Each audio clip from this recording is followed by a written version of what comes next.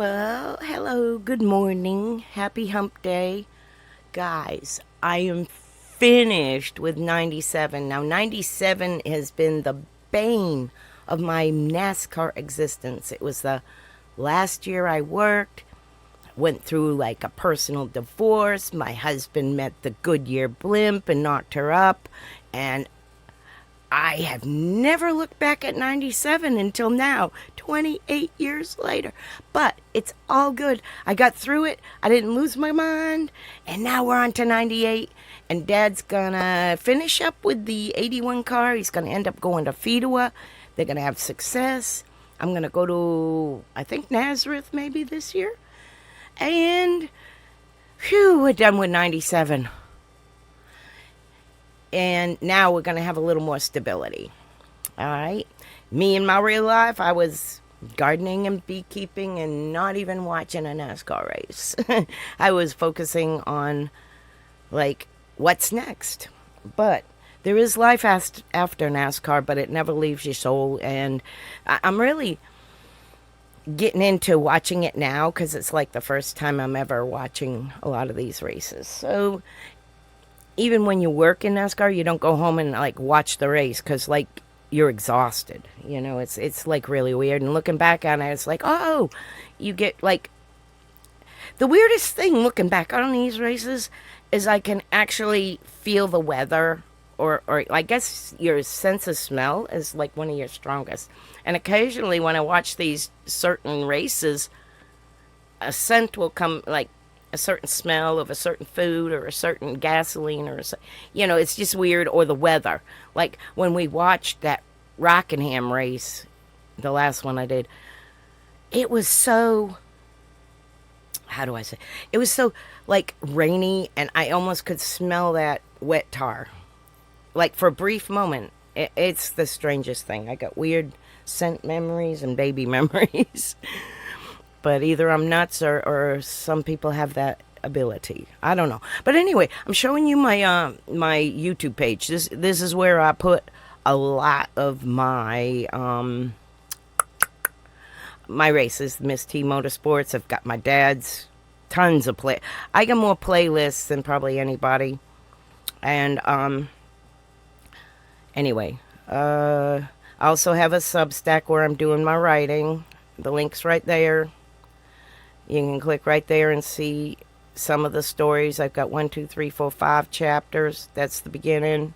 1, 2. They're in reverse order. 3, 4, 5. This is up to 71. So it starts at like 57 to 71. And I've got the rest written but not edited. But these are edited. You just click on that and you can read it. And it's got photographs and such like that of those times. At Seekonk, there's me. Wasn't that cute? My sister Cindy, my sister Justine, but I was the biggest. Yeah, Seekonk Speedway. Yeah, this is, and then it'll go to modifieds, to be continued. Modifieds and super speedways is the next chapter I'm editing. So that's my Substack, and that's how you get there. And anyway, I'm going to click on playlists. Now, one playlist I want to play is the Shock Dyno. Beautiful playlist. And just play all. Now, this is some super secret stuff, guys. Okay, but I'll play this first. And it's real short. I'm done spending an obscene amount and of money. I got ads on my own. Getting back on track with Factor. Oh, I didn't even know. I don't get paid for. I'm not monetized on YouTube, so That's compression. until I'm monetized, I don't really give a damn. 100 pounds. I think you got to have 1,000 followers. I got like 100 and something, but it's not about that. That's I just 100 want also. NASCAR So this is stories to get out to everybody 50-50 and shot. how we did it and what we do in the background. And A cute little valve, sub you can see the little plot hole that to you this were little, currently with the little this is my element. dad's shop, and that's his shock dyno he made. That's the He did all the little adjustment for the regulators and all fluid that. in the That blue thing in the background is actually a spring That one raider, was the and it belonged to Smokey Unit's son. adjustment. And anyway, there's some things to do like that. I know it goes blurry, it goes clear. I'm just if you're when Dad's showing me standing on stuff, I the just track try and you're really not up hard speed or anything, to look at it. what the driver feels. and pay attention to what he's Driver telling me feels rather good. than what I'm See, that's got filming, less because I'm a rebound. terrible That slowed it videographer. down. But see I'll, that. you know, So when they're enjoy driving this along stuff and they for sure. steer it back and forth and letting the This is the fun part of scrubbing racing. their To me, tires and warming I them love up. knowing Yeah. why the car does what it does and how it does what it does. You wouldn't normally see. And Dad You have taught someone me, engaging it. I remember Engaging being like yourself. 11, 12 years old, and he was teaching me How come that one about dropped at a slower chassis, pace? science and concepts. Because it's not pushing it through as fast. Correct. Okay, I just got it. It just like clicked in Yeah, my this head. is what we do for fun. I'm anxious to go hang Good out with job. Dad All the way again. down. This Dad. Very little going. See, it's not. Class it's of not- 2011 New when you England crank it Auto up, Racing it Hall of really Fame. Changes. See, that's barely moving now. But 'Cause that's of all the- the force you got when you say when you all go to put But that. yeah, shock if you on, you are interested in this kind of stuff, like I you said, can easily compress. go to my YouTube. That's my list. Never mind. Go to my YouTube and go to playlists. And there's playlists to beat the band here. Stuff from my private life, stuff from my puppy, stuff from my dad, stuff from my old races, funny clips. I don't know. I think that's a private playlist because it's really like raw. But anyway, Smokey Eunuch. I collected some videos on Smokey.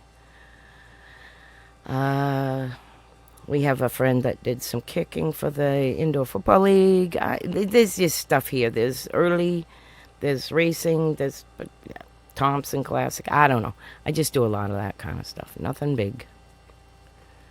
So anyway, I told y'all I wanted to do Cup and Busch. We're gonna do Cup and Busch, Cup and Busch. Like, I'm going right here is the NASCAR Winston Cup Busch Budweiser Shootout Practice. So I was not here. Dad was. We'll see. I think he's still with the 81. So let's go racing.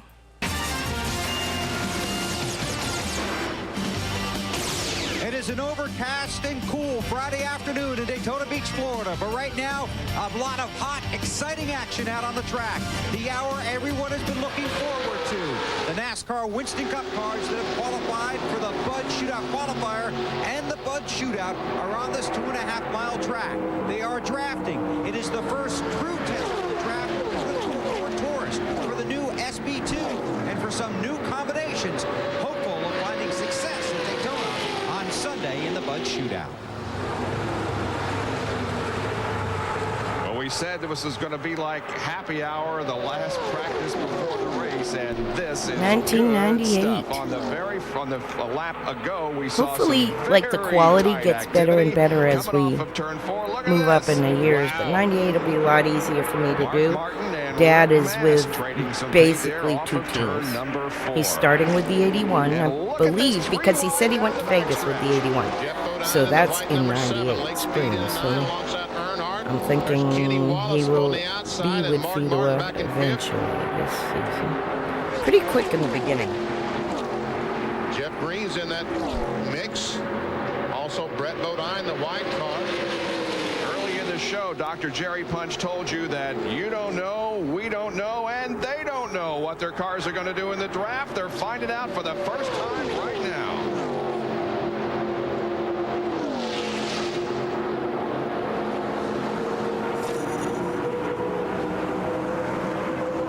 We'll see how much the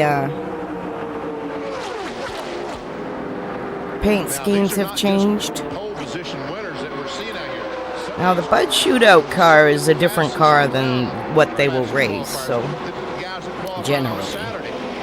Most teams have a throwaway Bud Shootout car because it could get thrown away and not wreck their, Daytona run.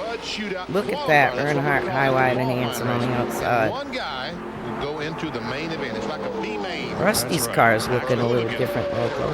14 starters in that race, and here they are. On the pole will be Sterling Marlin, but here are the drivers that will be in that race. Earnhardt, Speed, Bodine, Darrell Waltrip, Spencer, Jeff Green, Sterling Marlin. And then Dave Marcus, Rick Mass, Gary Bradbury, Dick Trickle, Chad Little, Greg Saxon, Billy Standridge, all of those fastest second round qualifiers. Now those drivers, one of those drivers will go on to the Bud Shootout, and here are the drivers in that race signifying pole positions from last year.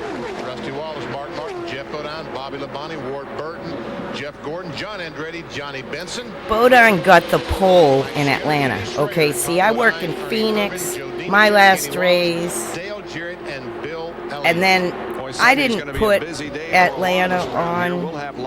I watched it myself because it was the last race, and I wasn't included. So I watched that on my own, and like I said, I wasn't there and all that, and it looked like everyone froze their ass off, and the team that I no longer scored for got the freaking pole again. But, you know, I think they did get 2 poles, because I remember holding my head high. And, yeah. But they didn't do well in the race and all of that. And all my best of luck to Tim Brewer and all that team and everything. But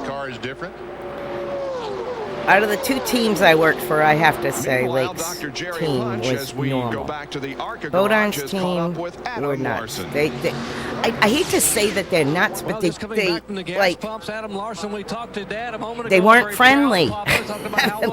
So I don't know. Like, everywhere in racing, people were always friendly. This team wasn't a team. They were all just probably pretty smacked up about Kowicki they were the Kowicki team, and you know what they went through. So it's like working for a super depression team like all year. After coming from Lake, all positive energy, and then having to work for Bodine's team, it was like, I was so grateful to work there, don't get me wrong, great pay, but that mood in that team, You can feel it. The RPMs pick up, and the car just feels like it lunges. They all were bipolar as You fuck. drop into somebody's draft, especially those fast guys. But Every one of them. Right up in their draft, and you got to stick right in their tracks. And I felt like I was on the island of misfit toys, and I was the only one with a sane brain, but yeah, that's the way that goes. You saw it all on the camera anyway, with Tryson quitting online, Boy, they're and, going through some live breathtaking TV. moves out there, aren't we, BP? Drama. Mess right here now, I'm telling you. So Dale Jarrett Racing just moved in needs there. to be fun Called by always. Earnhardt. Always And we race see they're has all to be. doing this at Like, you get in a 189 situation with a mile per team hour average, where they're calling which you means a they're piece of probably crap or running somewhere something around 193, when you're driving. 192. Like, first of On all, straightaway, but they drivers don't do slow down not that much take when they forget get to the pills, corner. okay? And they're Drivers 16 through 24, know how to and now drive. they If stack they're up at this speed-wise. level, they've paid their dues in the short tracks mostly, except for nowadays you can have a big wad of money, but that'll buy you a race. It is not going to buy you a career. What buys you a career They go through is there. consistency. Stay with us for more of this And a lot of it is being likable. You can't be a dick and make it in racing. I don't care if you're the best driver in the world. If you're a dick, nobody's going to want to sponsor you. People are not going to put money behind you, and the owner's not going to put you in their $1 million car to break. You see what I'm saying? So being nice, being likable, being a good self-promoter, and most of all, making racing fun even when you screw up, even when the team screws up. We've got your back, man, the whole 9 yards. Like, keep digging, you got this. I mean, I say all these things online to y'all when you're iRacing, but it's because I really mean it. Like, you just got to keep digging. You got to get seat time. That gives you skills. Now, your basic instincts and stuff to be a great driver, I think a lot of that is born. You know, like I have plenty of racing blood in my veins, but I suck as a driver. I've even driven on a sim. I get all disoriented. Sometimes want to throw up. I get just disoriented driving at high speed. Some people do. But I love setting up a car and telling you how to drive. Like a good coach's daughter does. So, anyway, let's watch some more of this. I'm going to get off camera just a split second now that everything's running good. And take a sip, refill my coffee, and blah, blah, blah, blah, blah. And I will be doing laundry. Because I need to do laundry. So I'll be jumping back and forth. And sits here for him. We'll lean in. Brett, how does it draft? That's the critical question. Paychecks. That's not too bad. It really likes to have someone up behind it. That really gives them a really good boost. I think my ex said he went to this team. Like Bodine, Geoff, Bodine, Todd, Barry, Todd, the whole. He stayed with Bodines, I think, for a couple of years. Bless his heart. Because I know that they were struggling. We're very fortunate to be in the Bud Shootout. I think Bodine ended up getting hurt, too, somewhere in there. But like I said, I haven't watched races much since 1998 or 97, so this is kind of cool. I like that new paint scheme. I like the Golden Eagle there. Pretty pleased so far. Must have been the MGD. Just to run a little bit loose, and I told the guys we're going to adjust it a little bit with a little more shock and some things like that, but it'll hang with anybody out there so far. You guys, I came by a minute ago, you guys are awfully excited not only about this car, but about the car you got for qualifying tomorrow. Yeah, so we're going to run Daytona most of today. I am going to be on the screen and off the screen just so I can watch it and not just sit here in one spot and foul up my steps. You know, like my watch beeps at me in 5 minutes to get 250 steps. So that's why I'll be on and off. On and off. Screen. But in the chat. And the car actually comes down the front straightaway, blasts out of the racetrack, and it explodes. And I go back and meet people like Cleopatra, Elvis Presley, and I go into different ages. And so just stay tuned. It's awful wild. Hello, you wake up. And you might want to see some big of the things stretch for that pretty. All right, back to the future. She's Rusty my Waller pride and style, joy. a commercial endeavor by his sponsor, and indeed, as he sits in his Back to the Future adventures of Rusty Waller's car, getting ready to go back out for more practice here in the final moments of the Bud Shootout. Bob? Those will be fun to see, huh? Yeah. Let's see, what is that? A suit of armor. Like I said, I'm still here in the chat. Pretty gold and blue is pretty. Yeah, blue, gold, and copper. Some of those guys. Yeah. That will be interesting. I like to meet. I would like to bet some of those folks. Wouldn't it be nice if you could really do that and go back in time and meet some of the people that you only can read about? You know, I'd like to meet the Grand National Champion of 2000 or 0 year 1 or what. Ben Hur. Yep. I bet he was a tough cat, don't you? Chariot racer, wasn't he? Yeah, chariot racer. He was a Grand National Champion, I think. Yep. Dave Marcus and Ward Burton working together. Johnny Benson blows both of them off. Meanwhile, what's going on here? Yeah, they're changing engines in somebody's car. They're certainly going. I guess the camera just died. Sorry about that. A battery went dead. Yes. So Marcus, Ward Burton, and Todd Bodine all coming in after some laps, and I really think they've got that 35 car working a lot better than it was earlier. But again, it's all with cars out there. But qualifying, they've got to do it on the racetrack by themselves. Two entire distinct different things. Trying to run around the racetrack by yourself and trying to do it with other cars out there. As it looks like that the car does want to draft well. Bill, you got that camera regassed? I never touched it. They don't let me touch the technical stuff. This is an engine that is going in Ricky Rudd's Tide Ford Taurus. Now, what they did, they came here with one engine in the car, basically to practice on. This is going to be their qualifying engine. They're going to put it in the car here tonight and then practice on it tomorrow morning, weather permitting, and they should be all set for qualifying, which begins here shortly after 2 o'clock Eastern time on Saturday afternoon. So earlier in the day, we showed you some other teams teams that were practicing with one engine and were planning on qualifying with another. Well, that's the situation here for Ricky Rudd. Practiced on one, they're yanking it out, going to put in another, and hopefully that's the one that's going to put him on the front row for the Daytona 500. Jerry? Work ongoing over here in the Interstate Batteries pit. Joe Gibbs Racing Team working awfully hard, and Bobby Labonte sitting inside the car. Hey, everyone's talking about how fast that Labonte is going. They said, man, Labonte is flying. That Labonte is really fast. Are you that good? Are you sure you're not talking about that other one? I have got my right, puppy dog here. Okay, sorry about that. How are you? Right how are you here. doing, Bobby? You could put me on the my big girl. SB commercials, I guess. All right, I gotta go do stuff. I'll be right back. I'm in the chat, though. Pretty good. The Interstate Pontiac's running all right. We haven't really made a qualifying run crunching. like we want, like our normal deal for qualifying for the 500. And this is our crunching? Clash car, and we're tinkering with it right now, trying to I get love it that dialed in puppy. and sliding around a little bit, but we're trying to get it where it's a little bit better in the corners, and hopefully we'll have something for the Bud Shootout when that comes Sunday. I'm told this is the car you ran at Be right Talladega back. My and mic's finished falling off second the and third stand. in last year, so it's a very good car on the super speedways. It's a really good car, Jerry, and I mean, this is I think it was a new car last year, and you know, we just built a brand new car for down here. We've got a lot to go for with the No Bull 5 that 5 guys are shooting for that Winston's putting out, and we've got a little bit better car over there, I think. So, but this is a good race car, and these guys know how to put good race cars underneath, because I moved the mic so I could let the puppy jump. She's a really big girl, needs a good girth I don't know. I to think get you're up being on very, my very bed. modest. He's done awfully well running on the speedway, super speedways. Any idea as far as you're out there running with the Tauruses? Do they look pretty stable in the draft? I know they said they feel pretty good. In fact, And I almost too ripped good that my they own can't mic keep stand up a off couple of the them. counter.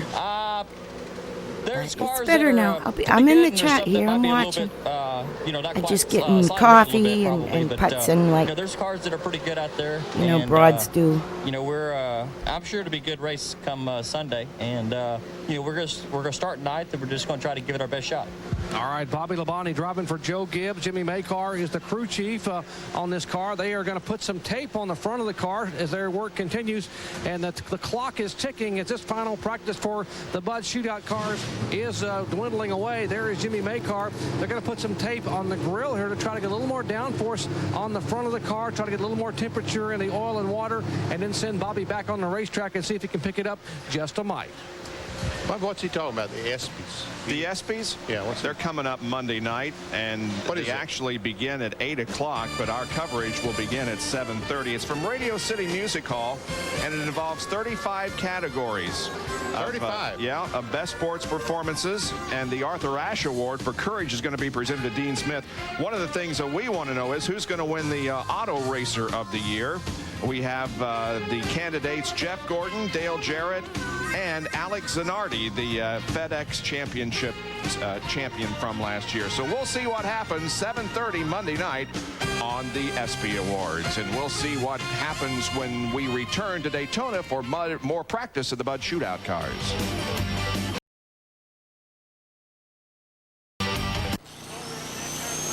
Bob Jenkins, Benny Parsons, Bill Weber, and Dr. Jerry Punch back at Daytona. What are they doing? I think they've cracked their exhaust. They've drugged their exhaust system and cracked them, and they had to weld This them up. stuff is so interesting, in my opinion. You can see how flat they are. I don't know if they did that with a hammer or the racetrack did that. You remember those H pipes made that? Obviously, John It Deere wasn't quite designed the Ford. same, but the whole idea with exhaust is your airflow. You know, your airflow in and your airflow In the out. garage here, we're just talking about the good Of news and bad course, news, and is what a difficult winter it's been for how a lot you of us in can sports, losing T. Wayne Robertson and a lot of get friends horsepower. that we miss here in the garage area. But let's talk So about it's all a better about topic, about racing airflow right now. inside car your back on the intakes and racetrack, out your how's it running? exhaust. Talking about the Bud Shootout machine. Real good. You know, we this is a car that Dale rolled over last year in a 500, and we reskin it and checked the chassis. Everything's real good on it. We had ran it once since. So it's drafting real good. We're just trying to get the most out of it. You know, the GM Goodwrench Service Shopway. You know, the fact that it's incredible that Dale Earnhardt has to run a qualifying race to be able to get in the Bud Shootout with all his success over the years and 6 wins and what they used to call the Busch Clash. But I'm sure he doesn't mind a race as far as he's concerned. Yeah, I mean, when he gets up in the morning, he's racing. I If they think get nothing but to the shop or wherever back he's then, headed. right? You were a pole winner. You got We're gonna in have to make a the race qualifying race winner. and try to win it. You know, to get in the for the don't Busch know. Bud shootout. The Bud shootout was the pole winners, and then you could race your way in. Now the 81, I think Dad's with them still, because we talked about that this week, and I said it seems. He says he remembers going to Vegas, so I looked up, and Vegas is the beginning of the year schedule of '98. So I said maybe you were still with the 81 and '98, and he said probably was. And then shortly in the interim, he'll end up going more full time with the 33 as crew chief duties at Base Motorsports for the Kleenex car and Tim Feedaway. He'll be there almost 2 years. And they'll have a couple wins, which is great. I think Dad's got a total of, let me see, 2 wins with Joe Nemechek. Car's washing up. Car's real bumpy as you exit the turns. And like over those turns, 2 wins with Feedawa. limiting us right now, so we're just trying to get a little bit more clearance. So he's got 4 as a crew chief, but then he has many as assists. There was at least 2 wins at Darlington with Bouchard when it was Sportsman, and he reworked the front end, the steering arm. He shortened one of the steering arms and stuff like that and made that car handle better. It's all about Ackerman, in our opinion. Tires. Just kind of getting ready for tomorrow. Practice is 8 o'clock. You only get a half an tire hour at 8 patch. o'clock and then another hour, so we want to be ready right at 8 o'clock. And your shootout car? It was pretty good. Made 25 laps, which is what the race is, and the car was neutral when it started and neutral when it was over. I got to run in a little bit of traffic. The tire temps and the buildup showed good. So right now we're just trying to, this is kind of this is a That's nice Chad field to be Little, in. if you're wondering. But really our effort right now is on this. We're a little short-handed, so we wanted to come I back assume and get people going on know, this. Good luck. Thank you. because these are all familiar faces when I was in the garage. But second round qualifier for the Coca-Cola 600 at Charlotte. I think he'll go. He had, you know what? I think it was before this. I know he runs the Wheeling Tour for a little bit. But anyway, yeah, they're reworking all of their exhausts. They're trying to make them have as much airflow as possible, but not drag the ground is what the deal is. They don't want to squeeze them shut, see, because then you're restricting airflow. Minusculely, yeah, but I see they grind on them rather than hammer them, you know. Speaking of racing, we got I love the about, pit 3, 6, side of this. 8 or 9 cars in a line out there drafting. The cars all seem to look about the same as they did in '98. In this practice session in second spot. Same sponsors for the most part. Square D is got a little bit of a facelift as well. I wish that '98 was Joe Nemechek leading that battle in a car that's entirely different color than his Daytona 500 car. Yep. See if there's a way to come off that corner and try to turn under Martin. do this. That was impressive. Maybe it'll clear it up. Sometimes it does.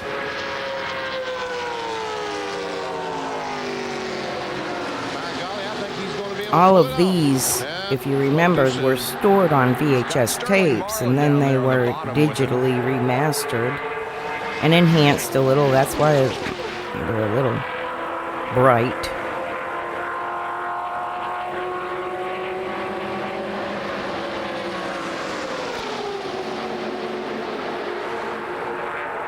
Martin and Earnhardt on the outside of this line. Dale Jarrett took a look on the inside of Sterling Marlin, was not able to get by as Bobby Labonte runs up on Rick Mast. The yellow car is Rick Mast, different color in 1998. Second round fastest qualifier at the second Pocono race. I got brave and inquired on a piece of land today. A little piece, little tiny piece. Rear spoiler of Mast's. A little lake community they're building inland. What they can do in Nemechek. You got a good run on Fingers crossed. I really want to own my own piece of land, put my RV on it, and build something. You know, small, little, like me. Little hobbit house. Out every available lap here in the these last 6 or 7 minutes of practice. I love to garden. I have, even where I rent this lot, I garden. Matei Motorsports, that's Bodine's new look. There's Tim Brewer still with them, I guess. Didn't mean to interrupt you. I know you wanted to tell them Same how it's going. Sorry, kid with the black hair still there. Live TV. I remember all these people because they ditched me at dinner. Because they were trying to hide the girlfriend, I guess my husband had. I didn't even give a shit. Jesus. These guys. which was a great car. Guys get crazy about cheating. Girls are like, well, of course you do. You know, like, we expect it. It's not a surprise when a guy cheats on a woman. Or maybe the other way around, but that just wasn't me. I had every right to, but I never did. Really excited about racing one of these for a full season here at Daytona. You know, that's one kind of race, but we're really looking forward to when we get on the other tracks like Charlotte and Atlanta. These Tauruses should be really good there too. And there was so much concern about this car not being able to qualify. We'll see if we see my ex with his fat girlfriend with the pregnant belly. Just nervousness, or was it true? Or I didn't know you were married. Wintertime. I really didn't want to stay with you after finding out you were married. You can't believe anything you hear, or anything you read about. I love anything it. You see during the She's stuck wintertime. with that man When we today. come down here like we are today, And I love that, too. All those stories go away, and the real. I love being real things single. comes I out, love and, being The free. truth is, this Taurus is awesome. So I'm sitting there watching the basketball game the other night, and there is Geoff Bodine getting a lesson on ESPN Sports Zone. Do you Mainly understand how because well I that can do what I want when I want. I can plant what flowers I want when I want. I can go on a vacation when I want, where I want. Come on. That's about as psycho as the team is. Swear to God. Working feverishly to try to get this car better than it's been all day. And Tabasco. Todd, it looked a little better, this Bud Shootout car. Yeah, we might have. Hey, this is the beginning of the Tabasco fiasco. Driving good, drafting pretty good. Got up there and mixed it up with my big brother. This was this big sponsorship he got, and somebody put it on a, I think, an IndyCar instead, or I don't know. Anyway, there's a whole thing on that on the Scene Vault, which is another station I get a lot of material from. On the cowl section of this Tabasco Pontiac, Bob. Of the 29 cars that have been out there, Todd is 9th quick with a lap at 188.261. Closing minutes of practice coming up here at Daytona International Speedway. This is when NASCAR grew so fast it started to not become fun. It was such competition between the people on the teams. They were so cutthroat. Nobody accepted responsibility. This was that day and age, I guess you would put, we had lists, and you had punch lists and everything to be done on the car. It had a little initial instead of a check mark. You initialed it when you got done. So it's accountability, you know, which is so not good on a team. Finger pointing on a team's no good. And I think, honestly, the vibe at the QVC when I went there was not normal. And it may be not one specific person as far as that goes, because everybody there was good, but maybe too good. Maybe, you know, I mean, look, you got Bodine, who was multi-champion in modifieds, and you got Brewer, who was a multi-champion in Cup, and I mean, you have all these really good guys, and every crew member came from Kawicki pretty much. He kept them all on, but nobody ever smiled. Nobody ever laughed. Everybody's faces were stone, and they still ran mostly shitty. You know what I'm saying? Like, to be that serious and run that shitty, the vibe was just not good. It didn't have the gel. It didn't have the lube. It didn't have the lube that makes a team run flawlessly. Now, Lake Speed's team had that vibe, had that can-do spirit. They just didn't have the money, you know what I'm saying? I mean, so money does matter in Cup and Busch, and cars for that matter, modifiers. But attitude makes everything you do in different. second round or third round. You Like, have to get a good speed. You've got people coming to the track and fearing their job and fearing getting screamed at. To be honest, sometimes they deserve to get screamed at. It's a long day, but at the end of it, But two very happy they teams usually and a save lot of that for concerned Monday drivers morning throughout this entire meetings. Winston Cup garage. But I saw a lot of drama, like out in the pit road with this team. I got a phone call. Hold on. A new driver, a new anything. It was Texan Terry Labonte and the Hendrick Motorsports Kellogg Chevrolet. This car sitting right here. We're at the very beginning of practice, clocked a lap at 192.193 miles an hour. No one else has been in the 46-second bracket. Terry Labonte will be the odds-on favorite to possibly sit on the pole tomorrow with our live coverage beginning at 2 o'clock Eastern Time. Bob? You'll want to be here for it tomorrow afternoon. The run for the Busch pole for the Daytona 500.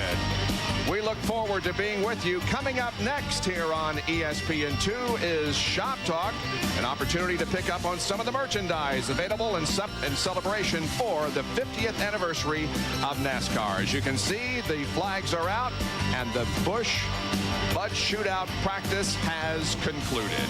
We'll see you tomorrow from Daytona International Speedway for qualifying for the Daytona 500. This has been a presentation of ESPN, the worldwide leader in sports.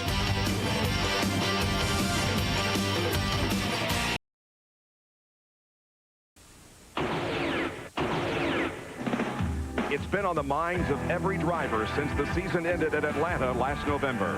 Not just the beginning of a new season with new equipment, but starting off with the most prestigious race of the year at the Mecca of stock car racing, Daytona. There are new teams and new drivers with a monumental task before them.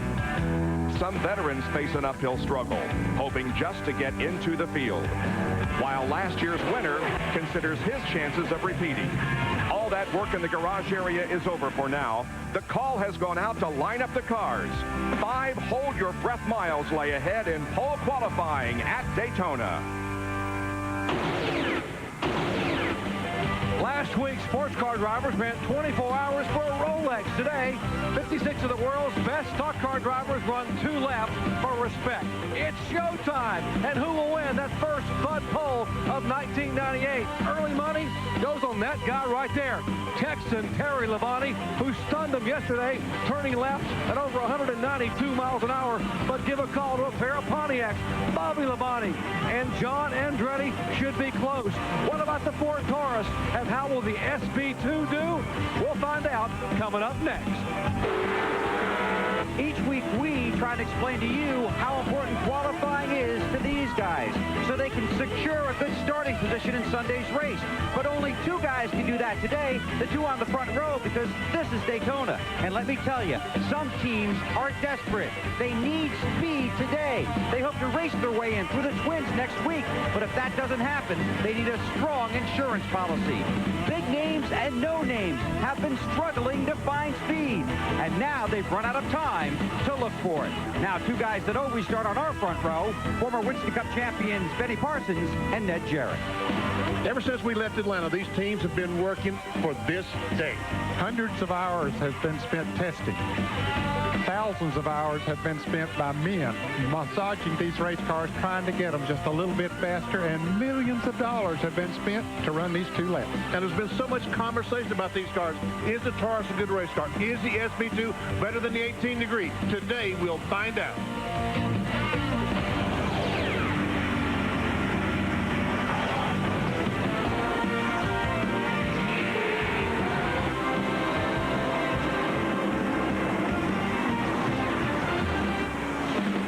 ESPN Speed World welcomes you live to our continuing coverage of Speed Weeks 98 here at Daytona.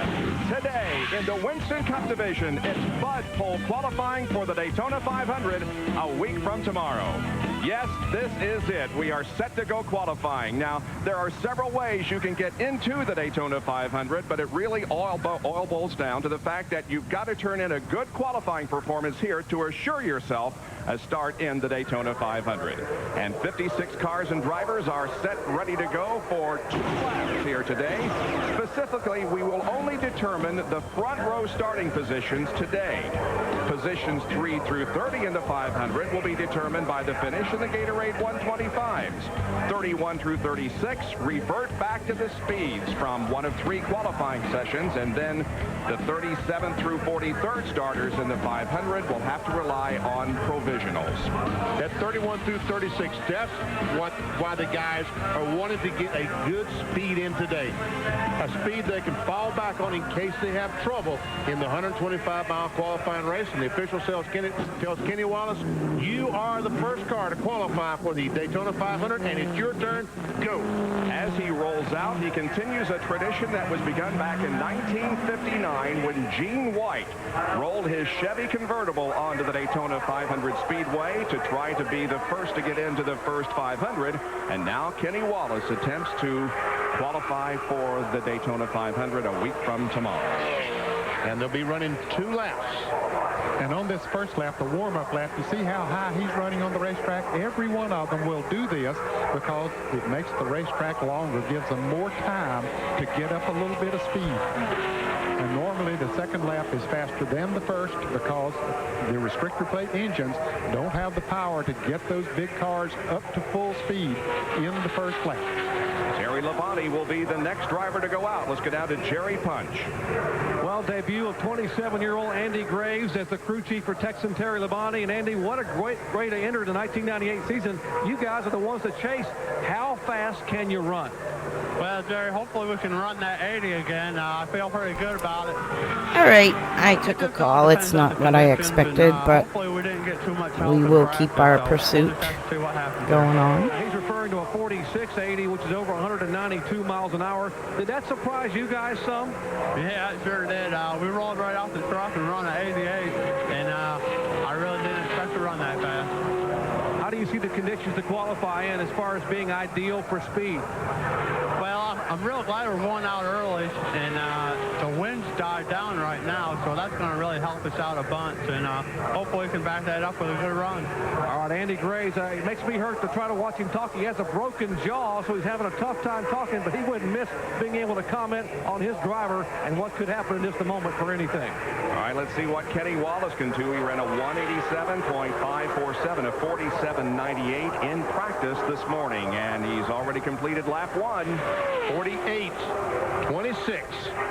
Average speed 186.490. I think my dad's working with him. A little bit faster, but they had 2/10 of the same, maybe. See if they were in the pits. I had to take a phone call, and I appreciate y'all hanging in there. Kenny Wallace trying to qualify for his 4th Daytona 500. His best effort in first-round qualifying came in 1996. Did they mention my dad? I don't even know. Newt Moore should be the crew chief on it. Out of the 4th turn and onto the tri-oval, he sees the checkered flag, and Kenny Wallace is going to become our first qualifier for the Daytona 500. There's the checkered flag. First qualifier on the pole for a minute. Take a picture. 22 hundredths of a second, 48.041. Average speed. Now, Taurus, that's new, isn't it? 340. Is it too early to determine where that's going to fall, Benny, from what we've seen in practice so far? I'm guessing that's somewhere between 30th and 35th. Yeah, I think that they would need a better speed than that to feel reasonably comfortable going into the qualifying races on Thursday in case they had problems. I'm going to predict, Benny, that they need to run somewhere around a 47.80, 47.70 to 80, somewhere in that neighborhood. That's exactly what I was thinking, Ned. This is the guy that we have been talking about. The fastest in practice so far at 192.193. And you saw him down there on the bottom of the racetrack. Ned was telling you that these cars all run high like he is there. What he was doing on the bottom, Kenny Wallace was slow on the apron of the racetrack. He was trying. 1998 season, you guys are the ones that chase. How fast can you run? Well, Jerry, hopefully we can run that 80 again. I feel pretty good about it. It just all depends on the conditions, and hopefully we didn't get too much help in practice, so we'll just have to see what happens there. He's referring to a 46.80, which is over 192 miles an hour. Did that surprise you guys some? Yeah, it sure did. We rolled right off the truck and run at 88, and I really didn't expect to run that fast. How do you see the conditions to qualify in as far as being ideal for speed? Well, I'm real glad we're going out early, and the wind's died down right now, so that's going to really help us out a bunch, and hopefully we can back that up with a good run. All right, Andy Gray's, it makes me hurt to try to watch him talk. He has a broken jaw, so he's having a tough time talking, but he wouldn't miss being able to comment on his driver and what could happen in just a moment for anything. All right, let's see what Kenny Wallace can do. He ran a 187.547, a 47.98 in practice this morning, and he's already completed lap 1. 48.26. Average speed 186.490. The second lap should be a little bit faster. What, Ned, 0.2 of a second maybe? 0.2 to 25 of a second is what we've seen in past years here, and that's what we have seen in the practice runs. Kenny Wallace trying to qualify for his 4th Daytona 500. His best effort in first round qualifying came in 1996 when he was 11th. Out of the 4th turn and onto the tri-oval, he sees the checkered flag, and Kenny Wallace is going to become our first qualifier for the Daytona 500. There's the checkered flag. Let's see what happened on lap number 2. Yes, about 0.22 of a second. Puppy was making squeaky noises, but she's snoring. Average speed 187.340. Is it too early? 187.340. From what we've seen in practice So that was I'm guessing that's somewhere between 30th and 35th. about what he was running. I think that they would need a better speed than that to feel reasonably comfortable going into the qualifying races. On See, it's Thursday. still in my mind, is he with the 81 or not? We talked about it this week, and we think he still was. That's exactly what I was thinking, Dave. Talking to This is the Dad. guy that we have been talking about, the fastest in practice so far at 192.193. Oh, Dad has to do a radio show in September at Daytona North Turn Restaurant, which is the old Speedway on the beach. Off the 81 car. I'll let you know when. I'll be going to that. I got to get him a list of all the drivers he's worked with, by the way. That's what he was looking for me to do for him. To just print it out and send it. Or write it out. Pick up here today and be up to 30-35 miles an hour, but it is not that strong. I know it sounds like an easy test, but with Dad, it's not. Not that easy. The wind was blowing much stronger than it is right now, but I would say that the conditions now are the best we've seen here since they started practice yesterday. Terry Labonte has competed in 19 previous 500s. He has never won. He has been a second, however, on 3 different occasions. Dad bought his first race car at the age of 14. He was not even old enough to drive it, so his uncle drove it. And that was in 1957. Then he should be in pretty good shape. Well, he's 47.08. So we're talking 70 years ago, guys. 127 miles an hour. So he'll need 70 to years of racing racing. to get down to where he was in practice there today. Doesn't look like he's going to do it. He was a little bit high down in 1 and 2, probably higher than he has been running down there. And this is the car that Terry Labonte won the race at Talladega last October. The fall race in October. Now he's running around the bottom of the racetrack, running very well. Maybe he was 1 and 2 is a little bumpy. Maybe Terry Labonte was trying to miss those bumps. Felt like that was slowing him down by running through them. Here he comes. How fast will he go? What kind of mark is he going to sit? We'll find out in just a second. The second lap for Terry Labonte is faster. It's in the 192 category. Let's see. 46.844, 192.127. 1 mile per hour exactly faster on his second lap than his second lap. That's the speed to beat, guys. The provisional pole position goes to Terry Labonte, but 54 more drivers will seek to knock him off when we return.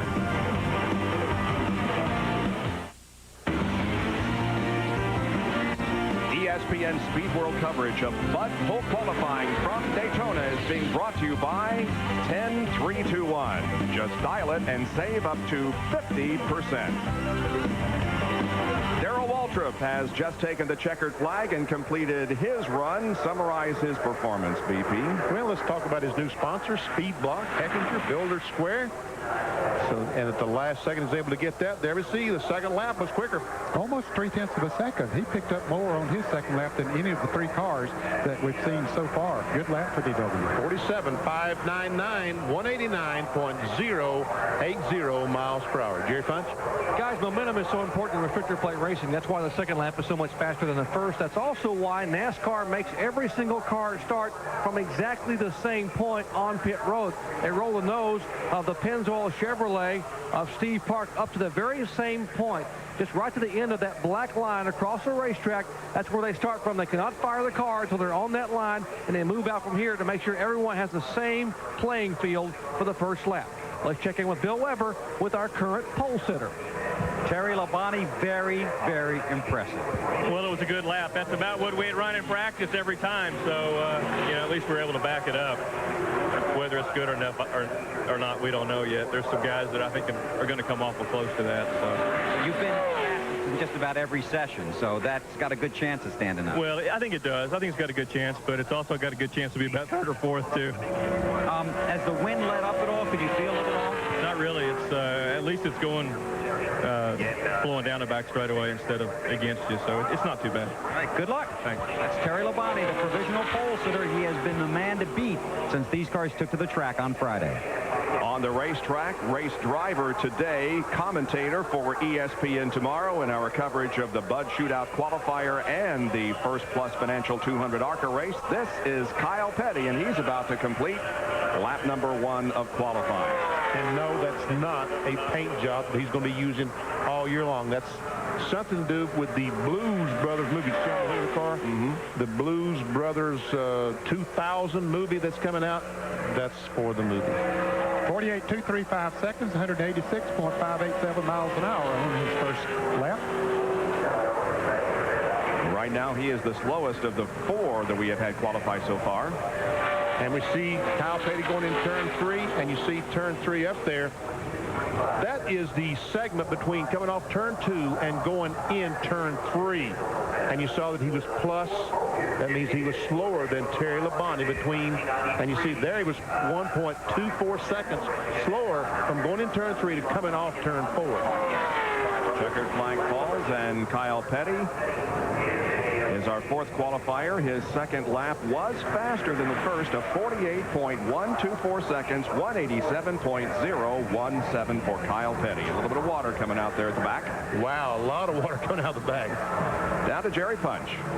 Well, Lake Speed was fastest in 2 of the 5 practice sections, and in every single session this week, he has been in the top 5. And Lake Speed, they gave him something to shoot at, 46.844 from Terry Labonte. Can you beat it? I don't think that we got that in us. When we unloaded down here, Terry ripped off those fast times, and I think that, we're shooting for second right now, I really believe. And but the guys with the Cartoon Network car here have done a great job. Like you said, we've run really well. We've been up in the top group all through practice and testing. What can I say? We just got a great year ahead of us, and we're looking really forward to being able to represent Cartoon Network, Food Line, and First Plus Financial, and go out there and do the best job we can, and just bring it back for the guys at the shop. The guys, they've really worked hard. We're not a huge team, but the guys have really done a great job all winter long in preparation, and here we are, running good. All right, they're hoping positive energy always from Lake. He's probably the nicest person I've ever met in motorsports. And Darrell has shown some speed down here. Tell us about your qualifying run. Well, it wasn't too bad. I mean, it's what we practiced at. I guess sometimes that's something to be glad of. We put a little higher gear in the car this morning. I think Steve Park is in that number 1. I could be wrong. I can't complain. It's a new sponsor, Speed Block and Builder Square. I watched Bob Park race at Riverside Park Speedway when I was a kid. Well, teenager.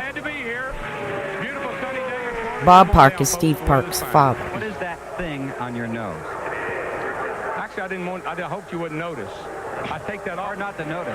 I take that off when I'm qualifying. I put it over my eyes.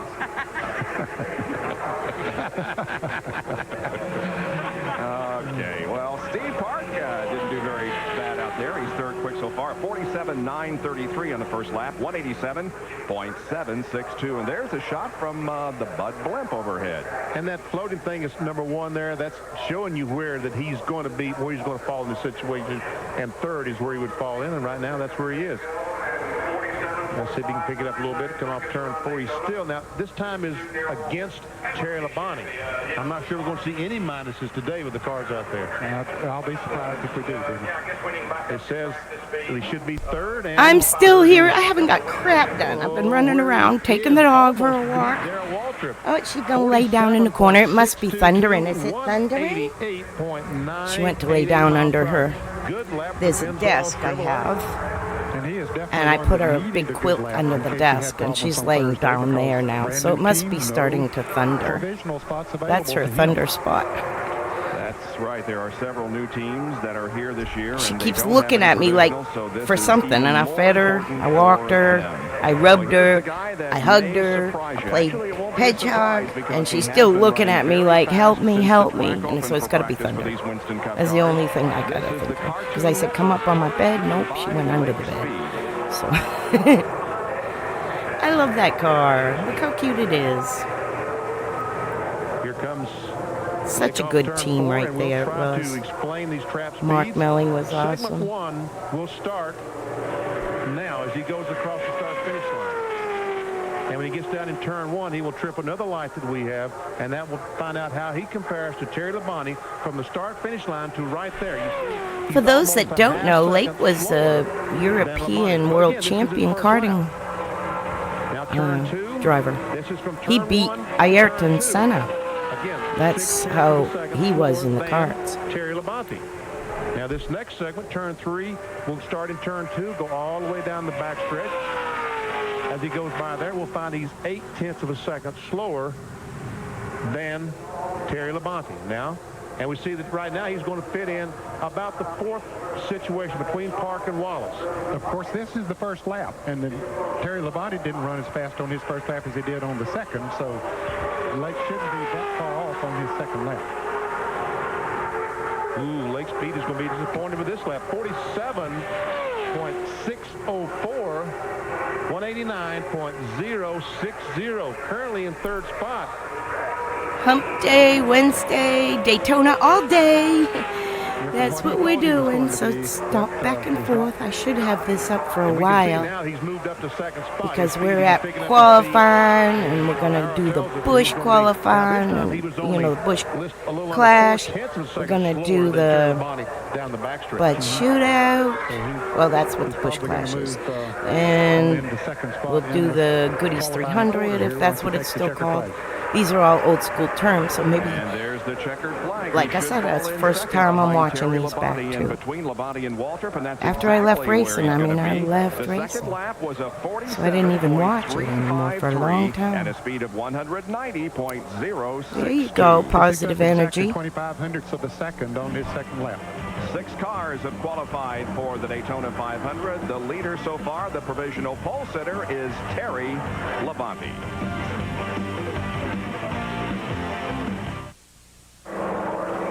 Bodine in the Paychex Ford is on his qualifying run. He's about a half a lap This was away like from the 29 years ago, 28 years ago, 27 years ago.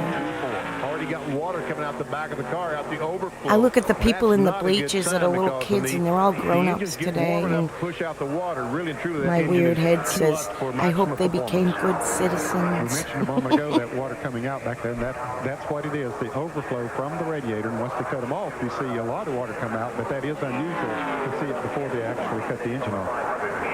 Second lap was faster, but still a bit of a disappointment for Brett. Yes, it was. 48.292, 186.366 miles per hour. Currently 7th. And Brett, I know, is going to be disappointed because I talked to him the other night. He was so excited about this year. Thought they were going to really run well. Bill Weber?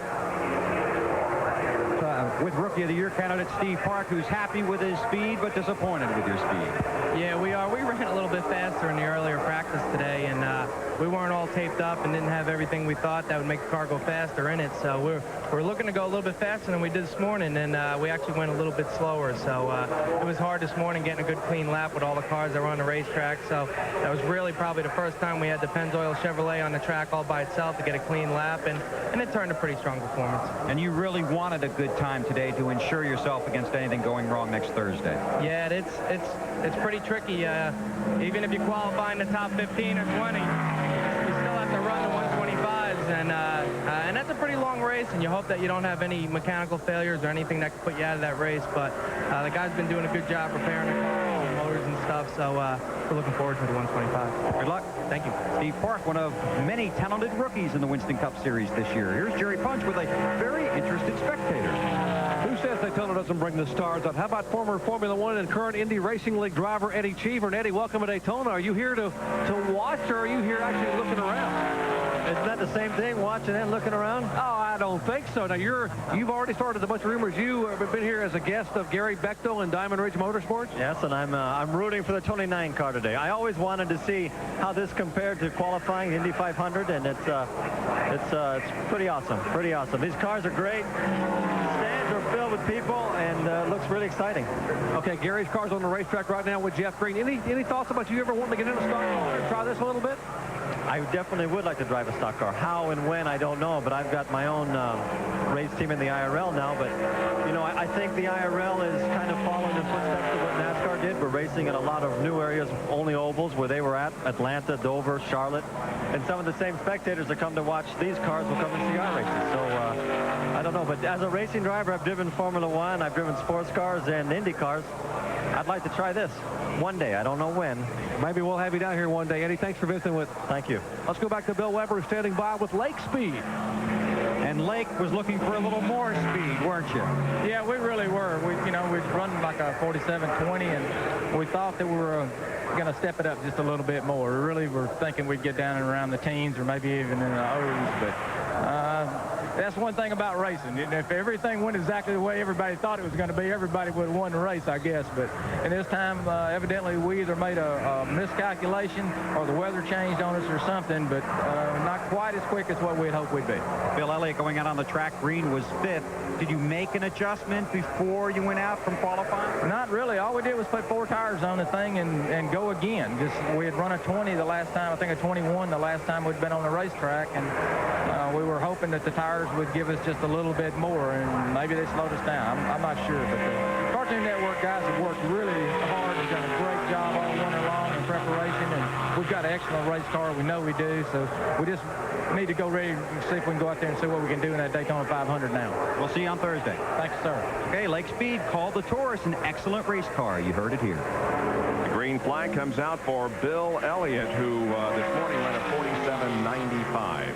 He's been struggling. McDonald's Taurus has been struggling. Once again, we'll check these cars out. And I told you some bum information a moment ago. I said that the difference at .63, that it was from .1 to .2. It's from the start-finish line all the way around the racetrack.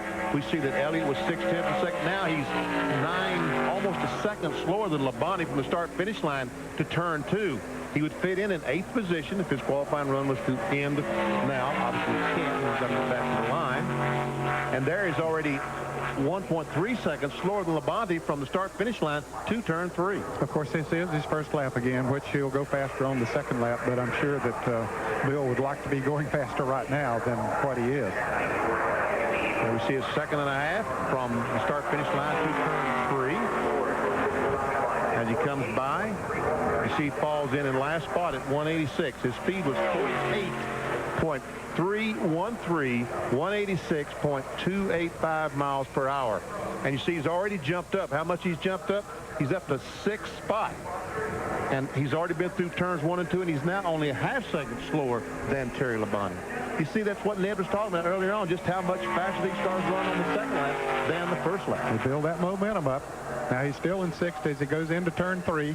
Didn't gain any more as he went through that turn. Now coming off of turn 4. Let's see Well, he dropped down a little bit there. Must have pushed a little bit off of that turn. Exactly. That's really an indication he had a problem up in 3 and 4. And see where he fell down in spot. He lost 2 positions. The 1985 and 87 winner of the Daytona 500 completes his run, and the second lap was 48.111 seconds, and the speed 187.067. He is currently 7th fastest of the 9 that have qualified so far. Dale Earnhardt among many waiting yet to qualify and trying to knock Terry Labonte off the pole.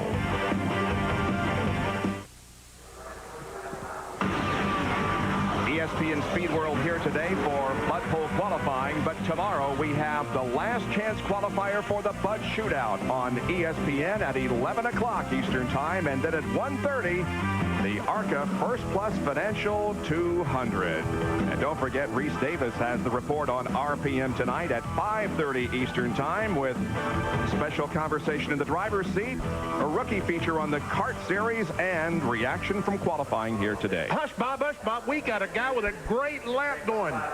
Derek Cope in a Pontiac. His first lap was 47.368, 190.002 miles an hour. Sorry about that being gone a second out of the chat. I was on the phone with Dad.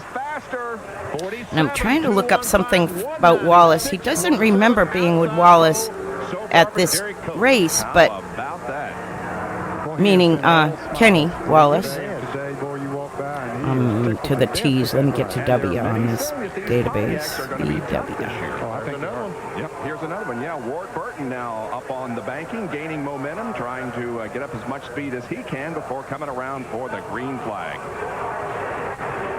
Well, Derry Cope is second quick at the moment, as you can see. Lake Speed, Darrell Waltrip, and Steve Hart, the top 5 qualifiers at the moment.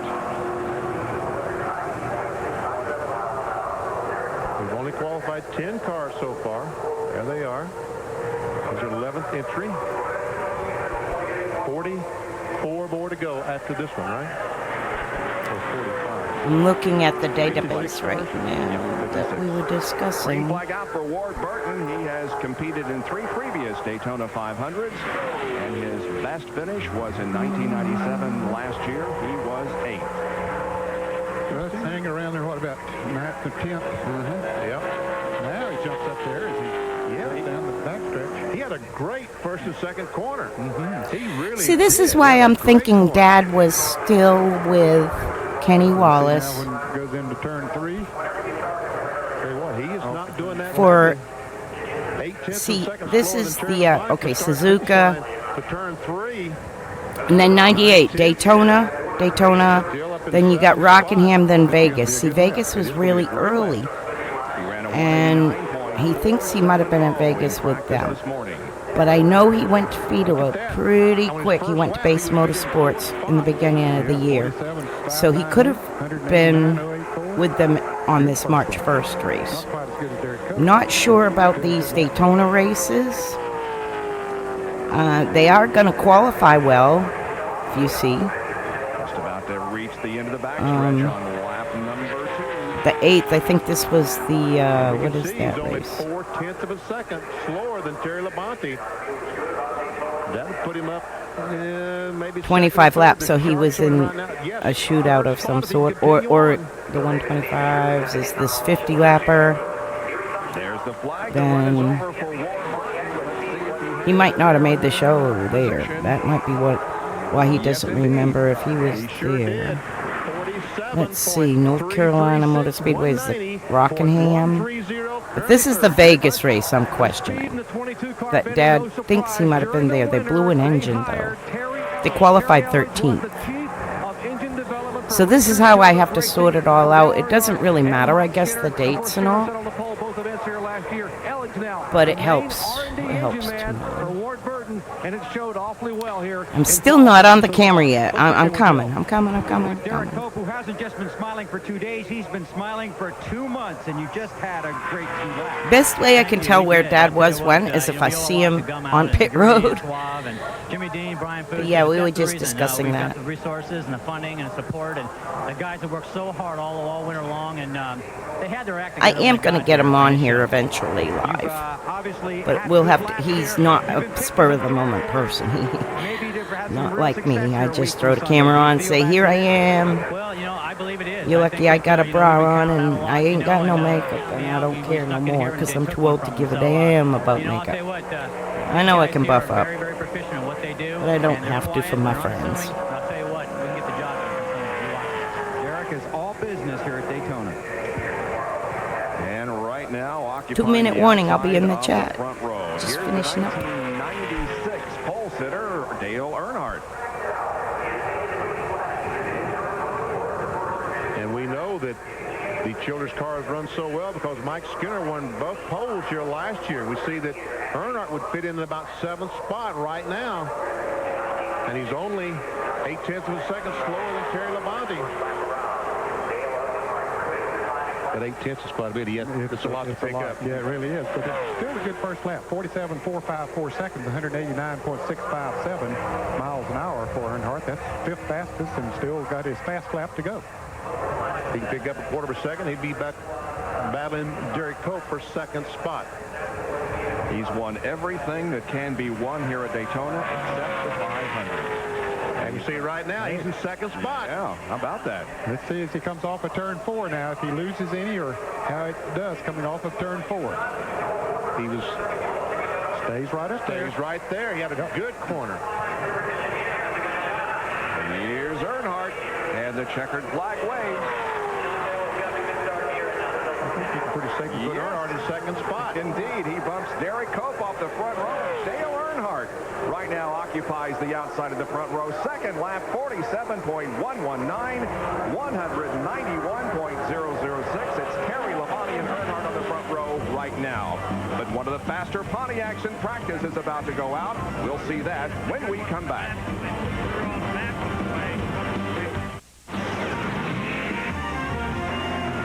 It's Bud Pole qualifying today on ESPN Speed World. Live from Daytona, this is what we've accomplished so far. 12 drivers have taken their shot, and right now it's Terry Labonte and Dale Earnhardt on the front row. And Gary Bradbury has just completed his qualifying run. There he is, the Pilot Travel Centers Ford Taurus. Not too good. In his first lap, 49.126. Second lap, he picked up a little bit, as most of them have. 48.967 seconds, 183.797. Well, a smiling Dale Earnhardt is down on pit road, and so is Bill Weber. And it's a battle here trying to take my headset. Come on, smile. You're on the front row right now. For now, yeah. There's a lot of good cars left that's going to run probably faster, but still a 47.11 is a lot of hard work from Larry and all the guys, Spinneyclin and all the engine shop. I got to thank them all. They've worked really hard to get this car up to that speed, and that's a lot quicker than we tested, and really a good race car. I think the Busch Clash will show you a little bit tomorrow. I've got a good race car for it, but I think this car here is going to be great for the 500. Almost surprising speed. They're faster than I thought. You know, I didn't think we'd get down in the 46s, but heck, keep working and keep figuring out how to do it. We've tested 9 full days and 2-lap qualifying runs, and that's what it's all been for, is just 2 laps. Now we can get ready to go race. But that felt pretty good. Well, it did. Good luck. Thank you. To Jerry Punch. Another driver in the 46-second bracket this week has been Bobby Labonte in this Pontiac. And Bobby, do you have anything for older brother Terry? Man, old Texas Terry blistered a lap, so I don't know. This Interstate Pontiac, we ran good with it this morning, and you know, you go through that little room, go through inspection, and you know, we'll find out what we got. But these guys have really worked hard on the Speedway car this winter, and the guys in the shop, I mean, they said this is their best effort that they've ever had for Daytona, the best that they've been able to get prepared for this race. And I mean, you try every year, but this was the best they felt they got. And I mean, it's paying off. We've got a good race car, a good qualifying car, hopefully. And I mean, if we get a good qualifying run, we'll be happy. You know, we don't think we'll have a shot for the pole, but we're going to give it our best shot. All right, Bobby Labonte getting ready to go out. Right now, they're waiting for Steve Grissom to roll in the Kodiak Chevrolet. Remember Grissom? He was on the outside front row 1 year ago. Continuing with Bud Pole qualifying for the 40th running of the Daytona 500, beginning the 50th anniversary of NASCAR. Welcome back to Daytona. The Budweiser blimp and its eye-in-the-sky camera are proud to be providing you with overhead shots about 1,000 feet above Daytona International Speedway. It's all part of ESPN's Speed Week coverage of Bud Pole qualifying. On the racetrack right now is Steve Grissom, who was the second fastest, who occupied the outside of the front row last year here at Look at Daytona. the rear of that car Complete squat. lap number 1. Nose is almost lifted off the ground. Is he really? Yeah. Time flies when you're having fun. And he's still struggling a little bit, Vinny. Yes, he is. 48.305 seconds. 186 plus miles per hour on his first lap. And put him in 13th spot. And see on his second lap, he's moved up to 11th. And we'll float in there. We'll tell you where he would fit in if the run were to end. Uh-oh. Now he backed up a spot. He's almost 1 second slower than their pole position winner, Terry Labonte. Not winner. Well, not yet. Not yet. You can probably say that, but 1.26 seconds slower. Our pylon says he would fit in about 12th spot. Yep, that is right. That little arrow knows what he's doing, don't it? Sure does. 48.128, 187.001 miles per hour for Steve Grissom. And Jerry Punch is with the pole sitter in last year's Daytona 500. And Bob, in fact, both events of last year here at Daytona. Mike Skinner, Mike, do you have anything for him, or would you be tickled with what your teammate just ran, Earnhardt?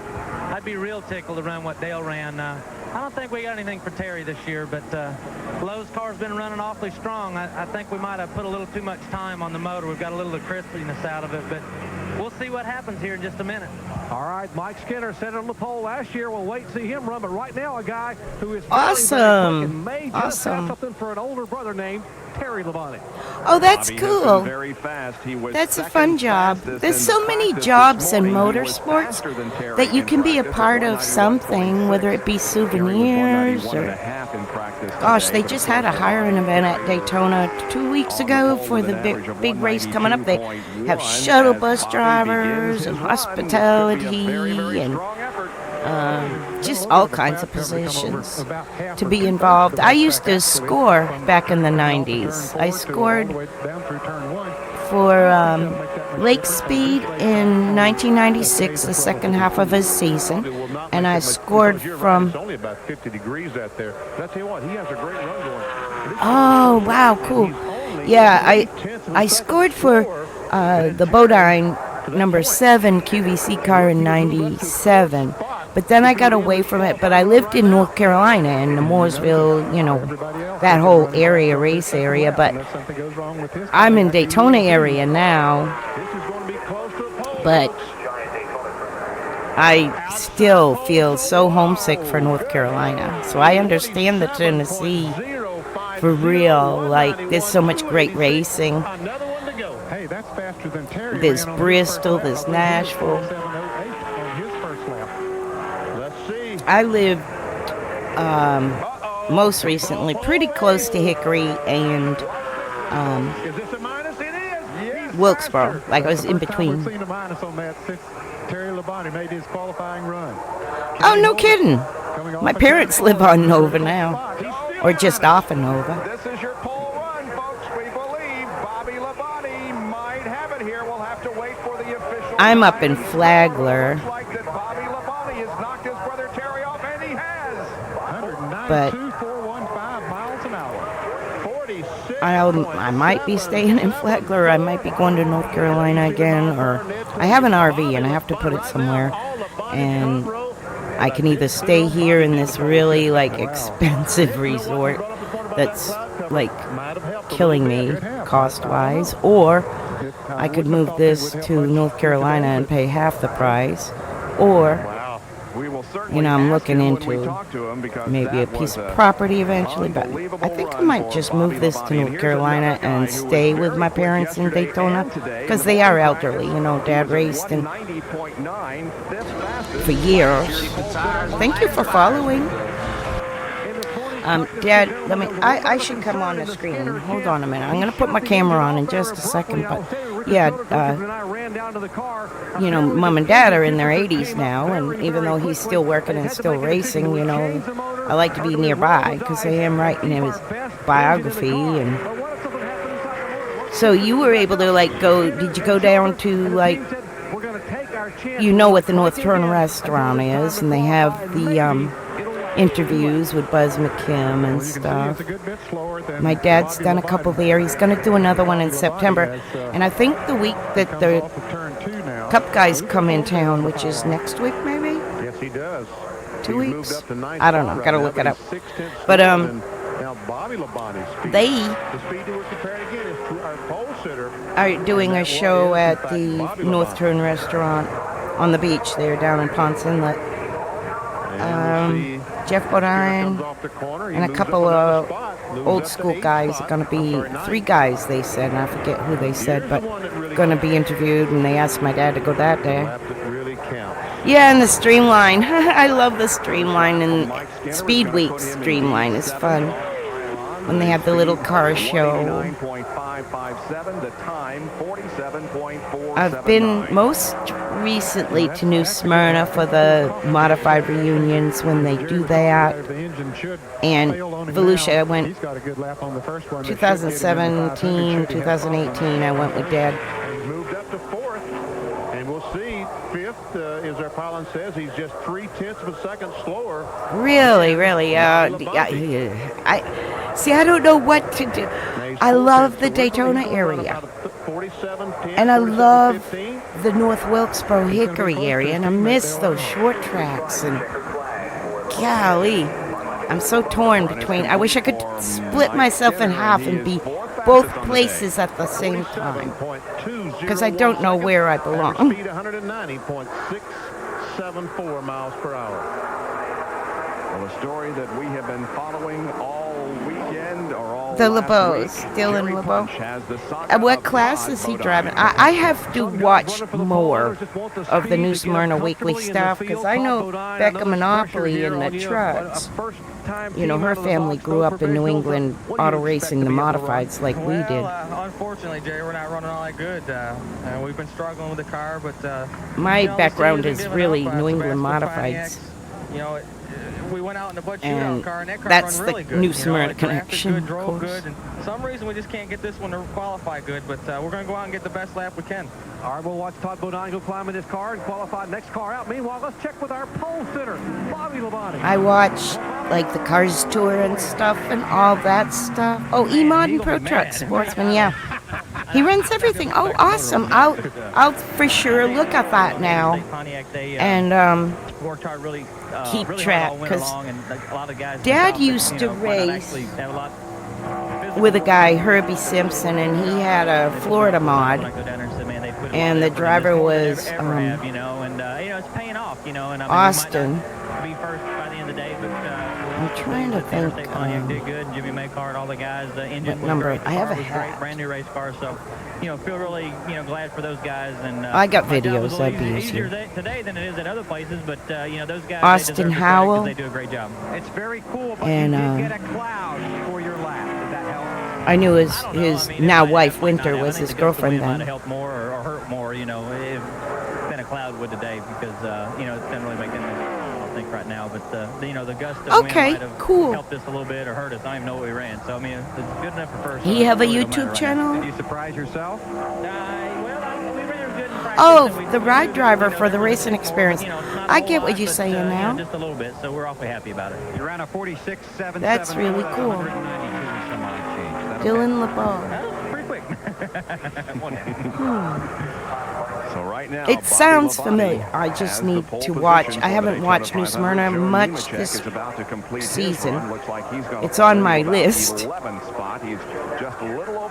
Oh, okay, okay. Overall, then Bobby Labonte. Cool. Run is complete for front row Joe Nemechek, who will not be on the front row for the Daytona. I'll turn on my camera. Hold on a minute. Falling in 11th spot, just like you said, at 47.791, 188.320, and that's Ned. Looks like we have to run about 47.70 to feel comfortable. I think so. 17 drivers have qualified for the Daytona 500. It's Bobby and Terry Labonte on the front row. Back to Daytona for Bud Pole qualifying for the Daytona 500. Todd Bodine, the driver that we have been following in answering some question for us regarding his problems. He's on the track for qualifying. Mall, Florida, sunny, got nothing on but a tan. And the speed 184.2. And my mic's on now, finally. To the slowest so far. But yeah, this is, if you were in the pits at all back in the day, that was me back then. And that was Bobby Labonte's scorer, Lori. And it's the only picture I have of me ever working and racing, to be honest. It's like crazy. I mean, there's some around my banner, but there's one of me on pit road at NHIS. Now, I scored that weekend for Joe Nemechek, but let me put this race back up here. That'll be a pretty good lap. You know, we wanted to make it 4 for 4 here, but it didn't happen. But, you know, we got a lot of recognition for Lowe's last year and for Chevrolet, and we wanted to put a Chevy on the pole again this year. But I miss the short track stuff. I follow the Cars Tour probably the most. Excuse me. I try not to miss pushed that. a little bit off too, and I think we hurt the motor a little bit this morning trying some practice runs, but that's okay. Oh, racing's ungodly expensive now. That's Mike Skinner, and now to Dr. It was then, and you know, we complained. Oh, Ford's faster. Oh, Chevy's got an advantage. Oh, this, oh, that, and whine and whine. And make them even, make them even. Now look what we got. You know, we got to be careful what we beg for in racing, but it's going through a transition again. Something's got to give. It's a little hard on the teams to stay operational. Oh, Tim Richmond. I have some photos of Tim from '82 because Dad worked in a Cup back in '81 and '82. You see on my banner, I'm trying to figure where it is. Oh, okay. That way. That way about mid. Way up. There's a show car that's a 47. My dad was with that team for a couple years. But Ronnie's always been his driver since we were little kids. And Ronnie and Tim Richmond all raced at the same time. So I have some like photographs from back then of just taken with like Polaroids in the pits and stuff of Richmond and all.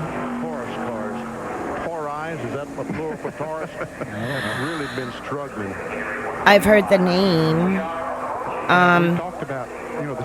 But the Goodies Dash, you know, Robert Huffman was a driver in that and champion. I think he's a 4-time champion, but I don't know how many. I know at least 2 in Goodies Dash. And I follow his son Landon. I love watching his YouTube and stuff because that's fun. And I met them down in Daytona a couple years in a row. I'd make a point to go to his show car plays. But it's kind of weird because I watch Robert in the pits and my son iRaces. So about 5 years ago, I was watching a race my son was in, and I used to bounce around to, you know, different Twitch channels, which I still do, to see where, you know, when my son's racing, so I don't have to go over there in the sim room. I can sit comfy here and watch it on somebody's channel. And that's how I met most of the Twitch people, which Twitch iRacing people are the awesomest group. Like they are so friendly.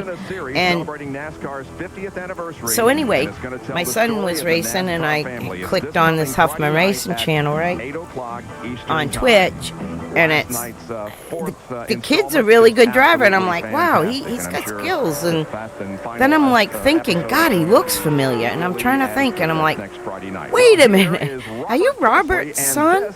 And he said, yeah. So see, I met him on the sim, didn't know he had a driving history, but I could just tell he had skills.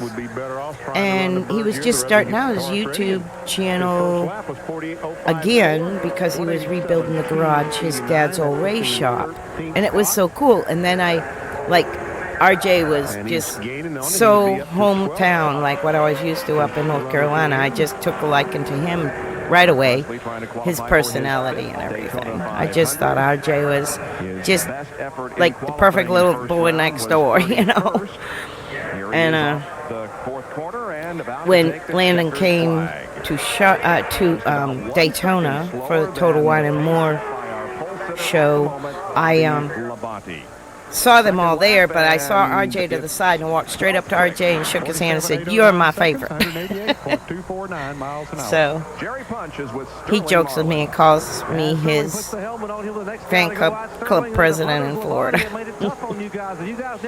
But I've met him that one time, and then I do when he's live, I'm a moderator on his channel, and we're on Discord and stuff, and I send him racing stuff on shocks or pointers, like how my dad took records and stuff like that, because he's a new crew guy, kind of, you know. He's done crew a long time, but like being more involved. As Landon's moved up in series, he's now in modifieds, and you know, the crew members also are growing. And I like to give credit to the crew members since Dad built cars, so I know that it's a team effort. That was the fastest lap we had all day, so we're happy about that, but we still need to pick it up quite a bit. That's cool. That racing experience is fun. And another thing, I met Tim Richmond's parents.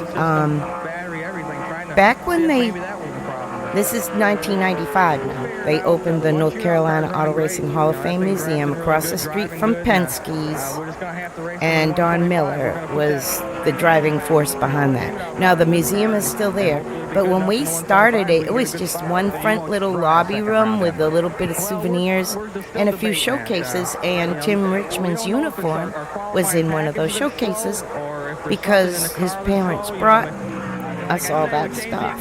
And then I was there when they poured that big Winston Eagle in the big showroom they have now. We would just like greeting guests and talking to visitors and showing them the few cars that we had. We had like Tim Flock's car. I met him too. Oh my God. Like, to me, my superheroes are Smokey Unick and Fireball Roberts and Tim Flock, you know? So to actually meet them in person back in '95 when I was helping out a volunteer at the museum, it was really cool. So yeah, that Tim Richmond was really something. I never met him. I've seen him like across a pit area. In '82, I went to Dover. But yeah,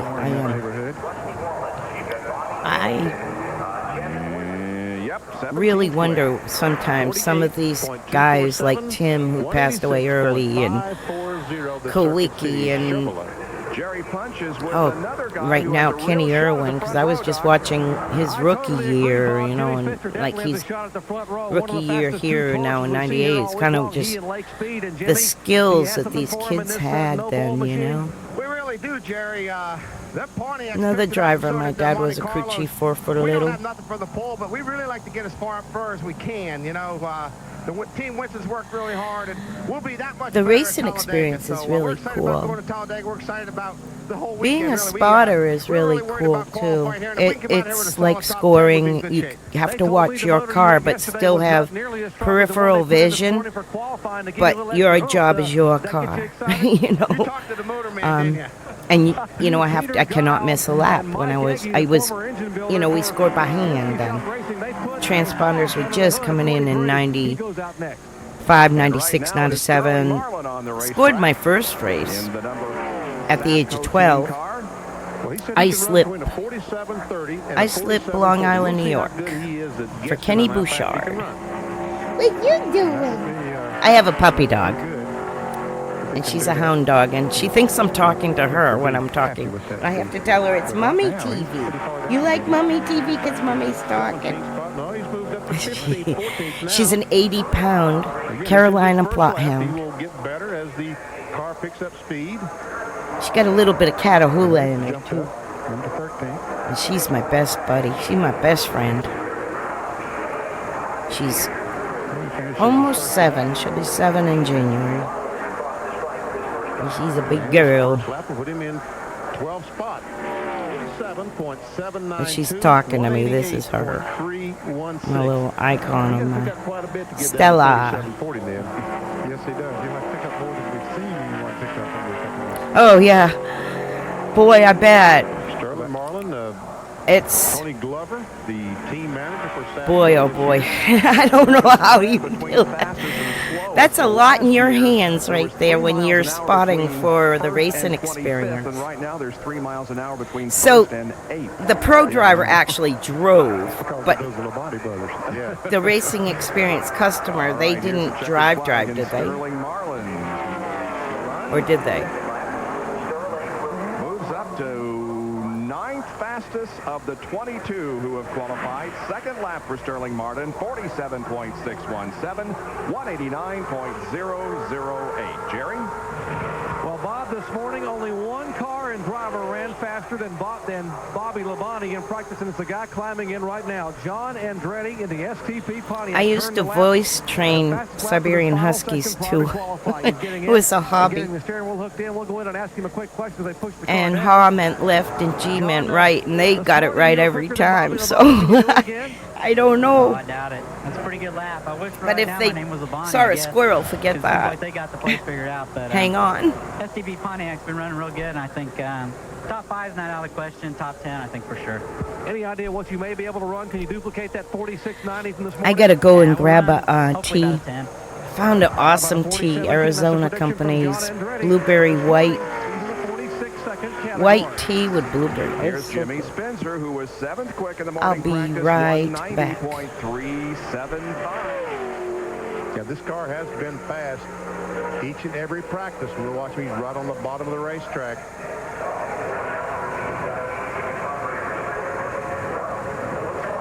See how he stays away about 12 feet away from that outside wall, so as to not affect the air too much as he goes down the backstretch.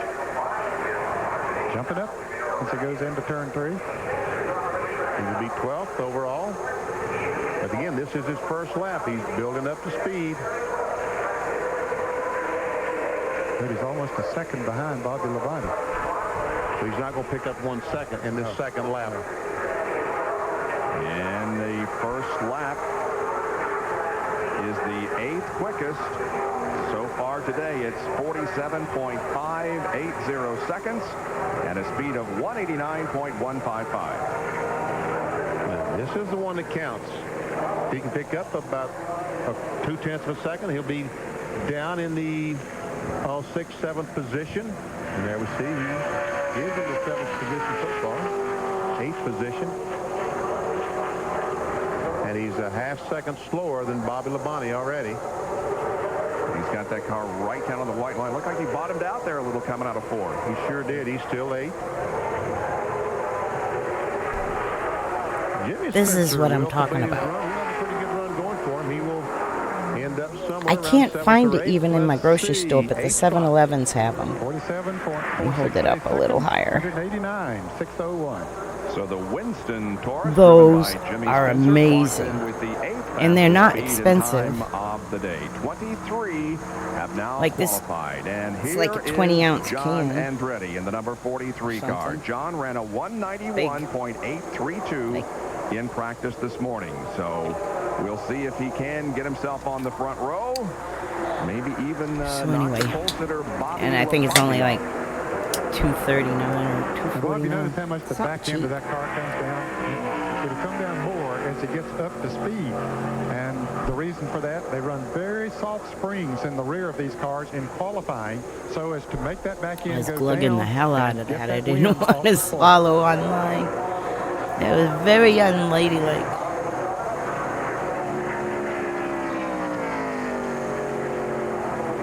So Andretti is off and running. He said he'd hoped to run a 47.10. If he can do that, that would put him in 3rd spot. Earnhardt ran a 47.11. Sterling Marlin is watching with a great interest, Bill. And he is in a 47.61. That's You a were new looking for ride a little for bit him. more than that.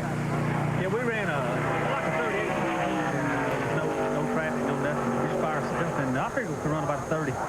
Lost a little bit. You know, you come in here and test for 6-9 days, and they tell you one thing, and go through the inspection line, and they said, no, we didn't say that. And, you know, we had to change some stuff on the car that we didn't know anything about. And it hurt Joe, and it hurt us, and I'm sure it hurt Wally, and it's probably hurt 2 or 3 more people. We had the things on there that they said you could run, and then all of a sudden you can't. So it's part of it. Never easy, is it? Never easy. John Andretti, sixth fastest after lap number 1, 47.264, 190. Sterling was always I don't friendly. think you'll have any He's problem cool. reaching that 47.10, Bob, because most of them have gained at least 0.2 of a second on their second lap. Look at there, he's already up to third. Yep. If he can maintain that. Right now, he's just under 0.3 of a second slower, and that would put him under that 47.10 he was looking for. I think he's going to be pretty close to what he guessed he would run then. Uh-oh, he slowed down some there. Slipped one position there, the fourth turn. Lost a little bit coming off that turn. And there's the run complete. Looks like that John Andretti may fall into the fourth fastest. Yes, indeed. Wow. 190.828 miles an hour. The time 47.163. John Andretti, fourth fastest so far. Terry Labonte are on the front row right now. Mark Martin coming up when we return. Woods Parsons, Ned Jarrett, Bill Weber, and Dr. Jerry Punch qualifying for the Daytona 500 here this afternoon. Mark Martin has just completed lap number 1 and not real good. It's a new paint job there. Remember, he used to have the wave up the side. 613, puts him in 16th spot so far. Now he's going to probably pick up a little bit, and he'll move up to 3 or 4 spots. Let's see. Oh, yeah, 13th right now. 14th. See how he does coming off turn 4. We've seen a couple of cars lose a position or two just as you come off turn 4. Most of the time that indicates a push coming off of that turn. Sometimes it could be the car got a little loose and they had to, got a little side brake. Looking at a lot of them times, I bet a lot of them cars didn't qualify for the big race. And that might be why Kenny wasn't listed there. Fit into the 14th position. Lap 2, 47.731. Throughout 97, Dad was not a crew chief. He was hired for a few races here and there for several teams to help with the front end geometry and stuff like that. But a lot of times he was more consultation as he got older, you know? Who's fourth fast so far. And he still is. You were fastest in the final practice, but not this time. Anybody can still call I him. think He's that on we knew Facebook. that we couldn't run that quick again.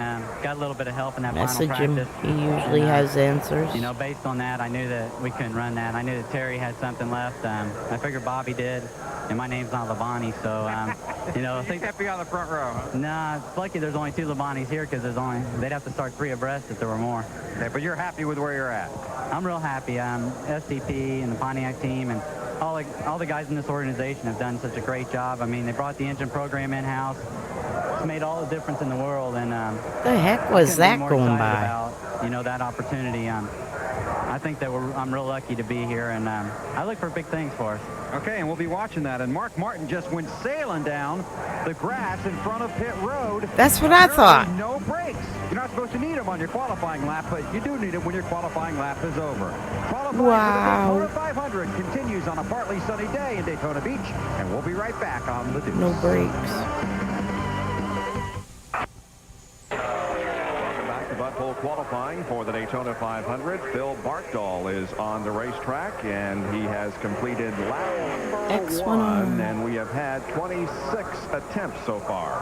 And he's 24 so far for after his first lap, 48.565, 185.319. He had a good line this morning, Barkdahl did. I was standing talking to Jerry Nadeau down in the garage area, and Nadeau was about 30 years old, the rookie driver for Bill Lowe, Dan Marino, and Mark Dawes, my age, and he walked up and said, "Who do you think has the better future, me or Jerry?" Well, you admire Phil Barkdahl for what he has done. He overcame a bout with cancer a few years ago, always comes here to Daytona and tries his best to get into the field. And right now, with the qualifying run complete, he clocks in 21st fastest on the day, and the second lap is 186.641. The time 48.2 So many of seconds. the crew members and the drivers and all of us that are involved in the motorsports industry. A lot of us do get cancer. Chad Little going out in the John Deere So Ford. get your This is checkups Ford. and It's all. hard to say John Deere Ford after saying Pontiac for so long. And this is a Thunderbird. Unlike Mark Martin's We've lost Taurus, several right, Bill? people that found out too late. Yeah, you we're know? just having a little lap down there. Were you faster But, going or faster stopping? A lot of chemicals and burnouts ain't helping that situation. I was talking to him on the radio. It's The just radio didn't have antenna part of on it, the so I couldn't industry hear what that they were saying until I got around here, and they were telling me isn't what my spoke lap about, was, but and I got so it's excited I forgot facts. to stop. You're pretty happy with that, aren't you? Holy cow, did I run a 47.70 something? Your first lap was a 47.61. There's some mistake. You're 14th so far. How's that? There's obviously been a mistake. I don't know. I don't know what happened. You study up on qualifying last night now. Come on. Weights or something? I swear I'm a restrictor plate illiterate. I swear to it. I don't know, but, you know, we're going to race good with a Valvoline car, and that's a big surprise on the lap time. Okay. Thanks for stopping. That's literally. a good guy, and he's one that is really trying to make motorsports better, even still today. I really admire Of course, what he was talking about there, his he stopped when he came on the pit road truth after his qualifying run and, went all and the his way down through the frankness grass before about he finally got his stop. stuff, Here's Chad Little, who you know, to do with motorsports, and he's a big advocate for us going back to a similar to old style point system and not have this And looks like he's going to be about whatever the hell they have, the grid, what are they, bracket racing basically. Oh man, it's not Sweet 16, you know. It's just different. I think the team with the most consistency for the entire year, the best record, they can still do stages, but I just don't like them doing the cautions. Competition cautions now, we used to do that when we had tire problems, blistering, stuff like that for the safety. Now I think that the competition cautions, now called stage breaks, are not safe. I mean, we did competition cautions for safety, and now I think stage breaks makes it less safe. I mean, it's just one of my opinions, which I have a belly button, and so does everybody else. Jerry So. Punch, who's with Ernie Irvin. Ernie, new colors, new car. Pontiac's running awfully well in qualifying. Can you continue the trend? Yeah, we think the Pontiac here, the Skittles Pontiac should run all right, but I don't think it's a pole contender, but, you know, hopefully it'll be in the, you know, top 10, top 15, and get us a spot in the 125, and be able to work then after that. Surprised with how fast things have come together with you and Ryan and the guys. I mean, you guys have run awfully quick and awfully well together in a hurry. I mean, you know, Ryan's a very, very intense person, and that's something I had to learn. You know, Ryan's a good, and there's no doubt that, you know, hopefully, you know, Skittles has given us the money to be able to do this job right, and, you know, I'm going to take it to the front. All right, Ernie Irvin, 1991 winner of the Daytona 500, hopes to be able to continue the Pontiac trend. He is 2 cars away from So his he's turn in in the qualifying. 36. And here's another car who's sporting a There are little some different look. The 99, the switcheroos, X-side batteries car musical of chairs Geoff this year, isn't Burton. there? another one of the Roush Tauri.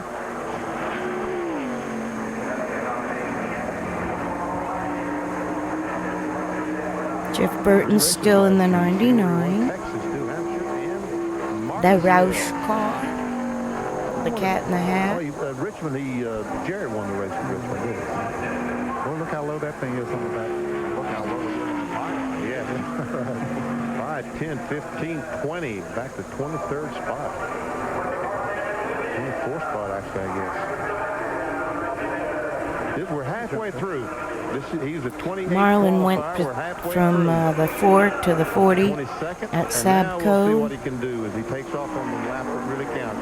The second lap here at Daytona International Speedway. I think Kenny Irwin went to the 28. On the 19th, yeah. And Irvin went to that 36 car. 227 miles per hour. That's exactly a second slower than Terry Labonte ran on his first lap. Of course, Bobby Labonte ran a 47.05. Jeff's best finish in the Daytona 500 was 11th in 1997. He's moved up one spot, up to 18th. He can keep it going. Yep, he can hold that off turn 4. Wiggle, wiggle. Yeah, he stayed right in the same area.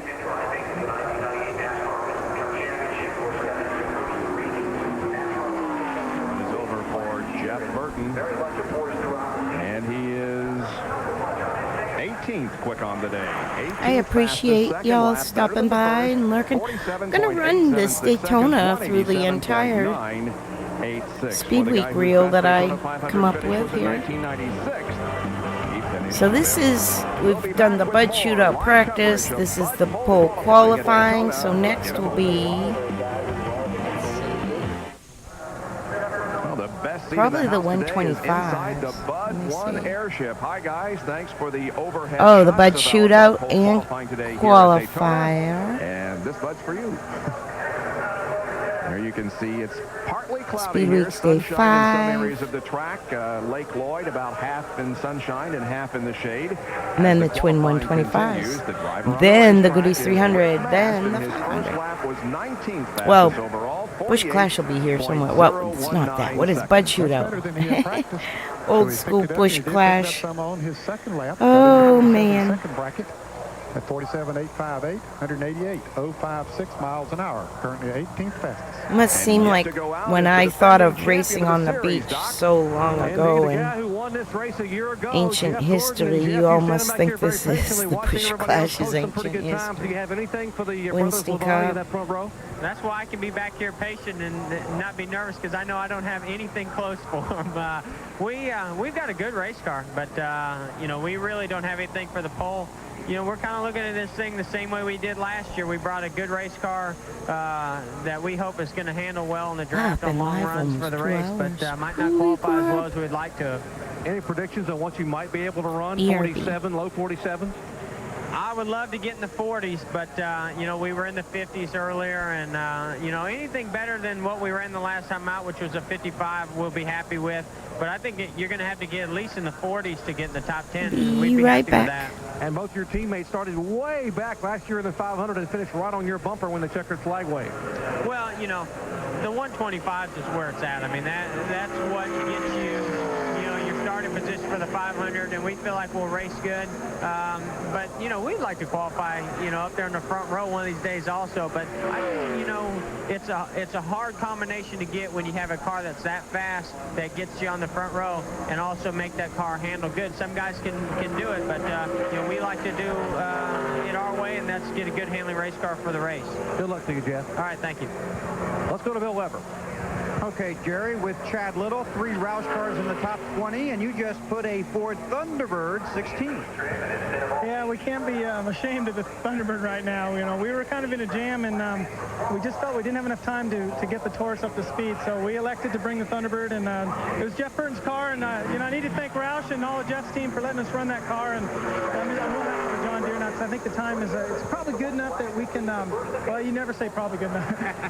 It's not, we always want to go faster unless you're sitting on that pole, and even then you want to go faster, but we feel that the speed is decent enough where we don't have to 100% rely on those twin 125s to get in the race, which is, you know, I think is And this Roush expansion, that kind of helped you out here. Did you get some help from Geoff Burton? And this setup, I don't think you had tried this setup before you went out, had you? We hadn't tried it at all. We were kind of struggling, and this morning after the practice session was over, which, you know, a couple hours before qualifying, I went in the trailer with Geoff and Jack and just talked about it and pulled out 4 springs and shocks and changed it all before we went and qualified. So it really was kind of a guess in the dark, but we needed to do it because otherwise, you know, you're back there and then you never can know what's going to happen with the twins. So I'm real pleased with the whole relationship, and it's going well right now. Okay, and one of the first guys he thanked was Geoff Burton, who came in right behind him.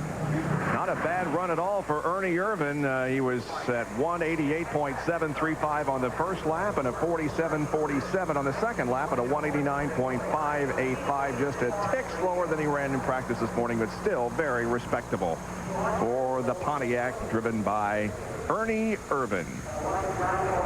All right, so 30 cars and drivers have qualified currently. Still, the Bodine brothers are on the front row. Bobby on the pole, Terry outside.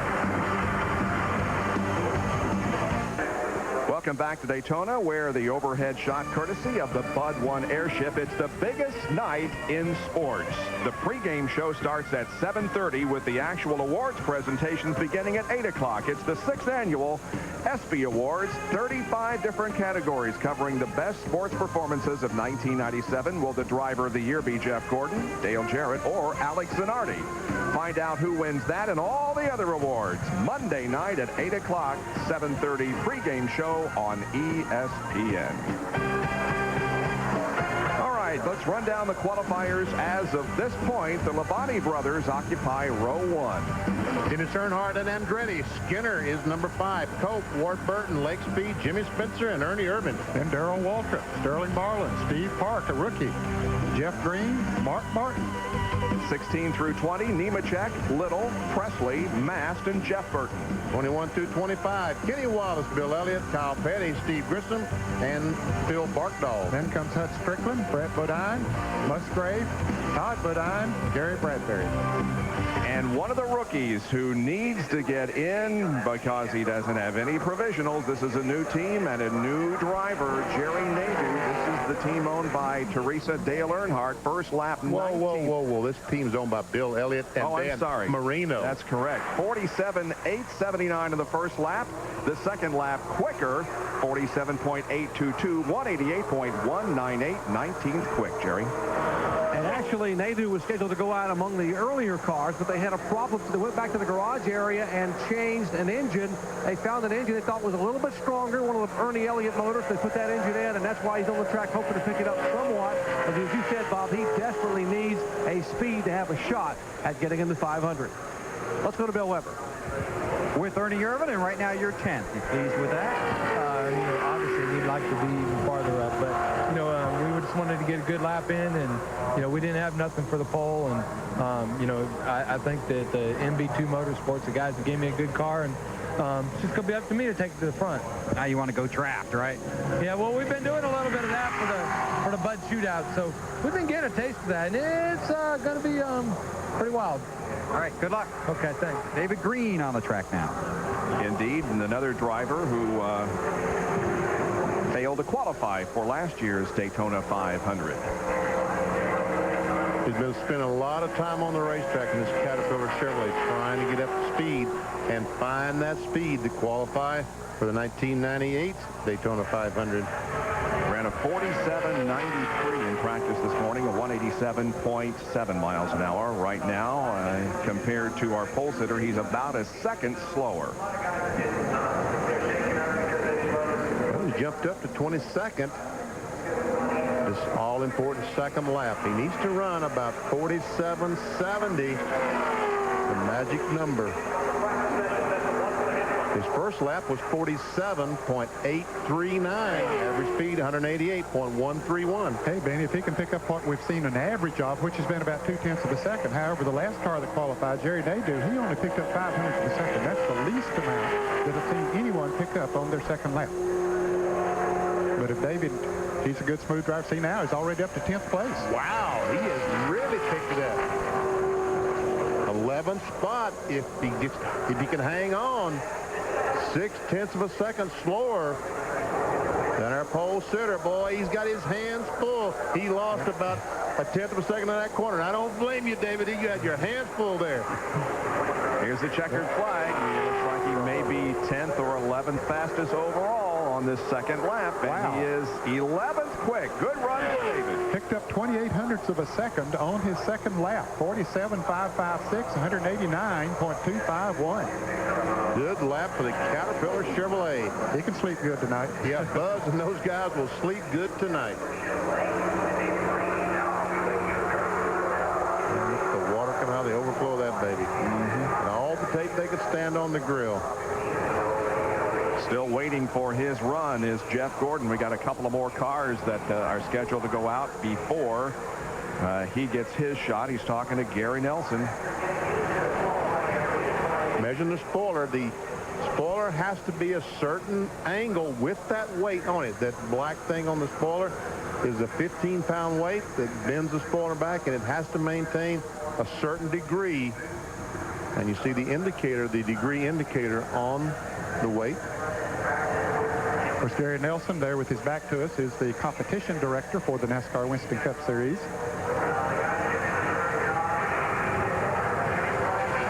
On the racetrack right now is Andy Hillenberg driving car number 95. No sponsor on that car.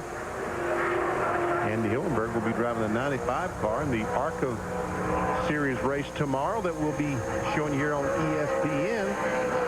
One of the favorites, as a matter of fact, in that race tomorrow. Car is owned by the Sadler brother, isn't it? Sadler brothers out of Nashville, I believe, man. I think you're right. That's the number that they've always had. And we can see that he really is struggling on his first lap to get up to speed. Yeah, he's like 32nd of the 33 cars. He's the 33rd car to qualify. He ran a 185.993 in practice this morning. Well, he completes his first lap at 48.831, 184.309. And it is 32nd. He'll probably get up to the 185 range like you talked about he ran this morning, but still, it's not going to be nearly fast enough. It's going to take like 188.5 to 189 to have something that you'd feel like it's comfortable to fall back on. Again, they're going to have qualifying races here next Thursday. And there'll be 30 cars set then. They will revert back to the next 6 fastest cars. And that's why you want a good speed to revert back to in case you have trouble in that qualifying race. Andy Hillenberg's run is complete, and his second lap. It picked up about 28 hundredths of a second, Bob. 48.554, and it did get over 185. But he's still 31st fastest on the day, 185.361. So Jeff Gordon's getting strapped in, and his run will be coming up when we return to Daytona International Speedway.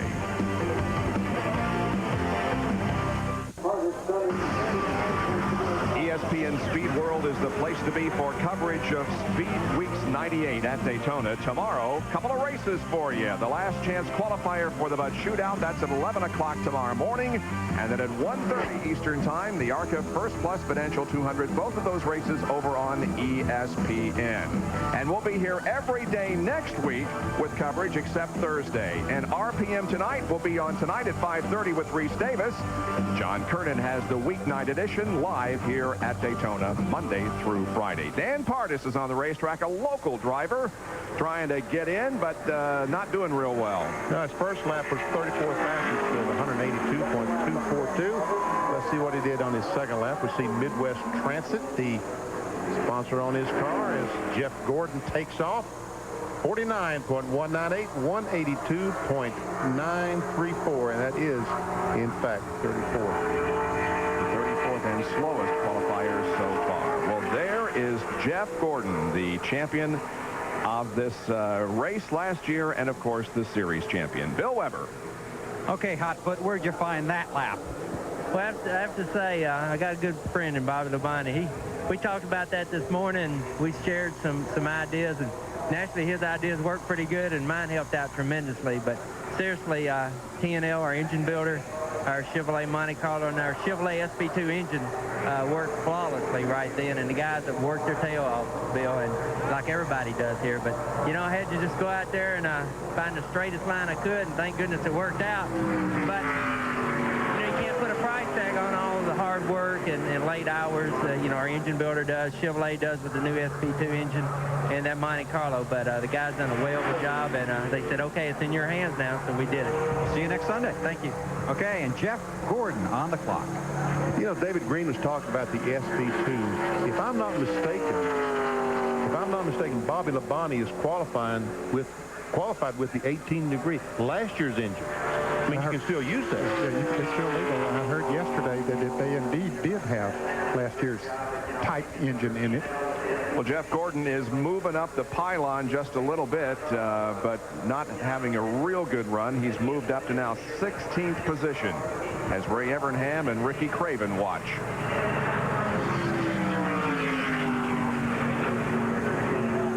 He completes that first lap at 47.565, 189.215. World's finish line for the stop off. He got to you before he got to me. 47.56, Ray, first lap. Is that about what you expected? No, it's a little quicker than we expected. Hopefully we'll run quick enough. If we could get that car in the top 10, it'd be real great. Yeah, Geoff told us a moment ago you guys concentrating on the race setup as opposed to qualifying. Yeah, last year the car that we won the 500 would only qualify 26th fastest, so we want to do a little better than that and get a better starting spot for the 125, but we know that you need a car that maybe is not as slippery when you get in traffic. The key to winning this race is to be able to stay on the bottom all day with your foot to the floor. I had a 33, but I had a... Let's see what we had here on the official clocks. 47.386. 47.386, Ray. 189.930, ninth. That puts him ninth overall. That's great. I don't know that we'll stay. There's some cars that can run a little bit quicker than that, but we're really happy with that run. Really happy. That's as fast as we've run since we've been here, so everybody did a great job, and now we can go and concentrate on getting that thing ready for the race. And go get some sleep. You look tired. Well, thanks a lot, Jerry. You look good, too. Okay, Ray Evernham happy with the top 10, and believe me, they want to get some sleep and get ready for the Big Bud Shootout tomorrow and the qualifier at 11 a.m. on ESPN. Back in a moment. Get to where you No, 47.928, 187.782 miles per hour. Down to Jerry Punch. Let's sneak in here between Ricky Craven and Jeremy Mayfield. You guys are talking about who's going to run quicker, or are you just you talking about fishing stories? Yeah, fishing. How about you, Jeremy? I'm wanting to hurry and get this over with. We're coming down here, trying to qualify for the Daytona 500 first day is always like different deal. You just want to hurry up and go, and I think everybody's energy's up right now, and we're just trying to figure out what's going on. That's why I was asking Ricky. I said, you feel the same way? And I believe he does, don't you? Yeah, there's so much of this that you can't control, and it's not as when we go to Rockingham next week, we know how hard we can run in the corner. We got to roll out of that gas and get back in as quick as possible, stay off the brake. But here it's simple. You go up through the gears, you keep the right foot down, and you just hold on, and you try to keep the car free. But a lot of anticipation, not knowing what's going to happen. Two anxious drivers feeling like they're pretty helpless right now. Meanwhile, let's check in with Bill. With Jeff Gordon, you told Punch you wanted to run a 40, and Ray told Benny you'd be between 8th and 12th. You ran a 38, and you're 9th. Yeah, but I thought it was going to take like a low 40 to get in the top 10, and I think it's going to take a little more than that. So, hey, I'm real happy that we picked up, and that always makes you feel good when you go out there and you don't lose speed. You pick up speed. Guys in the engine shop have done a great job putting these new SB2 engines together. They're making good power, and I got a good race car out there, so thankful to have that. It might not be on the front row or on the pole, but I think it's going to be something to have some fun with on next Sunday. That SB2 feel any different to a driver? Well, I mean, the thing is with the 12-to-1, compression ratio, you would think you'd lose a lot of power, and I think the gains that we made with this new engine, we haven't lost as much as we thought we would have if we would have had the old engine. So it feels really good. Okay, going for 2 in a row. Good luck. All right, thanks. That's Jeff Gordon, and Dick Trickle has his race car out on the track. Yeah, and Dick Trickle was very quick yesterday. This morning ran a 189.4, but he's far from that now. I think Dick Trickle was using that first lap to get up to speed. I mean, he was not running the line you would expect. Yeah, look. To get some speed, because now he's moved up to 11th spot. I really think he used that 5 miles to get this car to speed. Look how low he is. The last time he was in the middle of the racetrack through this corner. Yep. So this second lap should be considerably better than the 187.793, 47.925 that he ran on lap number 1. Here's a checkered flag for Dick Trickle in the Heilig-Myers machine. Man, he just might pick up more than any driver we've seen. 12 positions, Ned. Yeah, and that's over 4/10 of a second, about 42 hundredths of a second that he picked up. 12th fastest at the moment for Trickle. 47.496, 189.490. Jerry Punch. All right, one of the rookies getting ready to qualify here. I was wondering what that buzzing was. It was one of their mics. Going over there talking to Raymond Fox. And Kenny, thoughts on your first ever qualifying run for a 500 at Daytona? It's pretty exciting. I'm here with a great team. Texco Haviland, Robert Yates. I can't be in a better position, so just go out there and do what we can do. Any idea what you might be able to run? What would you like to run? I'd like to run about a a 20, a 47-20, but that's what we run down here testing. We just struggled the last couple days, and you know, hopefully we found it. We changed motors, and we changed just about everything except the drivers, so hopefully we keep that. But the driver's getting there, though. He did a great job in the ARCA car so far, and feeling more and more comfortable. There's a guy on YouTube, Brock. It's got a series on him. He just aired part 2 yesterday. I think it would be about this time frame. I think part 1 covered this year, though. I watched that yesterday. On the racetrack, driven by Jeremy Mayfield. Until just last week, this was number 37. But when they announced the Mobil 1 sponsorship, they changed the number to 12, hoping that the Penske and Penske Cranafus cars can run 1-2. Is that what it was for? Oh, I know. He's struggling right now up to 22nd on his first lap. But again, he's got another one to go. We saw how much Dick Trickle jumped up. Well, yeah, he improved 12 positions from first lap to second lap. Let's see where Jeremy Mayfield falls into the pylon. 17th. 47.667, 188.810. That's not a bad first lap at all.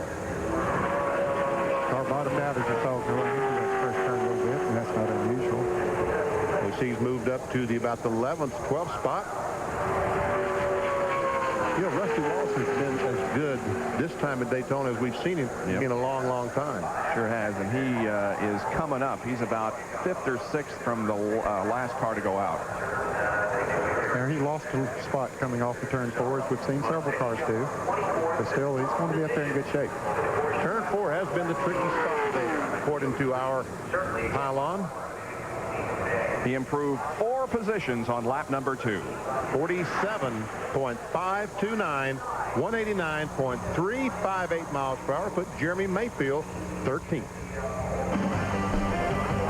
Benny's mic has got a buzz. Signing autographs and talking with the media. He's qualified in the 9th position. The Labonte brothers, Bobby and Terry, are on the front row right now for this year's Daytona 500. Ricky Craven on the racetrack to continue our qualifying for the Daytona 500 a week from tomorrow. Ricky Craven about to complete lap number 1. Sponsorship the same, but there's a new number on this car in conjunction with the 50th anniversary of NASCAR. First lap for Ricky Craven is 18th best on the afternoon, 47.702 seconds, 188.671. Pretty good lap. Yeah, that's not bad at all. He'll rest comfortably. He'll pick it up some here on the second lap. Bill Weber standing by with Dick Trickle, who's 12th quick. And you picked up about a half a second on your second lap. Would you spill your coffee on your first lap or what? No, what I do is I make a big first lap to try to get the speed for my second lap. I feel I pick up about a 10th of a second in the second lap doing that. You know, and I've discussed it with my team, and they agree with me. So you're probably going to see a little more different. You know, I got to give the Harley Meyer to him. You know, we the tortoise hurdle. Or Taurus. The tortoise hurdle. No, we seemed to get over that pretty well, and you know, we were 12th right there. We figured there's about 5 guys going to beat us, so we're hoping to get a couple of spots in the 500 because I think the car will draft good, and we'll have a great car come 500. So our main thing is to get in that race. We'll be watching. We're going to be out there. Okay, let's go down to Dr. Jerry Punch. He's with Loy Allen. Indeed, the first rookie ever to sit on the pole for the Daytona 500. And, Loy, we talked about new cars and colors and sponsors for 1998. We didn't get to see you yesterday. Tell us about your ride. Well, also, we've hooked up with Richard Jackson, of course, and Delco Remy to run the Daytona 500. And hopefully it can turn out to be a 10-race deal for later on. But I'm talking to a lot of different people and a lot of different sponsors. And hopefully I can just get something together for at least 10 races or more. You sat on the pole here in '94. Skinner last year became the second rookie to sit on the pole for the 500. How much input does a driver really have in a lap here? I think a lot just in the testing that you do, and I think, you know, as far as the initial lap, you do a lot just in getting ready to do that. As far as the stuff you do to the car when you come down here, as far as driving the race car, you got to know how to get the race car up to speed, and all these guys know how to do that. They know how to get the car, you know, high on the racetrack to get up to speed, and the driver puts a lot into it, but this team does a lot to get the cars ready to go too, as far as just getting the speed out of the chassis and the engine. All right, good luck to you, Lloyd. Thank you very much. Lloyd Allen, word is he's being courted by a couple of top teams to possibly run a second car during the second half of the year. Okay. Well, here's Kenny Irwin Jr., the rookie, driving for Robert Yates this year in the 28 Texaco Haviland Taurus. He, of course, was the USAC Midget Sprint and Silver Crown standout and has 2 wins in the Craftsman Truck Series and also be racing in the First Class Financial 200 ARCA race tomorrow afternoon at 1:30 Eastern Time over on the other network, ESPN. Irwin is about halfway through that first lap, his first qualifying lap for the Daytona 500, and I'm sure, as he told Terry Punch this moment ago, this is a very, very exciting time. So far, he's 31st fastest, but he will pick it up some. They have been struggling here yesterday and this morning in practice. Nothing compared to what they tested at here a few weeks ago. Yeah, he tested 190 miles per hour, didn't he? 190.609 to be exact. He was the fastest overall of all the drivers in the January test. But on his first lap, he comes in 28th quick with a 47.965, 187.637. But that first lap is about as fast as he has run in practice. So if he can pick up some here, he definitely has gained on it. Ned, you know, the Ford Taurus, that was the fastest speed in winter tested. And the General Motors products ran about 189. But here we see the General Motors cars at 192, and the Fords are struggling to get to 190 miles per hour. What do you think happened? I don't know. You reckon it dipped into the sandbox a little bit? Ooh, I wish you hadn't mentioned that word. We'll see that Irwin right now would be fit in about 27th spot. Only picked up 1 spot. Let's see. Stayed at 27. He only gained 700 to the second on the second lap. 47.895, 187.911 miles per hour. Does not bode very well for Dale Jarrett. You know, he's got a car that's a teammate to that one, so you wonder. Still a lot of cars to qualify, so stay with us. We've got fans of all ages interested in who's going to be on the front row for this year's Daytona 500. We'll be right back. A week from tomorrow. Right now, Bobby Labonte is on the pole. Terry Labonte on the outside of the front row. And on the racetrack to attempt to make his first Daytona 500 is Mike Cicchetti, one of the drivers we'll be seeing in the ARCA race tomorrow. And Mike is struggling. He's really struggling. We see he's 40th place, 3 seconds slower than the leader, and he goes down and off the page. 50.009, 179.968 miles per hour. So Mike's got a long ways to go. This is the Stan Hoover team out of Ohio. I'll tell you what, Mike's one of the nicest guys there is in the garage. Really nice young man. Got more sponsors than anybody law would allow.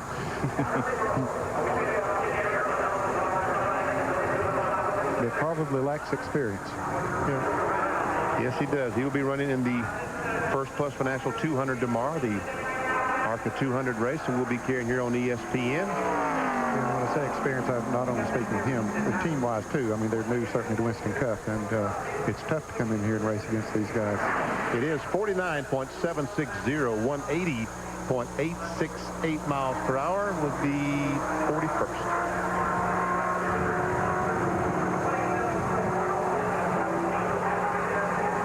The beautiful overhead shots of Daytona, Lake Lloyd there on the right from the Bud 1 airship flying high overhead Daytona today. Now here are the teams that are brand new in 1998. Dan Partis is Preston Partis's dad. They just did, Preston just did an interview with the Legends of Racing Radio on YouTube. About 3 weeks ago, on that Friday live show at noon. They still broadcast from the North Turn. Those wingtips can only mean on one the beach driver, in Ponson. Jerry Punch is with him. Well, wingtips on the bottom and a Goodyear head cap on top. That's got to be Dave Marcus. And Dave getting set to try to qualify for your 31st consecutive Daytona 500. What do you have for him? Well, that's correct. And, you know, we've been pretty good in practice. And Richard brought a fresh engine in here last night. We've put it in this morning. We have not got a chance to run it yet, so, but, you know, I got a lot of confidence in Richard Childress and all his guys, and he says it's a better one, so hopefully it is, and we're going to run better than what we practice. Great story that the fact that you do R&D, some testing for Richard Childress. In exchange, he lets you use one of his engines for a lot of the plate track stuff. Tremendous cooperation.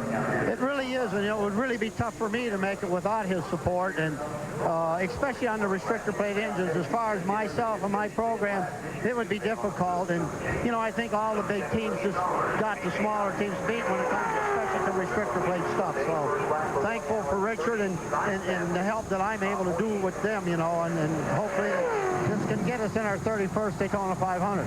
56 years of age, Dave. How many more years? I don't know. I still enjoy it. I just love racing, and NASCAR's just been a part of my whole life. And I don't know. I haven't set a goal. I just enjoy it. Hey, we love having you around. Just hang with us for a few more years, will you, Dave? Okay, thank you. Dave Marcus, one of the cars, he'll be the third car to go out, but right now, Loy Allen struggling a little bit. 39th quickest, I guess, first time by. That's right, Jerry. 48.905, 184.030. This is the young man who was on the pole for the Daytona 500 back in 1994. And we see that he has not picked it up that much. It'll be 38, but based on coming off turn 4, so about 36, 37 is all he could hope for. He stayed in 39th position overall. 48.644, 185.018. Now going on to the racetrack is another driver who has been very fast in practice since the track opened. This is Greg Sachs. Of course, that's the Cale Yarborough Motorsports car. New colors on it, new sponsor this year. And this is the Taurus. I think he'll be using the T-Bird in the Bud Shootout tomorrow, but this is the Taurus he's attempting to qualify. Ran over 190 miles an hour in practice this morning, Jerry. Indeed, I spoke with Greg Sachs and Cale Yarborough back in the garage here and said, you know, we have a car that can sit on the front row, probably sit on the pole here today, but it's sitting right over there. It's a T-Bird we ran here in July. Ford wanted us to run the Taurus, so we are going to be a team player and run the Taurus. It'll cost us in qualifying, but this Taurus will race awfully well. We'll run the T-Bird tomorrow in the Bud Shootout. But if we had the T-Bird out there, guys, we'd be in the 46-second bracket and have a shot at the front row. Pretty good lap on that first lap. I'm sorry, he's going down through turn 1. That wasn't a very good warm-up lap. Yeah, he's a warm-up lap, and he was a half second slower than Bobby Labonte, so cross that off. Excuse what I said. Erase what I said. We'll start all over here. Let's start over here. Well, I said that they have a new sponsor, and let me finish that. It's Thorn Apple Valley Ford. Yes. Yeah. Thorn Apple Valley Meats.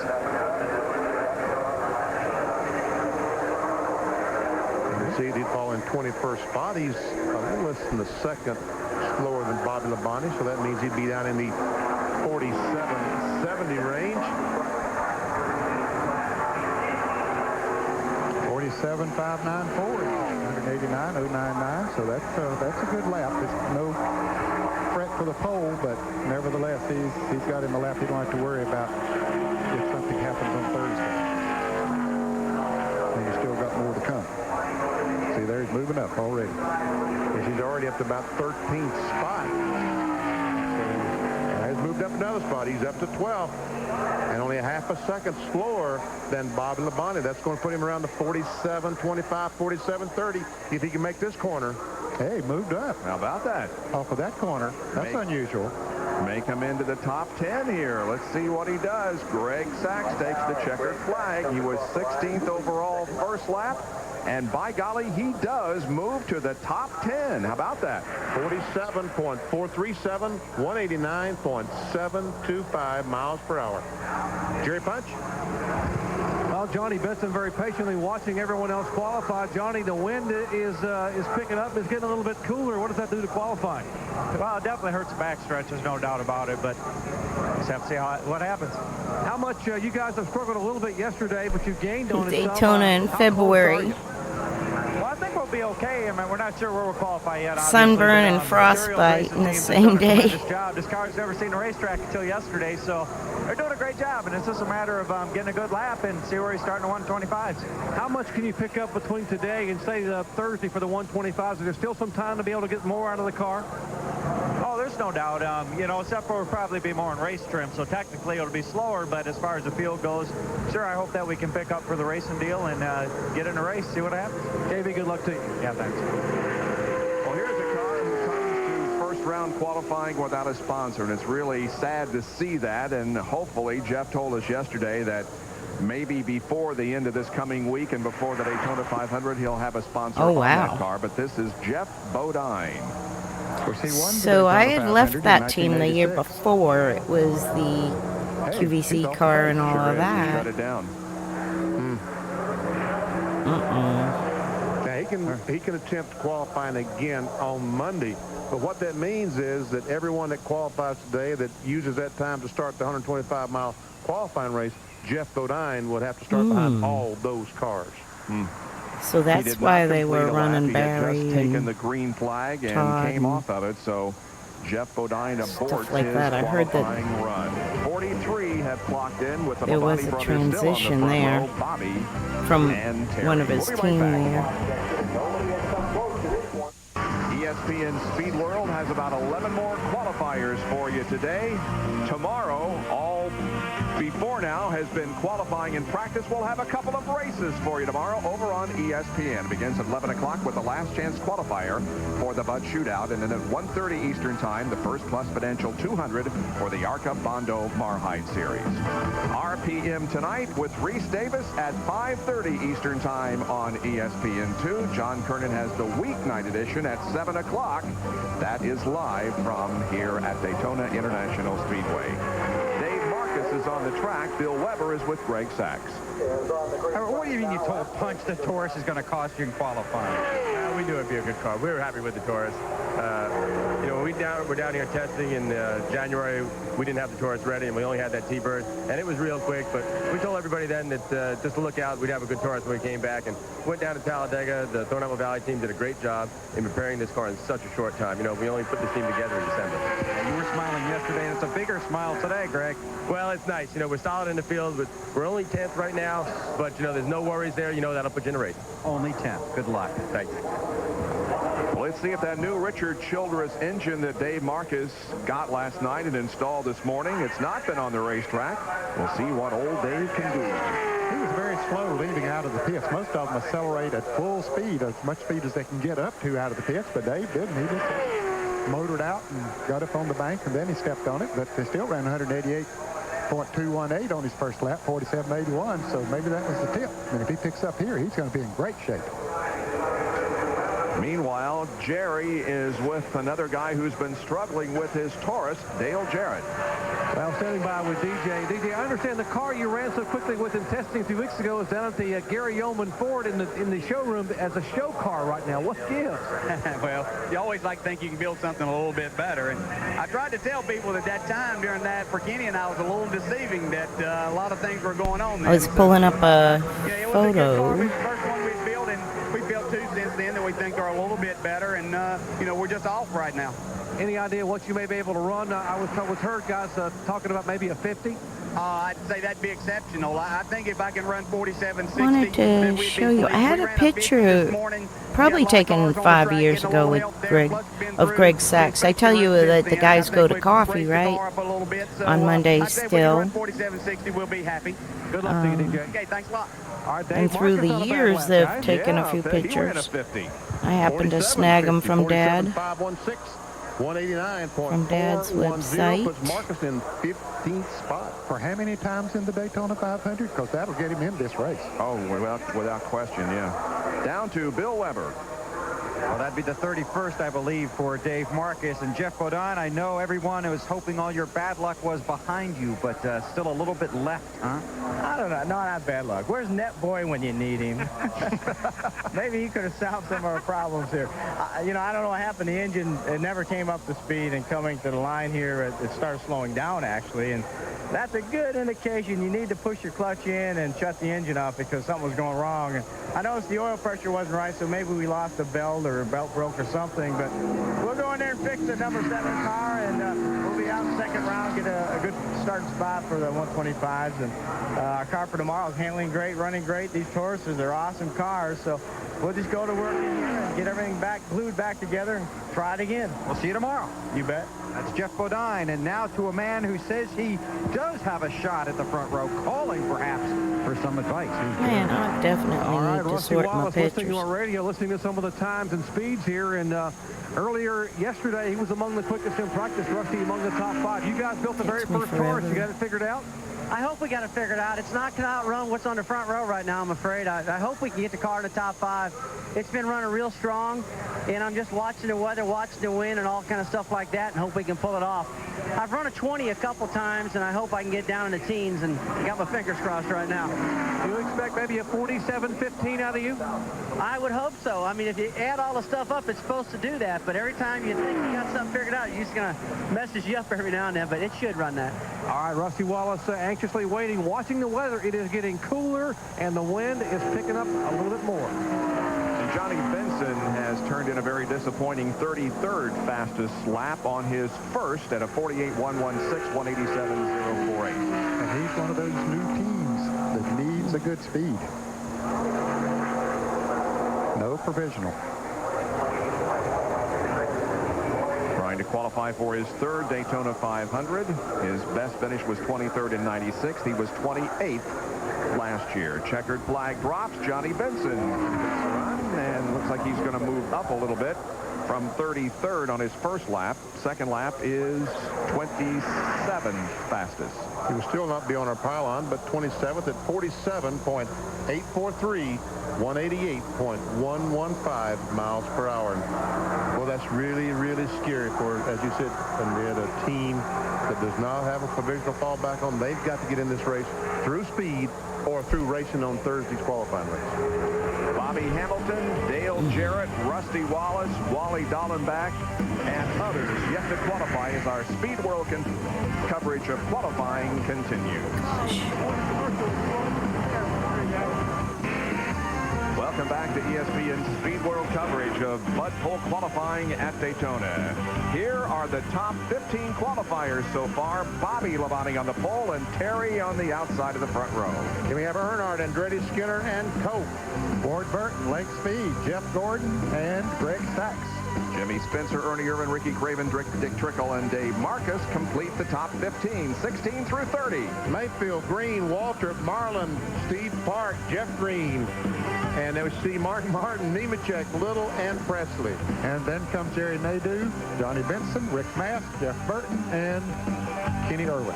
And the rest of those who have qualified so far. The 46th qualifier of the afternoon is on the track as we speak. He is slowing down on the track after completing his run.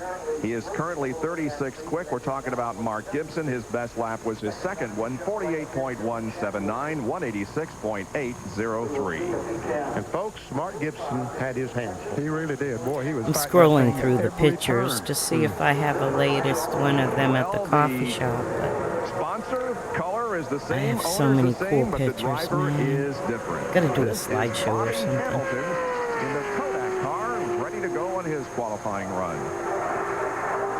Team that's Bill won 2 Weber. Daytona 500s. Yep, Bill Weber is with a very happy Dave Marcus.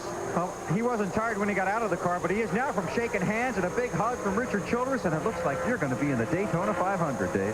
It looks good, and I mean, I'm really pleased. Richard Childress' guys and all his people, I mean, they brought that engine in here last night and said put it in this morning. We have not practiced with that engine. That's the first lap it's ran in that car. But Richard said, believe me, it's better, and Spinney told me that. So, I mean, them guys, they were telling the truth. I mean, I'm tickled to death. All my guys have been working hard, and Realtree's back with us again this year. So we have Lee Leslie on board as the crew chief. We're going to try and get this thing turned around and get Dave Marcus some practice. Welcome back. Thank you. To Jerry Punch. Wally Dallenbach concerned a little bit about what happened to his 2 teammates in qualifying. They slowed down slightly. They're 19th and 23rd right now. Sterling Marlin and Joe Nemechek. Can you duplicate your practice speeds, Wally? If we can, I hope we can, or a little bit better. It does concern me that they slowed down a little bit. You know, if the wind lays down a little bit and we can just get a good lap without pushing. A lot of guys look like they're pushing up 3 and 4. If we can stay down, hopefully we can run a 50. Goal to top 20? Top 20. I would love to say we're going for the pole, but we're not going for the pole, and the top 20 would be like Christmas right now. All right, Wally Dolleback waiting to qualify. Must be on Bobby my Google. Hamilton is moving up the pylon a little bit after a first lap that was 31st fastest. He's going to wind up, looks like, about 21st. So Sterling's not in this anymore. 47.684, average speed 188. Bobby Hamilton moved over from the 43. John Andretti got in the 43. 68. That's the magic number. That's about where you need to be to really feel comfortable for a speed to fall back on. Is it best to have a multi-car team? Well, of the Fords in the top 14 right now, all of them belong to single-car teams.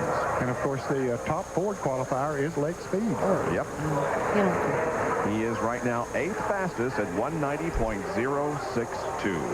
Well, here is the guy who finished second last year in the chase for the championship, Dale Jarrett, on his qualifying run in just a moment.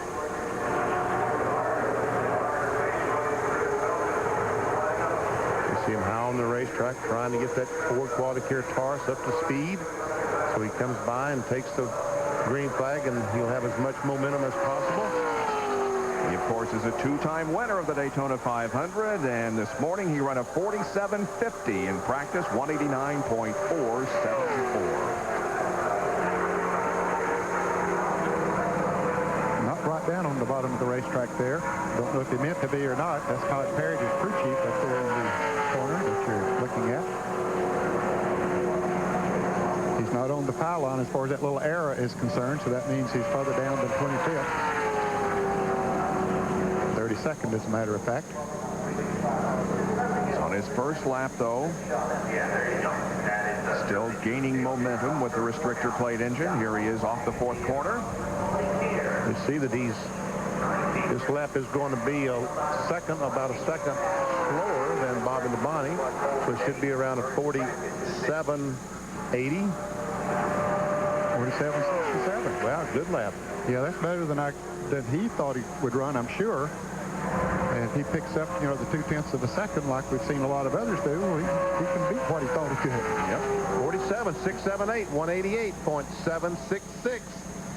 21st so far. Todd, 47.67. That's better than what you thought you might run? Well, I'm just hoping to run, what we ran in practice today, Jerry. And we've been fighting all week long and working awfully hard to try to make this thing best we can. We'll just see what we come up with here in a second. What did you get him on your watch? Had a 47.66.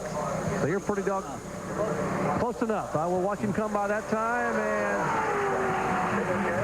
Todd got him quicker that time by. Let's see what the official clocks have him, Todd.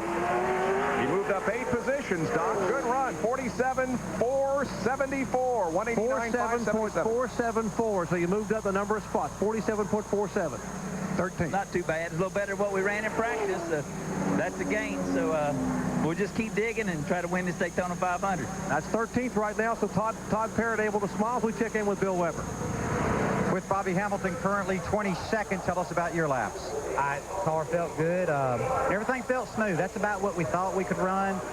Been off just a little bit, but honestly, it's no real big concern. We had a good test here. That's about the same thing we tested at here, so we knew we didn't fool ourselves then. We haven't fooled ourselves today. That's about what we tested.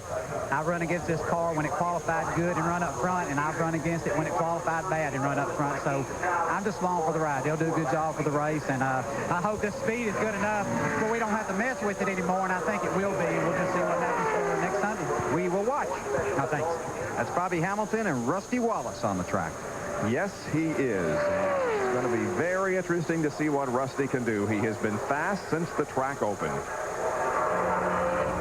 He was able to keep that car pretty low down in turns 1 and 2. We'll see. He's a little over half a second slower than Bobby Labonte through the first half of his first lap.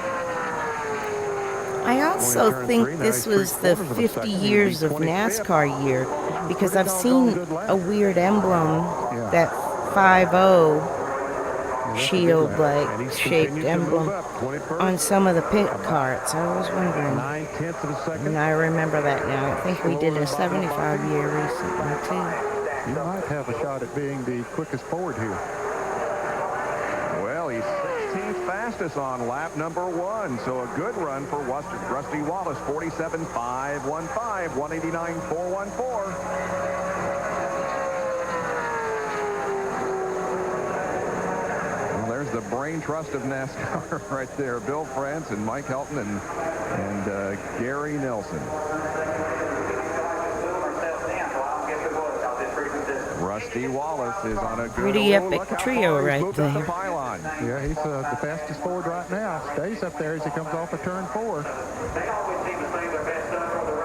the 7th spot, just a half second slower than Bobby Labonte, and he maintains 7th.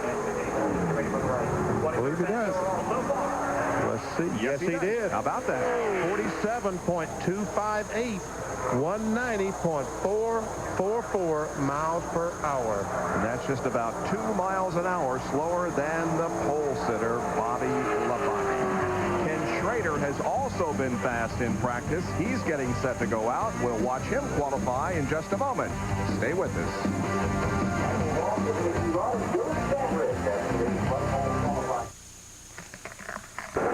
Back at Daytona, Wally Dallenbach has been in 5 previous Daytona 500s, looking for a starting spot in the 6th Daytona 500 for himself. His first lap is rather disappointing for Wally. You can see it in 37th, currently 48.123, average speed 187.021. Yeah, he was hoping to be down in the 47-40 or so. Of course, he still has this lap to go, but nobody has picked up that much on the second lap.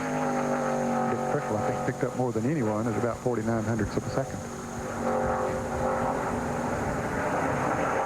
This is the first Union Monte Carlo from Sabco Racing off of corner number 4. Bottomed out there a little bit, coming out of 4. And here's a checkered flag for Wally Dallenbach. He's about 1.1 seconds slower than Bobby Labonte. And let's see if he moved up from his 35th position that he was after lap 1. Now, 35th, 47.958, 187.664 miles per hour. And let's talk to the 14th fastest qualifier so far, Dale Jarrett.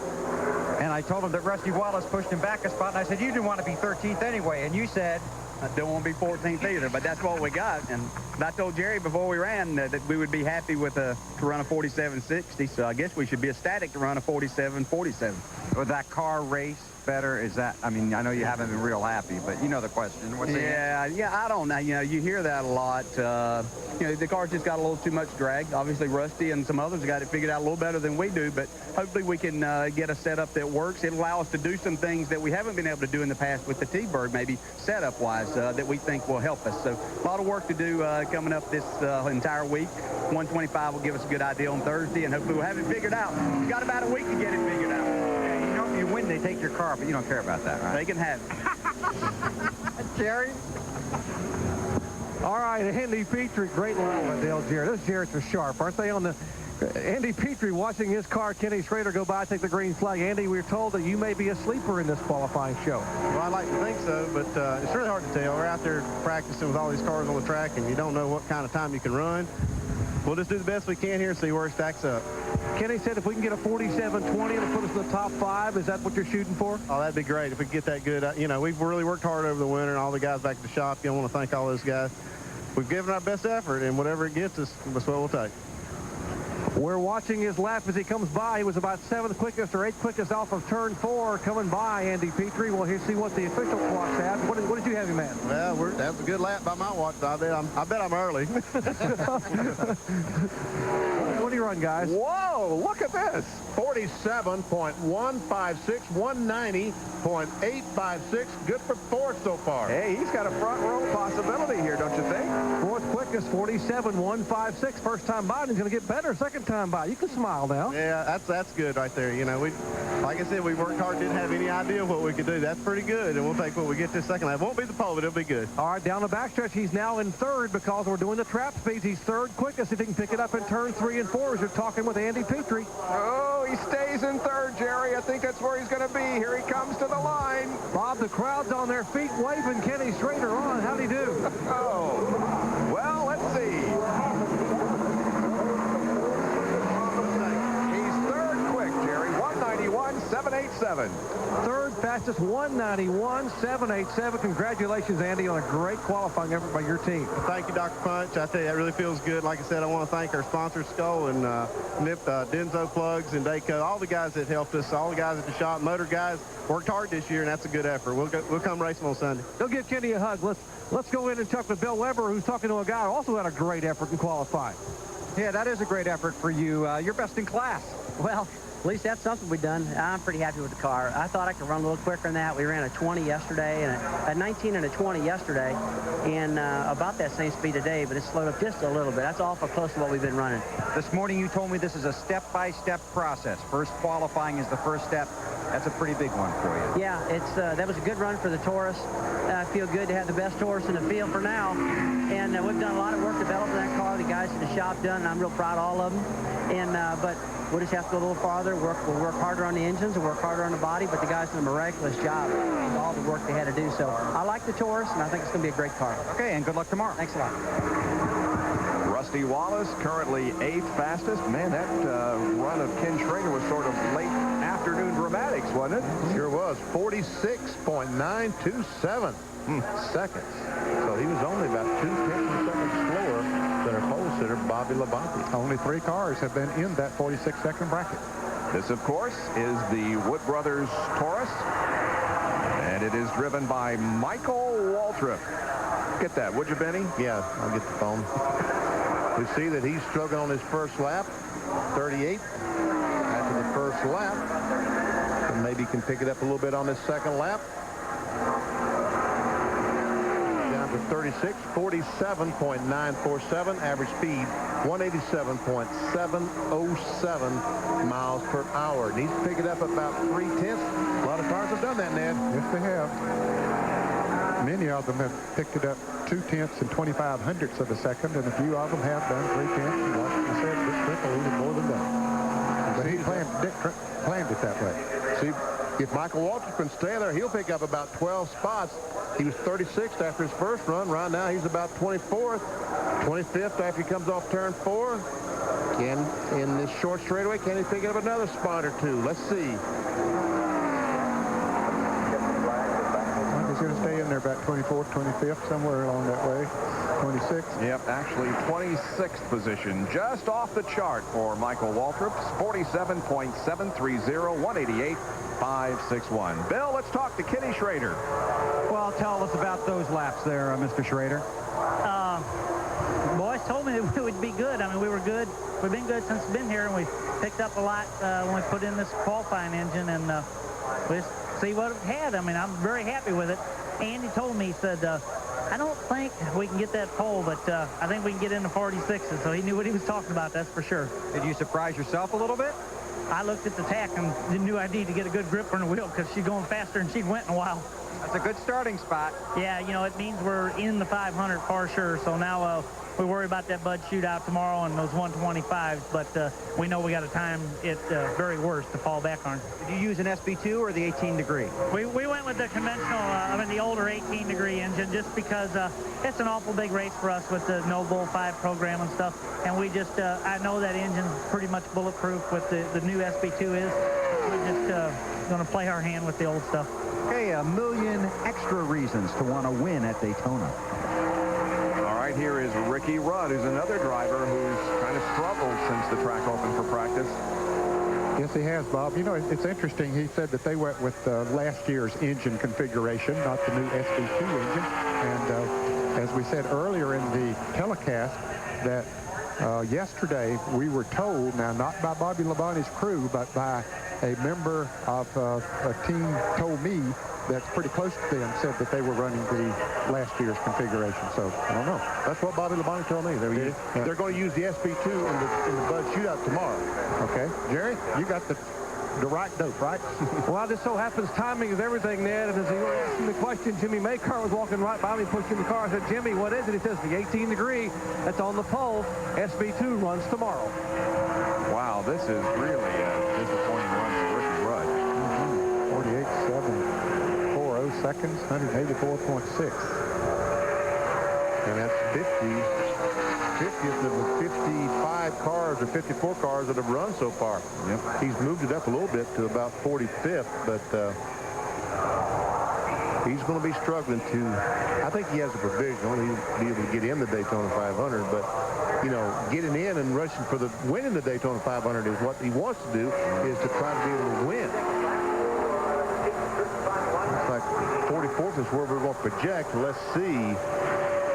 Falls out. Came up 46th best, BP. 48, 502, 185.559 miles per hour for Russ. Now our final qualifier moves out onto the racetrack, and we'll first go down to Bill Weber, who's with Michael Waltrip. And you're currently 26th, and I know you were hoping for more than that. Oh, yes. We always hope for what we can't have, it seems. And what is that? I don't even know how to run. We hoped we could run in the 60s, and we felt like that would be a real accomplishment for this team because, quite frankly, we were the slowest car here in winter testing, and the Wood brothers went home and redid the car and just worked so hard and did so much, and we've come a long way to put ourselves in a position to be that fast. So pretty happy with the jobs the guys have done and wanting to go forward, and just looking forward to Thursday. There's never been a restrictor plate race yet that we didn't figure out some way to get to the front, and Thursday will be no different, I don't imagine. Well, you ran a 47.73, so you were hoping for more than that, but just keep hoping. Well, you were right. Yeah, I was hoping for more. Not a lot more, but a little more, because you have to be realistic. You know, it doesn't matter how bad you hope the sun don't come up, it usually does, and we're inevitably not going to be as fast as we hope. That's Michael Waltrip. Guys, here's a car that might surprise us. That's exactly right. No, don't go away yet, fans. It's Billy Standridge. You think, yeah, well, but he was 9th fastest in the practice this morning, over 190 miles an hour, and he's driving a T-Bird. He qualified very fast at Talladega last October. I think that he has a Cale Yarborough Motorsports engine in that car. That's correct. We talked to him yesterday, Ned, and he's told us that he's doing some R&D work with the Cale Yarborough Motorsports team, using one of their engines. And boy, they do have a good restrictor plate engine program. Right now, he'd be 31st if we'd use this lap. He's going to be in the 47-second bracket. So Billy Standridge's first lap, good lap, 47.672, 188.790, 24th so far. Made the pylon, and then he's going to go up from there, I bet you. Yeah, if he can pick up 0.2 of a second like others or more, he'd be right up there in the top 15. Oh, look at this. Up to about 15th or 16th. Lost a little bit going in turn 3, projecting to be about 18th. That's still not bad. That'll get him in the Daytona 500. It will. Yep. Yeah, lost another spot there coming out of turn 4. So it's going to be a good run, but not perhaps up to the potential. Billy Standridge takes the checkered flag, and that is it as far as Bud Pole qualifying for the Daytona 500. Standridge comes up. His final lap comes in 20th fast overall, 47.5646. 189.290, and Bobby Labonte has done it, Doc. Indeed, he has. He has done it. He finishes the 97 season with a win and starts 98 on the pole. Can't have a better ending and beginning than that, Bobby. No, winter was really good, and it's starting off even better. It's the first race here at first qualifying day here at Daytona, so we're awfully excited. The Interstate Battery Pontiac was you know, good in practice, and you know, we just kept picking it up a little bit at a time, and you know, fortunately we were able to, you know, hold everybody off and you know, have a good qualifying run, end up on the front row first, and Terry being second is awful big excitement for us. You were sitting in the lounge in the Kellogg's truck with Terry, with older brother Terry, watching qualifying. What was the discussion like up there?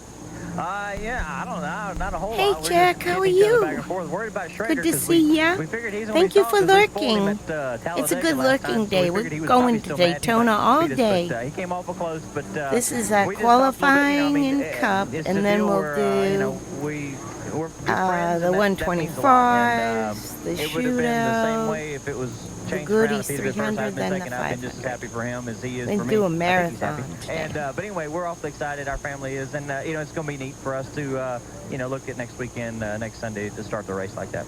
Congratulations again, Bobby. Thanks, appreciate that. Front row for the 50th anniversary Daytona 500 is the brothers Labonte, Bobby and then Terry in that order, first and second. And Bob, what a memorable start this should be. Wow, that was great. It's his 11th career NASCAR Winston Cup pole. And so only those two drivers. It's crazy, but this is like the first time I'm really watching this in real life because the front row, Bobby and Terry Labonte. Then it's Kenny Schrader, I got out of racing for a John while. Andretti. That's the top 5. So it's then you have Skinner, like now Derek catching Cope, up, it's Rusty like Wallace, Ward Burton, Blake it'll Speed, fill in the Jeff blanks. Gordon, And like Greg Dad's Sachs, still Jimmy racing. Spencer, He's Ernie racing Irvin, with and the Dale 33, I Look think. at 16 through 30 now. He's supposed to be going to base Motorsports this season. The Pontiac actually the fastest of all, but With the Fiedler. Tauruses didn't qualify that badly. No, they really didn't. Rusty Wallace was 8th. He was the best Ford. And, you know, I was really impressed with Evernham. He told me this morning they were going to qualify between 8th and 12th, and they were 11th. I think most of you talk about the forces. I think that most people feel that they will be a good race car in the race because of the downforce that they have. Bobby Labonte won 3 poles in 1997 at Dover, Darlington, and Rockingham, and starts off the 98 season with a pole for the Daytona 500.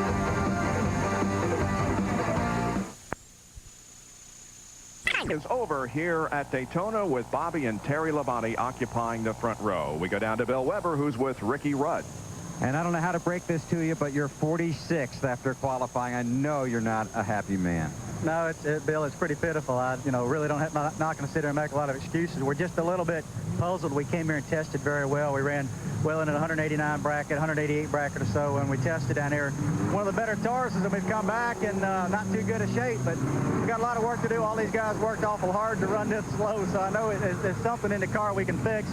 Just got to figure out what it is. The motors are furnished by Pro Motor, and some of the best Ford cars in the race are Pro Motors are up front. So we know it's not a motor problem. We've got to work on the car. Got a lot of work to do. And I have even more bad news for you. I was wrong. You're 47. Okay, well, what's the difference? Once you're back about past 20, that's not a big deal. You just got to race your butt off in a 125s. Okay, keep smiling. Ricky Rudd. All right, thank you, Bill. Well, Monday is the big night in sports. It's the ESPY Awards, live from Radio City Music Hall. Some presenters, Chris Rock, Alec Baldwin, Goodwill Hunting's Matt Damon, Robert Duvall, Michael J. Fox, Hootie and the Blowfish. It's going to be a great night. Monday, the pregame starts at 7:30, and the awards start to be handed out at 8 o'clock Eastern Time. That's Monday on ESPN. When we come back to Daytona, we'll talk to the outside front row starter, Terry Labonte. Right after this one, it Welcome goes back to Daytona, the Budweiser the blimp is high 125s, in the I sky, think. flying about 1,000 feet over Daytona International Speedway with the aerial shots. Day 5. Presentation of Bud Pole And then the qualifying here this 125s. afternoon. Well, there you We'll can see see what it. Day 5 18 has. is at the top of the Dave chart, and the number 5 is is the second. Terry Labonte. YouTuber that Here's put Jerry. up And Terry Labonte, I talked to you in the Day 1996 This one here special is with put you and up by Bobby making Dave that W. tandem also. lap at Atlanta. This is going to be special seeing It's you guys always start good to side by hit side at the Daytona. like, Great run. because then Well, it more was. Thank you. Our team did racing a great comes up job. in That your was a good feed. run for us. And That you was can make your like just what we box practice every private, run. So which I do. We felt like we got as good a lap as we could have, and we felt like if we got beat, we just flat got beat. And I really couldn't be happier for Bobby and his team. They did a great job. So if I had to get beat, this probably was easier with him doing it. He was kidding some guys a minute ago about you, that you actually backed off. Being the big brother, you backed off so you'd be nice to Bobby and let him start on the pole. Yeah, right. It's pretty neat us starting on the front row. I wish it was the other way around, me on the pole and him outside. I got to ask you, 5 times you've come to Daytona and finished second. Last year you started 35th and 18th in the 2 events here and still finished second in both events. This year you're much, much closer to the front. Give you a better shot? Starting second, yeah. I think the last 3 races here have been second, and so now we're starting second. It's been with the same car. So we've really improved on it for qualifying. Same car we raced at Talladega last year and won down there with. So I don't know. We're looking for a good run. You guys head to victory lane and celebrate. The brothers Labonte on the front row for the Daytona 500. They had to head out and talk to some other media and get some photographs taken, Bob. And Jerry, we have seen a history-making event here this afternoon at Daytona. For the first time in NASCAR history, brothers have qualified for the front row of the Daytona 500. We'll be right back. Budweiser, the official beer of NASCAR, and NASCAR's 50th anniversary celebration, proud to provide the overhead shots from the Bud 1 airship. Qualifying has concluded here this afternoon. The driver who finished 20th overall in the qualifying is with Bill Weber. And Billy Standridge is disappointed, but not nearly as disappointed as you were a year ago. That's a lot better run than we had down here last year, and you know, I think this is good enough to get us in the 500. But still, we are disappointed because we practiced, I think, about 9th quickest, you know, earlier today, and that's sort of disappointing. I thought we could at least back that up, and we fell about a 10th and a half short of that, but still, it's a pretty good run. You know, we've improved a lot on the super speedways in the last 6 to 8 months, you know, so we're real happy with it. Okay, get it ready to race. That's what we're doing now. We're going to try to do a little shootout practice here. All right, that's Billy Standridge, 20th after the first day of qualifying for the 500. All right, thank you very much. Good job by Billy Standridge in qualifying here today. Let's take a look at the No Bull 5. Now, the top 5 finishers in the previous No Bull 5 race compete for $1 million. And the last race in the No Bull 5 was at the Winston 500 at Talladega last year. So the drivers who finished in the top 5 of that race, if any of those can win here at Daytona, each of those 5 drivers, if they can win the Daytona 500, they'll get $1 million bonus. And I tell you what, they've got a good run at it. The only guy, other than Ernie Irvin, all these guys are in the top 5. Yep, so it could be indeed a $1 million bonus for one of those guys at the conclusion of the Daytona 500. We'll be back in just a moment to Daytona. It's over, but there's action on the racetrack as we see some drafting practice going on involving those drivers involved in the Bud Shootout tomorrow and the Bud Shootout qualifier, which we will have live for you here at Daytona tomorrow morning at 11 o'clock. Jerry Punch. Exactly, qualifying is over for the weekend. It's now race time, and it's going to get hot and heavy here in the morning, 11 o'clock Eastern time, live on ESPN. The Bud Shootout qualifying race. Yes, a qualifying race. 25 green flag laps. Only one car will transfer into the Bud Shootout. Names like Sterling Marlin, that guy right over there, Dale Earnhardt, he's in the qualifying race. Only one guy will make it into the 25-lap Bud Shootout, which has a mandatory pit stop between laps 10 and 12 for 2 right side tires. So 25 laps, then 25 more laps, but that's all the racing we have tomorrow.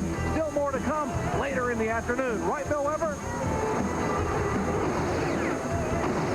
Absolutely, Jerry. It's the ARCA 200 tomorrow afternoon, the first Plus Financial 200 for the ARCA cars. And as you can see right here in the ARCA garage, it's pretty quiet right now. Just a handful of teams making some final pre-race preparations for what is definitely their biggest race of the year.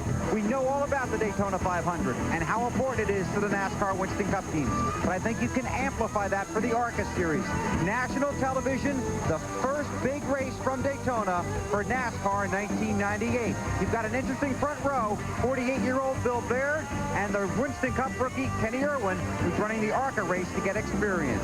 It's coming up tomorrow. That means a few sleepless nights for some of the ARCA drivers. Both of those races will be on ESPN Speed World. Again, it begins at 11 o'clock Eastern time tomorrow morning with the Bud Shootout Last Chance Qualifier, and then at 1:30, the first Plus Financial 200 involving the ARCA Bondo Marhide Series. Don't forget RPM tonight with Reese Davis at 5:30. John Kernan has the weekday version for you at 7 o'clock Eastern time on ESPN2. So Bud qualifying is over, and now we look forward to tomorrow's race at 11 o'clock. I was really impressed with Bobby Labonte. You know, he really didn't show all that speed in practice. He held back about a 10th, 1500th, and when he needed it was there. You know, down here in practice, or in the first test session for the GM cars, he was way down the list, but he was not worried. Him or Jimmy Maycar either. They had a feeling that they could run up front. In fact, Jimmy Maycar predicted they'd qualify in the top 5. How about the pole? Congratulations to Bobby Labonte, the pole sitter for the Daytona 500. His brother Terry will start alongside in the front row a week from tomorrow in the Daytona 500. Coming up next here on ESPN2, Shop Talk, and Reese Davis with RPM tonight at 5:30 Eastern Time. We'll see you tomorrow. For Benny, Ned, Bill, and Jerry, I'm Bob Jenkins from the beautiful Daytona International Speedway. This has been a presentation of ESPN, the worldwide leader in sports. We'll see what the next one is. It's day 5. The Cup Series runs its first race of Bud 1998, shootout and and it's live qualifier. here on ESPN. For 14 drivers, there's something new to get excited about at the World Center of Racing. Those who were fastest second-round qualifiers in 1997 get a chance to race their way into the Bud Shootout. Who are some of the names in the qualifier?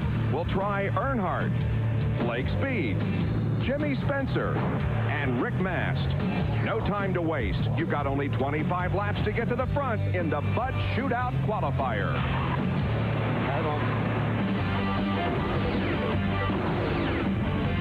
How truly appropriate in this, the 50th anniversary year of NASCAR, we would see yet another first. The first ever Bud Shootout qualifying event. A 25 green flag lap event that includes a mandatory pit stop between laps 10 and 12 for at least 2 right side tires to be changed. And the drivers entered are guys who did not win a pole in 1997. They were fastest second round qualifiers. And it's winner take all. Only one driver will transfer into that coveted Bud Shootout coming up at 12 noon. It should be quite a scramble because some of the guys in this race are the real heavyweights of the high banks. New name, new race, it's a whole new day. It's a Saturday night B main on a Sunday morning in Daytona. And the B stands for big names like Sterling Marlin, 2-time Daytona 500 winner. He drew the pole position for this race.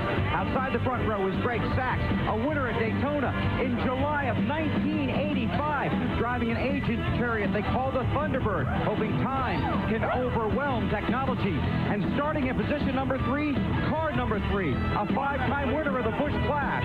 But this time, Dale Earnhardt must race his way in because only the winner goes on. The rest go on the truck, and nobody wants to be shut out of the shootout, including some pretty fast guys that start way back there. Where better to have a guy nicknamed Mr. Excitement start, but in the last row of a sprint race. Hollywood couldn't have scripted this one any better. Okay, here are the facts. Jimmy Spencer in a fast Ford with no bull on the hood. You fill in the rest, or better yet, let our experts upstairs, Benny Parsons and Kyle Petty, tell you what they think is going to happen right here in the next hour. This is kind of like the gunfight of the OK Corral, but Kyle, these guys got to be sure they have enough bullets to last 25 laps. There's going to be a lot of bullets shot today, but the guy with the bulletproof vest is going to be the guy that comes out on top. This race is perfect for guys like Earnhardt, Sterling Marlin, Jimmy Spencer. They grew up on quarter-mile tracks, running quick sprint races. This is the same type race, only it's on the 2.5-mile Daytona Speedway. American race.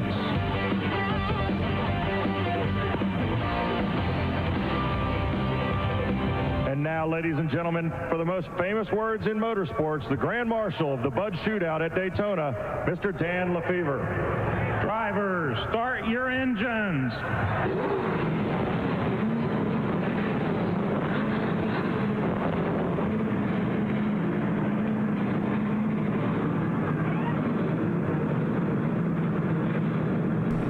Alrighty, this should run pretty much ad-free. I snooze the ads as much as I can during the racing. Cars fire to life here in Daytona.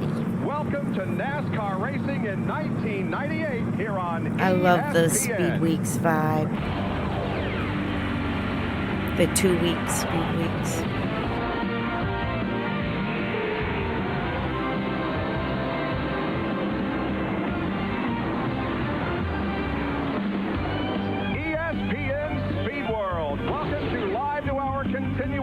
Of Speed Weeks 98 here at Daytona. Today, it's the NASCAR Winston Cup Bud Shootout qualifying race. Thousands of people have gathered here on this beautiful day in Daytona Beach to see the start of racing in 1998. Hi everyone, I'm Bob Jenkins. We are set to go. For those of you who have been with us over on ESPN2, you know we've been here since last Wednesday covering the practice and the qualifying, but now it's finally time to go racing, and we are ready, and so are the drivers and thousands of race fans. The Bud Shootout qualifier is about ready to go. Let's take a look at the race statistics. There will be 25 green flag laps. If we do have a caution, those laps won't count. And there will be a pit stop on the green between laps 10 and 12 with a minimum of 2 right side tires changed. And Bob, that could be critical. Kyle, they're going to have a pit road speed of 65 miles per hour. You figure about half. Holy crap, only one car qualifies? They're going to be in a hurry on the racetrack. They're going to be in a hurry on pit road. That like sucked so bad. Let's take a look at the starting lineup. 14 cars and drivers are set to go. On the front row, the pole sitter will be Sterling Marlin in the Coors Light Chevrolet alongside Greg Sachs in the Thorn Apple Valley Ford. Second row, Dale Earnhardt in the Goodwrench Service Plus Chevrolet alongside his Gary Bradbury in the Pilot Travel Centers Ford. The third row, Rick Mast in the Remington Arms Ford number 75 and Darrell Waltrip in the Speed Block Builder Square Chevrolet 17. In row number 4, it's Dick Trickle in the Heilig Meyer Simpson Ford and Lake Speed in the Cartoon Network Ford car number 9. And in row 5, we find Billy Standridge and Brett Bodine in the Paychex Ford. Back in row 6 this afternoon, Jeff Green in Gary Pexel Chevrolet and Chad Little the John Deere Ford. And the final row this afternoon, Jimmy Spencer, the Winston Ford, and Dave Marcus, the Realtree Chevrolet. So there are the 14 drivers, the cars warming up here on pit road. They'll take a couple of warm-up laps before we throw the green flag and start racing 25 laps in the Bud Shootout qualifiers. We're glad you're with us. Stay with us for more from Daytona. Temperature down in the 40s here in Daytona overnight and this morning, but we have beautiful sunshine now bathing the racetrack. Breaking down the field by car make, we have 9 Fords and 5 Chevrolets, and among the Fords there are 5 Tauruses and 4 drivers who have decided to go with the Thunderbird. I don't think that all the 4 teams could get the Taurus ready the way that they wanted to. I'm sure that when we go to Rockingham after the Daytona 500 that all the 4 teams will in fact have a Ford Taurus. Yeah, this is speedway racing. Speedway racing, you spend a lot of time on getting your speedway cars put together. A lot of these guys said, we're going to build one car, we're going to concentrate on the Daytona 500, and we'll use our backup car or Thunderbird from last year to run the auxiliary races here. Well, that 98 car, that's no slouch because that car won the Pepsi 400 here last July. Down to Jerry Punch. Exactly, Benny. It's the other situation. Their car, and actually their Ford Thunderbird is much better than the Taurus that they had here, so they wanted to actually try to qualify it yesterday for the Daytona 500. Kel Yarborough said that car there would have been a threat for the front row, or at least the front 2 rows, as opposed to where we qualify with our Taurus, but we should be a factor because this is the same car they chased all day back in the summer for the Pepsi 400. Greg Sachs, Gary Bradbury, Billy Standridge, and Jimmy Spencer are the 4 drivers with the T-Bird, and we're on board. The roof cams are back. We're on board with the pole sitter of this race, Sterling Marlin. Yes, you remember last year this roof camera was disallowed by NASCAR when they worked it out, and we have it back now. Great shot from on top of the Coors Light Chevrolet. It is the size of a head of a pin, I understand. The technology just absolutely incredible, but there's no raised area on the hood that would give any driver an aerodynamic advantage, and so we're glad to have the roof cam back. And on board now with Greg Sachs, also carrying one of our in-car cameras.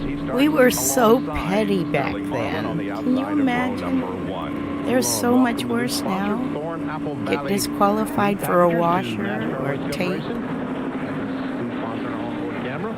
That's the beginning of the pettiness. Last row. And Jimmy Spencer, you're right. He's really used to these. The aerodynamic advantage of that little wing was probably factual, but gee whiz. They starting him at the back at his local track, so he knows how to come out through the pack and get to the front. We also have a camera on the back bumper of Sterling Marlin's Coors Light Chevrolet as he looks back at Dale Earnhardt, Greg Sachs. He's looking back at Billy Standridge. Gary Bradbury. Well, guys, what do we look for? Do we look for patience for the first 5-6 laps before the first pit stop, or do we see an all-out rush to the front? It's got to be an all-out rush to front. You only got 25 laps. I think everybody left their patience in the truck over there, to be totally honest with you. I think, you know, when they drop the green flag, they'll already be 3 wide when they get to the backstretch, and I look forward to be 25 laps of that. Even on pit road, you're going to see some mad dashes on pit road. We've got two or three laps in there where there's windows. Who's going to say everybody's going to come in at the same time? You may see them slamming on brakes coming out of 4 here to fight their way down pit road. But, you know, I think it's going to be real intense for 25 laps solid. It's going to be one of those races. You know, this is NASCAR's 50th year. They started running sprint races. They started running on short tracks. They started running boarding. What better race to start NASCAR's 50th year than a quick sprint race like this? And Jerry Punch is with Dale Earnhardt's crew chief, Larry McReynolds.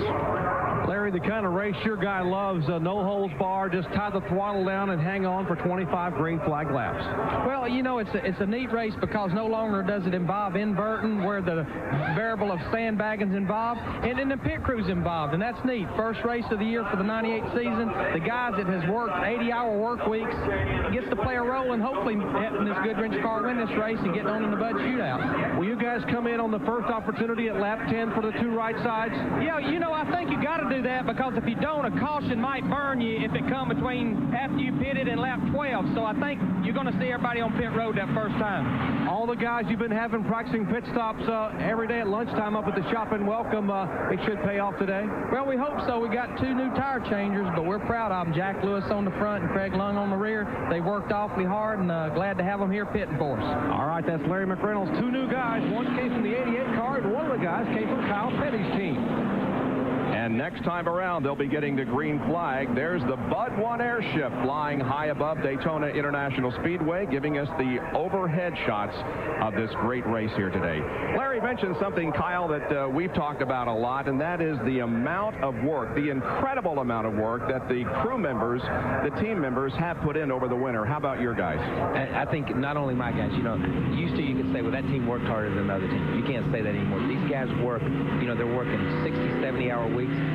They're on a workout regime. They work out 3 or 4 hours a day, you know, on Mondays and on Wednesdays and on Fridays, and then they have pit stop practice. We have pit stop practice for 2 hours every day leading up to this race for the last month. So when you start throwing all that in, you got guys who are not only working on their cars, are trying to stay more fit, and are trying to get faster on their pit stops, and they're putting in 14 and 15-hour days, day in and day out. So, you know, it all comes to a head here at Daytona. Down to Bill Weber. And I'm in Lake Speed's pit with Geoff Fice, and you guys have been one of the fastest Tauruses for about a month or so. How about this one? Well, I think we're pretty good. We practiced really good yesterday. We were happy we could stay right with Earnhardt. Gordon got with us in one of the practices, and we were able to pull away from the pack, so I'm really optimistic. I hope it works out like we think it will. When will you pit? I think we're going to take 9 on the racetrack and 10 in the pits. I think everybody's going to do that. We'll see what happens. It'll be a busy place, isn't it? Yes, it is. Good luck. Thanks. Yeah, I would think everybody wants to pit at the same time, huh, so they can have somebody to draft back with. All right, field coming out of corner number 4. We are about set to go racing. 1998's NASCAR Winston Cup season is about to begin with the Bud Shootout qualifier. Sterling Marlin leads them down. Not yet. Now the green waves, and here we go.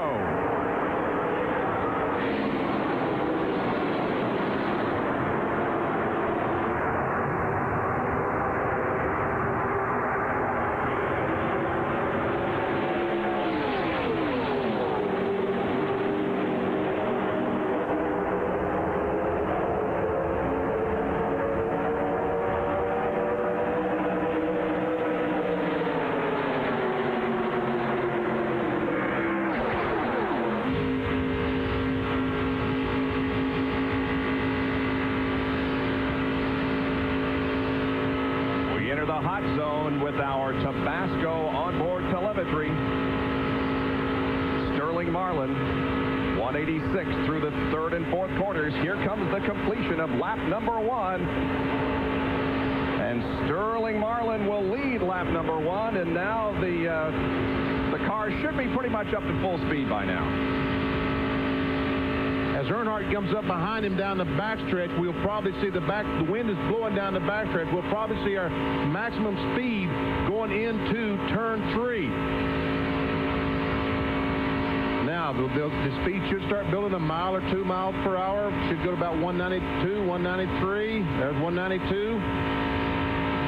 And the closer Earnhardt gets, the faster this car should go. 192 is the maximum speed down the back. And we got 3 wide racing behind Sterling Marlin and Dale Earnhardt as every inch of racetrack is being used here in lap number 2. Here comes the field off the corner again, about to complete lap 2. It's Earnhardt tucked in right behind Marlin and Greg Sachs running in 3rd place, and then the battle for position behind with drivers running side by side and losing a little bit of the draft. Rick Mast on the inside, the yellow car, different paint job on his automobile in 4th spot, the Remington Arms Board. And behind him, they're side by side. So Mast breaks away from the draft, and now we'll try to catch up to the first 3 as positions continue to be changed down or coming down the backstretch. Spencer, the 23 car, that T-Bird, he's been able to get by 4 or 5 cars as Chad Little goes on the outside, 3 wide. Jimmy Spencer's past cars. He's got run on the inside a couple of times, 2, 3, 4, which has slowed his momentum, but he is on the move. And Lake Speed in the middle of that mix is having some problems. We just talked to Geoff Bice. They felt like they had one of the best cars here. He's been too abreast and not been able to break out of the pack.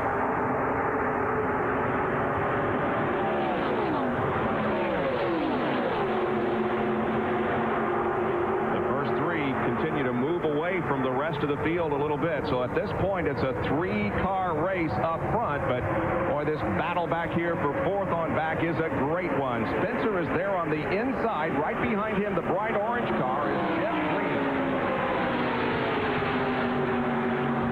Followed by Lake Speed, that's Gary Bradbury, the 78 car on the outside.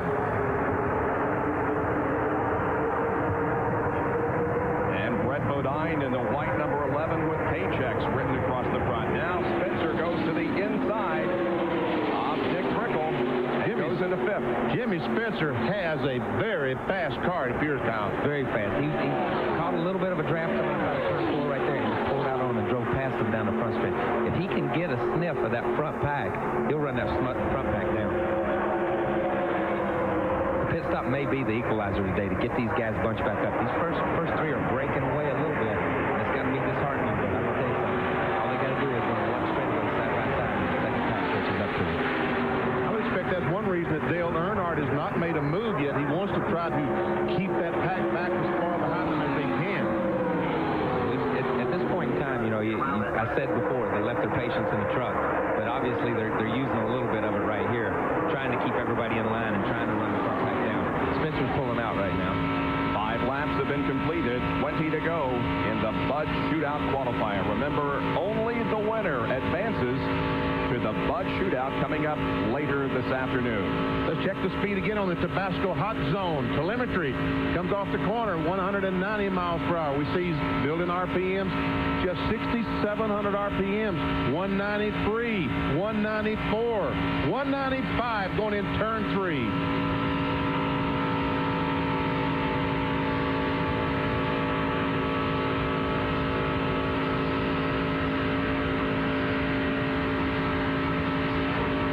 Laps down in 4 laps. Most of these cars will be coming in, making that pit stop. 3-car breakaway at the moment. However, Spencer, Mast, and Bodine running behind the first 3 are beginning to draft up. We'll take a break and be right back with more of the Bud Shootout qualifier from Daytona.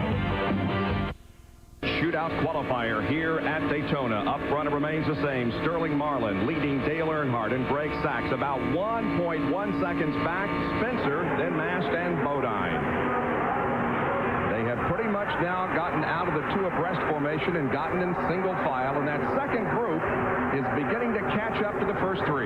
Ever so slowly, Jimmy Spencer, Rick Mast, Brett Bodine, slowly getting closer and closer to this lead group. The last time, they were 1.13 seconds behind. This time we'll check. They're 0.84 seconds behind, so they gained about 0.3 of a second that last lap. They were broken in the third pack there, 3 packs there for a minute. The third pack with Dick Trickle leading them has caught up to Spencer's pack, the second pack. So they're all beginning. There'll be 1 pack here by the time they pit. Okay, this is the lap that they could pit on. Coming up will be the conclusion of lap number 10. We're going to see how many come in and take their required pit stop under green flag conditions.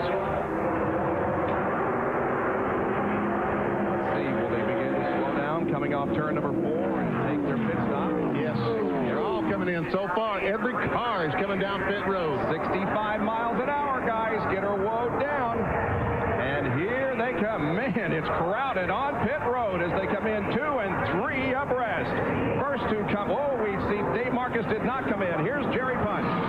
All right, Dale Earnhardt coming into his pit. We'll see if Larry McReynolds and all that pit practice, those new tire changers, will make a difference. Right side jack is up. It'll only be 2 right side tires to Bill Weber. Same for Sterling Marlin. He leads all these cars on pit road, has the pit closest to the exit. Sterling's away. Spencer's on his way. Now the 98 is down. The 75 goes by. Earnhardt creeps out. They can't get the 95 to go. They're pushing it along pit road. Jerry. And the 3 cars stalled, and likewise the 98 of Sachs had stalled, and now it has just refired. That cost Sachs about 9 or 10 spots and cost Earnhardt about 4 or 5 here in the pit. And Jimmy Spencer, it appears, wins the race out of the pit area, and he is going to be very tough to catch. Wow. A great pit stop by Travis Carter and that crew as Dave Marcus comes down pit road. There he is, the Realtree Chevrolet, and we see Mike Skinner's crew pitting his car. Billy Standridge also coming down pit road. Both these cars chose not to pit last time as Jimmy Spencer comes off the corner with about a 2-second lead. Boy, he has got a nice advantage here as they complete lap number 12. Nast is second, then Bodine, Marlin, Speed, and Little. Then Trickle, Earnhardt, Green, Sachs, and Bradbury, of course, and Marcus just made pit stops. You probably saw 12 of the best Winston Cup pit stops you're ever going to see right there. In a hurry, under pressure, everybody got it done. The disadvantage of having a great pit stop like Spencer did is if those guys get hooked up with 10 or 15 laps to go, they may run him down with just a couple laps to go and be able to slingshot past. I think the one thing that Jimmy Spencer did, the way he was able to get his car out of the pits, I think he ran a locker in that car. Because he drove out of pit road with both wheels pulling, did not really smoke that tire. All the rest of his competitors smoked that right rear tire, could not get the car rolling, had the open gear in. Spencer might have been able to, with a locker, get out of the pits the quickest. And Rick Mast went from 2nd to 5th there as he got passed by Bodine, Speed.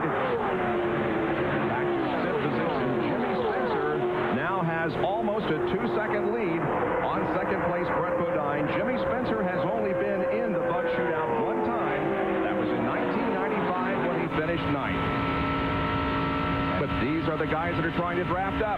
But you got 3 cars running nose to tail. You would think that these guys could be able to run Spencer down running by himself. But these cars are beginning to be so aerodynamic that the draft, 2 or 3 cars really doesn't affect it that much. If you've got one car that's fast like Jimmy was at the beginning, it takes a longer time to run him back down. I think they will run him down, but it's going to take a lot longer than what they think. That time they gain about 0.8 of a second. 0.8, and look at Earnhardt. Earnhardt is moving through this field by Rick Mast. He has moved his car into the 5th spot. Something must be wrong with Rick Mast because he has gone from 2nd to now back to 6th position. And we can't forget Earnhardt. He is really, really coming through this field. More than halfway, 13 laps have been completed, and now that group of 3 cars has caught up to Jimmy Spencer. Here they are. Brett Bodine is leading the draft, but here also comes Sterling Marlin and Lake Speed, and Earnhardt is catching quickly. Spencer moved over so not to give the cars the inside as they came up on him. He didn't want them to team up and just blow by him. He was able to succeed doing that, but look at Earnhardt. He has caught this crowd. And look at Brett Bodine. I'm impressed with his run. Brett yesterday qualified in the 46th position. Of course, it wasn't the same car, but Brett is doing a fine job. And now Sterling Marlin looks to the inside of Brett and is about to take 2nd spot. And Brett Bodine is hung out to dry and goes from 2nd back to 5th.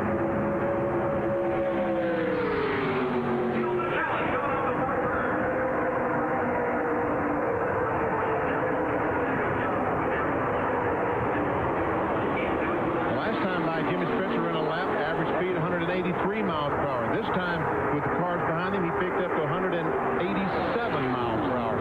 4 miles per hour just by these cars driving up behind him.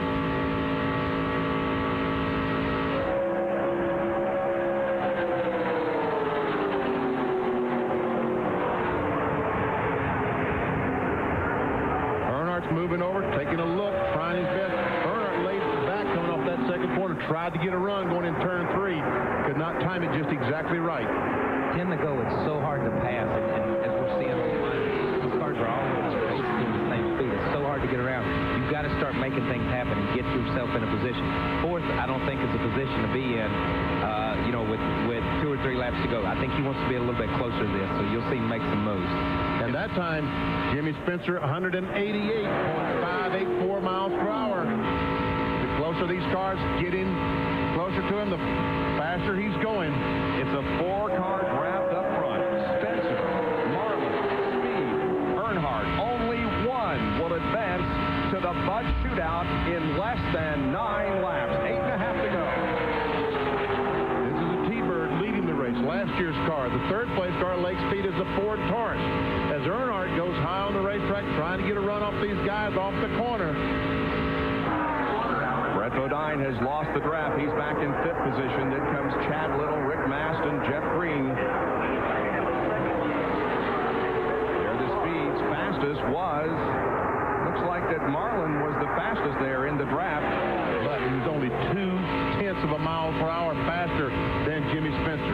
For all practical purposes, they ran the same speed that lap. And once again, look at Earnhardt. He's dropping back in the corner, trying to get a good run, trying to time it so that he's got the momentum going for him when he gets to turn 3. Watch as he closes. That's why he's trying to knock out, just like you talked about. He's got to get that timing down to the last lap. He's just testing himself. He's seeing how far he needs to be away from him going in turn 1 to be able to suck up in turn 3. And he's just biding his time. He has the luxury of doing that right now. Jimmy Spencer doesn't. Sterling Marlin doesn't. They don't have that luxury to be able to drop back, because if they drop back at all, somebody's going to drive around. Dick Trickle has dropped out of the race with damage to the front end of the car. Rick Mast has fallen back to 7th position. Meanwhile, we continue to watch. On board with Sterling Marlin as he is second behind Jimmy Spencer, and there are less than 7 laps to go. Down the backstretch, something that you never used to see at Daytona, grandstands on the backstretch. A lot of seats back now on the backstretch. They don't call it the backstretch anymore. It's got a different name. I forget what it is. You also see the poles there on the right as the cars fly by. Those are the lights that will be utilized for the Pepsi 400. Let's go once again in the Tabasco hot zone and see what Sterling Marlin is doing. Look at this, 192.93 down the front stretch into the wind. We saw 194 for just a moment. Looking back on Lake Speed. I forgot about that they ran the Pepsi at night because it was so hot. Interesting. Watch this down the backstretch, see if he can build up any speed.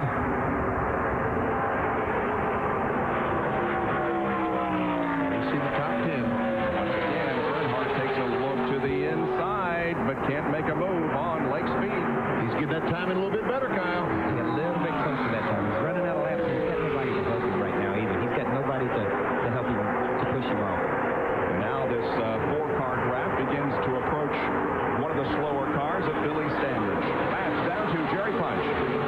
Well, there's an air of confidence in the Earnhardt pit. When he was trying to chase down Jimmy Spencer after that pit stop when they saw the car, he clocked laps faster than 5 to go. From the pack. Earnhardt had turned the fastest laps of the day and is trying to do it again, but just can't quite get enough air. I know you caught one ad. It had to run one. And now Lake Speed moves to the inside of Sterling snoozed all I for could. second position into turn 3, and Earnhardt looks to the outside. Oh boy. Wow, he tried his best to make it 3 abreast. He's trying to figure out which way do I go. Now Jimmy Spencer said, guys, just please stay side by side for about 2 or 3 laps. Give me some. I'm not going to do that. It doesn't look like. You saw Lake go up a little high going in 1 to go around the lap car, and it was just enough to get a good run on the 40 car on Sterling. And, you know, if the 3 car had gone with him sooner, they would have been dying by now, and they wouldn't have lost as much ground. 21 laps complete, 4 to go in the Bud Shootout qualifier. And Sterling Marlin now finds himself at the back of this 4-car draft.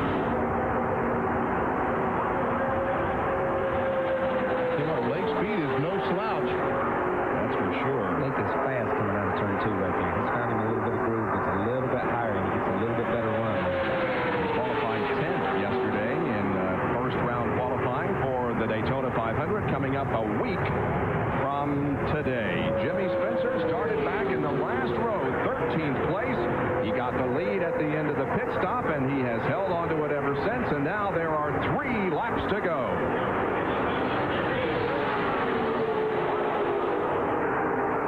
Jerry Punch on pit road. Engine builder Peter Giles hired Mike Egge, who was with Penske South Racing last year, to come build some of his engines for Daytona. Mike Egge built 2 motors for Daytona. His engines are in the 23 car and the 9. Looks like Mike Egge's doing pretty good. Although these 2 cars, the tires are wearing a little bit, but these 2 cars hooked up together are a little bit slower than Jimmy Spencer was with Sterling Marlin behind him. They're running about 186 miles per hour. With Sterling Marlin behind Jimmy Spencer, they're running about 188. I'm going to tell you one thing that happens sometimes. These guys will start easing up a little bit, and they lull you to think that, okay, that's what we're going to run, 186. 2 laps to go, they'll flat foot and jump it back up to about 188 or 189. See, that time Earnhardt a little bit quicker than the other 2 cars, but not that much faster that he can just drive by. Now Sterling Marlin is beginning to lose the draft as it becomes a 3-car battle up front. Spencer, Speed, and Earnhardt. This time by, they'll get the white flag. 1 lap to go. Well, in 1959, when they opened this racetrack, that leader would be a sitting duck, but I'm not sure you're in 1990. Man, who else is getting hungry? It's already 1 o'clock on the East Coast. Jimmy Spencer's leading over Lake and Earnhardt. This is the last chance qualifier for the Bud Shootout. Final lap into turn number 1. I think the Bud Shootout is the Busch Clash, I think. It's just revamped. He and Lake Speedboat laid back trying to get that run. Is he going to work? I don't know. I'm going to have to say that I would have thought they would have made their move coming out of 2 as strong as Lake has been. But when Dale went a little bit higher, then Lake kind of stayed down low a little bit. All right, nobody making a move so far. Is it going to be Spencer advancing to the Bud Shootout? Let's see what happens as they come off the final corner. They race to the checkered flag. Everybody stays in line. Jimmy Spencer wins the Bud Shootout qualifier, followed by Lake Speed, Dale Earnhardt, Sterling Marlin. No bull takes the Bud. That's how that works. How about that? Jimmy Spencer from the last row comes on to win the Bud Shootout qualifier. Bill? With Cecil Gordon, the shop foreman for Jimmy Spencer, you've been here since he got here, and that's a car that broke your heart a year ago. Now it puts you in the Bud Shootout. Well, we're awful proud of that, you know, because I have to tell you, the guys at home, they've worked hard, and the boys on the roads worked hard testing this winter. We tested that car a bunch at Talladega just along with the Tauruses, and it paid off. And the 500 can be just that easy if we're in the right place at the right time. You had a great pit stop. Well, they haven't practiced much, but I'll have to say that the boys have been on a fitness program this winter, and I feel like that's helped them a lot. They're a little swifter on their feet, and they're doing a great job. You got more work to do now. Oh, yes. That's Cecil Gordon, and the one thing they talked about was whether or not they had to tell Jimmy, be sure and use the whole track. Then they realized that's something we don't have to tell Jimmy. You're right, Bill. Well, in July of 1994 at the Pepsi 400, Jimmy Spencer won his first NASCAR Winston Cup race. And he wins today at Daytona in the Bud Shootout qualifier. Speed World completes coverage. Live draw. Victory Lane, the kickoff Speed Weeks 1998. Jimmy Spencer, we told you the top of the show, Mr. Excitement. What This better is way could have fitted any better, Jimmy, as the Disney movie from last to first in 25 laps. Bud Shootout and qualifier. First of all, I want to thank NASCAR and Budweiser for changing the format, you know, because I think if you start at 13th, and didn't have the pit stop, I think it wouldn't have played the same excitement for the fans, excitement for the driver. My guys, I can't say enough for them. They've been working hard and quiet all winter long. And this is a little tribute to them. Now the big one's coming up. Kyle Petty said, this guy's going high, he's going low, he's in the middle. You were passing him everywhere you caught him. The car obviously was handling great, but had huge horsepower. Car was the same car we had here last year for the 500. And, we had a problem here, cut a tire, whatever you want to say. I know that something happened and took us an opportunity to win this 500. And that car ran excellent everywhere on the super speedway, so we decided to bring it back. I'd like to have it for the 500. I know this is a special win for you because our good friend T. Wayne Robertson's got to be smiling down from above saying, "Atta baby, Jimmy." Oh, anytime you bring that name up, it hurts because I lost a heck of a friend, and he's instrumental in doing what he done here. I wish he wouldn't have brought his name up, but I love him. I miss him. Thanks. What more can you say than that? Emotion, true emotion from the heart. Jimmy Spencer, who misses a friend, takes the car and the opportunity that T. Wayne Robertson gave him to victory lane for Speed Weeks 1998. Back with more in a moment.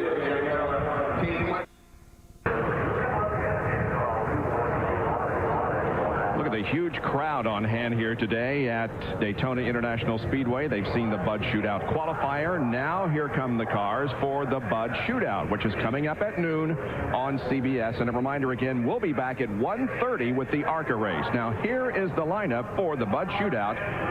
Mark Martin will start from the pole position. Ken Schrader will be alongside. Then Mike Skinner, Ward Burton, and Jeff Gordon making up the first five. Todd Bodine, Bill Elliott, Jeff Bodine, Bobby Labonte, and Joe Nemechek. Johnny Benson, Kenny Wallace, Rusty Wallace, John Andretti, and Ernie Irvin are the 15. And now two more. Dale Jarrett starts 16th, and Jimmy Spencer, who just won, will start 17th. And this started field was based on a draw. Mark Martin basically drew #1 position. Here's the guy who'll start 13th with Bill Weber. And the adventures of Rusty Wallace in 1998 are about to begin. He had a very colorful description the other day of that 13th starting position, but Jimmy Spencer started 13th. He just won. He started 13th? Yes, he did. Man, I didn't know that. That's good news. The only thing I could think of the other day when we drew that number is lucky 13. Maybe that'll do something, but we put our qualifying motor in this car. It's a good engine. The car drafted real good yesterday, so I got my fingers crossed. Guys been pit stop practicing pretty hard, and I think we'll have a good run today. We'll see what happens. Is this a true test for the Taurus? Because I think Spencer was driving as an old thing called the Thunderbird. I think it's going to be a true test for the Taurus, but the real test is the 500. A lot of single file racing going on right then in the 500, man. You get 2 and 3 wide for a long, long time with a lot more cars to stir up a lot more wind, and that's where handling really comes into it. So I got my fingers crossed that we're going to have a good race today, and right now it's all systems go. This Taurus has been running great so far. Good luck. Thank you. The adventure is about to begin. Jerry Punch. And we're walking up pit road alongside Kenny Schrader with a little bit of a new color scheme on this Skoll Chevrolet. He will start outside of row 1 for the Bud Shootout. And Kenny's still got to be smiling from that qualifying lap yesterday. You clicked off a late one that was an outstanding lap, which put you 3rd overall. Can you run that well in this car for the Bud Shootout? This is the car that got us qualified for the Winston No Bull at Talladega, so yeah, we can run that good. It'll be a little bit different drafting than we were in qualifying mode, but the Skoll car ought to be real good today. What'd you learn by watching the first 25 laps? That one Ford was pretty tough, and them 2 Chevys couldn't quite keep up. Yeah, I tell you what, it looks like up front would be a real good place to be. Thoughts about, in the old days, we talked about how it was good to be able to get a run at someone, back off and get a run and pass them with a draft. Can you do that anymore with these cars as slick as they are aerodynamically? Well, it's a lot harder. If you got somebody really that's tied up with you, behind you and pushing, I think you can still do it. But, it didn't work for those guys in that race, but I think you'll see some of it here. Good luck to you. Thank you. Kenny Schrader starts outside of row 1 alongside Mark Martin. He was the 3rd fastest qualifier yesterday in round 1 qualifying. Rusty Wallace was the 8th fastest qualifier yesterday. Back with more from Daytona International Speedway in a moment. ESPN's Speed World coverage of the Bud Shootout qualifier continues here as we salute the 50th anniversary of NASCAR. And in 50th celebration, The Las Vegas race, which is the third race of the series, will be on ABC Sports this year. And, of course, we have both Talladega races in 1998. The April one will be on ABC, and the second one will be on ESPN. The California 500 will be on ESPN this year. And on Saturday night, May the 2nd, NASCAR's 50th anniversary is in Hollywood for the All-Star Salute. How about that, huh? That bleacher they're showing right there. It's crazy. I'll show you something. Jerry Punches with Geoff. It was being built in '96. Right behind you. That's it being built. Crazy. What did you learn watching those first 25 laps? Well, I learned that, you know, if you have a fast car, you can make it from the back to the front like Jimmy Spencer did. And I also heard Kyle Petty say something about the pit stop being an equalizer. I think that was the determining factor is what it was. So I think the pit stop is going to be real critical. And hopefully we can get, you know, get some good track position here early and come in and have a great pit stop and get off pit road real fast also. It looked like, as you said, pit stops were critical because it was so difficult to pass, even with momentum and drafting hill. Well, I think if the cars are bunched up a little bit more, you can see more passing. But once 3 or 4 cars, you know, get spread out there, it's real hard to pass. And we saw the same thing in practice yesterday.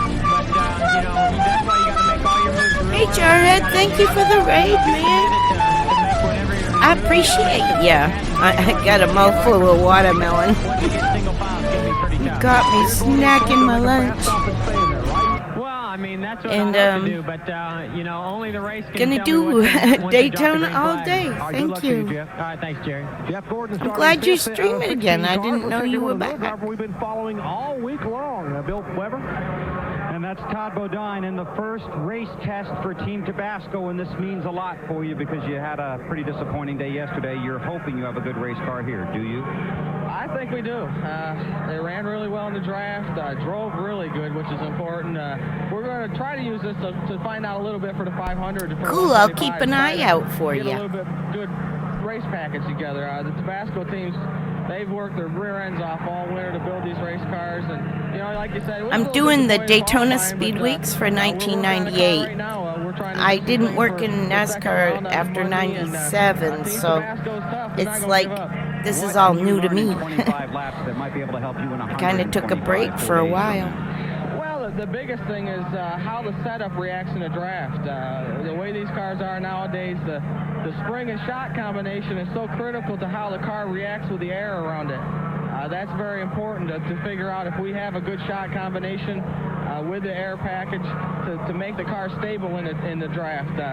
Yesterday we got out there in about 11-car draft, and 3 wide in front of me, 3 wide behind me, and the car was pretty rock solid, so we feel pretty confident about it. Good luck. Thank you. He's got a spicy paint job on that Tabasco Pontiac. 25 laps today, hoping it'll help them for 125 miles on Thursday.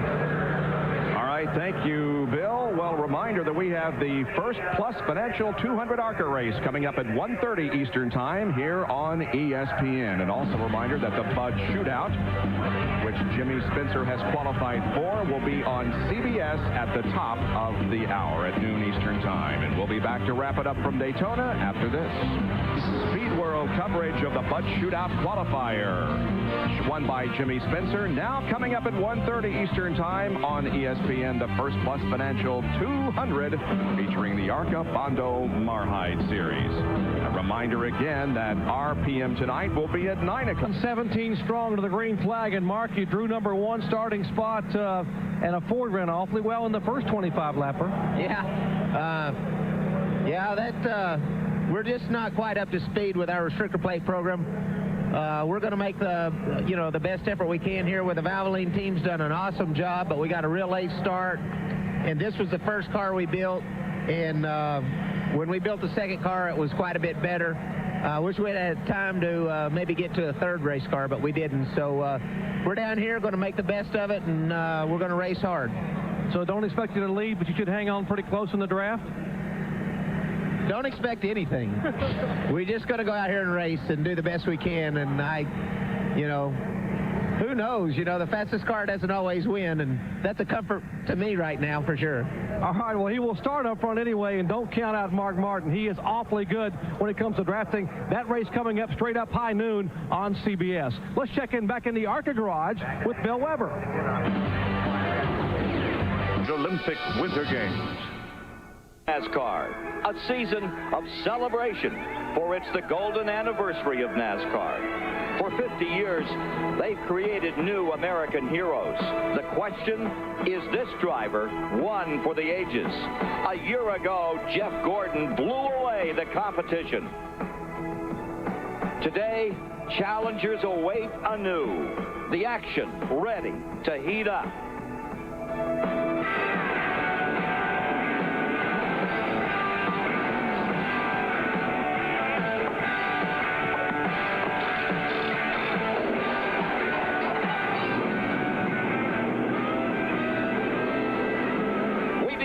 With the Bud Shootout next on CBS.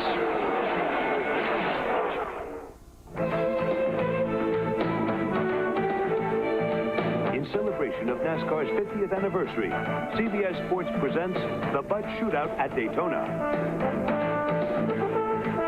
It's a sparkling day here at Daytona. A gigantic crowd gathering for this, the first of the major events to conclude Speed Weeks 1998 at the World Center of Speed, Daytona Beach, Florida. Hello, everyone, and welcome aboard. Ken Squire with you with a brand new location, an overview, if you will, of these great crowds and all the excitement that is generating as we get down to the Daytona 500, the Great American Race, next Sunday. But for today, for the first time in some 20 years, this all-star prelude to Speed Week, leading to that race next Sunday, has a new format, and it also has a new name. It's the Bud Shootout. Still a race among the fastest, the pole sitters of 97, over 62.5-mile distance. It's one 25-lap dash this year, no two-segment racing. Qualifying field, 16 pole winners from last year, plus the winner of a consolation race that's just been completed. Watch this. From Berwick, Pennsylvania, started 13th. At the end of 62.5 miles, give it to Jimmy Spencer over Lake Speed in second. And Earnhardt, the favorite in that race, relegated to the third spot. Now back to the rules. The drivers must pit once between laps 10 and 12 for a couple of tires. They drool for positions. Caution laps, they don't count. You can throw those out. $500,000, $100,000 to the winner today. So, last year's winner is a major story for sure. Two-time winner of this event. Remember, he had a different paint job on that car as he beat Rusty Wallace, as he beat Earnhardt. Can he do You know, I had no Well, idea how the Busch Clash went to the Bud Shootout. Now I know. I mean, I seriously, at 97, when I got done working Phoenix, I didn't look back. It's crazy. But I did some cool stuff. There is life after NASCAR. But it always draws you back. Like a bad habit. You know, that's not the way any of us want to race. We want to go out there, run hard, and work our way to the front every single lap and put on a great show for these fans. So this is a great format that Budweiser's come up with, and, you know, I'm excited to get out there and try it out. Good luck to you today, Geoff. He'll start fifth. Let's go for the story at the front of the grid to Dick Berggren. Ken Schrader pulled the trigger in the draw, came up with a lucky number 2, so he starts with the outside front row position today. He's a two-time winner of the old Clash format, and he watched that 25-lapper with great interest from the top of his truck. What'd you learn up there, Ken? I think front would be a pretty good place to go with about 10 to go. I wouldn't mind being up there at all. It's going to be hard to pass a lot of good cars, but this is one of them. Guy who's starting on the pole, Mark Martin, has finished 8th in the old format, 7th, 6th, 5th, 4th, 3rd. He's been 2nd. The only place he hasn't finished is 1st. Mark, you got 16 strong cars behind you for the start of this thing. How are you going to keep them back there? Well, I doubt if I will, but what we're going to try to do is time it with this Valvoline car so that at the end we wind up back up front. Well, he sure is going to try as hard as he can, Ken Squire, as are they all. Mark Martin on the pole, and you'll have Jimmy Spencer from the 17th and final position for 62.5 miles and $100,000 when we return. Welcome back to CBS live coverage of the 1998 Bud Shootout. Hey, let's test your memory for a moment. I'm going to try to get this ad crap out of the way before the race starts. The most pole positions for the Daytona 500. Ponder that for a moment while we look at the weather here today. It's standing a little on the cool side at 53 degrees and a bustling breeze at 17 to 24 miles per hour. Dick Berggren is standing by with another super story here today, that of Bobby Labonte. Let it do its thing then. Won the pole I was for the just trying Daytona to get it 500, over which with. you'll see next Sunday on CBS. Today, he starts in the middle of the pack. And the question to you, Bobby, is how do you keep the fenders on this thing with all these strong cars all around you? Well, the right side might happen, but if I get tire marks on the left side, I've done something wrong. I got to protect that side for sure, but I hope I don't have any tire marks on it, but, you know, this race here might call for it, and we won't try to, but if it happens, it happens. But hopefully we can get the Interstate Pontiac running really good. It's a really nice race car here, so we want to make sure we take good care of it, but we want to end up in victory lane if we can. It's obvious he's going to run the bottom lane, Ken Squire. Right on the bottom with that Pontiac where it ran yesterday to take that pole position, first time since Kyle Petty 4 or 5 years ago. Now, there's the answer to your Aflac question. Yep, Cale Yarbrough did it 4 times, but don't you forget that Buddy Baker did it 4 times as well. And Baker, along with Ned Jarrett, standing by with the folks who call the race today and through Speed Weeks. Here's Mike Joy. Thanks, Ken, and hello, everybody. All winter long, NASCAR teams have been engineering new body styles, building new engines, and there are a lot of questions unanswered that we'll settle today. Like, how will the new Ford Taurus body style react in the draft? Will the new Chevy small block engine have the power to pull out and pass? And what will this new format do to the race we've known as the Busch Clash? Let me put that question to our master strategist, 2-time national champion, Ned Jarrett. It's certainly going to make it interesting because that mandatory pit stop between laps 10 and 12 that Ken Squire mentioned certainly throws a new wrinkle into it. And it puts the pit crews into the competition and makes them perform at their very best. But still, you know, this type of a race, you got to go flat out from start to finish. And when you look at the NASCAR media guide for the words flat out, you find this picture. Buddy Baker, winner of the first ever Busch Clash in '79. Mike, I tell you what, this is a race driver's dream. $4,000 a lap to the winner. It couldn't be any better. If you love racing, this is perfect. Tires don't matter, gas don't matter, pit stop matters, but let me tell you, you put it on the floor and run it wide open all day. We've met the men on the front row. Can you win this race from the back? Let's find out from a fellow who's done it. Here's Ralph Shaheen. Well, Mike, Dale Jarrett won this race from back in 15th position. Today, Dale, you're going to start 16th. How do you win from the back of this thing? Got to have a little bit of luck, and it's going to take a good pit stop. But we made a lot of changes on this Ford Taurus this morning. See if we can make it a little bit better. Kind of a test session for us for these 25 laps. Hopefully we can get it to the front by the end. Did you guys talk about pit strategy? Do you know what you're going to do yet? Well, we've talked about it in a lot of different scenarios, but I think where we're pitting, we'll probably pit with the group as they get ready to pit, which I think everybody's coming at the beginning of lap 10. That looks like what we're going to do right now. We can get in kind of like Spencer did there. He made up a lot of time in that first race, and hopefully we can do the same. All right, Dale, good luck to you. Now, there is one driver here today who is already a winner. He is driving a Ford. However, it is not a Taurus. Jimmy Spencer is behind the wheel of a Thunderbird. And, Jimmy, can you win this race from dead last?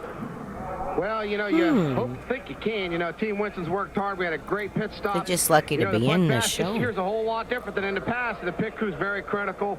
My boys have been working hard, and I want to say hi to Ned and all the guys back in Winston-Salem. Thanks for supporting Team Winston, and hopefully we can do it again. Jimmy, what did you learn in that first race that you're going to carry over to this? Is it all in the pit stop? Camera here for a little bit. You got to utilize the draft really good.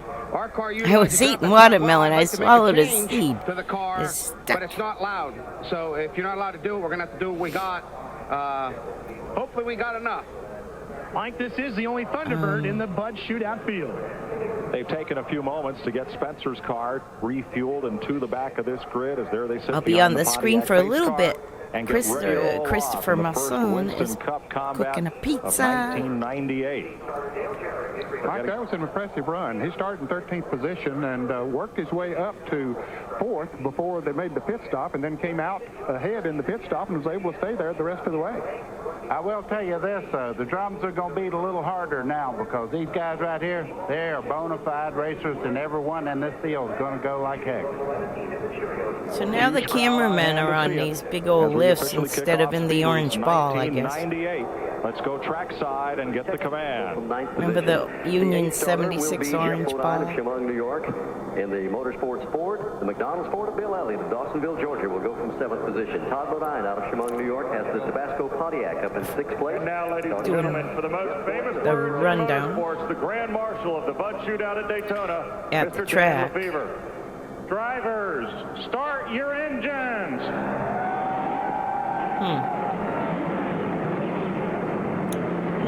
Interesting.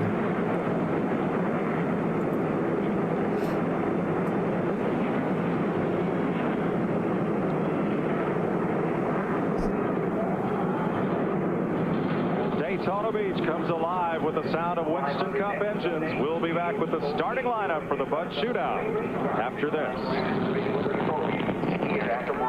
Really refreshes your thirst. Let's have a look at the starting lineup for today's Bud Shootout. On the pole, Mark Martin, best shootout finished second in 91, and Ken Schrader, two-time winner of this race. Mike Skinner won both Daytona poles last year. Ward Burton, fourth in the shootout. Be right back, just 1 second. Jeff Gordon is a two-time winner of this race, including last year. And Todd Bodine got his first career pole at Watkins Glen in August. Row 4, Bill Elliott, shootout winner in 87. 15 times he's been in this race. Jeff Bodine won it here in 92. Bobby Labonte won 3 poles to earn his 4th appearance in this race. And front row, Joe Nemechek, a pole at California and Pocono. Johnny Benson, the pole at Michigan last August, his second shootout. And Kenny Wallace, his first start, he won 2 poles on the short tracks last year. His older brother Rusty anchors row 7, runner-up in last year's shootout. And John Andretti, winner of the pole at Talladega last spring. Ernie Irvin moves from Ford to Pontiac. He was second here in 92. And Dale Jarrett won the 96 shootout in his first effort. Finally, Jungle Jim, Mr. Excitement, Jimmy Spencer makes his second appearance. He won the qualifying race earlier today from the very last row. As they roll on the first of pace laps, CBS Sports coverage of the Bud Shootout at Daytona continues after this message and a word from your local station. Oh, my, did you see that? Louis. They never saw it coming. What have you done? Poor froggies. You've lost it, Louis. This is the best day of my life, Frankie. Good. Huh? What was that? Frog? Good. That was a mistake. Wise. Ferret said he... What is it? Good. No. Wise. No. Oh, no. Oh, Good. never hire a ferret to do a weasel's job. Good. You promised me, ferret! 50th anniversary. Here's a look back at just one of many moments. It was 1979, the first ever Busch Clash. That was the year I graduated. Into turn 4. Waltrip will get one more shot. The 60 straightaway toward the finish line. Here they come. A difference of $32,000 goes to Buddy Baker over Darrell Waltrip in second place. How'd it feel? Let me tell you something, boys. That's what it's all about. I was very proud to be in the race, but to win it, hey, that was perfect. Put to the floor, Buddy Baker won the first one.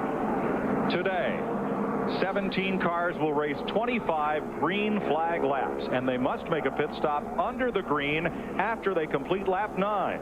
$512,000 at stake, $100,000 to the winner. Ned, let's have a look at this Daytona International Speedway. Well, of course, it's 2.5 miles in length. Here's the start-finish line. 18 degrees of banking there, 31 degrees between turns 1 and 2, 31 degrees of banking here in turns 3 and 4. Now, let's take a look at what 31 degrees looks like. There you see 31 degrees right there through the corners gives the cars a lot of stability.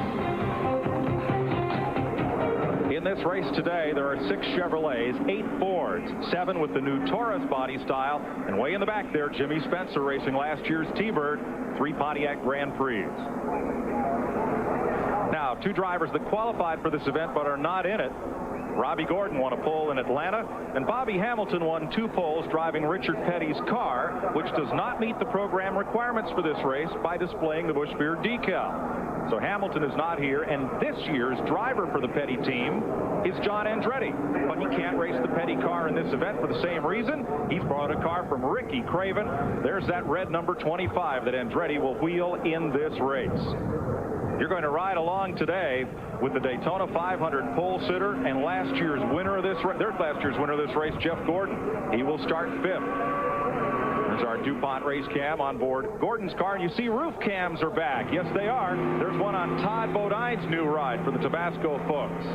Last year, NASCAR took away the roof cams because the pod the camera was in benefited some makes of cars and disadvantaged others. This year, all cars will carry that little pod up on the roof. Only a few will get this camera. And it's a brand new view back for us here on CBS. Dale Jarrett, quality care cam on that Robert Yates Thunderbird, starting way back in 16th spot. Ned, I think he's really happy with that starting spot, though, because the Taurus really hadn't been run that much. He's going to work his way to the front at his own pace. And here's Daytona 500 pole sitter next Sunday, Bobby Labonte driving for Joe Gibbs, the Interstate Batteries cam, rolling off from 9th position inside of row number 5. Weird to see Bodine in a white car.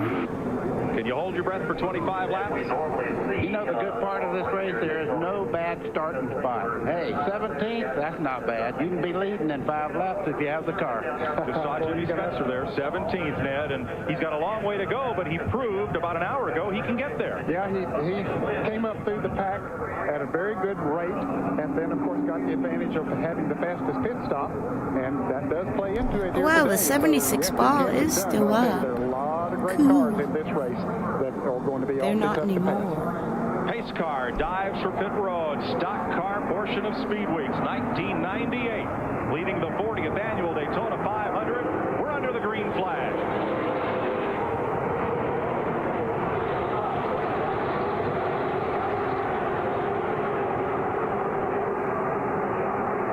They've already gained 3 deep going into turn 1. Mark Martin, unlike he expected, has the lead. Just keep your eye on Jeff Gordon in the 24 there. Drafting is very important. They're side by side right now. You see Mark Martin. He said his Green flag for the Bud Shootout. have trouble holding them back. You can see side by side, though, they are staying back here. When they get single file, they're running down pretty quick. Second on the high side, Kenny Schrader looks for the lead of that black and green 33. He's got it from Mark Martin. Made a great move going into turn 3. Mark Martin was going to stay low. He just drove up on the outside. And back to the start-finish line, Ken Schrader will lead the lap.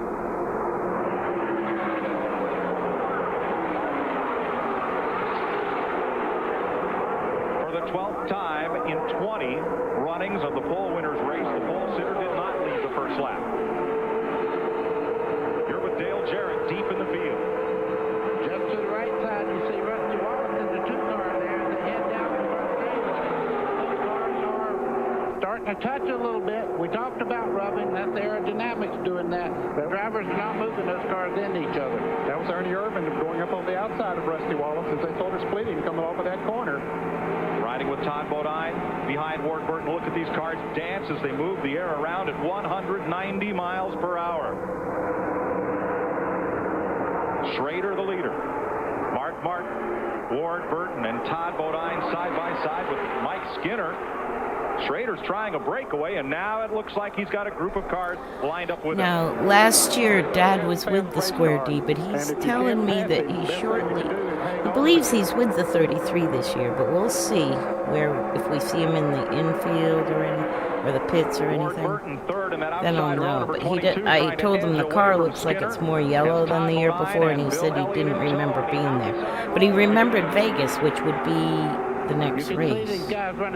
So that's hard, 2 races from like March 1st or something. So this is part of the research I do to see if I can figure out which races he was in or had a part of.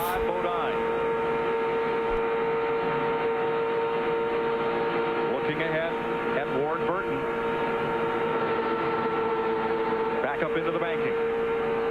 And you can see how much those cars move around. He's on the high side, Ward Burton is. Ward Burton going by the 6th car there. You can see Mark Martin trying to hang on. They're side by side.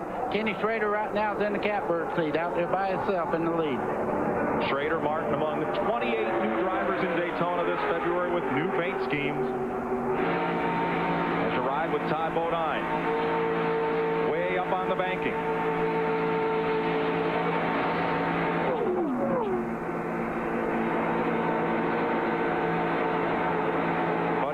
Back in the pack, Dale Jarrett. What can you do but sit there and look for an opening? This is the time to be very, Kill very that, patient T. because you do have a pit stop. This is so fast. Player in this thing, so you don't want to get impatient. Maybe bend your car up. Here comes Jimmy Spencer in the 23 on the bottom, Mike. Look at how tightly packed they are as they come off turn 2, 3,000-foot backstretch, and now the checkers game begins. Wow. Down to the inside, Jeff Gordon brings that. See how good you can run if you really spread out, though. I know you all like to side draft, but you can even go faster if you can get out of the other guy's draft. Move right on up there into second. At certain times, you know how to do back to 5th. Mike Skinner side by side. You see, they spread out for a reason. Jam at 3rd place. Touch. I tell you what, hey, this is a chess game. Look, 4 wide down the front straightaway. Spencer went out. Jarrett comes with him. Jimmy Spencer in that T-bird of a bullet, working the inside. He drove all 25 laps of that qualifying race on the inside. There he is in red and white. New colors for Spencer, number 23. He knows what his car will do. He's already had it in competition. He knows the feel of it. Bust pass Skinner in 31 and the 22 of Burton. Neither one can gain advantage on the other. Boy, Kenny Schrader showing me some power in this lead car, the 33. You're riding with Jeff Gordon going down the front straightaway through the tri-oval here. You can see he's not really closing in much on Schrader. Schrader has a good race car today. 4 wide again as they head down that 1,200-foot short chute for turn 1. Looks to me like there's 17 good race cars there. Again, it was Spencer in 23, the straw that stirred the drink and tried to make something happen here. There's Spencer inside of Joe Nemechek, carrying a mostly black paint scheme on his 42 today. Well, he didn't earn his nickname of Mr. Excitement just casually. He earned it. We might ought to point out also that is a Thunderbird that Jimmy Spencer's in, and he's moving up through this pack very well.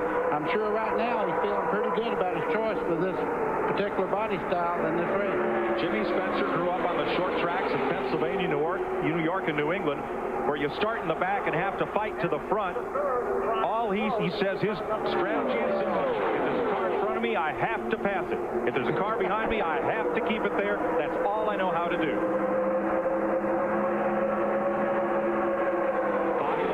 Inside of Jeff Bodine's unsponsored number 7.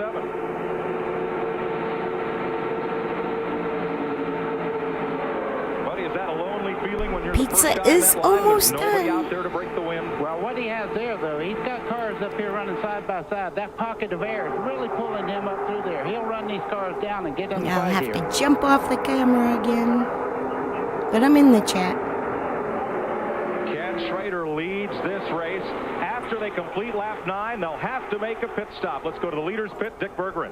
And, Mike, that's exactly what Schrader is going to do as soon as he takes the checker flag. Should say checker. He crosses the line for lap 9. Next time around, he is going to come in the pits.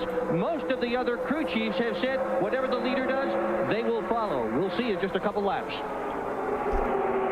I got a feeling that we'll see 17 cars pit at one time. That'd be interesting. The race is to the swift.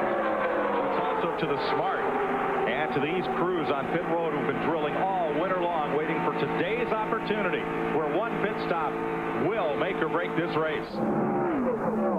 Gordon in second, Burton in third. Fourth is Todd Bodine. Fifth, Bill Elliott. Sixth, in his debut in this race, Kenny Wallace.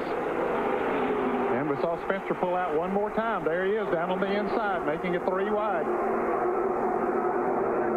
They don't have this many lanes coming into the parking lot. Boy, oh boy, they're running tight. Oh, but Bobby looks iffy right there. Looks like he's losing the nose. That's Labonte's green, number 18. You get a picture like a pie comes off of the nose of each car in a V, like a boat wake. And if you can get in front of the ear, it's pushing, it's almost, it propels you. But if you get too close, it pushes you the other way. And Gordon, will he stay out? No, he jumps out and comes in. It is Gordon. Everybody. 17 cars. Whoa, we have cars in the grass. Oh, look at the grass. Holy smokes, better than wrecking. And here they come, 65-mile-an-hour pit road speed. Here's Ralph. Jeff Gordon comes down to the pit lane. Barry Muse set to jack it up. Chief Ray Evernham's not going to make any changes to the car. They're just going to change 2 right side tires. Down it goes. He's underway to Dick Berggren. Penny Schrader is in the pits. His crew chief, Andy Petrie, has got the right front tires changed, but Gordon has speeded out, as have several others. That's a bit crazy. And we're off. Well, Jeff Gordon got in first. He left first. Go, go, go. The Warriors have to be very happy. His pit crew really did a nice job there. And a great job turned in by Ernie Irvin's team in the number 36 Pontiac. They got Irvin out in second place. Now, can the draft reform and look? Jimmy Spencer, third. Wow. He had a great pit stop, and that helped him in the other race to move up to position to win. Sure did. Got to be proud of that. Left side of your screen, a 4-car breakaway, and underneath Ernie Irvin, here comes Mr. Excitement, the former National Modified Champion from Pennsylvania, Jimmy Spencer, started racing in the family junkyard. Somebody else that moved up. Look at Rusty Wallace in the 2-car going into third place there. He was right at the back of the pack before they came into the pits, and there he is in third place. We'll give a call to Rusty Wallace's crew. Bill Wilbur, Mark Armstrong, Jeff Dowson. They got that car with the most improvement of anybody off pit road. Rusty Wallace went into the pits 16th, came out of the pits in 4th place. That's fast service. Mike, you have a little gap there with the cars behind them. I'll tell you, these 3, if they really button up and get in the aerodynamic draft there, they could actually break away from these guys right now. Spencer stalking Gordon. There's your front 3. Little gap back to Ernie Irvin in number 36.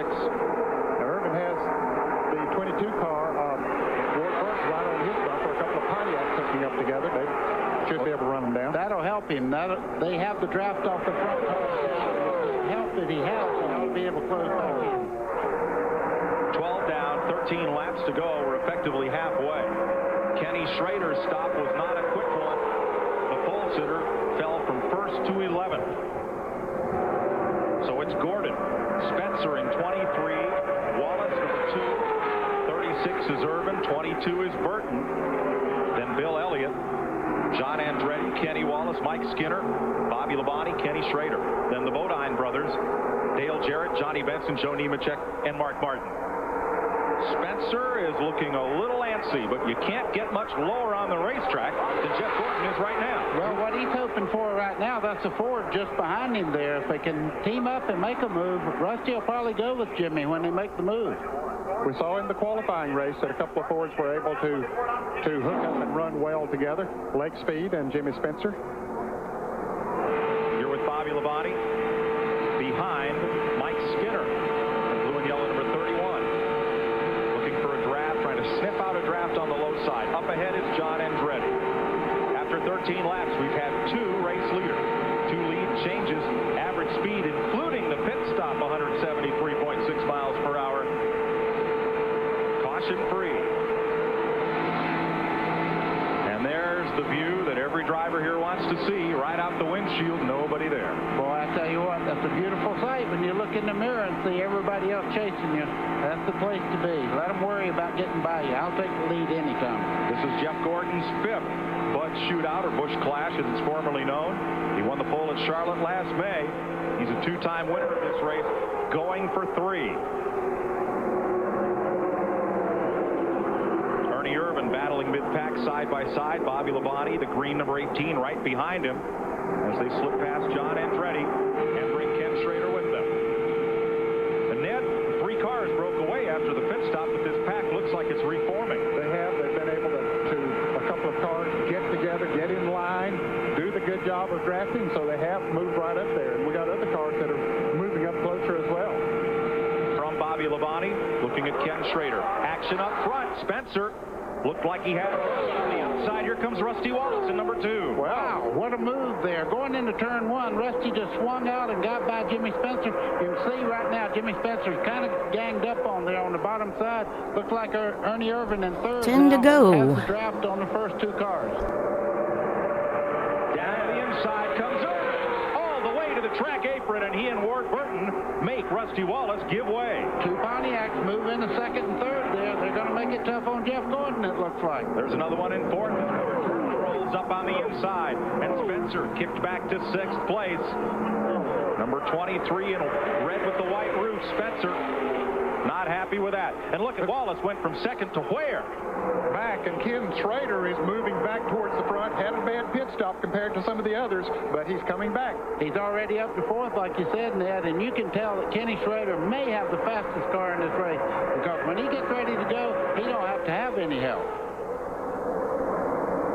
Buddy, Rusty Wallace made that big pass going into 1, sweeping on the outside. Does this mean the slingshot is back at Daytona? Well, what it means is he had a lot of people behind him, and the draft was really strong on the outside. If he'd have stayed on the low side, there was no way to pass, so he took the only avenue he had. And I think we were all surprised to see Rusty Wallace make that move. Rusty traditionally just likes to run right down on the bottom of the racetrack here at the Daytona International Speedway, but apparently his Ford worked good up there and saw an opportunity and took advantage of it. Now as they go to turn number 1, watch Jeff Gordon on the top. Gordon is toward the wall, goes Schrader into the loose stuff, and he hangs on. Spencer will get by the 23 car. That's the red and white car. That was a bold move, but it wasn't too beautiful, was it? He almost bought the farm. Here comes John Andretti in the 25, Mike. He's really making a move on the bottom side. He's going to take Bobby Labonte with him. Spencer has to give way, and this is still anybody's race. But as you watch Jeff Gordon, the leader, through these corners, Ned, he is welded down to that white line like the rabbit at the dog track. Yeah, I think if they pass him, they'll have to pass him on the outside, and he has an awfully fast race car. It's going to be tough to do. Let's ride with Jeff Gordon down into turn 1. You can see the left front wheel right on the white line.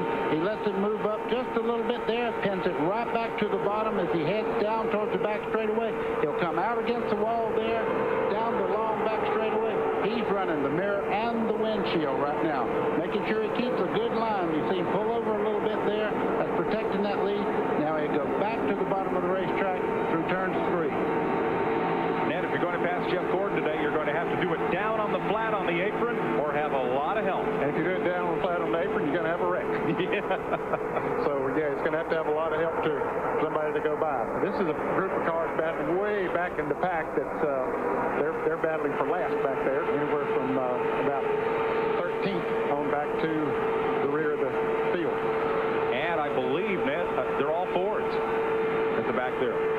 Okay. Taurus body styles, except for Rusty Wallace, have been worked toward the back of the pack.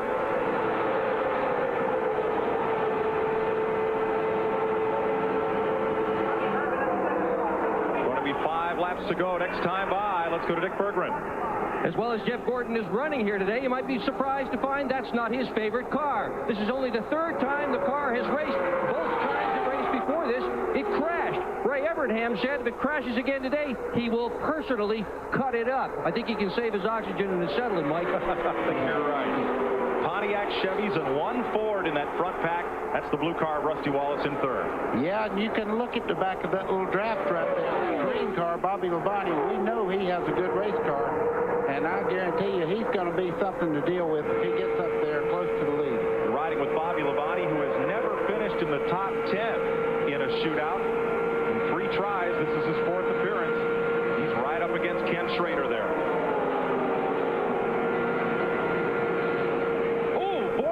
Did you see the back end of that car about come around? You can see what it cost him, too. It jumped sideways, and here comes Bobby Labonte on the inside, just behind Ward Burton there, trying to make a move on the inside. Burton is the 22. That car got loose going into turn number 3.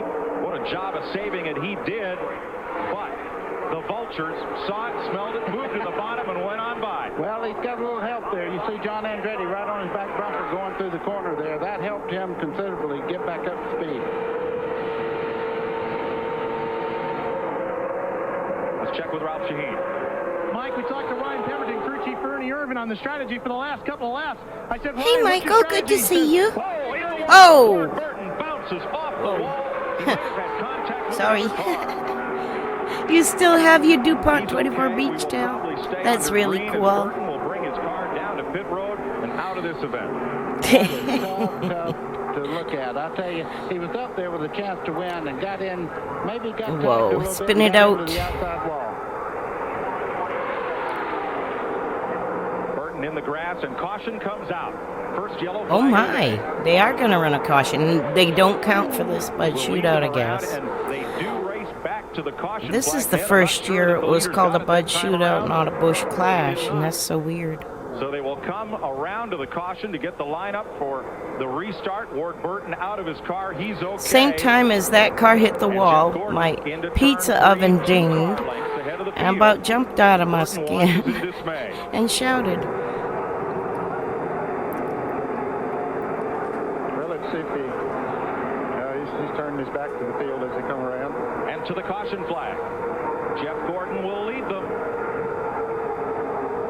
Ernie Irvin, Rusty Wallace. Well, this is weird. I didn't know they had a caution during the Busch Clash. Or the Bud Shootout. Golly, I'm going to have to learn that. Bill Elliott. I'll love to see this caution flag because they will restart double file and everybody gets a fresh shot to win this thing. Let's show you what happened here to Ward Burton, number 22. Well, see, he's the black car out there, the 22. He might have had a little bit of contact with Bobby Labonte. I'm not sure. Boy, that's hard to say, Ned. You could see where it made 25 maybe. Down the back straightaway, one moved over, but it looks like maybe he might have a tire go down or something. Could have. Yeah, he backed out for something. These caution laps do not count. This is a green flag only race. So we'll take a pause from Daytona and be right back. This CBS Sports Race Summary is sponsored by Brewery Fresh Budweiser. It didn't look that damaged.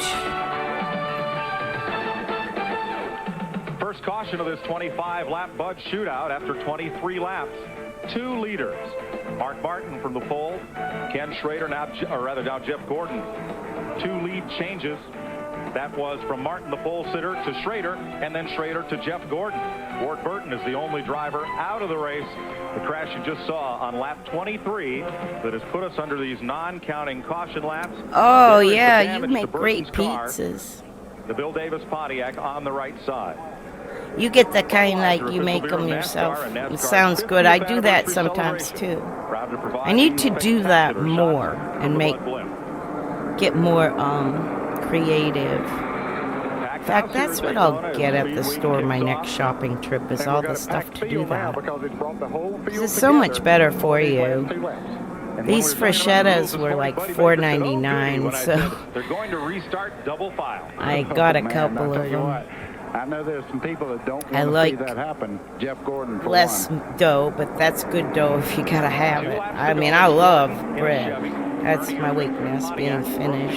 In a Ford, Bobby Labonte, Kenny Schrader, John Andretti, as they'll form up to restart, and we'll be back to Daytona.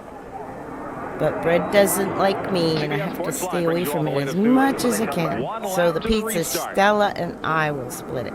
We just split watermelon. Stella loves watermelon. Versus Villanova or some on the point for this double file By the restart. chunk ones, you know. What does he have to do to win it from the pole? Well, he's got to get a real good acceleration right from the beginning. Try to get in the first turn without a car on the outside of him. Okay, they didn't really have to clean the car tracker or Ernie anything. Irvin outside front row, 2 laps to go. What must he do? He needs to lay back just a little bit. In a minute, the 24 hits the accelerator, anticipate when he's going to start and get a little jump on him. That'll get him in there on the bottom part of the racetrack in front. But let me tell you, Wonder what you watch. I always like to watch the front, like the rear tires. The minute you can watch a flicker in the rim or something. You know they're going. I think Rusty has a better shot, like Buddy said, down on the inside, but Bobby Labonte has an awfully fast race car. Now, if he and Ernie Irvin in the other Pontiac right in front of him, if they can take off and out-accelerate him down into turn 1, yes, he'd have an excellent shot.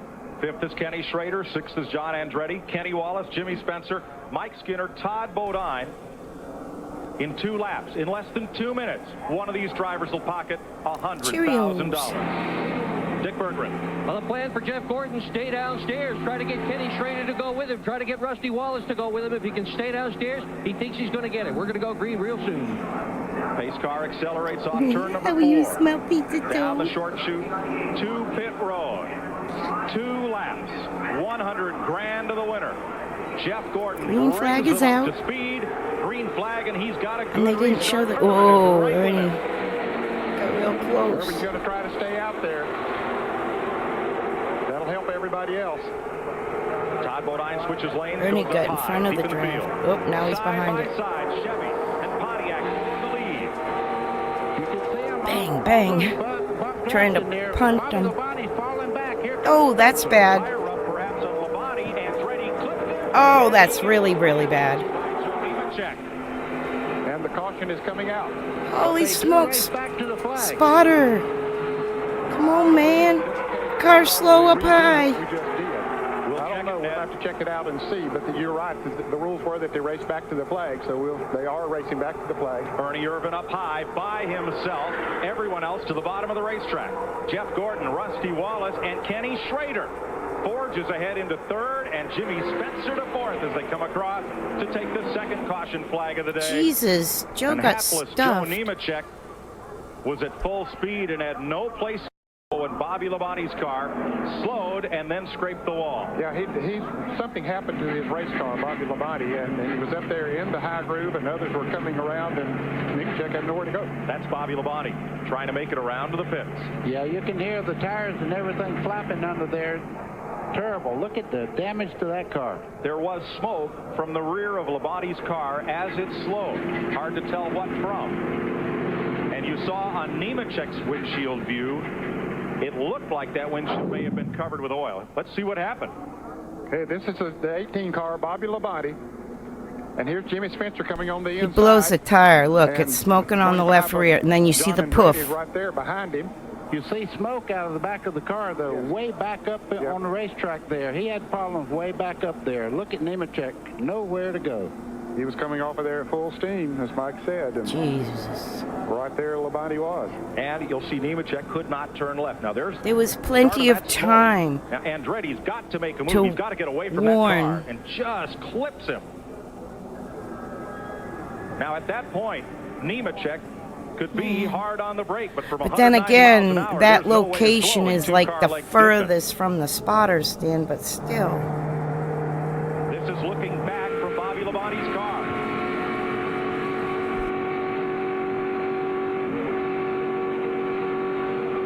See, the spotter stands way across the track, but you could see a car backing up. Well, it's so hard to know. So hard to know.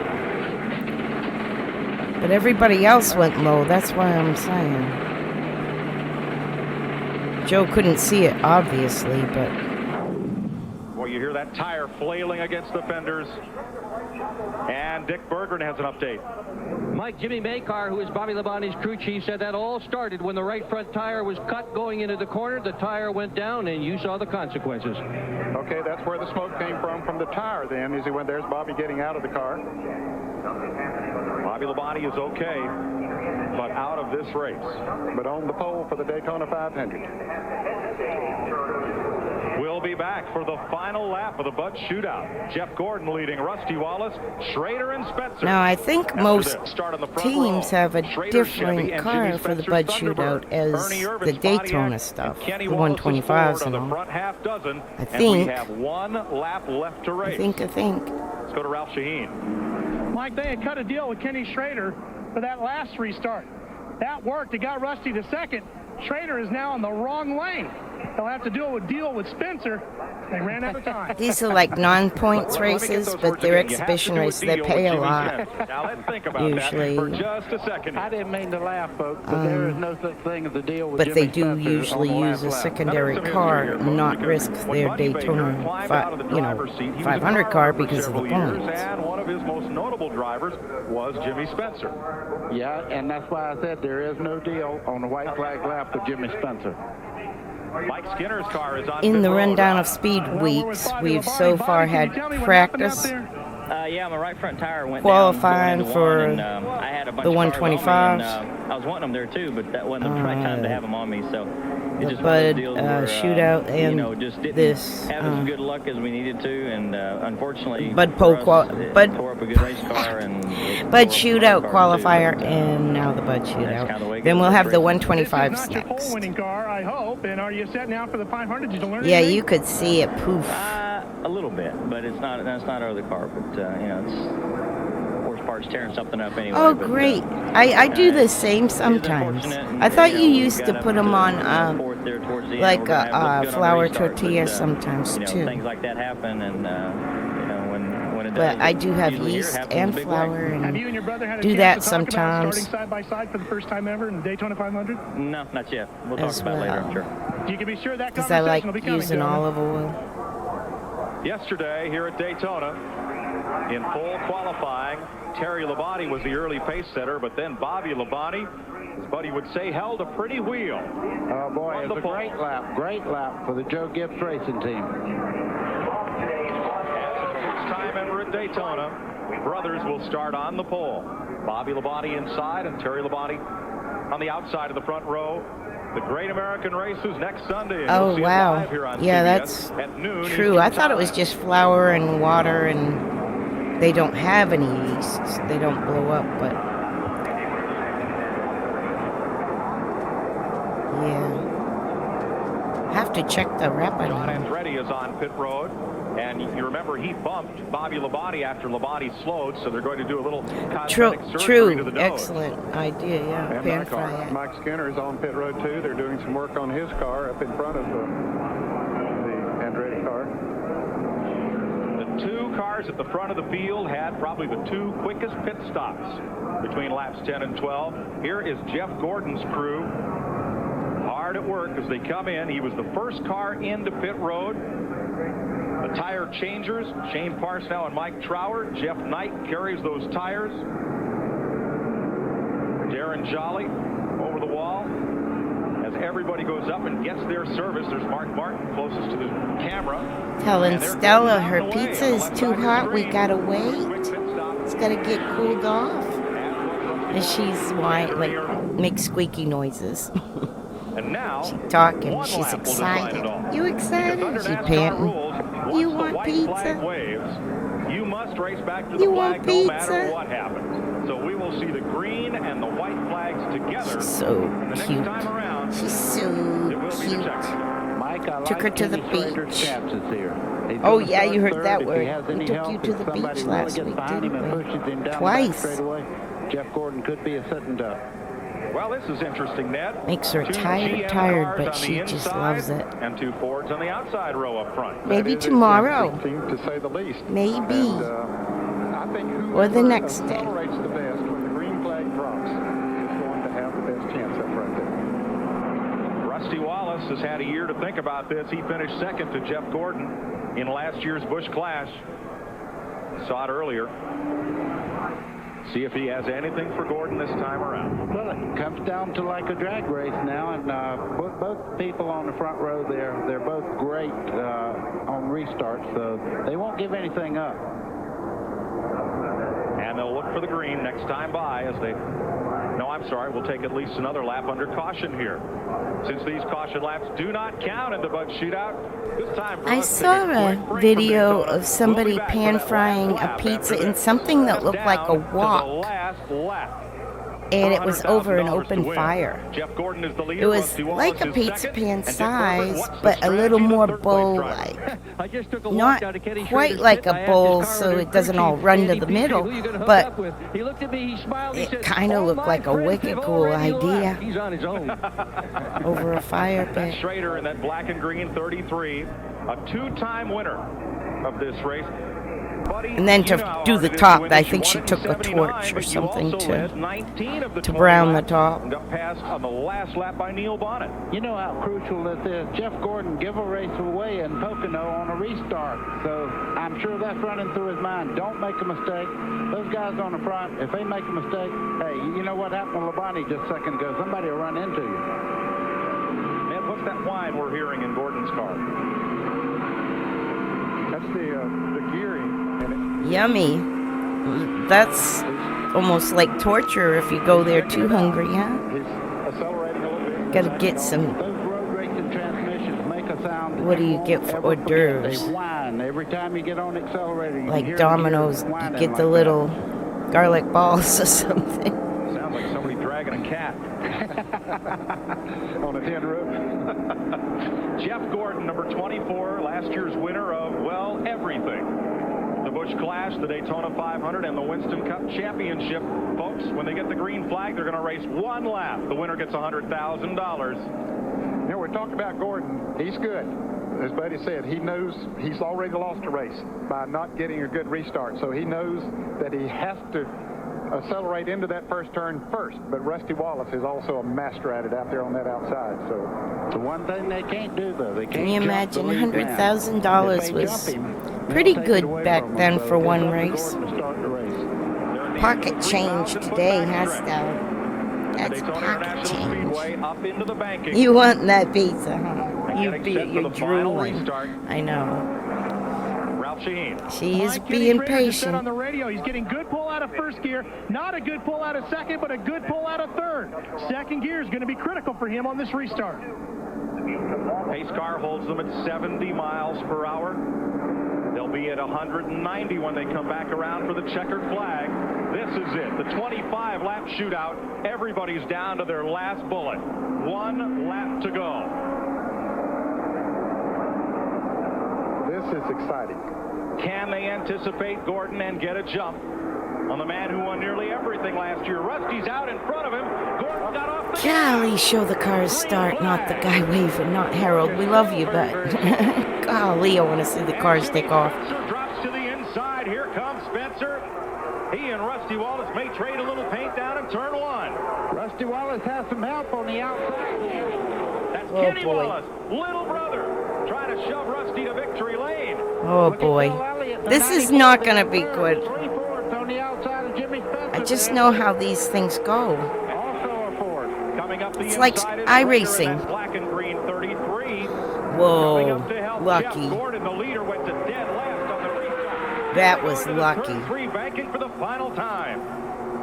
There's Rusty Wallace right on the bottom there, Ned. The brothers work together, and it's going to get a win. Off turn How about that? 1,500 feet away from $100,000. Rusty Wallace comes to the flag and wins the butt shootout. How about that? Bill Elliott, Jimmy Spencer, Kenny Schrader, the top five, and Jeff Gordon. That's why he lets Kenny go to Cabo. And the Ford, which at one point in this race, but for Rusty Wallace, were mired deep in the field, finish in the first four positions. Helped him get in the record books. Jeff Gordon. Dick Berggren? Jeff Gordon just radioed to his crew, Mike. He's upset about what happened on the restart. He said they all jumped me. What happened to the caution? We didn't see it because they were showing the flag man. They come down for the restart when 1, 2, 3. Got out ahead of Gordon. Oh yeah, he did jump him big time. Would not restart the race. Mike, you see that white line right there on the front straightaway? Jeez. That's when the race starts. Jeff Gordon. I didn't notice that. Good call, Gordon. sits in the garage. Apparently nothing did happen to his car. I guess he just backed once they all passed him and said, hey, I might as well just coast on around and see what happens. Yeah, Dad was with the Square D car in 97, and he said he went to Vegas, which was March 1st, which would be 98 March 1st. So I'm thinking, but I asked him today, were you with Kenny at all in 81? And he said no, he was with Fedewood at base. But he said he did get his pocket notebooks from the shop. And they'll actually, he kept it in his pocket on his shirt and took records at every pit stop and stuff. So we will know for sure if he was helping out or not on the 81 today. He's accelerating, but Rusty Wallace came around the outside on the restart. And Definitely 98. brother Kenny giving him a drafting shove down in turn number 1. Wonder if he'll split that $100,000 with little brother. We'll find out. Rusty Wallace is in victory lane. Winner of the Bud Shootout, runner-up last year, first place this year. Ken Squires in victory lane. Unquestionably the best all-star race to lead Speed Weeks off in history. Rusty Wallace victorious after 12 tries. Here he comes, uncinching himself out and getting a tremendous ovation, and not so big ovation from some, as he defeats Jeff Gordon in this last lap shootout. Rusty, congratulations. Oh, man, thanks a lot, man. I really appreciate it. It's a great race. You know, I had to get going on the end there, and I guess he missed a gear or something, but, man, this Taurus was honking today, and I had little Kenny behind me. He stuck it right up there. We went to the front. It was great.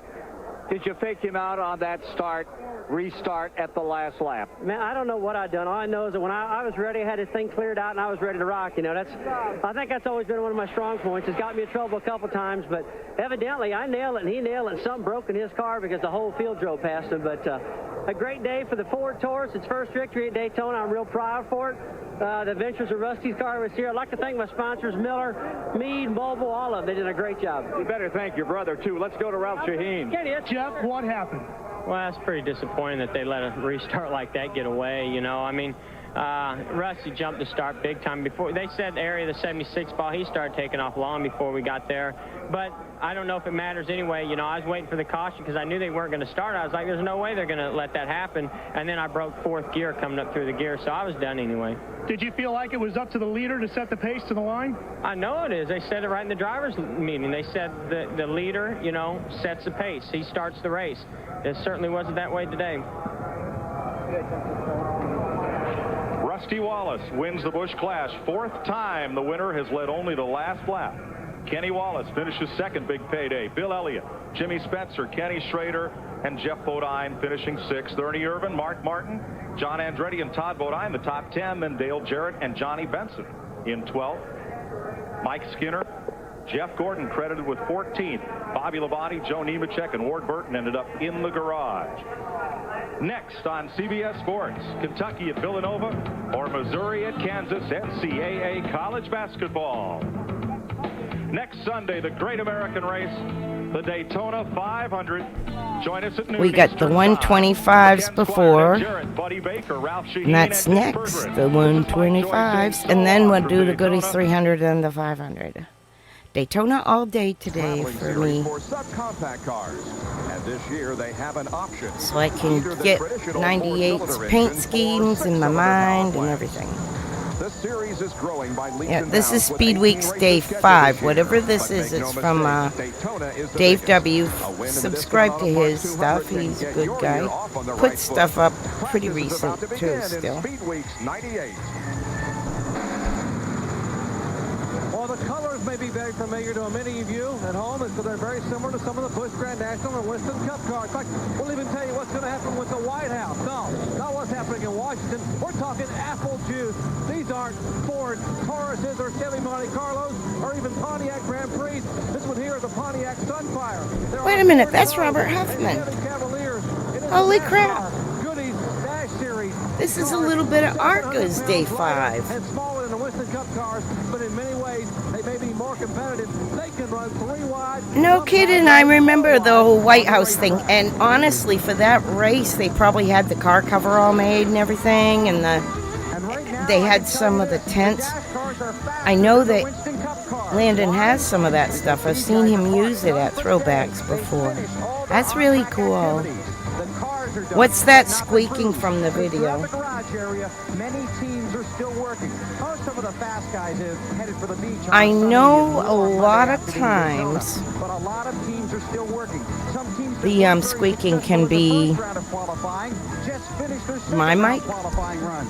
And some teams that weren't successful in the first round didn't go second round and have been working all day, even when the car is standing still, on how to go faster in the draft. The older videos, it depends on which mic. Like Benny's mic before was having a wicked crackle. It just depends. Like when they switch from one guy to another, it might stop. I don't hear it through my headset, but my ears ring constantly from racing, so I don't know. It might be just the video. ESPN continues its coverage of Speed Weeks 98 at Daytona International Speedway. Now we have practice for the NASCAR Goodies Dash Series. Their Discount Auto Parts 200 is coming up this Friday morning. Okay, it's the video. Okay, I don't hear it on my end. We continue our coverage. We'll have reports from the Winston Cup Garage. It's not my mic. Okay, I'm thinking my fan and my PC just ahead of me, like behind my mic about 3 feet, could whir. Like I got a lot of fans. My PC is noisy.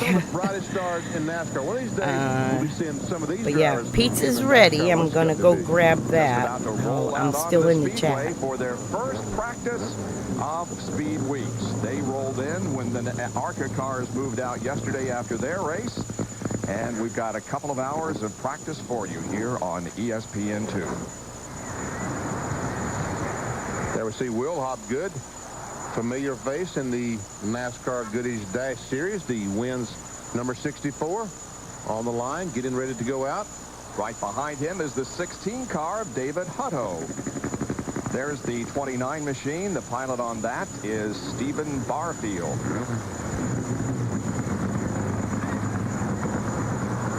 You mentioned David Hutto just a moment ago, the 16 car. And that's number 1, trusty number 1, Ken Bellamy. And there's Jake Hopgood, the son of Will. That says Will on the roof. I thought that Will was in 64. Okay, Chris told me these are Goodies Dash cars. So that makes total sense. Because Huffman won that twice. I don't think... He says he doesn't think they're ARCA. Led you astray, the first words out of my mouth, folks. Sorry about that. Oh, well. Good entry list here, and it's going to be a challenge for some of these drivers to get themselves into Friday's race. Yes. Well over 50 cars trying to make it in the... What are they trying to do there? Checking the spoiler to make sure that the angle is correct. This touring division, like all others, the rear spoiler has to be at a certain angle. The defending champion of this series is Mike Swaim Jr. Charles Powell III won Rookie of the Year honors, and the most popular driver last year was Ned Combs. Jerry? And as you watch the cars coming out, they are indeed checking the spoilers on these cars. The spoiler angle required is minimum of 50 degrees, exactly the same as they have in the Busch Grand National Series. These cars were at 45 degrees a year ago. They upped it 5 degrees to 50 here. Basically, these cars, I told you, there's a difference. They run a 4-cylinder and a 6-cylinder here in the Goodies Dash Series. The 4-cylinder cars weigh a minimum of 2,650 pounds with driver. The 6-cylinder has to weigh 100 extra pounds, 2,750. They have a different restrictor plate on those two cars. The 4-cylinder has 1 inch and 1/16 and 1 inch and 1/8 on the 6-cylinder. 165 cubic inch 4-cylinder, 268 cubic inch V6s. The V6 though is a limited compression motor at 9-to-1, whereas it's 13-to-1 on the 4-cylinder engine. A 500 CFM 2-barrel on the 4-cylinder cars, a 350 cubic foot per minute 2-barrel on the 6-cylinders. And basically, that's the entire Mickey York. This is cool as heck. Chris said their 4-cylinder, it's a dash series, like Ford Probes and Sunfires. Will start their 200-mile race coming up on Friday. That we will have live for you when we come back, we'll have more reports from the NASCAR Winston Cup Garage as Bill Weather is patrolling the area back there. Stay with us. We'll be right back to Daytona.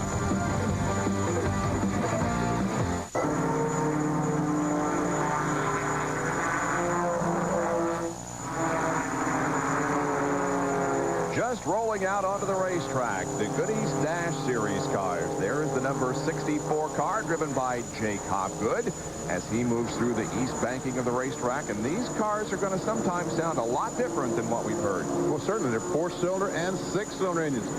The noise is very offensive. I guess is about the best way I can describe the noise coming out of these cars. Listen to them.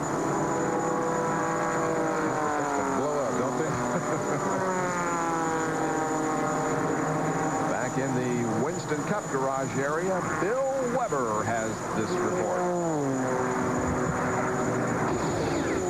With a smiling Jeremy Mayfield, and you got a Monday afternoon off. Yeah, I'm here at the racetrack still, so. Why is that?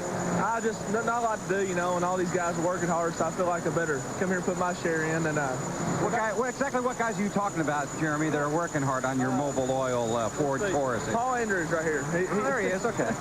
No, they just got finished up, and I think they're fixing to go to the beach for a while, so. So, how are you drafting? Real good. You know, the Mobile 1 Ford really run good this morning, and we're just kind of real happy with it. You know, we just kind of went over everything and made sure everything is, you know, right back to where it normally should be, and no oil leaks, nothing like that. It's kind of been an easy day for these guys today. You were just hitting your stride. You had it down, the team was going good, and you had to go and change body style. Man, it changed everything. Car owners, sponsors, number, everything, paint job, but we're real happy with it. I tell you, Mobile 1's come on board, and not only them, but changed the number, paint scheme, everything has changed in this Penske Cranfish racing team now, so we're really excited about that. We're in for a good year. And you got a nice new leather jacket celebrating the 50th anniversary of NASCAR. 50th right here, and a nice black hat too with Mobile 1 on it too, right? If that jacket's missing, you'll know where to look, okay? At you, right? You just try to get it once, but not let him have it. Let me know when you're leaving for the beach, because I'm going with you, okay? Well, right now, let's go. Thank you. Now over to the dash cars where it's not a day at the beach. A lot of work going on.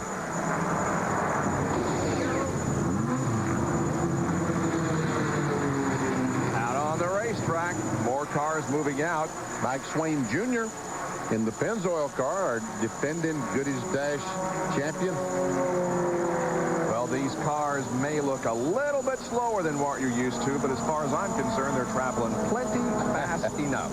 They're probably doing 160 miles per hour, and you know, you're supposed to go out there and figure out. Mike Swain Jr. says, telling the other guy, look, I'm backing off. I'm going to get a plug check. That's Junior Miller in 69 going by. Junior out of Winston-Salem, North Carolina. Swain won the pole position for the race last year with an average speed of 163.755. So yeah, they are up to 170 or a little bit over at the in the backstretch. Well, Mike Swain Jr.'s on the racetrack. Well, his father and car owner is standing with me, and Mike was on top of the truck watching his son practice. Let me ask you, first of all, you know what it feels like to run here in winter. You won this thing 4 times yourself. These cars, what are we talking about money-wise? What kind of investment is a Goodies Dash Series machine? Well, this year with the V6s, Jerry, you're going to have about 50,000 in them because our motors now with the V6 are about 25. So the car, you know, is about 25,000 like it's always been. But with the 4-cylinder, you'll have about a $40,000 investment in it. Why the extra money? Why go ahead and make the change to the V6 for you? Well, it's really for General Motors. All these cars next year will be mandatory to run the V6. So we went ahead this year and did it. I think there's probably 7 or 8 teams here with the V6.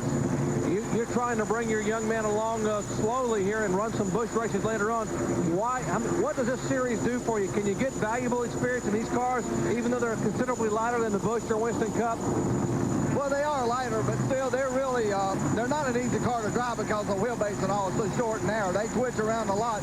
Like Mike Jr. said, it was really easier to drive the ARCA car, which is the same thing as the Winston Cup car at Charlotte, than it was the NASCAR when he raced there.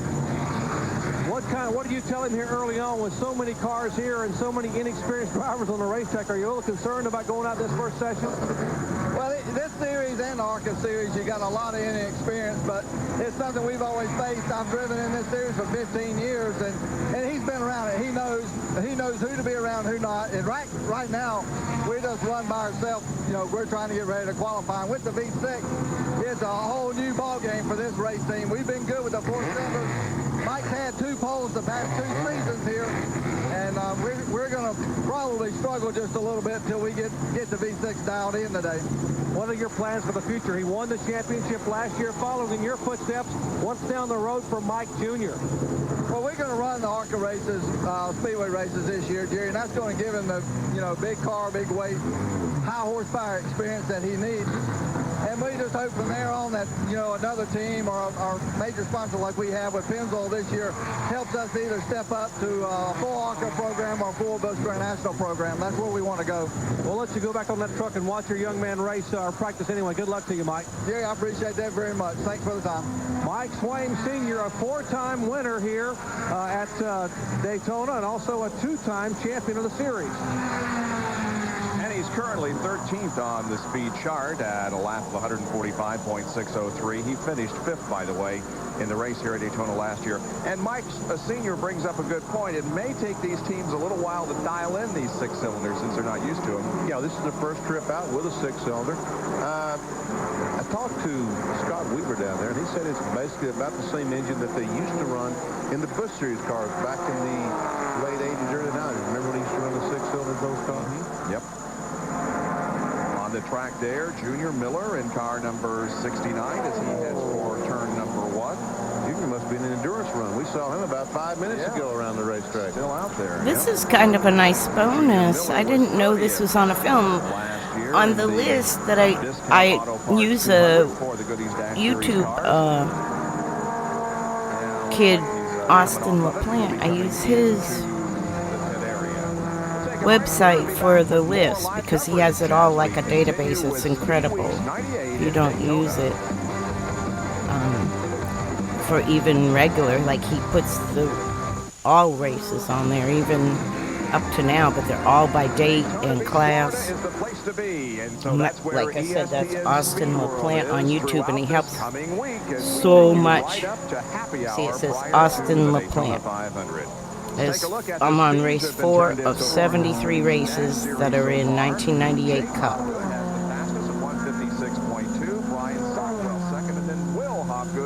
Dash practice. Lap at over 155 miles an hour. Brian Sockwell, the second fastest speed, was the winner of this Goodies Dash 200. Couple of Hobgoods. On Friday.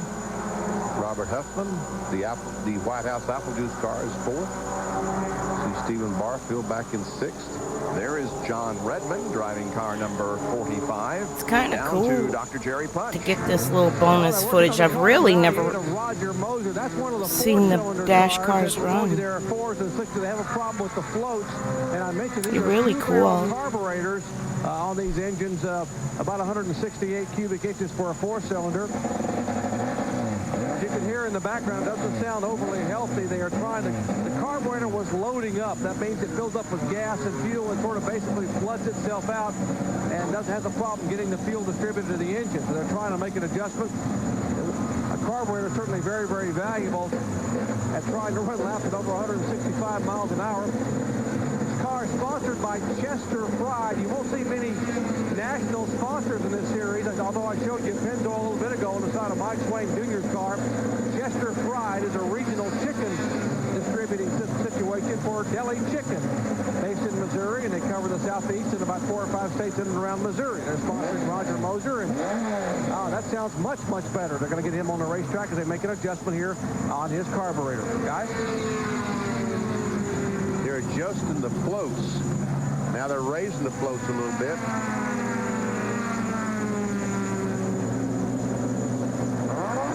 Right. Now they're locking it down. At the float level, there's a float in the bowl of the carburetor that keeps the level of fuel available at a certain level. And if you get the float level too high, obviously in these corners the thing would spill over and get too much fuel in the engine. That's interesting. When there's too much fuel in there, that's like being too rich. It just won't run properly.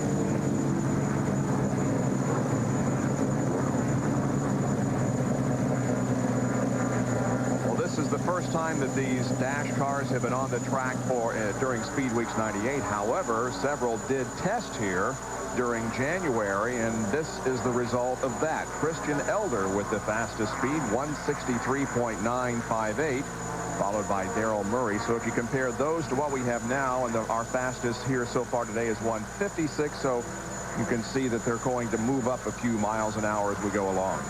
I would think that they probably will qualify somewhere around where Christian Elder practiced, yes.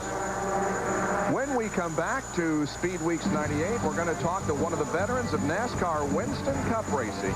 Mr. Darrell Waltrip will join us when we return to Daytona. Hang on, we'll see you in a minute.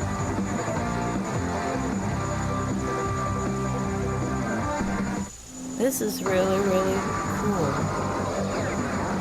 At Daytona International Speedway, I keep like seeing stuff for the first. It's like this is really neat. 50th anniversary. The last in a series of programs called the 50 will be on this Friday night at 7:30.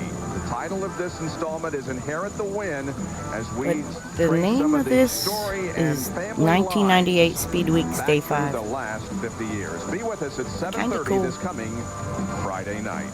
And a guy who certainly has paved his way and made the 50th anniversary special to us is Darrell Waltrip, and he's standing by with our Bill Weber in the old driver's lounge that is now an interview set for us. And we are in the heart of the garage area, just a few feet actually away from your Chevrolet, which is covered right now because you guys are done for the day. Yeah, we had a really good morning practice. You know, we don't have an hour and change this morning. That's all that is a really cool logo. I went out and ran the whole logo, practice. I must say. And the guys kept calling me in. They said, well, yeah, that's 10 laps. With the wheat. Come on in. I said, no, let me run a little bit more. That's 20 laps. Come on in. I actually ran about 30 laps this morning. The car felt that good to me. I was very comfortable, very happy with the car. I called in. I said, as I was coasting in, I said, boys, the car is excellent. And they all took their radios off and hit on them, beat on them, jerked on their heads. They said, man, are we at Daytona? The car's really good. The car for the 500 I'm excited about. I think it's a good car. 50th anniversary of NASCAR, Darrell. And the first thing you want to point out is that you were not in the first race. Oh, man, I'm sick and tired of people coming up and asking me about racing on the beach. I mean, I haven't been, I was 51 years old Thursday. This is their 50. So what does that tell you? Okay. I was 1 year old. I might have been playing on the beach, but I don't know anything about racing on the beach. I wasn't around at that time, but it's exciting to see what NASCAR is doing. You know, I like the fact that we're paying tribute to the people that have gotten us to this point. Obviously, there are those in the garage area today that are going to take us to the next level. But I really like the idea of going back and looking at, even for me, there's a lot of people that I never got to see race. I never got to see Ned race, actually. Or I saw Benny race a little bit. And, well, I was in some races Benny was in. I don't think he was really racing anybody, to tell you the truth. But there are others that I didn't get to see race. And it's fun to go and visit with them and talk about some of the experiences they had in the early days of NASCAR, compare that to what I did in the middle era of the NASCAR, and see where the sport's going in the future. I really am excited about this year. It's going to be a lot of fun. What do you mean? You ran a few races with me. But Parsons, people ask me, you think Benny Parsons is a good driver? I said, I don't know. I never did see him race anybody. Because it was in front of you or behind you? He was just out there. Parsons was just out there. I remember when you came around. And around. That's so silly. As a matter of fact, I crashed one time in Charlotte because Darrell Waltrip never lost control of the car. And he went in the corner, down the corner, he started getting sideways, back and forth. I said, I'll be okay because Darrell never loses control. Guess what? And what happened? You spun out and I ran into you. I can attest to that. Also, the other thing that I find very interesting, since I didn't know you were listening, Benny, I'm sorry. But you got Dr. Punch down there talking about the floats in a carburetor. Now, what does the doctor know about the floats in a carburetor? You got Benny up there. Benny, there are engineering doctors. Yeah, I know about that. So do you. Yeah, I do. We've had to do it all, right, DW? I built the engines.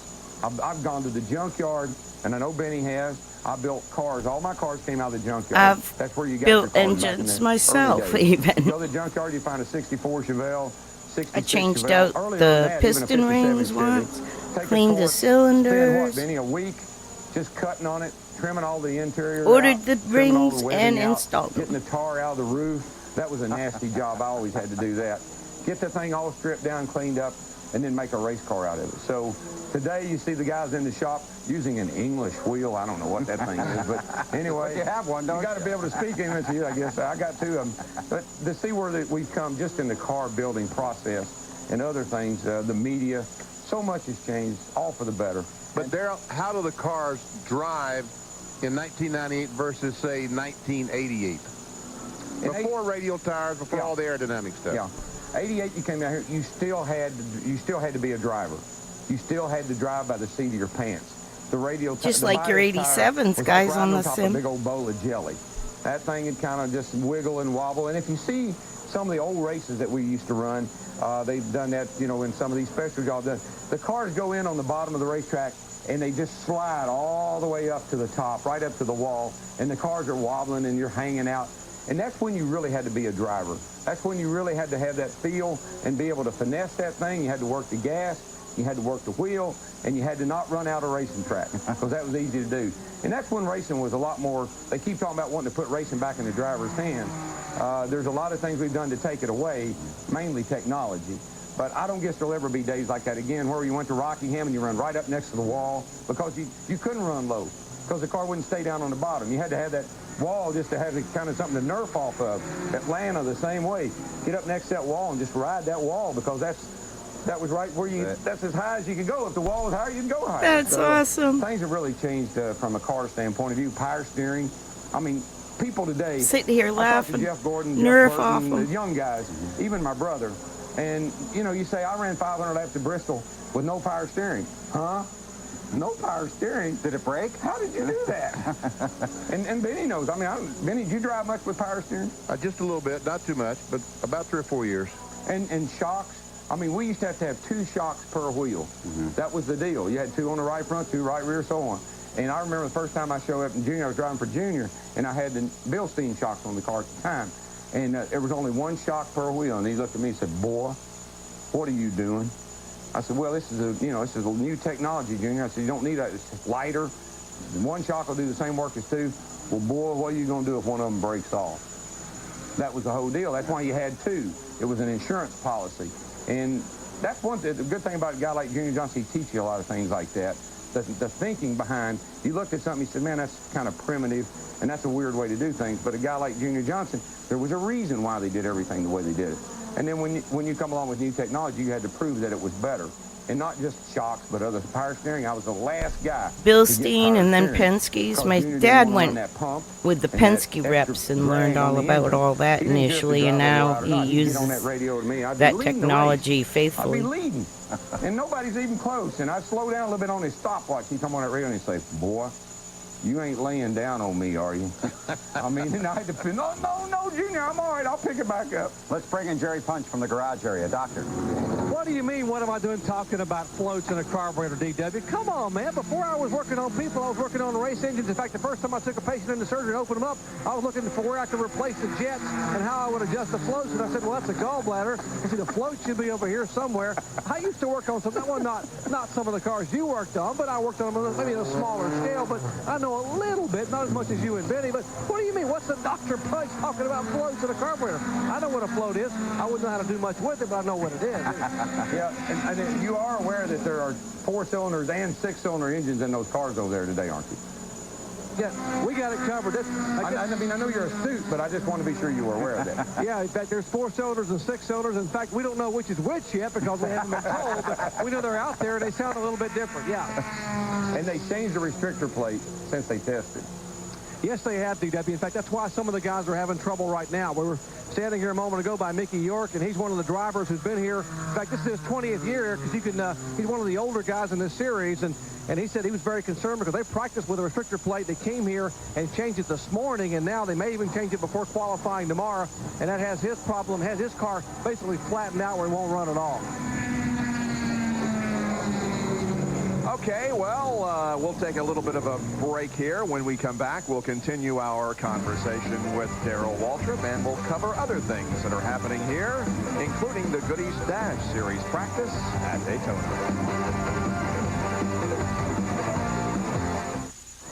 At Daytona International Speedway, the car of Mike Swaim Jr. is being gotten off the racetrack after a spin and a very scary ride down the backstretch. We'll show it to you one more time. This thing, the roof flaps deployed. In fact, you can still see them up there on the car. But if they hadn't, I'm sure he would have gone on over, and he almost did anyway. This is very close to flipping over. There's no doubt about it. Watch as this car comes off the ground. Ouch. Right here when he goes that way. Oh, man, that was close. And he came down awfully hard. That's the one thing that Mike Swaim Jr. is concerned about is the force that the car came down on the earth. What did it bend on the car? Here it is from another angle. Car gets sideways. He goes 3/4 of the way around, and right there is where the car gets up on 2 wheels. 1 wheel for a while. Yeah, might have been no wheels for a little bit. Yeah, really. Well, he was the pole winner at this race in 1996, and at that time put himself in the record books as the youngest pole winner ever here at this speedway. A review again of the speeds. Swaim on top.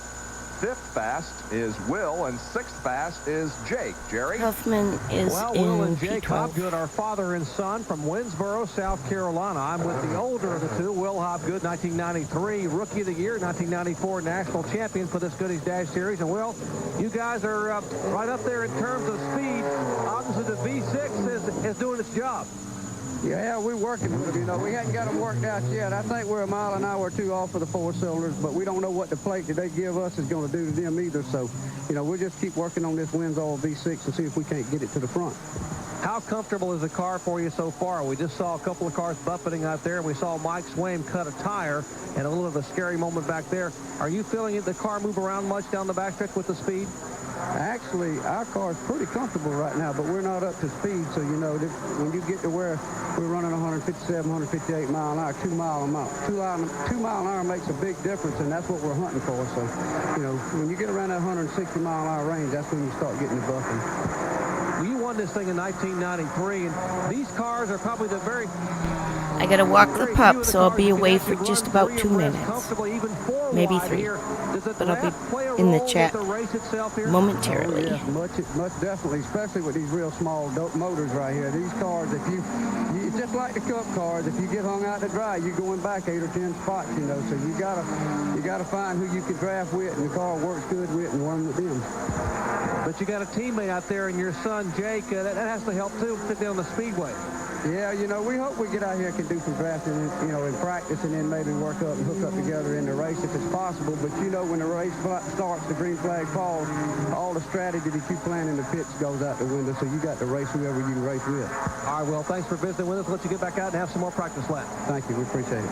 Will Hopgood, the 1994 Goodies Dash Series National Champion. His wins Pontiac, number 65, currently 5th overall on the speed charts. Car is Christian Elder. He's currently in 9th position as far as speed is concerned at 155.561 miles per hour. Won a race at Charlotte last year in the Goodies Dash Series. And this is the guy that we showed you earlier was fastest overall during January testing for the Goodies Dash Series car.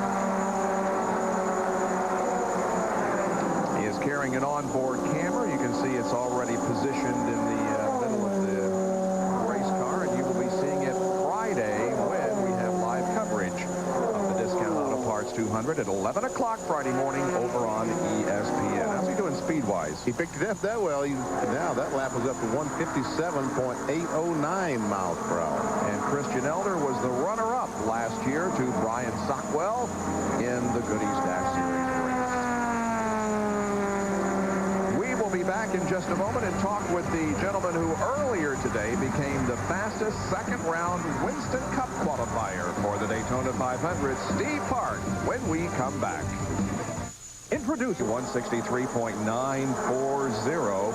That was recorded just before he had the incident on the racetrack. We're watching right now Junior Miller and who else out there? Well, that 6 car, the one on the right is Eric Rogers, and that's the 1 car, Ken Melling, trying to pass on the outside, and he's doing it.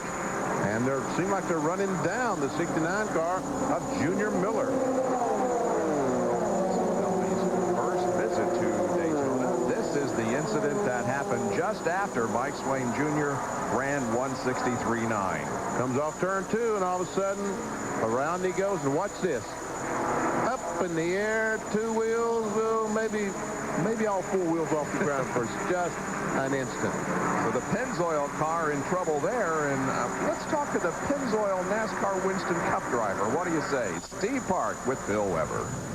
And Steve, back in the Winston Cup garage area, you with the courage of a riverboat gambler today, a daring second-round qualifying run. Congratulations, it all paid off for you. Well, thank you, Bill. It really did. And Felipe Lopez made the call to go try to run second round again. We had a decent speed with the Pennzoil Chevrolet yesterday, being 24th, our first time here at Daytona. And to roll the dice and go and try to go again and improve ourselves was a call that he made this morning after we turned some pretty good speeds here, and it paid off for us. Was there an Earnhardt factor in that decision? There's an Earnhardt factor in all the decisions we make sometimes, and he's been real good. He came down and he talked to us, and he said that we were right on the verge of if we had to rely on our speed to get in the race, that it probably wouldn't be fast enough. But he said, you guys make the call, and Felipe and the guys back at the garage area said, hey, let's go for it. How do you feel? I said, I feel great. And he told me, just keep her straight and don't wiggle her too much, and you'll go faster. So that's what we did. This is the first hurdle in a rookie year that is full of hurdles. You have nothing to fall back on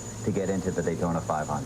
That's true, and this is the Super Bowl of auto racing, and I mean, if you put it on a meter of how cool, how exciting this is, it would be blown right off the scale. And to have it come on NASCAR's 50th anniversary, I've unfortunately only been able to enjoy 30 years of those races, but they've been doing a good job showing Benny Parsons racing back in the old days when they only had black and white television. Oh, come on. Now they've been in color way back yonder. Yeah. Hey, Steve, how come did you put everything toward that second lap? I noticed you picked up about 0.4 of a second from the first to second lap. Was everything pointed toward that second lap? Yeah, it was, and I learned a lot yesterday, Benny, watching the guys. I went back to the motorhome and watched on TV how some of the guys like Jimmy Spencer and stuff qualified, and it seemed like they almost threw away their first lap to really get a good second lap. And those are the guys, if you notice, were picking up 0.4 of a second between their first and second lap. So I thought about it a little bit, and I said, well, we just need a good second lap. And when we came around that first lap and we ran an 80, I could just feel all the guys in the garage area just cringe up their shoulders a little bit and say, oh, man, I hope he picks up the second lap. And we did, and we picked up 3.5 or 0.4 on our second lap. So it's amazing what you can learn on television. It was a good day for the Pennzoil Winston Cup car, but not so good for the Pennzoil Goodies Dash car. Let's get an update on that from Dr. Jerry Punch. All right, the car brought back into the garage area in the Goodies Dash Series garage, and Mike Swaim Jr. has climbed out of it and trying to get the car jacked up. Mike, we heard originally that they thought you may have cut a tire, but I don't see a tire down. No, we think something broke in the left front's what it felt like on the racetrack to me. The steering front end lost all the feel and took off coming out to the wall head on, and tried to get it slowed down as much as possible, and when I did, something caught on the left front in the ground or something. It felt like something was dragging and jerked me sideways, and I thought it was going to flip for a minute. It went up on its side, and that's when I closed my eyes. When I opened them up, I was still sitting on all fours and got the car turned in the right direction, but I didn't want to drive it back because I didn't know if we were going to drag anything. So safer to have the record, take it back to the pits, and now the guys are going to evaluate it. Any warning at all for something was going to happen just coming off turn 2? Yeah, just front end just lost all feel, and anytime that happens, you know you've cut a tire or you broke something in the front end, and I got off the throttle, and then it was all she wrote. It was headed to the wall head on, and how it missed it and spun down through the backstretch, I don't know. Well, maybe we'll go over and look with Dad and see if we can see what happened to the car. Come on, guys. We'll come over here and we'll follow him over to the race car, and we'll get over here and see if we can actually see what may have happened. Ronald Fox is the crew chief. Ronald, any idea what happened to the car? I must say the bearing went out of it. Bearing went out here in the left front? Yeah.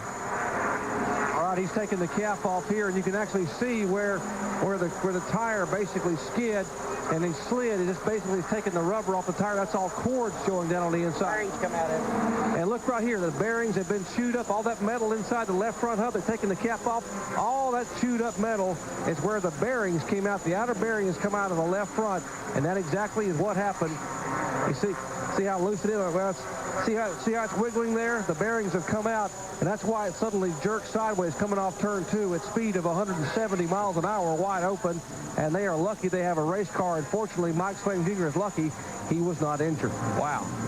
Well, that would be a handful, wouldn't it? It really would be a handful. And I guess it happened about 165 miles per hour. You know, they might have to examine, look at those things, and just see if those bearings are large enough to carry the load that they're asking these little cars to carry. There are the the top 15 speed so far here in Goody's Dash Series practice at Daytona. When we come back, Bill will continue his conversation with Steve Park.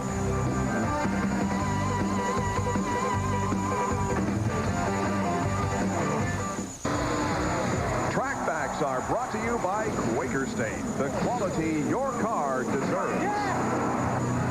Have you ever wondered why experienced crew members and crew chiefs play with crayons at super speedways? You think that's going to be a little bit juvenile maybe, but really they have a purpose, particularly this yellow crayon right here. When we come to super speedway races, this crayon is critical to be able to set a car up. Why? Well, let me show you. We told you in Winston Cup cars in qualifying, the whole back of the car comes down about 6 inches.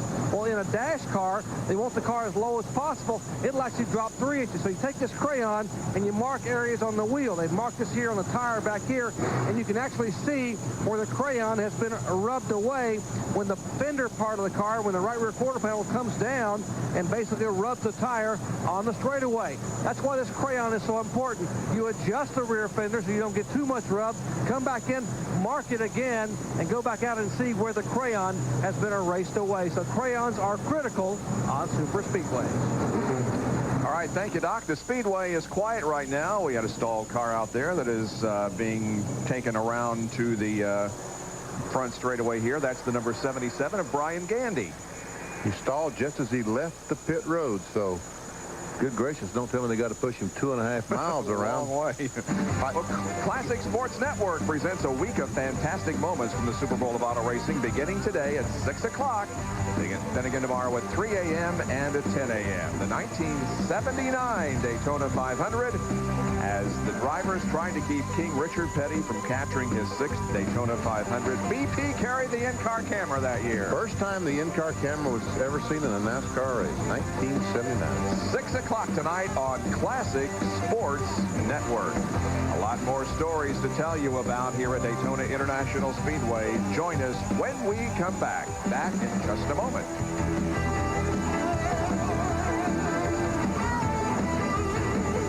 Quiet as the 77 car of Brian Gandy continues to try to get off the racetrack. And by the way, we told you about the 79 500 tonight on Classic Sports Network by ESPN. Well, there'll be a new installment every night this week at 6 o'clock Eastern. Now let's visit with the guy who won this race last year, Doc. Indeed, Bob. 29-year-old Brian Sockwell out of Greensboro, North Carolina, won 5 events last year, including this race right here. But, Brian, it wasn't quite enough to get you the title. You finished second.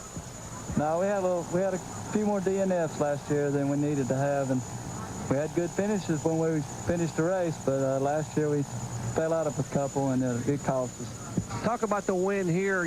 Last year had to be the biggest thing that's happened to you in your career, winning at Daytona International Speedway. It'll be something I won't never forget. We watched the race last night, trying to learn a little bit of what we did and how it happened. And, you know, we're going to take from that, and hopefully we can pick this car up. Right now we're a little off and a little bit behind right now. We're running a 4-cylinder, and there's a few cars running 6 cylinders this year, and I think they got a little bit of advantage on us this year. That seems to be a point of contention among some of the people. We talked to Mickey York and some of the others who have the 4 cylinders, and they're concerned a little bit about the fact that the plates have been changed today. How about you? I mean, can you get it back? I don't know. We didn't know they were going to put the plates on until yesterday. We had the motor dyno with an inch and 1/8 plate, had the gear, and it really changes more than they realize just by 1/16 of an inch on the plate. Can you lobby between now and qualifying tomorrow to be able to make a change back? I don't know whether I can get the car all the way up to speed in one lap of qualifying. All right, we'll let you go back out. Good luck to you in qualifying tomorrow and in the race on Friday. Thank you. Brian Sockwell from Greensboro, North Carolina. This is the same car he won with here a year ago. One of the closest finishes in this race's history. He and Christian Elder less than 0.2 of a second apart at the checkered flag. the track is open for practice for these NASCAR Goodies Dash Cars once again. But when we come back from this commercial break, Bill Weber will be talking to Ray Evernham. Stay with us for that. Chief for Jeff Gordon, the reigning Winston Cup champion, and you're carrying the banner of champion through this 50th season. I know you're extremely proud of that. We really are, and the more we watch and the more you learn and meet some of the people that were involved in NASCAR a long time ago, you start to realize, you know, what really a great honor it is to be not only involved in the sport, but to be the champion carrying it through the 50th year. It's pretty neat, Bill. You're also a defending champion of that little race called the Daytona 500. Yeah, and you know, defending that's the hard part. You know, we're defending of I guess about 50 guys this year, and had a new car out this morning, qualified 11th fastest Saturday, which matches, I think, our best qualifying effort time trial-wise here at Daytona since 1993. A lot of confidence, new car, new chassis design. We'll wait and see how it goes in the race. You're happy with how it drafts? We're happy. We're not ecstatic. The car drove good, needs some more speed, and we're working on that, trying to get it up to speed. It drove perfectly, but again, just not fast enough. A lot of things I'd like to talk about, but I think we have to look back at yesterday, first of all. The final restart of the race. Can you walk us through that a little bit? Well, you know, it kept, actually, there were two pretty critical restarts there, and you know, anytime you have a double file restart, it's tough. Anything can happen.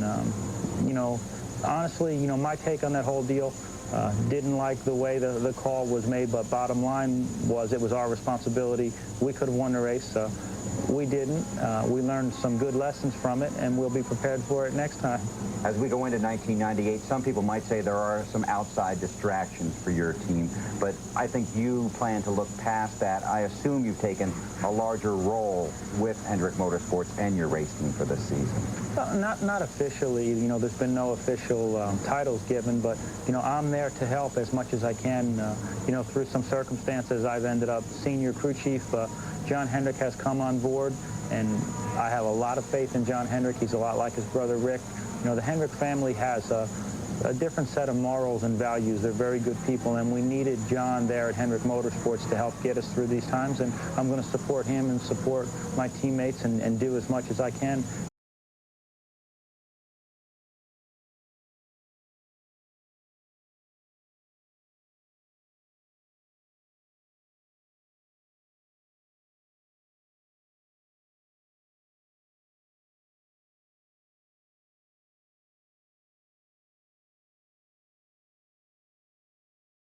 In Talladega, they might have killed it. I don't know. The cars are pointing in. You're trying to hide the spoiler, get it down below where the other cars were trying to get it up in the air. So the easiest way to tell the difference between the speedway car and a downforce car. Not really sure what's up. Are we back?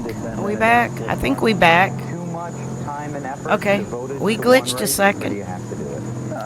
I don't stream to publish, so it's not like a copyright thing. All of my streams have copyrights on them on YouTube and all that, but they're just not monetized. And I'm not monetized there, so I don't know if that was just a slight glitch in our internet or what the heck that just was. But it lost a connection for a second. We back, though. Some people say it's not worth it for 2 laps. It's not worth it, not worth it. But, man, it's the Daytona 500. Okay, we'll continue with Ray Evernham in a moment. Right now, let's go back up to Bob. All right, thank you very much, and we will continue to question Ray Evernham as the work continues on the 24 car, and the Dash Series cars continue their practice here at Daytona. We've had 39 cars on the track so far. It's been open about... There's Robert Huffman. We'll review the speeds when we come back. And we will also hear from Dr. Jerry Punch, who's positioned back there in the Goodies Dash garage, following the stories unfolding back there. So stay with us. We'll be back in just a moment. Back at Daytona, where Goodies Dash Series practice continues. That's Daryl Murray out there in car number 52. Also on the track, we know that Ernie Yarborough's out there. Let's take a look at the speeds that have been turned in so far. It's Mike Swain Jr. continuing to be on the top, and that gap is not narrowing that much, is it? It really isn't. It's still 4 miles per hour. Hey, that 07 is George Crenshaw. My dad knows him. Donnie Neurenberger. The Kelly automobile is in 3rd spot. David Hutto is in 4th. A little hot Crenshaw, who we've seen you run so many times, is in 6th spot. Christian Elder back in 7th, 157.809. I think that's where Jerry Punch is located. Exactly, Benny. You know, if there's a Richard Childress in the Dash Series, a guy, a likable, self-made, hard-working, successful owner, it is David Watson. And David, no matter who you put in your race car, you guys win races and are successful. Tell us about, first of all, what you guys are doing with the car right now. Well, we put it with a smaller restrictor plate. We're having to run the car softer to get more speed out of it.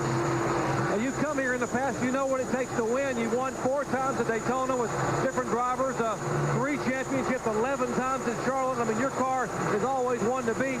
How can you make up for the speed or lack of speed now with the smaller plate? Well, we're just going to have to work on the aerodynamics on the car and getting the shocks to get it to work, car to working softer. Let's show what they're doing with the car over here under the hood of the car. We'll show that they basically are making an adjustment on the shock absorbers. They're working with the coil-over shocks beneath the hood of the car. Get your crew chief over there. What was he doing? Measuring coilovers. Adjusting the shock. I want to see the front end. Let me see. Let me see. The same, just like we took it off. Oh wow. We're going to have to soften the car a whole lot to get it to work more freely, to get more speed because of the restrictors. Like on a modified. Watch that. Let's bring in Christian Elder in, the young man who drives this car. David was in the machine. And Christian, first of all, last year, great race. You finished second by about 0.2 of a second on eyelash. Oh, so jeez, close. That is like that was a beautiful totally rookie race looks like a modified, kind of. We started 21st, That's weird. pushed our way all the way up to second. It was a great effort for our whole team. How about coming back this year? What did you learn a year ago that's going to help you here in 98? Drafting. It was almost a good thing starting from 21st because by the time I got to the front, I kind of had a pretty good idea what was going on.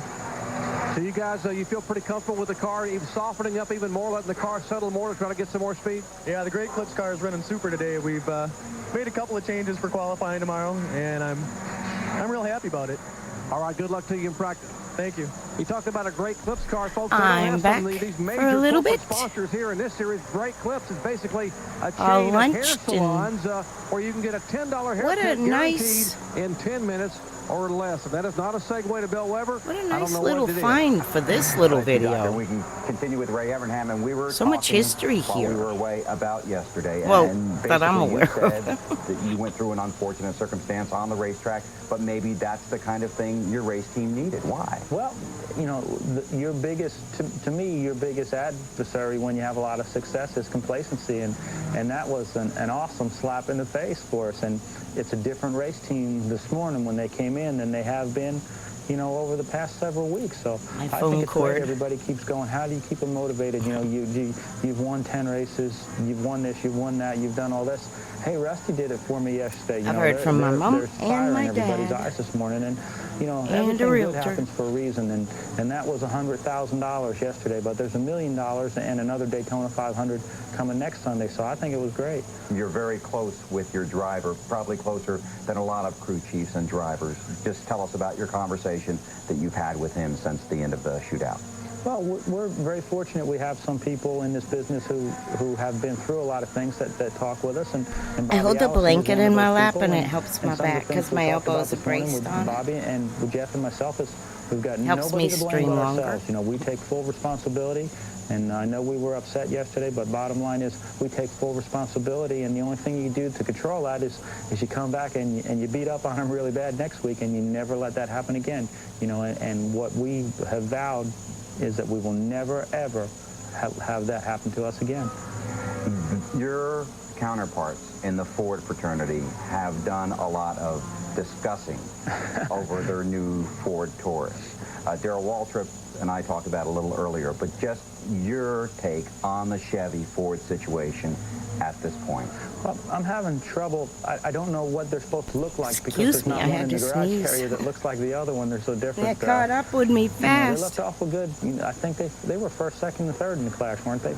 You know, they're going to be good in the 500, and I really believe that they've done their homework. The Ford people aren't stupid. They've done their homework, and there's some good race teams with Fords, and there's some good Ford drivers, and we're going to have our hands full with those guys when we get to Rockingham, Vegas, Atlanta, and they've done their homework. They're doing what they're supposed to be doing. They're lobbying for everything that they can get, and this is about winning, and that's what they're doing. But it's about winning. So my job is to make sure that the Monte Carlo still wins, and we're going to try as hard as we can to make sure that the Ford doesn't get that big of an advantage. Well, congratulations on your championship last year, and best of luck this season. Well, thanks, Bill. Thanks for joining us. Let's go back up to Bob Jenkins and Benny Parsons. All right, good to hear from Ray Evernham. Practice continues here at Daytona. There's Junior Miller, who's continuing to work on some speed. Right now, he's the 27th of the 42 that have been on the track.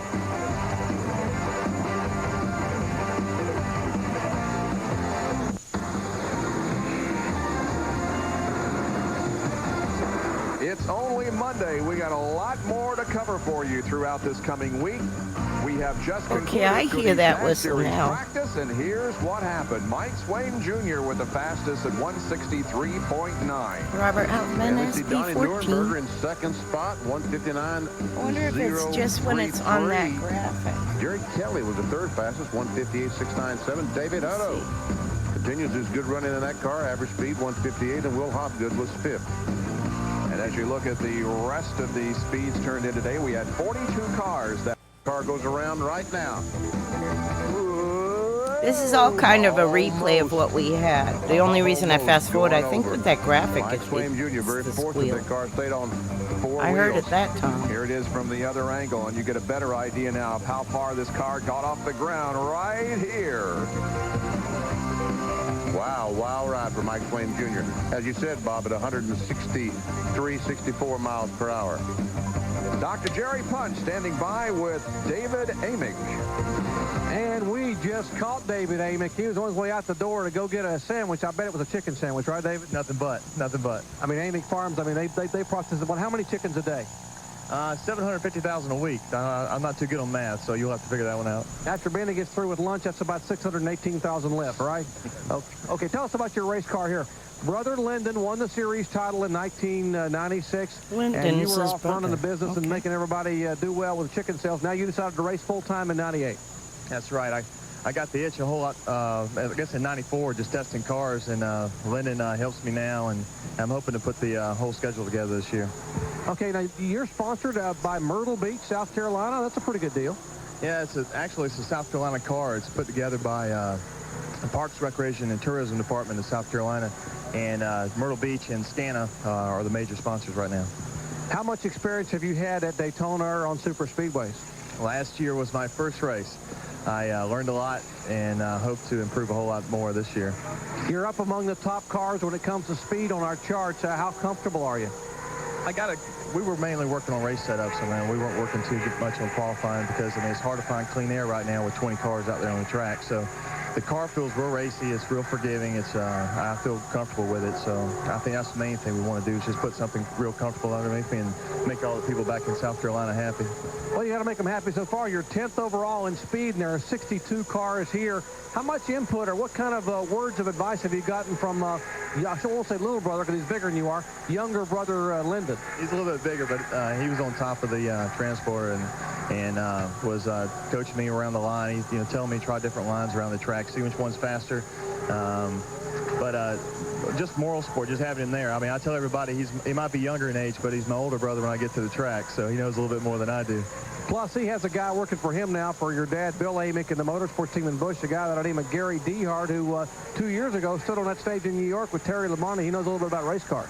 He sure does. I mean, his name speaks for himself, and it's great to have him. I mean, he's helped me tremendously. The whole Busch team has really helped me, and the guys I've got working for me, Richard Mash. I mean, his name just goes right along with a championship as far as Dash is concerned, and I'm hoping maybe that's what maybe we can put together this year. Hey, thanks for taking a moment. Go out and have that chicken sandwich and enjoy it. We'll see you tomorrow in qualifying. Thanks a lot. David Amick currently 10th overall in practice speeds, and they hope that that's with just a race setup. They haven't even tried the qualifying setup yet, which should be considerably quicker. I miss the good old-fashioned speed weeks. I'm glad I'm doing this, running it all back to back to back. I don't know how many hours it'll take, but I'm in for the long haul. Going for my stream record. It's an exciting schedule for these Dash cars.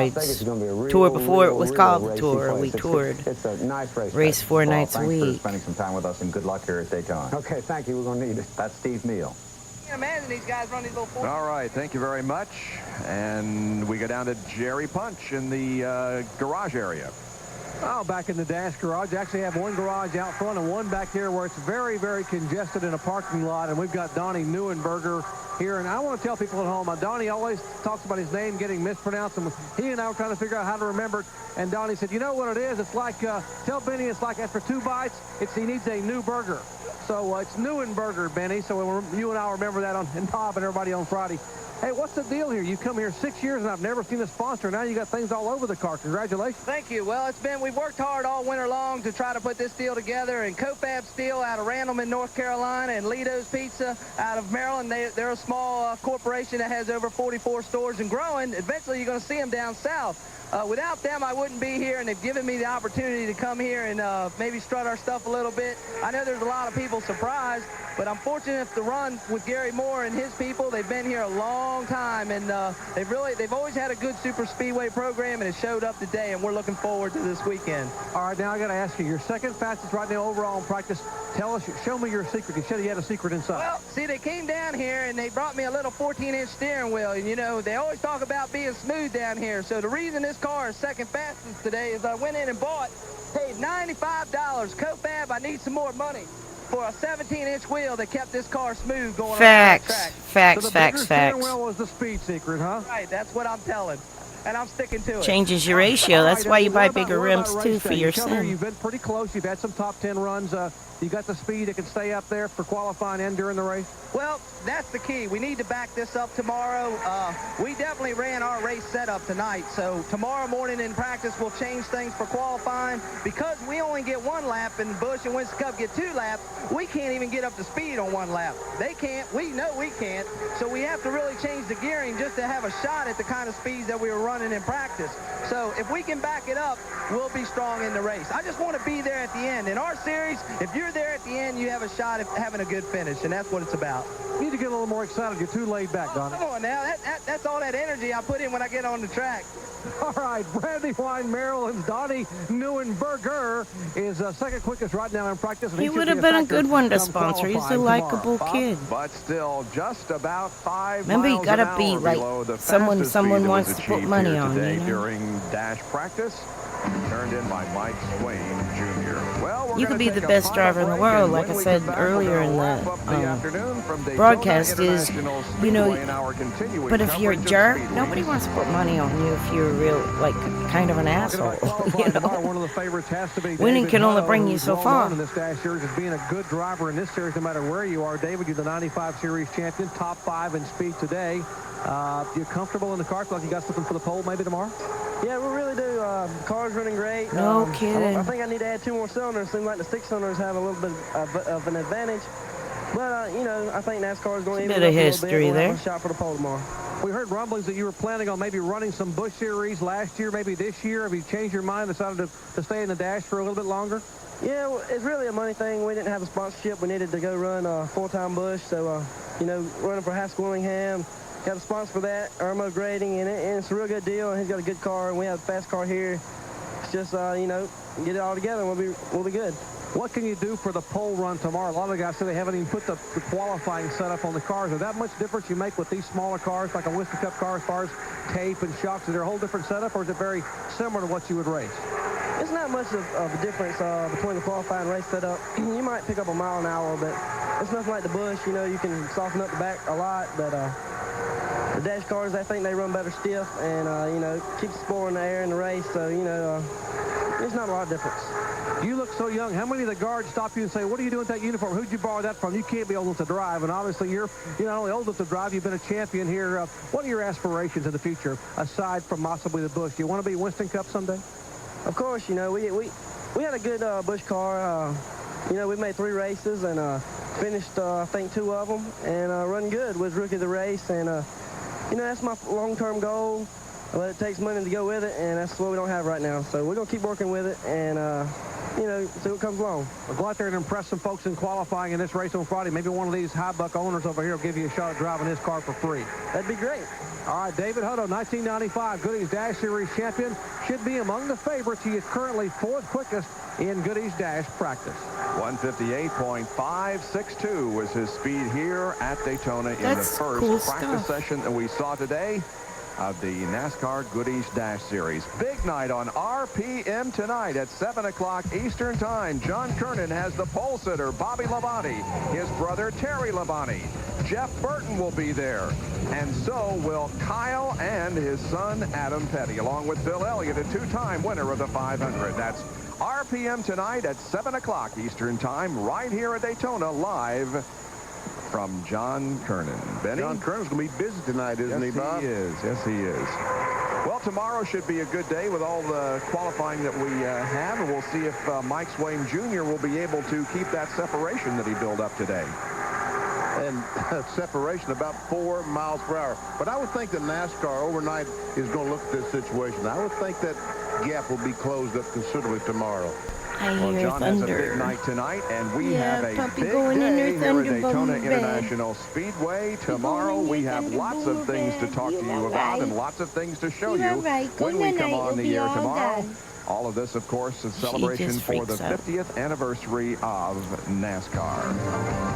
So tomorrow, we begin with NASCAR Winston Cup qualifying round number 3, then NASCAR Busch Series and Dash qualifying round 1. Jerry?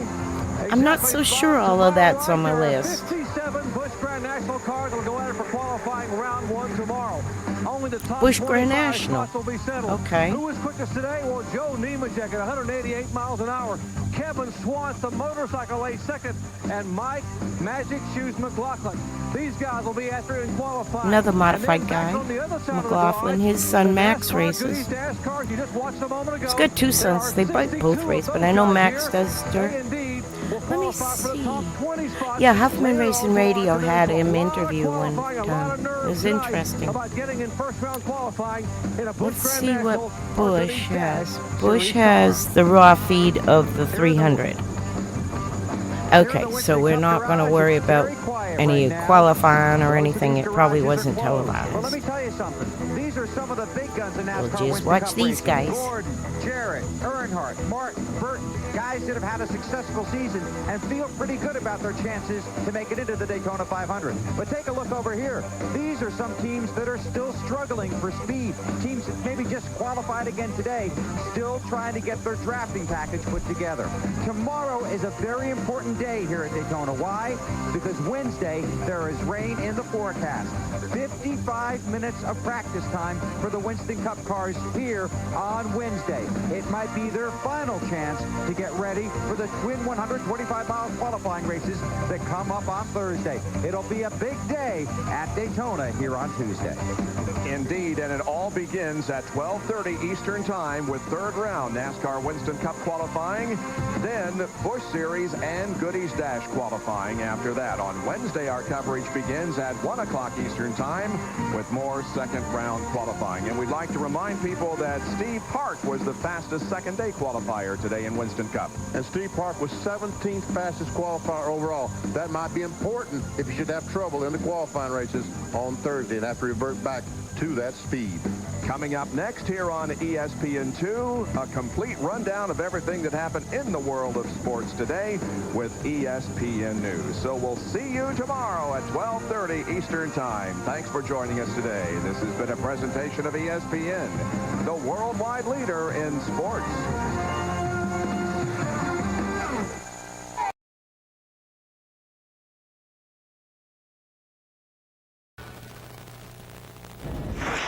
The precision engines are tuned and tested.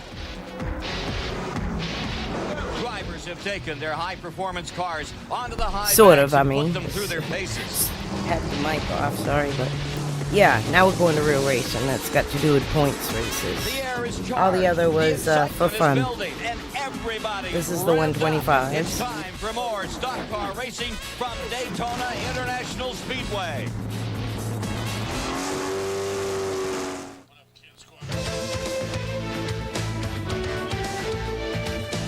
In celebration of NASCAR's 50th anniversary, CBS Sports presents Doing a little the Gatorade Daytona all 125s day. At Daytona. A great day at Daytona begins Just going down to the diminish, list that perhaps was spoiled compiled by the Austin enthusiasm McLean. of the fans gathering for the last 2 events of Speed Weeks, 1998 at the World Center of Speed. Good morning, everyone. Ken Squire with you. It's 10 a.m. Eastern, and the congregation is gathering as we prepare to crown the new royalty of racing. Today, here on CBS, first off, we'll show you the twin Gatorade 125s. Those are the qualifying races run this past Thursday that established the field for tomorrow's running of the $7 million 40th annual Great American Race, the Daytona 500. And shortly after noon today, live, it's the Napa 300. The would-be kings of NASCAR, the young stars coming up against some of the veterans. It's always a thriller, and today will be no exception. I'll As play Magic that Shoes after the Mike McLaughlin will 125s. bring them down to the line. I already Joe got it Nemechek from stacked. Florida alongside for this big event. That's live later today, right here on CBS. And, of course, tomorrow, don't miss it, 12 noon. The Great American Race, the 40th annual Daytona 500, as only CBS does it. Be sure to be with us. This is going to be a barn burner, and what a story to begin the race.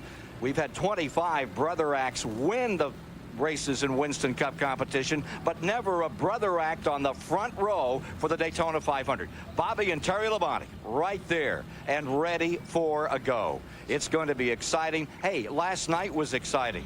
This is the 50th anniversary of NASCAR, and at Daytona, USA, last evening, some of the men who have made history in this event gathered to be honored by Bill France Jr. The champions from the past, the fabulous 50 of NASCAR. Bobby Allison was there. And the Intimidator, 7-time winner Earnhardt. The new star, Jeff Gordon. Junior Johnson, the last American hero. The 7-time champion of this race, Richard Petty. And there are the David Bakers. Pierce and That's Buddy and Buck, Baker. and our own Ned Jarrett Ned. there. Some of the all-time veterans, the men who gave texture and style to this form of racing for one night in one place. It was a very, very special moment here in Daytona, and those people are being celebrated throughout the week here. Well, coming up, the excitement of that first 125-mile qualifying race, all the intensity here. Mike Joy, Ned Jarrett, Buddy Baker to bring you the call of one of the races to decide the starters in the 500. In celebration of NASCAR's 50th anniversary, CBS Sports coverage of the Gatorade 125s at Daytona is sponsored by Gatorade Thirst Quencher, the official sports beverage of NASCAR. Hey, life is a sport. Drink it up. Ford, makers of vehicles that are built to last. And by Budweiser, the official beer of NASCAR. The Gatorade Company is pleased and honored to quench America's thirst for NASCAR racing through our sponsorship of the Gatorade 125s.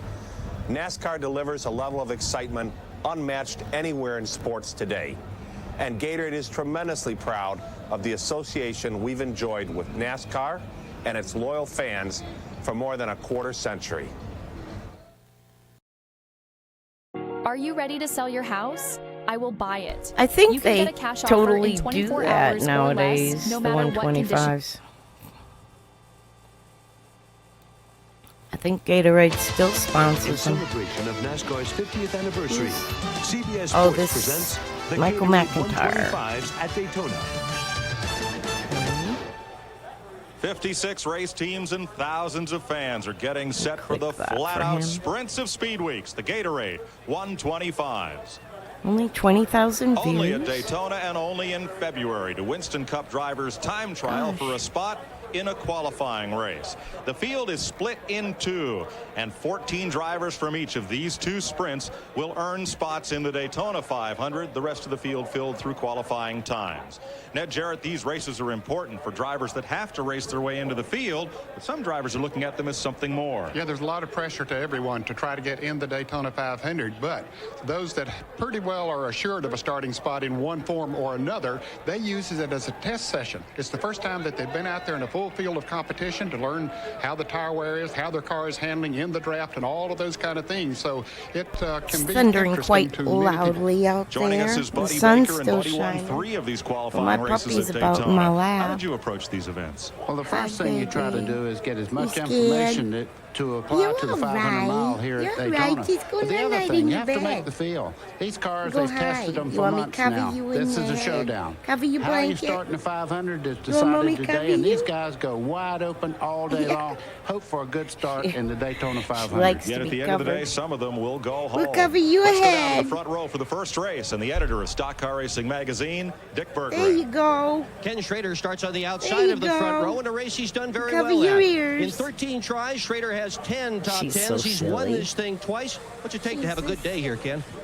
Well, we're in a pretty good spot. I just got to pass one car and make sure no one passes When me. it thunders, like cover her head with right the now blanket. we're guaranteed starting 31st in the 500, and we need to gas it up today because we want to be starting third. He'll be on the panel. Good luck to you, Kenny Schrader. Starting on the pole is Bobby Labonte. He'll start on the pole of the Daytona 500 so long as he can bring this race I car can home play in that. one piece and not need to go to a Exclamation backup point, car. thunder. But Bobby, this could be a good test You gonna session. run Do you take it away? easy, Oh, preserve you're the car, scared, or do you yeah. stand on the gas and learn some things today? Right now, you want to go flat out. Right, but, go in your bed. That could change. It depends on how your car handles. We haven't. Today's a little different day than we've had all week, so kind of wait and see. But hopefully, we'll get the Interstate Pontiac just going real fast and stay there. Best of luck to you. Let's go to Ralph Shaheen. Jeff Gordon looked like the guy to beat in the Bud shootout until a controversial finish kept you out of victory lane. Jeff, you said that finish on Sunday would be a rallying point for the rest of the week. Will it be today? Well, I hope it's going to work in an opposite effect because last year when we won the Busch Clash, it definitely carried some momentum. This year, I think it's got us fired up and maybe a little angry, actually. So we're going to come in and be patient, but we've got a great car here, a great team, and got a really good shot at having a great start for the Daytona 500. I love All right, best of luck to you, Jeff. He'll start 6th here today. Now, there is another driver who has already found his way to victory lane here at Daytona. That's Jimmy Spencer in the qualifying race last Sunday in the Bud Shootout. Now, Jimmy, you won that qualifying race in a Thunderbird. Today, you roll off in a Taurus. Is that good enough? It is really rumbling out there. We had a great run last week in the If Bud I lose Bash, connection, I'll come back. If I lose my power, I'll come back whenever it comes back but on. You got to finish in the top 15, and that's all we're looking at today. We don't need to win But this it race. is rolling. I don't know if you can hear it. But our main thing is the Daytona 500. That's where it's all at. We need to be in the top 15 to be Not there. yet. Jimmy Spencer will start 7th. Let's go to Bill Stevens. What a day for Kenny Irwin. His first start in a Winston Cup car, the 28 car owned by Robert Yates. He's one of 4 rookies trying to make the field, but a lot of veterans trying to make that race on Sunday. And Kenny Irwin, you think you're going to find some road rage out there today? I don't know. I'm a big learning curve today, so just going to see how everybody races and just try to race with them. Remember now, Thunder's he won coming. the ARCA 200 She's last getting all weekend. antsy. They She entered that hears race it to get before I drafting do. experience, but he ran up front most of the day. This will be his first shot at hand-to-hand combat, Mike. Starts dancing. Here's the I starting hear it lineup coming. for the first Gatorade 125. Bobby Labonte's on the pole today and Sunday for the 500. Ken Schrader, winner of this race twice. John Andretti, a Daytona Winston Cup winner here, and Derek Cope, the 1990 500 champion. Did you hear Ward it? Burton's trying to I make his hear it fourth now, but she 500. heard it Jeff like Gordon won 30 this race seconds as a rookie before in me. That is 93. amazing. Jimmy Spencer was Like fourth she here a starts year dancing ago. on her Dale front Jarrett paws. won his 125 Is last another season. one? Dick Trickle first ran this event in 1970, and Jeremy Mayfield, who ran 6th in last year's 500. David Green, the I Busch love Series you. champion, and Sterling Don't Marlin, think a winner about here it. in 95. Jeff Green makes his first start in this If it event. goes boom Mark real Martin's loud, had you're gonna 6 top faint. 5 finishes. That's how Chad intense Little you makes are his 10th listening. start in the qualifier. Johnny You Benson need Jr., to not another pay former attention Busch to champ. thunder. USAC You wanna champ come up Kenny on my Irwin bed? Jr. won the ARCA 200 here last Sunday, and Bill Elliott, a 3-time winner of the 125. Steve Grissom, last year he was on the front row for the come up, 500. And Or you Ted wanna go Musgrave with hide a in pair your of top bed? 10s in this sprint. Todd Bodine with a Woman brand new again. team and Dash Series graduate, rookie Dan Pardis.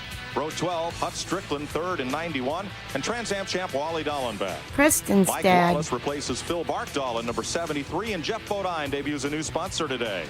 Rick Mass trying to make his 8th 500, and Mike Cicchetti in his first Winston Cup effort. The field begins to roll out for the pace laps. We'll be back Must with be the coming green flag again. for the She started first panting Gatorade again. 125-miler right after this.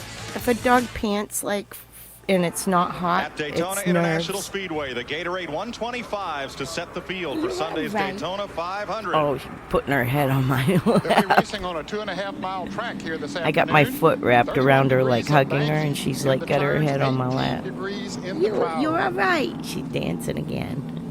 And they're Don't racing for think nearly about it. $750,000. Yeah, there it is. You hear it 28 before cars it will moves. start each race. That's a The loud distance one. 50 laps, 125 miles. Terry Labonte, the record holder. In today's race, 13 Fords, 11 Tauruses, and 2 T-Birds, 10 Monte Carlos, and 5 Grand Prix. Your ears don't listen. Todd Bodine will carry our onboard camera today. The Tabasco Pontiac starts 21st, the youngest of the Bodine brothers. You want a blankie? Hide you. You all right? Mark Martin, the Valvoline Ford, rolls off 14th today. Jeff Gordon, defending champion. He'll start from 6th position in this DuPont Chevrolet. And Dale Jarrett, a former winner, will start 8th in the Quality Care Ford Taurus.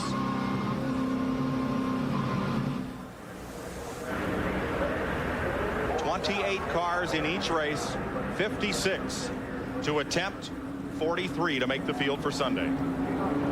Who's the fast guy this Should be the last of their pace laps this season? Getting set for green. Mike, you could hear him shifting down and clearing those motors up, anticipating the start. Every one of these guys know it's very important to get a great start.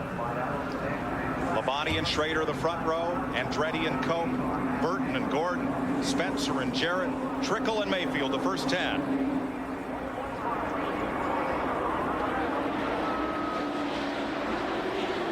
Green flag for the first of 50 laps.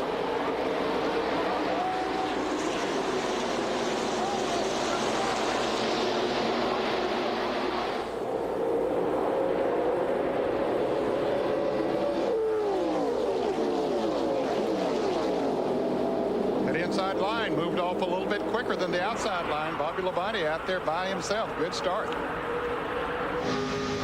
From Mark Martin's car, looking back as he pulls alongside David Green. That's Ted Musgrave, teammate to Mark Martin. Inside is Steve Grissom. Mike, in the race last weekend, they were actually bumping into each other, doing bump drafting in the corners and down the straightaway. It makes both cars run much quicker if you have a little bit of help. First lap complete. Bobby Labonte, the pole sitter, will lead it. And they're stacked up, 2 abreast behind him. Black flag out for Wally Dallenbach for jumping the start. He'll have to pit. Oh boy, that could be very harmful to him too in making the Daytona 500. Turn 2, Labonte's lead is evaporated. The pack has caught him. Mike, as a lot of people have thought, Kenny Schrader may have one of the strongest cars at Daytona through the whole week, and you can see right now he's taking the lead on the outside as they head down into turn 3. Bobby Labonte, though, looks like he has muscle himself. It takes him a little more than a lap to get up to speed. Kenny Irwin in the 28 car down on the inside of the 29 car of Jeff Green, but he decided that was not a smart move. There's Dallenbach coming on the inside of Kenny Irving, making it 3 deep. Boy, this is not a good place to do that, but they make it. Now, Dallenbach is the green car there on the inside of Kenny Irving as they head down in turn 1. He has a black flag out for him to come down pit road. So, boy, you talk about a bad break for him. He's racing like he does not know it yet. Rules allow him 3 laps to acknowledge the black flag and come in and pit. See what happens here to Dallenbach. Up front, that's Bobby Labonte forging ahead to a half-car length lead on Schrader. And, Ned, I'm amazed that they're still lined up in 2 rows. No one can make a move. They are still just basically the way they started. Now here is John Andretti trying to make a move. Those are 3 Pontiacs on the inside there fighting to keep the first, second, third position in this race. As you can see, they're pulling away from Schrader on the outside in the green car there just a little bit. Schrader in that green and black 33, and this time around Dallenbach obeys the black flag. He'll get a stop-and-go penalty. Dick Berggren. NASCAR has decided that Dallenbach passed the car before he got to the start-finish line, which is something you're not supposed to do. The crew disputes that. They say depends on what constitutes passing a car. At any rate, Dallenbach has made a stop-and-go. He's in the back of the pack and behind the pack, too. See, he'll have to have a caution flag to be able to catch up. He'll be out there running by himself without the benefit of draft. Normally 2 cars will run faster together than they will by themselves. 3 laps complete, and nobody can establish a lead. Mike, John Andretti got very loose. He's now taking the lead as they come through the tri-oval. As you can see from Todd Bodine's car going through the tri-oval there, he got very loose off turn 4. Andretti was lucky to keep control of that car. Andretti driving for Richard Petty this season in that blue and red number 43, now in 3rd position behind Daytona 500 pole sitter Bobby Labonte and Ken Schrader. Derek Cope carrying new colors, the black and red number 30, moving up on the outside.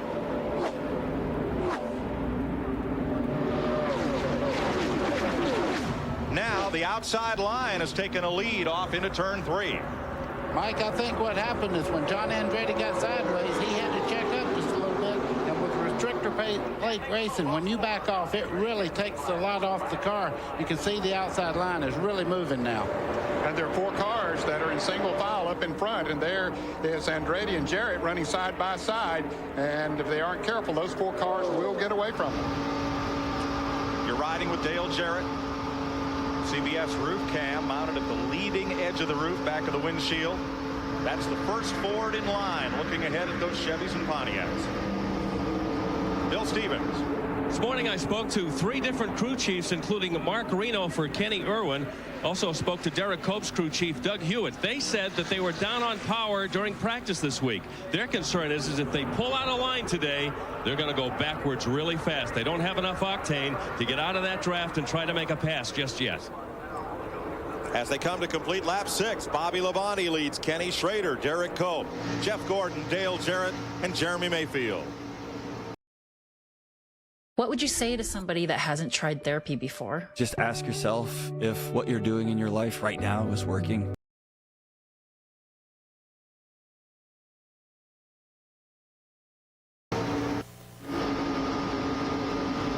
Welcome back to the Gatorade 125s. Bobby Labonte is your leader.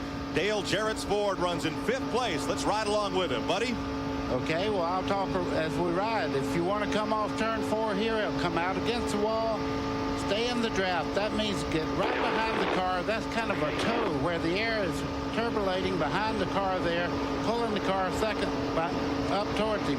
As they go down, you get up against the wall. Now watch him go to the bottom of the racetrack, left front, right on the white line there.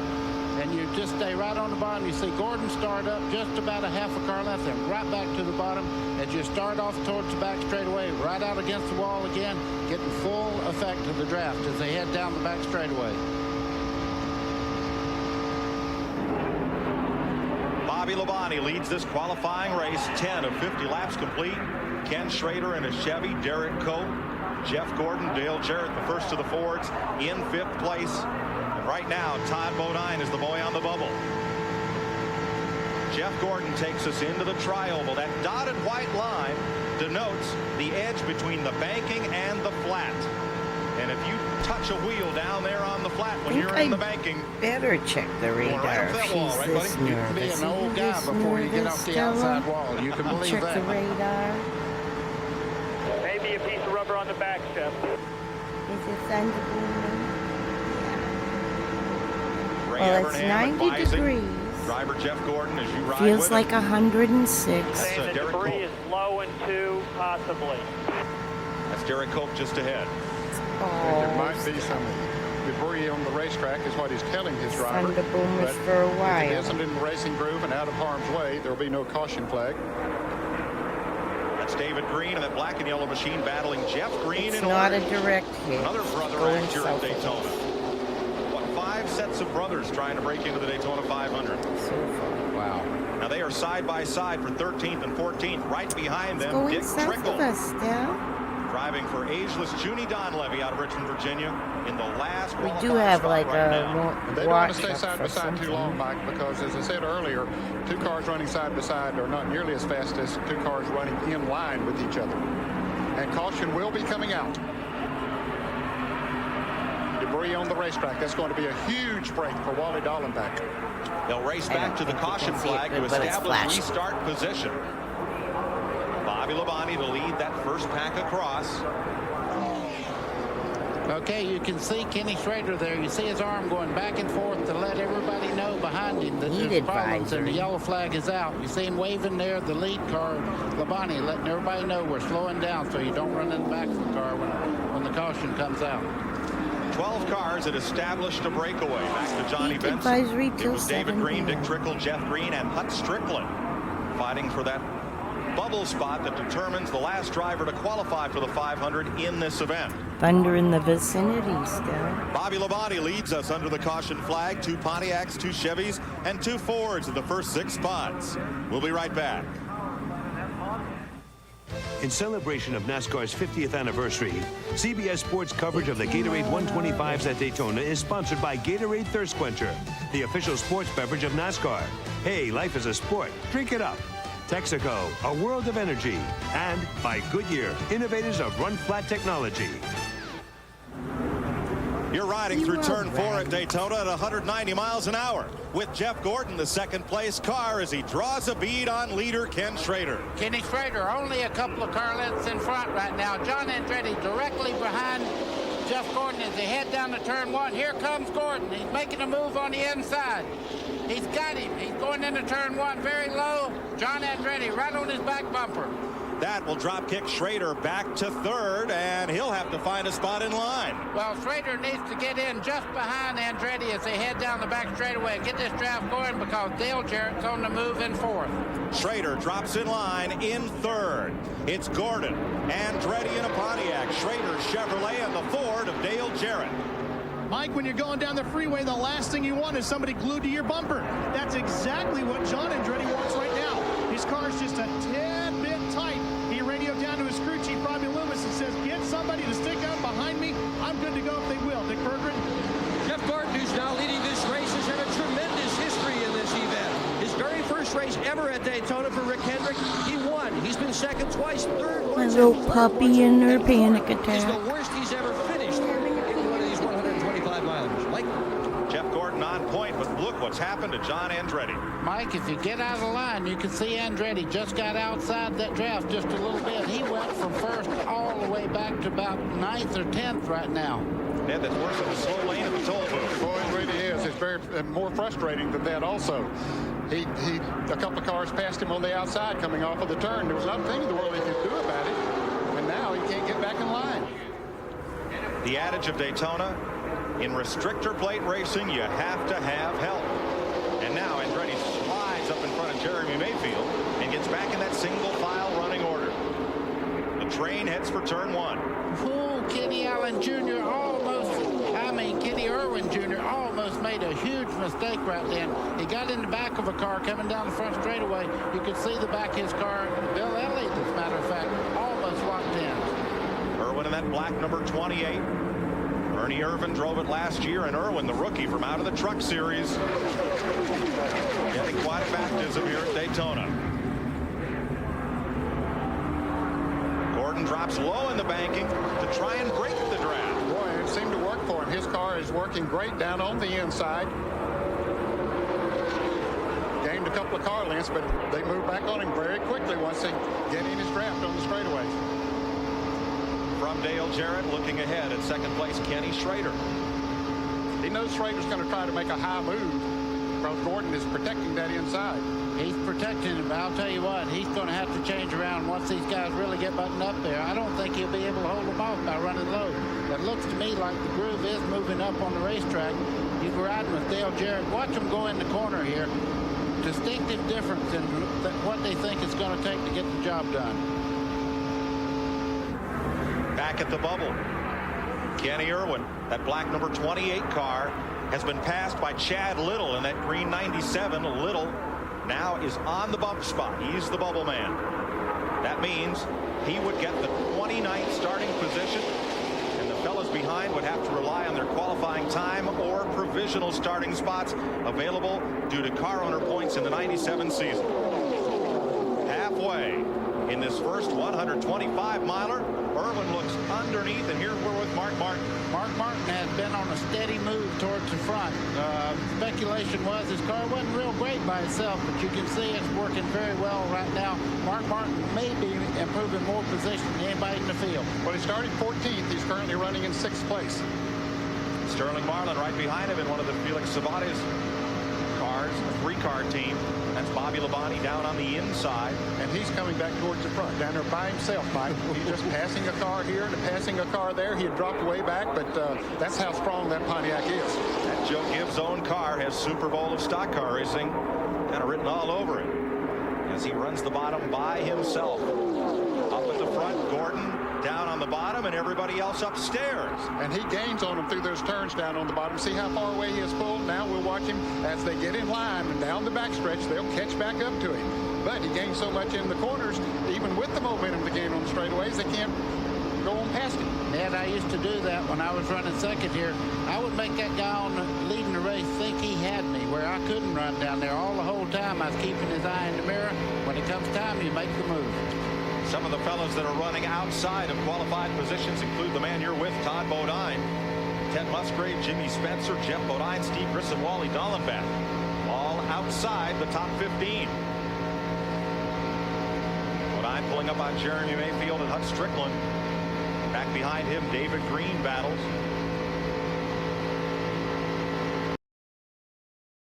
It takes 90 seconds for this NASA-engineered AC cool down your room. It's smaller than a toaster. Let's check with Bill Stevens for a report on the second place car. Kenny Schrader's car's been a little spooky. First it was pushing, and then you saw him go into first place, and the pit erupted in applause, and then he fell back to second place again. If there's a yellow, Andy Petrie says they'll definitely bring him in for tires, and he says that Ken isn't going to stay in second place. If he's got a shot for the lead, he has the green light to go after him. Well, surprising that a driver that far up in the field would, three wide, we're getting racy. Boy, we're getting almost two races here. There, you see them fan out on the straightaway there on the trioval, trying to gain a position. Got to get to 15th spot. Ralph. Mike, Kenny Irwin is trying to win two things here today. A ticket into the Daytona 500, but almost more importantly, he's trying to earn respect here today from his fellow drivers, according to car owner Robert Yates. Buddy, how does a driver earn respect from his competition? Oh boy, that's not good. Right now, but he's losing the spot as we look.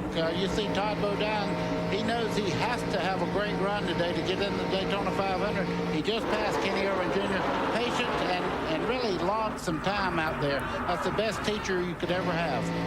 At black number 28 is Irwin's ride. David Green, the former Busch Series champion, holds the 14th spot. Green was a rookie last year and didn't make the 500. He's learned a lot, though, trying to prove it here.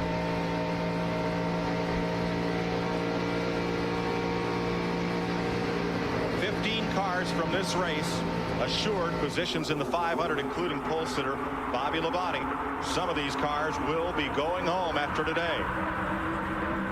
At the front, Jeff Gordon, Ken Schrader, number 33 is second. Dale Jarrett up there in third. There's Sterling Marlin on the inside starting to rumble now. He comes up beside Derek Cope as he headed down in the corner. He saw Bobby Labonte coming up there on the inside, buddy, and he said, okay, that groove is working for Jeff Gordon. It's working for Bobby Labonte. Let me get down there, get in front of Bobby Labonte. Maybe he can push me to the front. Looks like he has a good idea.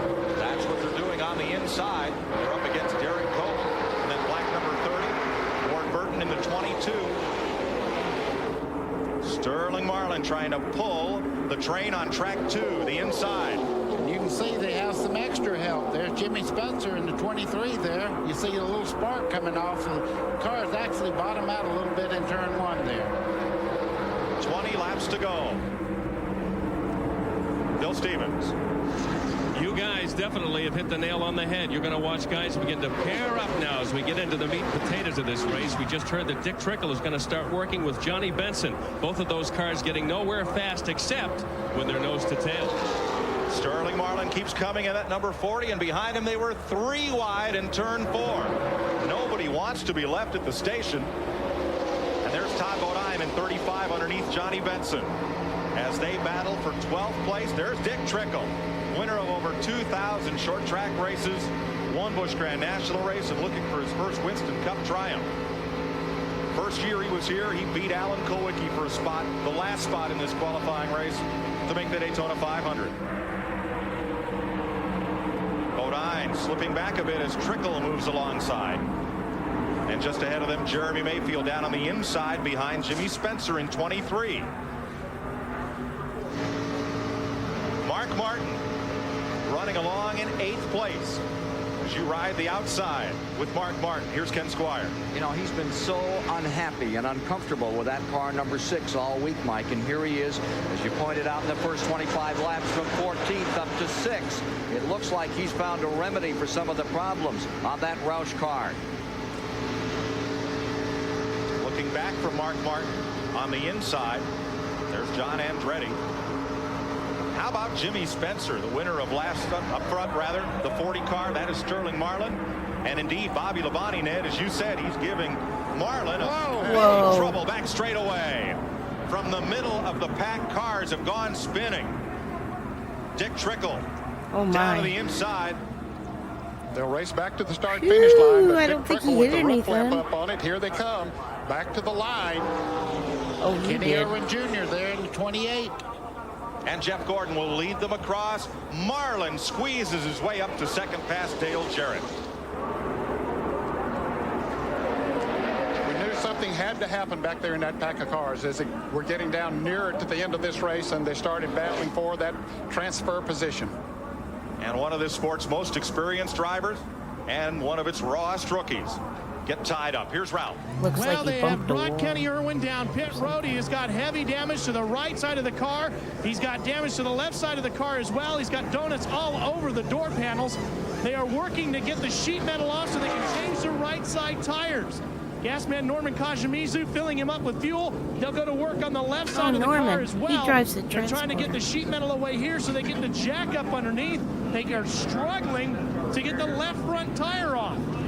The sheet metal is having to be pulled away, and they're going to let him go. Well, now they've stopped him again. They're just trying to pull the sheet metal away enough so that maybe they can leave those left. Well, now they're going to take the left side tire off.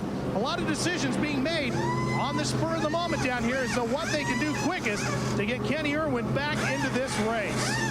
Let's have a look at what happened among three I think they'll get in on straightaway.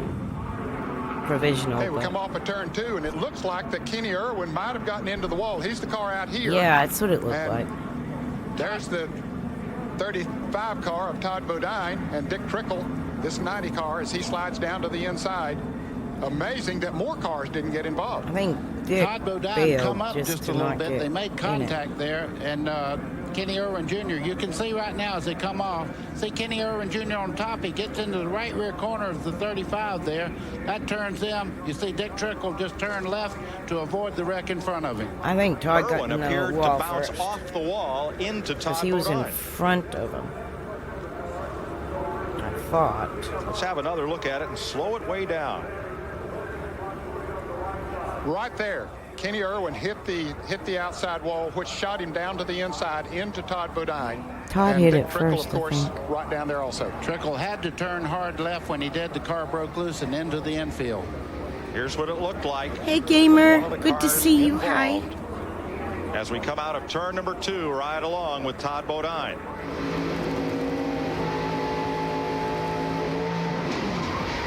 Yow, I hate that sound.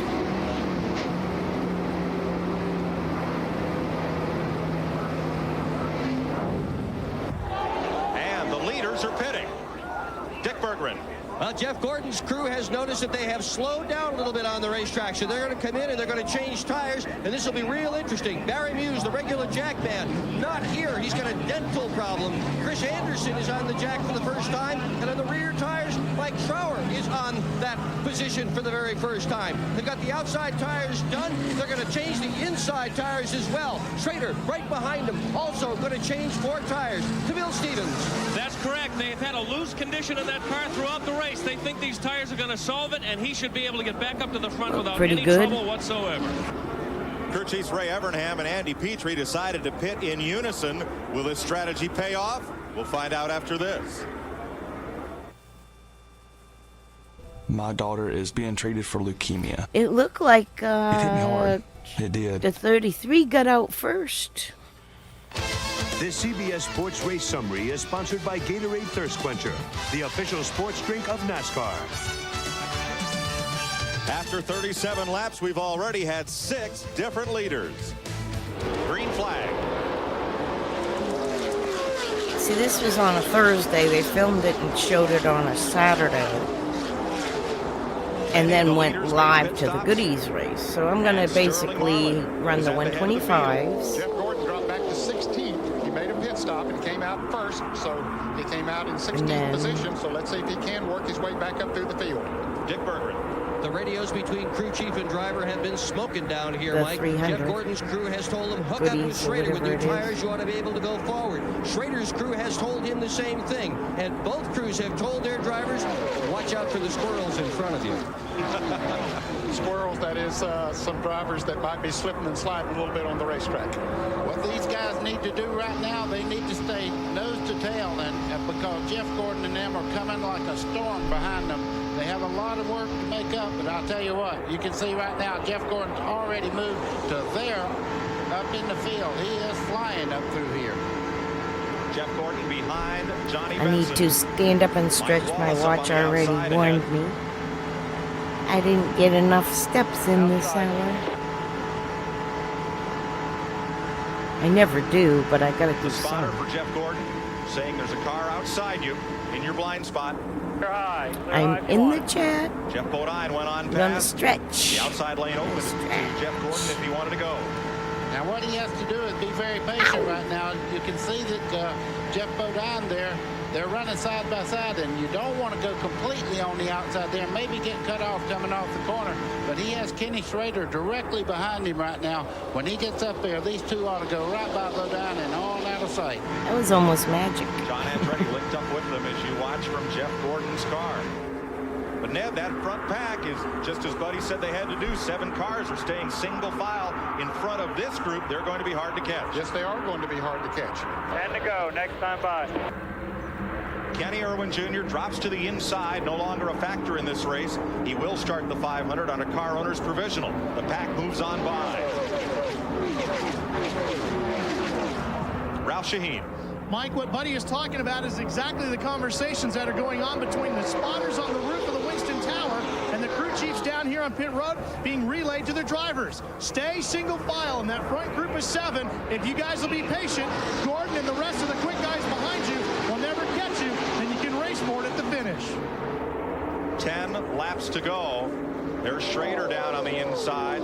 And nobody down there to help him, Mike. He's having a tough time getting up through the pack, even with the new tires. Schrader said at the top of the show, he's guaranteed of 31st. His qualifying, trouble again off the corner. And goes Pardis, Dan Pardis. Oh, Dan Graduate of Pardis. the NASCAR Dash Series for compact cars, got tied up.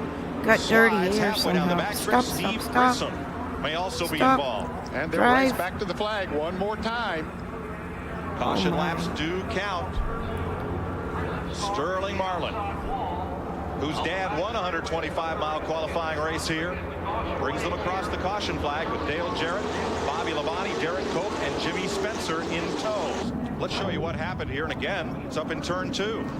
Well, here they come, 3 abreast out of that turn. Chad Little in the green 97 car down on the inside, but it looked like that's Mike Cicchetti. Cicchetti got into the back there and turned him as they start off the corner. There comes Grissom in the 41 by, went down on the flat part of the racetrack, and I'm sure he lost it as he tried to get back on the racetrack. Now let's show you what happened to Steve Grissom in the aftermath of this. Okay, Grissom's down on the dirty part of the racetrack. You can see the dust flying off the rear wheels there as he turns right to get back up on the racetrack. Watch the back of the car start to get sideways. He's in big trouble right there. See the car spinning around. Steve Grissom, number 41. And up onto the banking. Hits the wall with the left side. Quite a bit of damage to the car. You see these roof flaps up there? They're designed to come up when the car starts backwards, and that'll help to keep the car on the ground. Sterling Marlin aims for his 2nd career victory in the Gatorade 125s. As we pause for this message and a word from your local CBS station. Welcome back to the Gatorade 125s, looking at Daytona from the Bud 1 airship, high above Daytona International Speedway. This Bud's for you. Green flag. Like we mentioned a moment ago that Jeff Gordon was 16th on that last restart after his pit stop. He only moved up 3 positions in those green flag laps we have, but he's moving right now, buddy. All the way 4 wide. You can see Jeff Gordon diving in there, trying to make up time right now, trying to get back to the front of this field. Jeff Green's orange car went into that corner down on the flat. Many thought these drag race restarts would be the best place to pass. Here's Dallenbach in 46, Wallace in 73, tied up there with Green, and Andretti in 43, and on the outside, Jeff Green.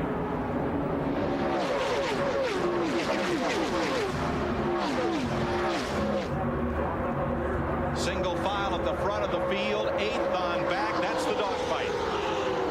See Gordon there, he was hung out to dry on the inside there. As we go back to the leaders, you can see Sterling Marlin right now, Dale Jarrett, boy, they're just running effortless right now in front. This will change with 2 or 3 laps to go, though. Everybody will be trying to win.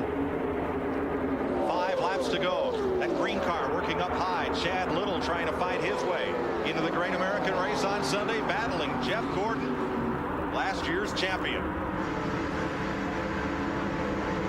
combining with Gordon. And he has no one in front of him. He has to get in that outside lane and finally does so behind David Green.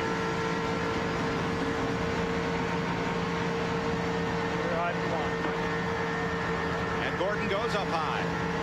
Now, can he get some help from behind to propel him past David Green? Not this time. All his friends are in the pit area right now.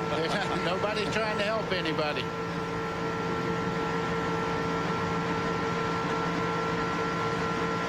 Ken Schrader is the bubble car, number 33, right behind Jeff Gordon. Jeff Green, at orange 29, has to fight his way one more spot forward to start in the first 15 rows on Sunday. Now, Kenny Schrader's got a good run off the corner there. He goes by Gordon on the inside. And he's got Jeff Green with him. I think Jeff Gordon had to back off just a moment. He ran up on David Green there, and Jeff had to back off for just a moment, and that allowed, with the momentum that Schrader had, for him to move right on by. Sterling Marlin is unchallenged for the lead. This is the battle to see who gets in and who packs their suitcase. 3 laps to go. Dan Pardis goes in the garage. There's that 26 of Benson. 3 to go. This is for the final positions in the 500 and the starting order from P3 on he back. gets the first provisional. He's a past champion. He could get a provisional for that. But his speed certainly would get him in also. Would he back off you a little bit and let somebody get in that might not otherwise get in the race? I think that last picture showed you he's still trying, but there you can see when you don't have any help down on the bottom part of the racetrack, he can't make it any advance at all towards the front. Schrader coming with him back up at the front. Jimmy Spencer begins to move on the inside from 5th place.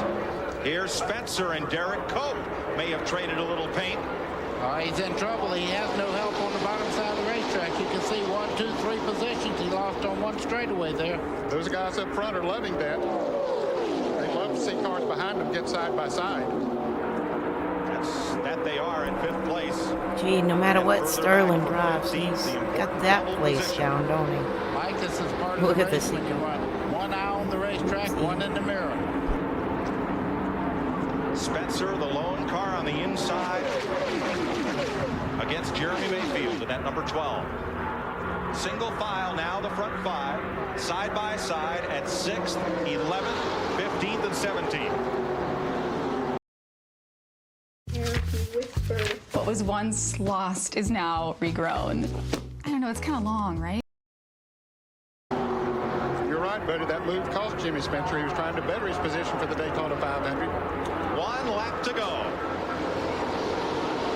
This not only determines who gets in, but where they will start on Sunday. So certainly if you have anything left, you put it all to work right. Trouble! One car hard in the wall. That may have been Now I Schrader. hate to see that. That looks like mooncar. That's good, I guess. Race to the checkered flag. And look at this on the Tabasco all over.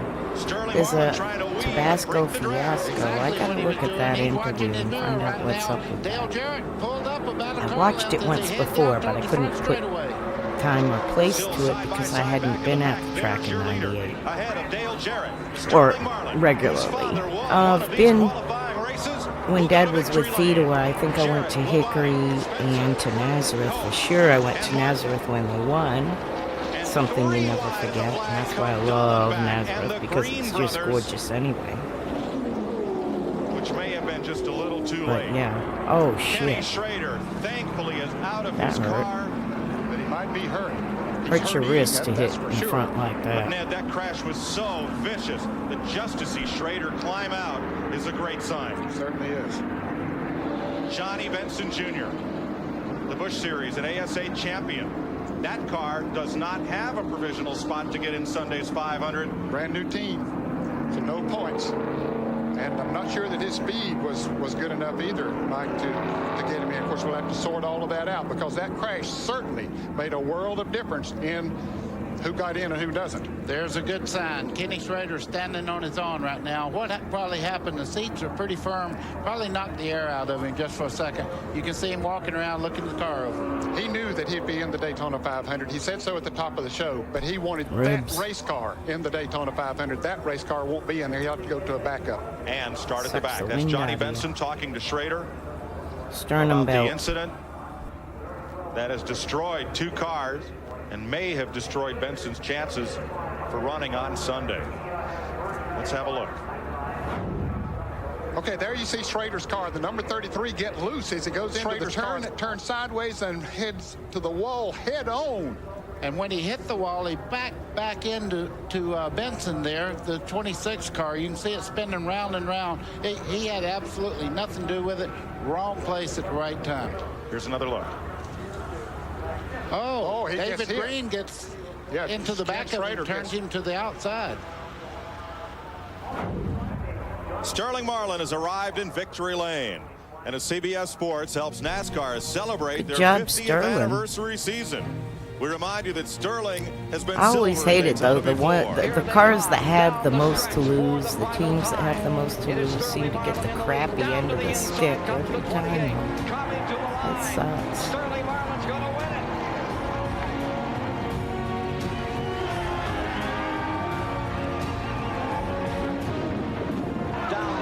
The short 1,600-foot straightaway to the finish line. And the winner of the 1995 I was there that year. That was cool as hell. is again Sterling Marlin. Let's go to victory lane with Dick Berggren. Well, he's won the Daytona 500 twice. Now he's won the 125-miler twice. But that last lap was really something with the 88 all over your back bumper. Well, it was. I tell you, all the guys on the Coors Light team done a great job. And all the boys back to shop. Looks like I Barry just want to thank everybody, especially thank Felix Body, No, that's Felix. Buddy Bars, Red Dog, the whole bunch. And thanks Chevrolet, Goodyear. We're having a good time, man. It's great to be back. Now, when you saw all those hot dogs pit and take on fresh tires, did you think when that happened that you should have done the same? Well, it felt like that, you know, our car was real tight high. And I kept letting off gas. And I said, I'm going to the bottom. And I went down to the bottom and got to picking them off. And that's where our car was good. Just never had to lift on the bottom. And that's one of the slaughter races here, getting it set up like it. So worked good for us. Well, that's the way for a driver to start with a brand new team, Mike Joy. Thanks, Dick. Sterling Marlin wins for Felix Sabates, and with Daytona 500 pole sitter Bobby Labonte finishing 3rd, it means that the first 15 finishers in this race make the Daytona 500. The balance of the field from Dallenbach on will have to depend on their qualifying speed or a car owner's provisional spot to make the Great American Race on Sunday. We'll be back and introduce you to the drivers for race 2 after this word. And we're back with you live here at Daytona International Speedway on this Saturday Race 2 morning. coming up. As we prepare for that 300 a little later, crowd continuing to gather, and it looks like it will be a record number for that preview event, the prelude to the Daytona 500, which you'll see live tomorrow here on CBS. Nice to have you along on a Saturday morning as we prepare for live action later today in that great Grand National Napa 300. Certainly congratulations were in order after that first 125 to Sterling Marlin on his second win of these qualifying races, the 2-time winner of the 500. Besides the story of Marlin, the other big story, of course, Ken Schrader. Many picked him to win the race, but recall what happened to him. Down in turn number 1, head on into the wall, takes Benson with him. Badly hurt his sternum. The question has been, will he start the car on Sunday and run the entire 500 miles? He's tough. How tough is he? Let's find out right now from Dick Berggren. Thanks, Ken. Kenny Schrader hit the wall about as hard as a man can hit it and still walk away. The steering wheel in his race car started out looking like this, like nice and round and all fine. This is the actual steering wheel that was in the car. That's why he was sore in the chest. He must have hit the wall in order to bend that wheel. But Kenny Schrader is with me now. How are you feeling? I'm a little sore, but other than that, we're fine. Going to be able to run the race tomorrow? That's the plan. Don't see any reason why we wouldn't be able to. We're just going to have to get padded up and protected up a little extra. Going to wear this little vest tomorrow?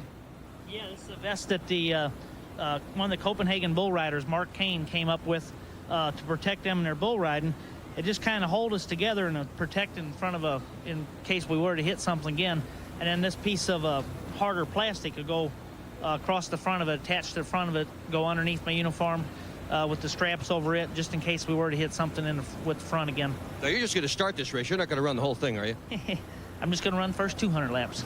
The race is 200 laps long. This is one tough, brave guy, Ken Squire.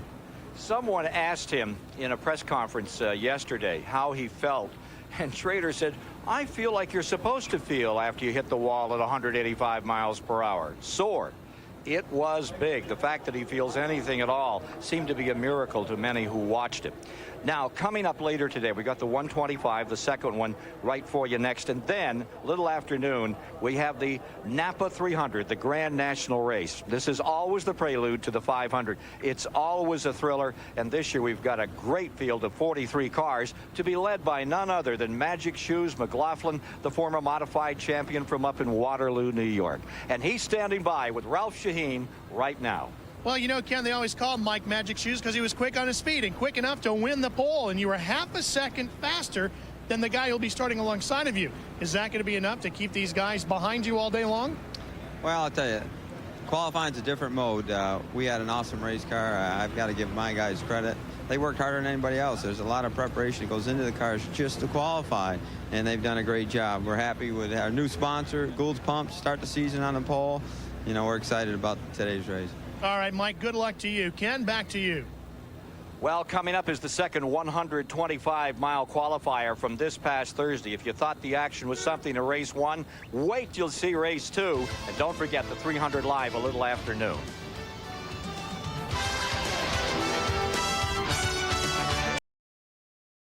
Watch what salt does to your body. This 7-second artery flush could save your life. Even Here's how they'll start the second Gatorade 125. Terry Labonte holds the speed record for this race. It's one that Dale Earnhardt rarely loses. In row 2, Mike Skinner, second last year in this race, and Rusty Wallace, winner of Sunday's Bud Shootout. Lake Speed, 7 top 10s in the 125, and Greg Sachs, last 8 years, 8 different car owners here. Ernie Irvin, a 2-time winner of this race, and Ricky Craven, third at last year's 500. Dave Marcus won this race back in 1976. Billy Standridge trying to make his first 500 start. Darrell Waltrip, a 5-time winner of the qualifier. Bobby Hamilton, first drive for a new team. Michael Waltrip, 5th in this race a year ago, and Joe Nemechek trying to make his 4th 500. Jerry Nadeau, a rookie, driving for Bill Elliott and Dan Marino, and Jeff Burton, 5th in the 500 2 years ago. Kenny Wallace, runner-up in last Sunday's Bud Shootout, and Kyle Petty with 4 top 3 finishes in the qualifier. Brett Bodine, 5th in this race in 94, and Andy Hillenberg makes his debut. Gary Bradbury, 3rd time around in the 125s for him, and Steve Park, the rookie out of the Busch Series, driving for Dale Earnhardt. Kevin LePage comes out of the Busch Series trying to make his first 500. Robert Presley looking for his 5th start in the big race. Mark Gibson, his first Daytona appearance in this race since '92, and Ricky Rudd, 8 straight top 10 finishes in this race. Finally, Loy Allen Jr., the pole winner here in 1994, and ARCA veteran Norm Benning looking to make his first 500.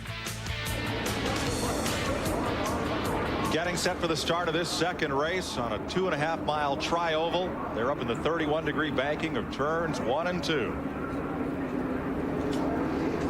28 cars starting this race to go for 50 laps. Almost $750,000 in prize money, probably more than the first Daytona 500 total purse. 12 Chevrolets in race number 2, 13 Fords, 9 Tauruses, 4 T-Birds, 3 Pontiac Grand Prix. And from the front row, Terry Labonte will try to do what no driver has done in this decade, beat Dale Earnhardt in a qualifying race. You're going to ride with Ricky Craven, driving the Budweiser number 50 in celebration of NASCAR's 50th anniversary. And with the Intimidator from the outside of the front row, Dale Earnhardt, GM Goodwrench number 3. Let's go to Ken Squire. You know, Mike, the last time that Earnhardt was beaten on this track in a 125-mile qualifier, you have to go back to 1989. The guy that did it was Terry Labonte. And here, Ken, they line up side by side. adversaries. Well, that's a picture. Half-Black trivia question, who's won the most Gatorade 125s this decade? I think I have it. Dale Earnhardt.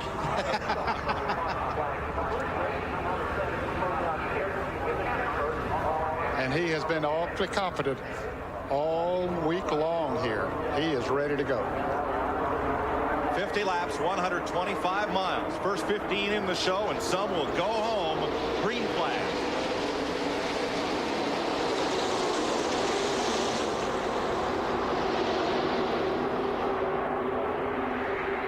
See him already start fanning out, trying to get position.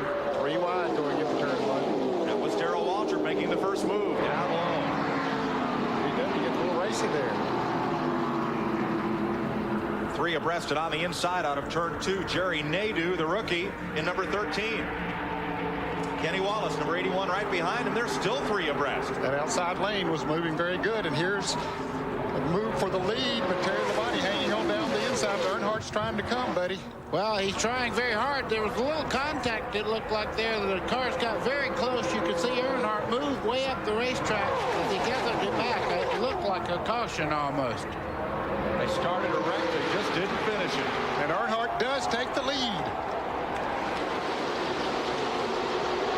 Dale Earnhardt leads the first lap. Rusty Wallace tucked up behind him. There's Rusty from Dale Earnhardt's bumper cam. You can see the car jumping around a little bit. Look at the travel on the front of that car. You can see it going up and down 3-4 inches of travel on these cars anymore. This will not be a single file run. They're 3 wide again on the second lap. Way down to the inside, Darrell Waltrip with Michael Waltrip, younger brother, right behind him. You can see Terry Labonte right there. He is really dropping back. He got in the middle part of the pack there, and he's going to the rear. Yeah, you can see him. He's still going back. Right here he is, Terry Labonte. And he just wants to get back out of that's a position he does not want to be in the middle of a 3-car wide shootout.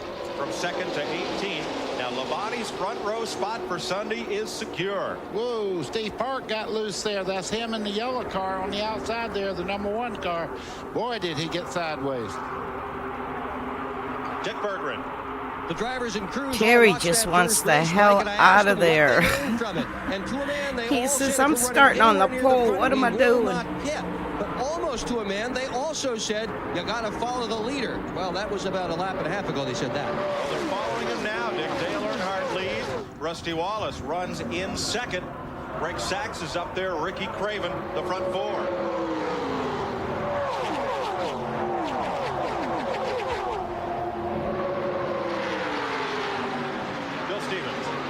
Stop me if you've heard this one before, but Dale Earnhardt is leading one of these 125-mile races. What's interesting is Larry McReynolds, the crew chief, told me this morning that all week Dale has been talking more about winning the qualifying race than the Daytona 500. He really wants to run this race to the front. Earnhardt trying to keep that streak intact. It would be hard for me to remember when he didn't try to run in front. I tell you, Earnhardt loves this racetrack and his past performance here, the winningest driver in Daytona history, but never the Daytona 500. Ned, 7-car breakaway at the front of the field. They've lined up single file, which is the thing they need to do. Those other cars were racing side by side back there, allowed those 7 cars to pull away. Now that second group is beginning to get in single file, some of them at least, whether they'll be able to run those down in front of them or not. Michael Waltrip leads that second pack. Big brother Darrell right behind him, drafting along as the Wallaces did to win the Bud Shootout on Sunday. Ralph Shaheen. Rusty Wallace has got a new spotter today. Crew Chief Robin Pemberton is working off the roof today and acting as crew chiefs down behind the pit wall. Earl Barbin, who usually uses to Jack, and Billy Wilburn, tire changer on the front side of the car, will be calling the shots from down here, of course with a little help from Robin on the roof. Interesting strategy for Rusty. Car owner Roger Penske will be his race day spotter. From Earnhardt, you're looking back at Rusty Wallace in 2nd place. Looks like Ricky Craven had a problem or something. He dropped out of that lead draft. They got too wide going into the 3rd turn, and Ricky Craven dropping way back in. 3-car breakaway here, and then we got a freight train. Anybody that drops out drops back. Kind of stinks. Today's in-car telemetry provided by First Plus Financial, 6,400 RPM, 186 miles an hour. He is definitely backing up. Dick Berggren. Craven has radioed into his crew mic that he has an ignition problem. Yeah, he should be turning more than that 6,000 plus RPMs that we're seeing turn right there. These Mhm. restricted plate engines don't turn what they do unrestricted. They'll get up 8,500 or 9,000, but they do get more than 7,000. Craven is probably fast enough on qualifying speed to get into the Daytona 500, and if not, he will certainly have a provisional spot available. The pole sitter, outside pole sitter for the 500, Terry Labonte, is coming to pit road. He does not want to use that race car up in this race. He wants it available for Sunday's Daytona 500. And that's where he's going to put it safely in the garage. Mm-hmm. Buddy, you did that one year, didn't you? Uh-oh. My friend told me about this site. Now I'm only paying $89 for full coverage. I did that, but I tell you, it really cost me quite a bit for the 500 because this is a rehearsal for the 500. You set your car up after this race and you say, okay, it got loose when the fuel was getting low and also the tires were getting worn out. So it's an important race to run, I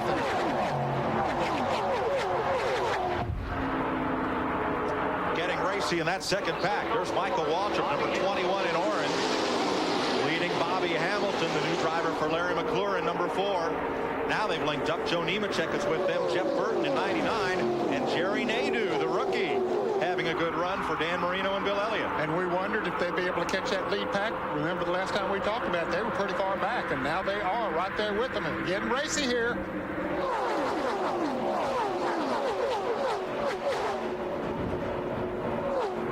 Back straight away, 2 abreast into turn 3. They climb the banking, the front 2 out in front, and here's the battle for third. You look at Ernie Irvin there in the new 36 car that he moved to after he quit driving the 28 car of Yates, and you can see right now he's going to be a force this year. I think that car is going to be good in the 500. It's also handling very well on the bottom part of the racetrack.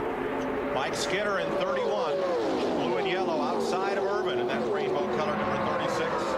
We have a report that Ricky Craven in the 50 car that we talked about a moment ago has picked back up speed again. Apparently, he switched on his other ignition box. They do have an alternative ignition Oh, yeah. box that they can go to. It's definitely running 7,200 now. He was only pulling about 6,300 before. Right.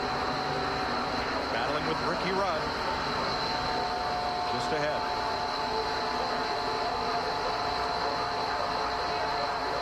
Earnhardt pulls them around the 2.5.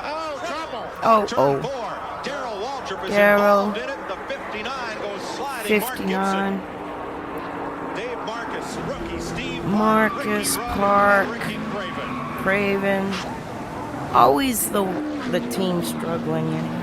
Well, not so much Hendrick. Mike, I saw Mark Gibson's car get sideways, whether he had help or not, coming off turn 4. You could see him turn sideways, triggering this chain reaction wreck. Number 1, Steve Park.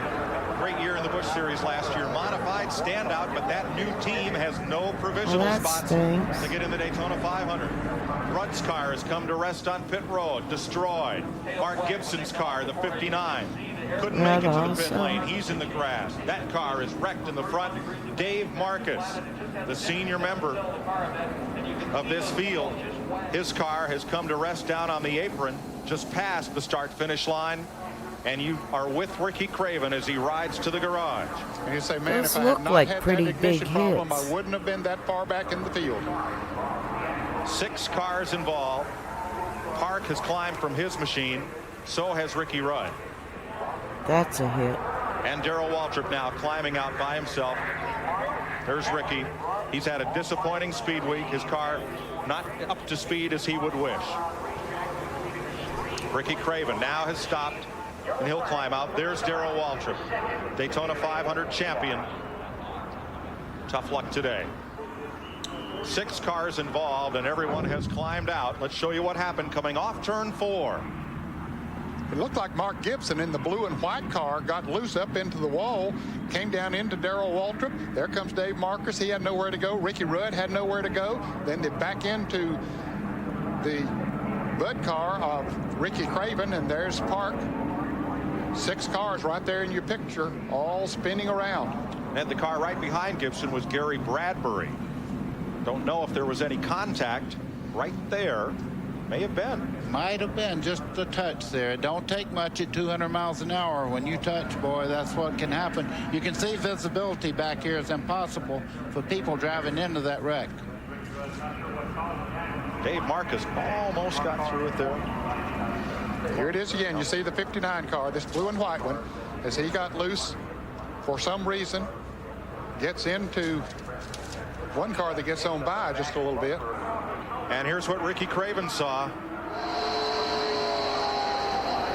There's what he couldn't see. When you drive in there, a lot of people don't understand how much smoke comes off these tires when you're spinning round and round.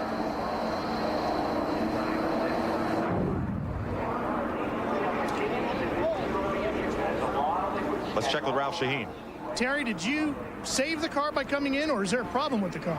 Well, it wouldn't get up to speed. We made some changes on it this morning, and it wouldn't accelerate on the start. And so there wasn't no point in me riding around back there. I already had tire marks down both sides, and it looked like they were fixing a wreck. So I thought it'd be wise to come in and save the car for Sunday. Mike, he'll save the car as far as the body goes, but of course, now remember, he will not have all the information he might want to have as far as race setup for the 500 on Sunday. We ride under caution with Dale Earnhardt leading Rusty Wallace, Ernie Irvan, Mike Skinner, Greg Sachs, and Michael Waltrip, while Darrell Waltrip's number 17 is among 6 contenders taken out in this crash. We'll be back to Daytona after this message and a word from your local station.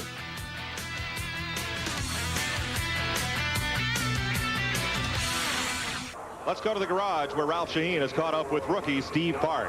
Steve, what happened to you out there?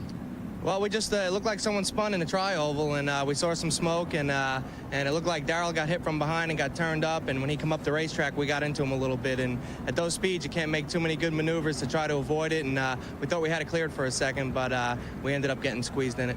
You were pretty close to maybe still making it on your time. Do you think you've got a good enough speed to get in? Well, we hope so. We rolled the dice the last couple days and re-qualified, and we're able to be the fastest car second round, and hopefully that's going to stand up good enough to get us in the Daytona 500. Mike, this is a rookie quickly becoming a veteran. He has the talent to be a good one, Ralph. CBS Sportsline has in-depth coverage, latest news, photos, race recaps, driver bios, and more at cbs.sportsline.com. Ralph's caught up with Darrell Waltrip. Darrell, can you tell me what happened? I really don't know. I was down under somebody. I was on the outside of somebody. To tell you the truth, I don't remember. Somebody got into me, and I started spinning, and then I guess everything broke loose from there. I can't. You'll have to look at the tape and tell me who started. Somebody started. I don't know who. You okay? Oh, I'm fine. It just aggravates me that, you think we could run a qualifying race. It's just a silly little qualifying race. Golly, you got to get in the 500. So it's really just depressing.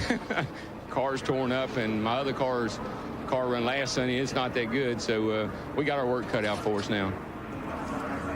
Packed house at Daytona for the Gatorade 125s, and the best seat in the house is up inside the Bud 1 airship. Aerial ambassador of the King of Beers. Safety car dives to pit road. Earnhardt, Rusty Wallace, Ernie Irvan, Mike Skinner, Greg Sachs, the top 5 as we go back to green.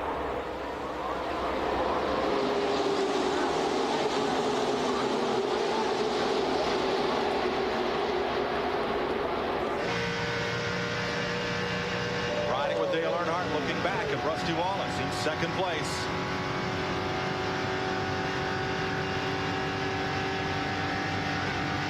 That car up on the high side was Marcus drifting back, and Billy Standridge, that white 47. 91. Kevin LePage getting sandwiched by Kenny Wallace on the inside, 81, and up on the outside, Andy Hillenberg, 95. Marcus backing up in the high groove as all the lead lap cars work the low side of the racetrack off turn 4. Dick Berggren. Dave Marcus made a whole bunch of pit stops on that yellow flag, Mike, and you might have thought his crew had gone to some used uniform service to get themselves outfitted for today because there were so many different colors working on it. Larry McReynolds from Earnhardt's car was over there. Ricky Vyers from the 22 car was over there working on it, and they finally got that thing so at least the front end is straight, even though the right front fender's missing. Dave Marcus, a lot of friends in that garage. Marcus in 71. Kevin LePage just got a wake-up call. That purple number 91 just got dinked down to the bottom of the racetrack going into 1. Did a great job of handling that thing, Michael. That looked like another wreck there for a moment. He and Billy Standridge got together.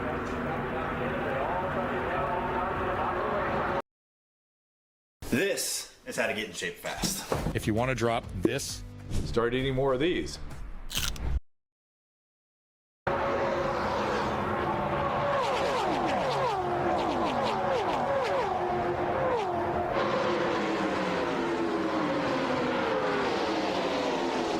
Chevy, Ford, Pontiac, and Chevrolet, the front four. Kenny Wallace on the inside, that yellow car, second in the Bud shootout.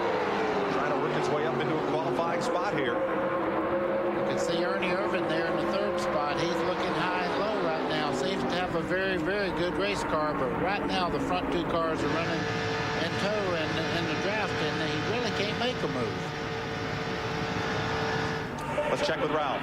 Well, Mike, Dave Marcus might have a lot of friends on pit road, but he lost one out on the racetrack, Ernie Irvin. With that car all torn up, Marcus got in front of Irvin on the restart, and the guys in the Skittles crew were not happy about it since Marcus's car is all torn up. Well, now here's the battle for that 15th and final transfer spot. Kenny Wallace in blue and yellow down on the bottom of the racetrack. Kevin LePage in purple and orange there is hooked up with him. Up on the high side in white, Billy Standridge.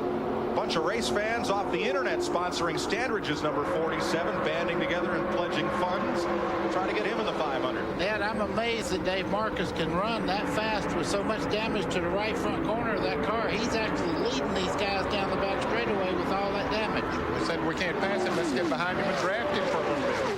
Right now it is Kenny Wallace, the youngest of three brothers, in the final transfer position, 14th.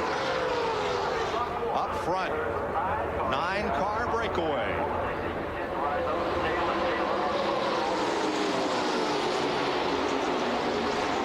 There's that train headed for turn one. That front pack is all veteran drivers but one, Jerry Nadeau. And the Dan Marino, Bill Elliott, number 13, giving a good account of himself, Ned, 7th place. He's doing a great job, and I'll tell you, he is driving like a veteran there now, and he talks like one, too. I talked to him down in the garage area yesterday, and he knows what he has to do to make the Daytona 500. He has to use his head, be very sensible, not make any radical moves out there, and he's doing that right now. So he's thinking like a veteran. Buddy, it has to be really tough for a rookie driver to gain the respect of the other drivers so that they will work with him. Wow, they're dicing it up here as we drop back into the pack. You're right, Mike. The best lessons you can ever get are on the racetrack in this type of condition. But you can see these guys don't care right now. They're trying to get in the Daytona 500. They're everywhere, trying to get by Marcus. 3 wide going into turn one. The bubble car is Standridge, 47. Here's Kyle Petty moving underneath him, and Kenny Wallace trying to get into a qualified spot. Kyle Petty in 44 on the inside. Kyle stands in pretty good position to get a provisional. If he doesn't get in the top 14 here, his speed would not get him in the Daytona 500 if he does not get in the top 14.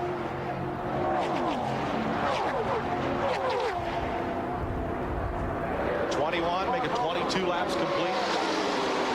Dale Earnhardt continues to hold this field at bay, and Ernie Irvin looked a little racy going down toward turn one there in that rainbow colored number 36. You're right. He had a thought. It didn't come across, but you can see back in the pack, a few of them thought he was going to go, and it made it too wide there. Michael Waltrip on the high side. It's good racing back there in the pack. Red Greg Sachs, new sponsor for the Cale Yarborough team. New driver Sachs. Ralph Shaheen. Mike, the key for Jerry Nadeau right now is not the car. That's perfect. But spotter Scott Hayes. And talking to crew chief Jerry Pitts, he says they've got a great spotter up on the roof, and he is really helping Jerry out on the racetrack, letting him know who is around him and who to stay behind. And that's making a big difference for this young rookie. Bill Stevens. Greg Sachs had one of the fastest cars during practice all week. He started up on the grid, but he's fallen back. He lost his draft. Boy, that's been a familiar story today. Also, crew chief Mike Hillman told me they're going to save something for the end of this race. They don't want to do anything silly right now. They've seen enough damage already to some of the other contending cars. Dale Earnhardt continues to lead. Rusty Wallace, Ernie Irvin, Michael Waltrip, Mike Skinner, and rookie Jerry Nadeau. This CBS Sports Race Summary is sponsored by Brewery Fresh Budweiser, the king of beers. We're 25 laps halfway, and Dale Earnhardt's led every one of them. One caution, a grinding 6-car crash that sent 5 of them to the garage. Oh boy, you can almost feel these guys picking up the intensity here. The You big can see them story, too I wide think, right will now. be It's gonna be can three Dale wide win before a very 500? long. Because at this point in history, he still had not. He had won everything else. IROC, Bush, 125, the Clash, you know, everything. So that's be the story going into the 500. Spent a season in Europe running Formula 3000 and then said, if I'm going to race in America, I'm going to race stock cars. And he's currently in 5th place. Ralph? And Mike, if he can stay right there, he will be the highest finishing rookie on the day. Remember the problems that Kenny Irwin had in qualifying race number 1, and Steve Park already out of this one to Ken Squire. That they do. That's going to be a team. That's that new Dan Marino, Bill Elliott team.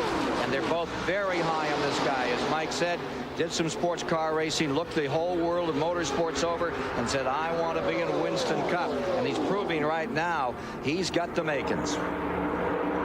Jerry Nadeau at number 13, running in the top 5. Back straightaway. I've heard through the grapevine you might see Jerry here and there at tracks. I know he's out and about. In this group, when somebody moves, will they move away from Jerry Nadeau? They have not done that yet. They haven't. They know that he has a fast race car, so they're willing to go right along with him, and he has behaved himself very well out there so far.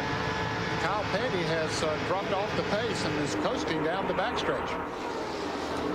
And there's Kyle Petty, who will get in on a provisional to the Daytona 500. Buddy, when you're in a draft and one car breaks out, how do you decide who to go with? Well, normally if Earnhardt was to make a bobble right now, if the 2-car in second place there was to make a move, everybody would go with him. That's the biggest thing. No, up front right now, they're very content to run nose to tail, but if somebody makes a move, everybody goes with him. Here's the fight for last qualified spot. LePage, 91 from the Busch North Series from Shelburne, Vermont, and Greg Sachs from Long Island in 98. They are fighting for the last spot to be decided from this race. And Standridge is in trouble. He and Brett Bodine got together, and he saved it. Wow. I'm going to tell you, he got the Attaboy Award. Look at the right side. A lot of damage there. Tires rubbing. How he saved that car, I don't have a clue. Great piece of driving. But I'm afraid he's out of the running here now because he has too much damage inside of that car. Billy Standridge may be headed for pit road. Mike, that whole right side of that car is on the tires right now. He'll have to come in. I'm sure it'll cut a tire down before too long. Yeah, his crew needs to bring him in with those tires rubbing. That's where that smoke was coming from. Those tires are very thin. Let's have another look at what happened coming off turn 4 between Brett Bodine on the outside and Billy Standridge. Standridge just gets loose under him there. Almost, well, that's when they make the contact coming off turn 4. Look at Standridge now. This is where he was really in trouble. What a great job of driving. Up front, 2 Chevys, bracket 2 Fords. Will it be Earnhardt, Wallace, Waltrip, or Skinner? We'll find out after this. CBS Sports celebrates NASCAR's 50th anniversary season, remembering its first Winston Cup champion. When Red Byron won it in 1949, they called them strictly stocks. He finished 3rd at the old Charlotte Speedway on dirt in the first race and got his first victory here on the sands of Daytona in July. 2 wins and 4 top 5 finishes in those 6 races earned Red Byron $5,800. Michael Waltrip in the orange number 21 has moved into second place. That's kind of a cool little stat. Chevrolets of Earnhardt number 3 and Skinner 31. Okay, he just made a move on the outside there to see what the 31 car was going to do. Was he going with him or was he going to work with his teammate? He went up there. He said, you know what? Mike Skinner's going to stay with his teammate. I better get back down. Yeah, I think he was sort of testing them out there. Let's see what they might do. I'm not quite that old, but Fireball Roberts was my first favorite driver. And after he passed away, I was about 8 years old. Richard Petty was my favorite driver. You saw Rusty get back in line just as quickly as he could. He knew those 2 cars were already gone.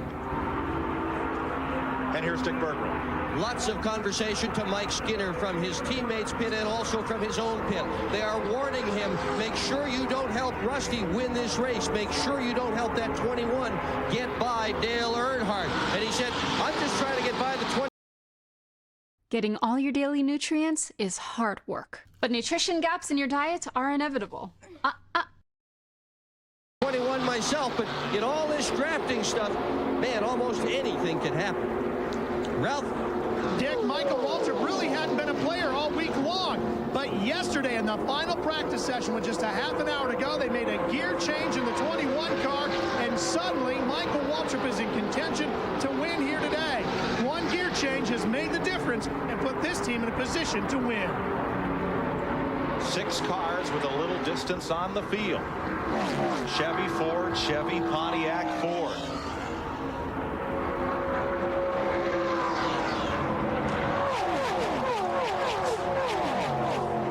Michael Waltrip knows that he's sitting in a position there that it's going to be hard to pass Dale Earnhardt because he's not going to get the help from Earnhardt's teammate. The one thing that might come into play here, if Ernie Irvan can get up in position there, he and Waltrip may make it tough on everybody, but you can see right now that Ernie Irvan's dropped back about a car length now. Geoff Burton might be a player also sitting there in 5th. There are 13 cars in this lead draft.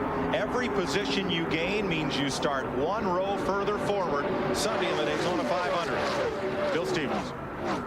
It looks like Geoff Burton is beginning to be a player here, and the reason is his crew chief, Frank Stoddard, told him at the beginning of the race, the way that car is set up, it's going to get better the later it gets. Geoff was a little concerned early. Right now, he's got a lot of race car under his right foot.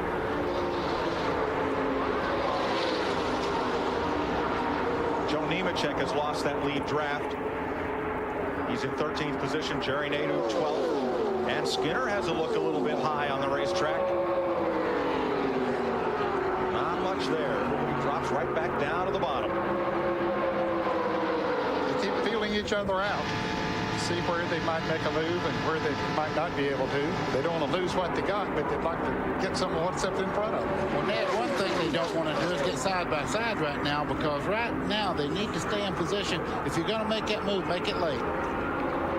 Leaders off turn 4, 3 wide for an instant just behind them as Geoff Burton went all the way to the wall to try to work high around the outside of Lake Speed. And he did. Good break for Rusty Wallace as he was able to move right on around out on the inside. 6 more circuits to decide the starting spots for Sunday's Daytona 500. And there's that battle that goes on. Well back of the leaders, but every bit as important. Robert Presley in 77. Kenny Wallace, runner-up for the Buck Shootout in 81. And one of them will make it. Yeah, Presley wondering what I'm going to do to keep behind him. Wallace wondering what I'm going to do to get by him. As we're back up front here now.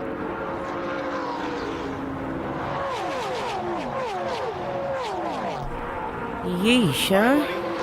Holy smokes. He's not running away, is he? Waltrip is your student. What do you tell him to do? Well, it depends. He may be satisfied with just what he's doing right now and making that move and hoping that Ernie Irvan and maybe Rusty Wallace may come into this play right now. But you see Geoff Burton, he dropped way back. Now he's running this group back down. He's not over with his little act today yet. That car is really working well. We know that near the end of the race, Geoff Burton's always a factor if he's anywhere close to the front. Ralph? Mike, Rusty Wallace's blue and white number 2 has gotten a little bit looser here, but he is able to go better when he runs with Ernie Irvan just in front of him, and he's been able to close up on Ernie. They're going to try to go low, maybe, and go after the leaders in front of him. Well, they'll have to find somewhere new if they go low to get under what I see from right now. I'm going to tell you right now, Dale Earnhardt's about as low as you can get in the corner. He's been right down on the bottom. You can see the white line there. That's the divider between the flat part of the apron and the racetrack, and he's nailed to it through the corner. 3.5 laps to go. Dale Earnhardt, 10-time winner of the qualifying race. Don't have to remind you, he's not won the Daytona 500. Teammate Mike Skinner. Now, Skinner in 3rd place there, that 31 car. Is he standing guard for Earnhardt? I think he's running his own race right now. I think he does not want to do anything that's going to really distract from Earnhardt winning the race. But he would like to win it himself, I'm sure. Dick Berggren. He would like to win it himself, buddy, but the car is not handling as well as it had earlier. He has picked up a push in that thing, and it will not run as well as he wants it to. That's Skinner, the third-place car. And he knows he's going to have a good starting position in the Daytona 500. He'd be foolish to do anything unless he knows that he can make it work.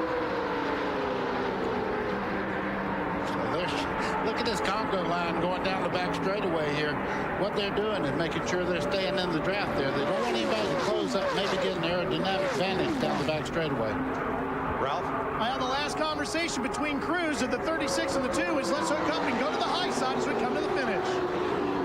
To Bill Steven. Yeah, well, you know, the fact that Mike Skinner's pushing has not been lost on that number 3 car. Dale Earnhardt just said to his crew chief, Larry McReynolds, the 21 car will not win the race. He's not going to get the help he needs to get around me. To help Michael Waltrip with that orange car, you'd have to get up to it, and Skinner is not going to help. We've established that. 2 laps to go. It'll have to be either Ernie Irvan in the number 36 or Jeff Burton in 99 or the 2 of Oh, boy. He had a thought there. You see Earnhardt driving to the bottom, zigzagging across the back there. At one time there, Michael Waltrip tried the outside and couldn't make it happen. Trouble down toward turn 1. A car goes spinning through the grass. Loy Allen Jr. Caution, this could be the last lap. They're coming around for the white flag. And they'll race to the caution. This will be the last lap in competition as they come to the caution flag. Earnhardt wins it again. Michael Waltrip, Mike Skinner, Ernie Irvan, Rusty Wallace, and Jeff Burton. Now, here's the battle for 14th coming to the line. Robert Presley nails down the final transfer spot and denies Kenny Wallace. I think Kenny won't have enough points to make it because I looked at the sheet and he wasn't in the race. Wallace's bumper. And Dale Earnhardt, once again, every single time in the 1990s, he's won this 125-mile qualifying race. Michael Waltrip finishes second and Mike Skinner third, and a strong run for 2 of the rookies, Kevin LePage in 9th and Jerry Nadeau in 12th. Now from Kenny Wallace on back in 15th, each of these drivers will have to depend on either a qualifying speed or their car owner's provisional points to try and get them in the Daytona 500, except for Terry Labonte. He'll start on the front row. Dale Earnhardt has won 11 of these qualifying races, but still seeks his first victory in Sunday's Daytona 500. Dick Berggren's with him in victory lane. Well, for the 30th time in his career, Dale Earnhardt drives into victory lane at Daytona, but it's been a while since you've driven into a victory lane. Does it feel pretty good today? Well, this is where it ended last year, so we can start up here again this year. So it's a good race car, I tell you. It feels good. I got to thank Jim Goodrich and all Richard Childers' team. The whole race team worked awful hard. They didn't give up on us when we was having trouble last year, and they just rebounded. I think we got a great race team for this year. All other sponsors that come on board and helped us out, we appreciate it. Food City, Snap-on, all those guys. It's just a good job for us. Coca-Cola's come on with us this year, so we got a lot of things going for this Chevrolet and AC Delco and Bass Pro Shops. Everybody's worked hard for us. Here we are in victory lane. And your fans never gave up on you either. What can you tell them about what to expect from Dale Earnhardt in the Daytona 500? Same thing. This is a good race car, and this is the car we're going to race there. We got an even better engine for the Daytona 500, so we're looking forward to Sunday's race. Going to win it? Going to win it. Well, a bold statement for the 7-time NASCAR champ. We'll be right back to Daytona. Should these glasses be illegal in the U.S.? Don't risk straining your eyes or wasting. In celebration of NASCAR's 50th anniversary, CBS Sports coverage of the Gatorade 125s at Daytona is sponsored by Gatorade Thirst Quencher, the official sports beverage of NASCAR. Hey, life is a sport. Drink it up. Ford, makers of vehicles that are built to last. And by Budweiser, the official beer of NASCAR.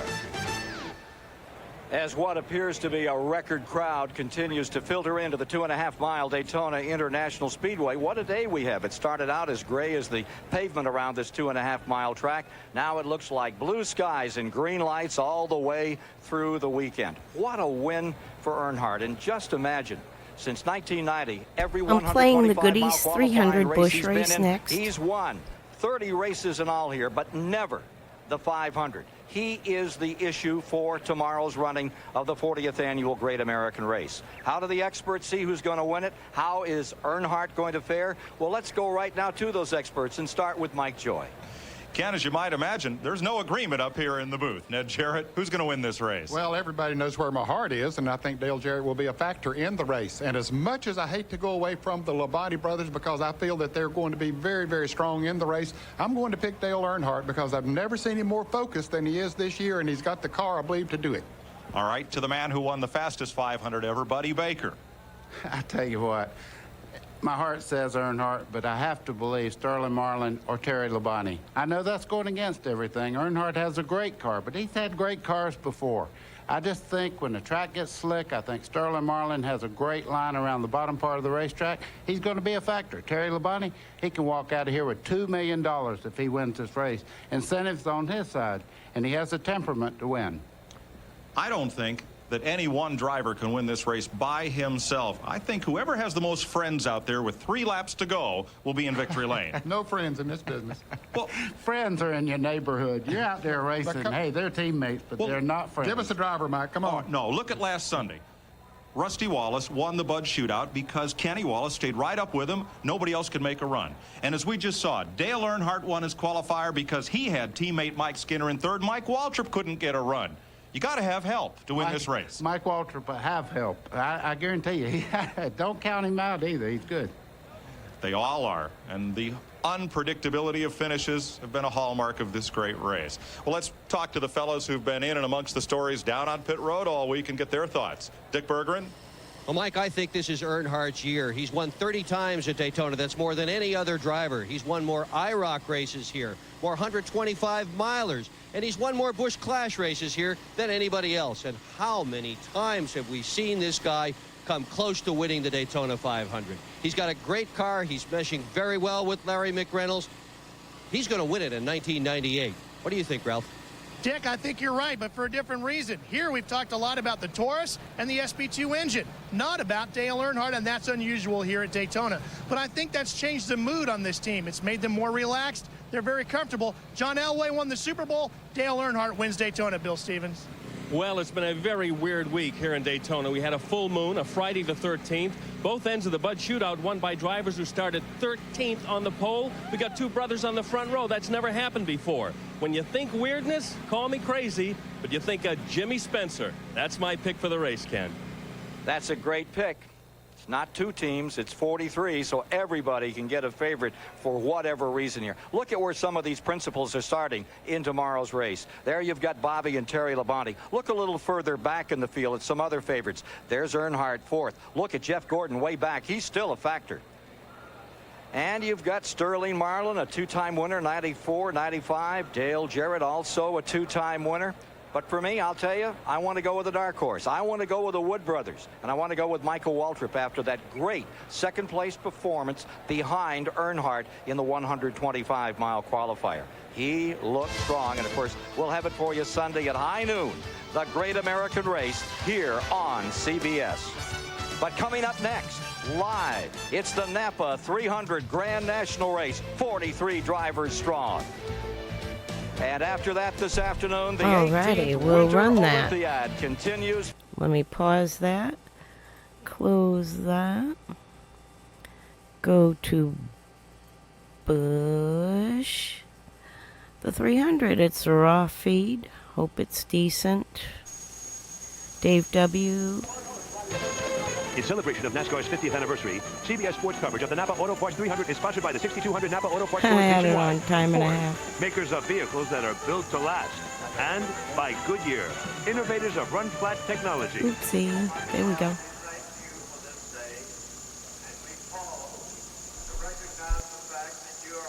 So this is now Busch.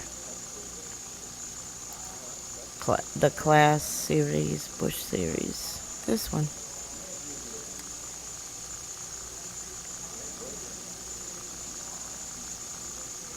And Dad said he was working with Feedaway this year, so I don't know how soon he started, if they were into this series or what. Yeah, but I'm going to have to obviously fast forward some of these dead spaces. There we go.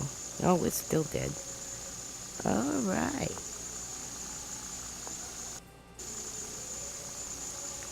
Do. Get this out of the way. No race.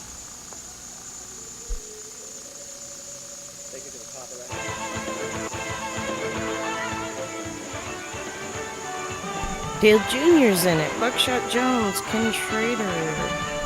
They had a picture of Kenny Wallace on Kenny Schrader's picture.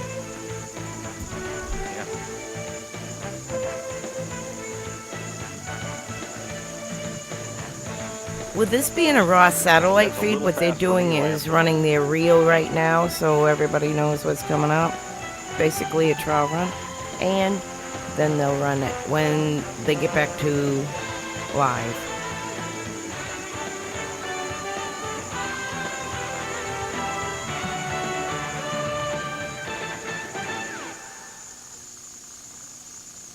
Whoa, back up one, please. Back up to row 15. Yeah, Spencer had the wrong Back up a picture row. too. They must be checking it. That is not Jimmy Spencer. That is Mike Cope in car number 30. Thank you. It should be Jimmy Spencer in car 12. It's the wrong picture, according to my grid. And also, they both are. They both are the wrong picture in row 15. Right names, wrong picture.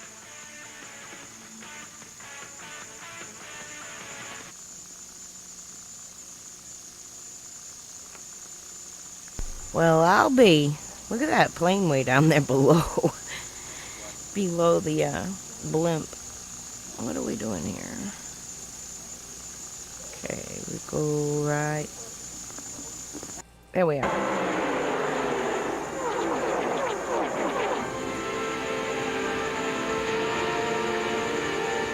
On this, their most important weekend of the season, they dream to be in the winner's circle, to have been the fastest on the track, to be the champion.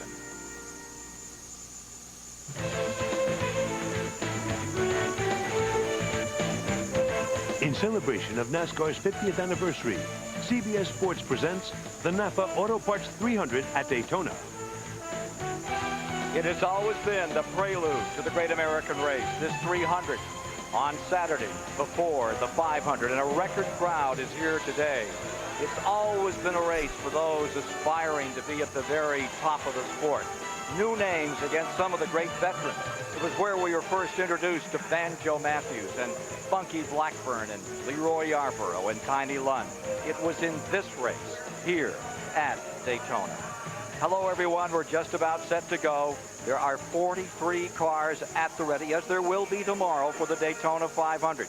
These are names that come off those regional tracks and other championships, gathering together to show their stuff in front of all those top car owners, in front of the people that make decisions about tomorrow. Who's in the front row? It's a typical short tracker, a former modified champion. It's Mike McLaughlin from Waterloo, New York. And from down Florida way, great Grand National driver Joe Nemechek is there. Let's meet the man who's on the pole, McLaughlin. He's with Berggren. Mike McLaughlin consistently qualifies well for this race. In the last 4 years, his worst qualifying start has been fourth. It's not qualifying that's the problem. It's finishing. In 7 tries, his best finish has been 29th. Crashes, blown motors have caused him to finish way back in the field. How about it, Mike? All the bad stuff behind you? It's behind us. You know, we've been fast. We were fast last year. We're working off of what we had. I've got all the faith in the people that are behind me. Gould Pumps IPT, Watson Dillard GMC, the entire crew that prepared this car. It's a good race car.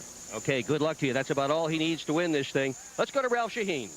Randy LaJoie is not only the defending race winner, he's also the defending series champion. The problems for Randy are, 1, you're starting 22nd today, and 2, you woke up not feeling so well. How are you doing? Is it going to hinder you today? Holy crap, look at his face. That's the best medicine I need. And I was at the infield care center, got a couple bags of fluid in me. I think we'll be okay. Looks like he's got a Randy fever is also from the hell. only defending race winner who is in this event here today. Let's go to the man who will now call today's race. Here's Mike Joy. Thank you, Ralph. And look at this packed house here at Daytona International Speedway. The infield is full. The grandstands, including that new huge grandstand on the backstretch, filling fast for this 300-mile run for NASCAR's elite Grand National Division. from the man who will give the most important words in auto racing. Named one of the 50th greatest racers in the history of NASCAR and winner of the fastest Daytona 500 ever run, I'm proud to introduce Buddy Baker. Gentlemen, start your engine.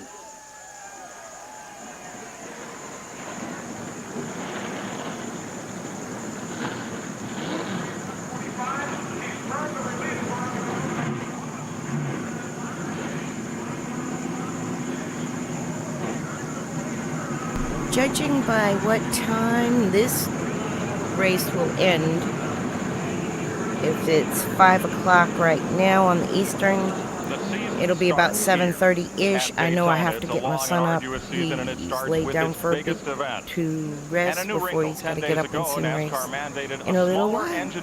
So if I end the goodies racing, I might have to play Daytona tomorrow if he's racing the sim. I don't want to screw up his racing by streaming at the same time because we're on the same hard line. But this will definitely be cool to find out, like, if my dad's with the Fedowa team yet. I know he goes to work for base sometime this season. Buddy Baker pretty always early. all the horsepower he could get, and then just a little more. What'll happen today? It's still going to be a great race, but a lot of these guys got to go home and dyno test these motors and really get them up to speed with this new restrictor plate. So look for a good race no matter what they put on these cars. These guys are great drivers. Hey, it's going to be good. We're ready to race in Daytona, and we'll be back with the starting lineup for the Napa 300 for Busch Grand National cars right after this word. Hello, I'm Steve Hanshew, president of Napa Auto Parts. On behalf of all our store owners and employees across the nation, we welcome you to today's CBS broadcast of the Napa Auto Parts 300. Napa has a strong commitment to motorsports and NASCAR racing. We hope you enjoy the race. In celebration of NASCAR's 50th anniversary, CBS Sports coverage of the Napa Auto Parts 300 is sponsored by the 6,200 Napa Auto Parts stores nationwide, Ford, makers of vehicles that are built to last, and by Goodyear, innovators of run-flat technology.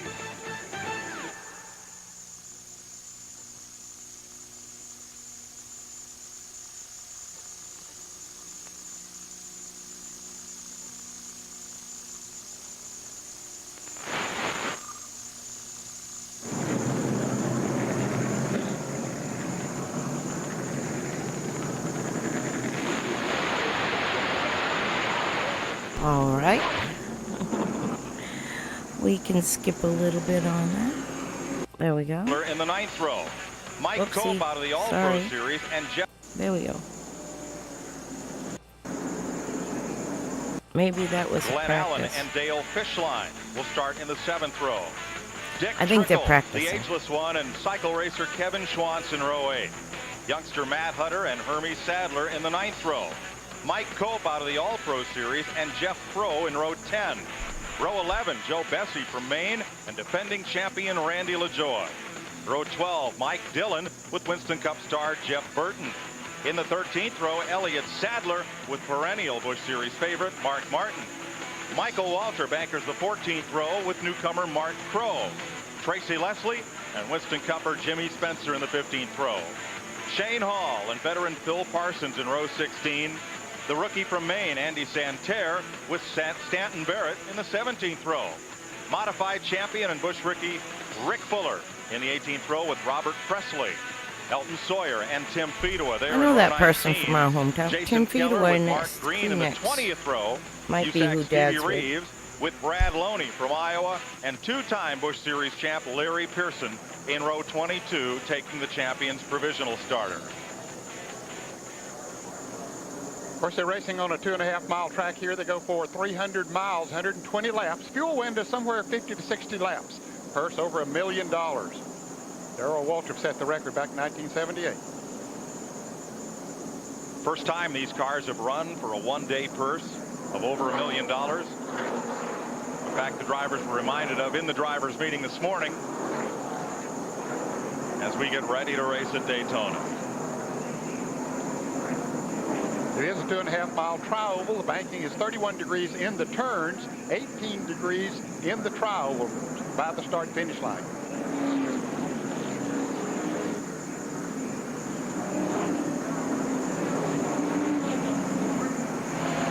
You're riding along with Mike McLaughlin from the pole.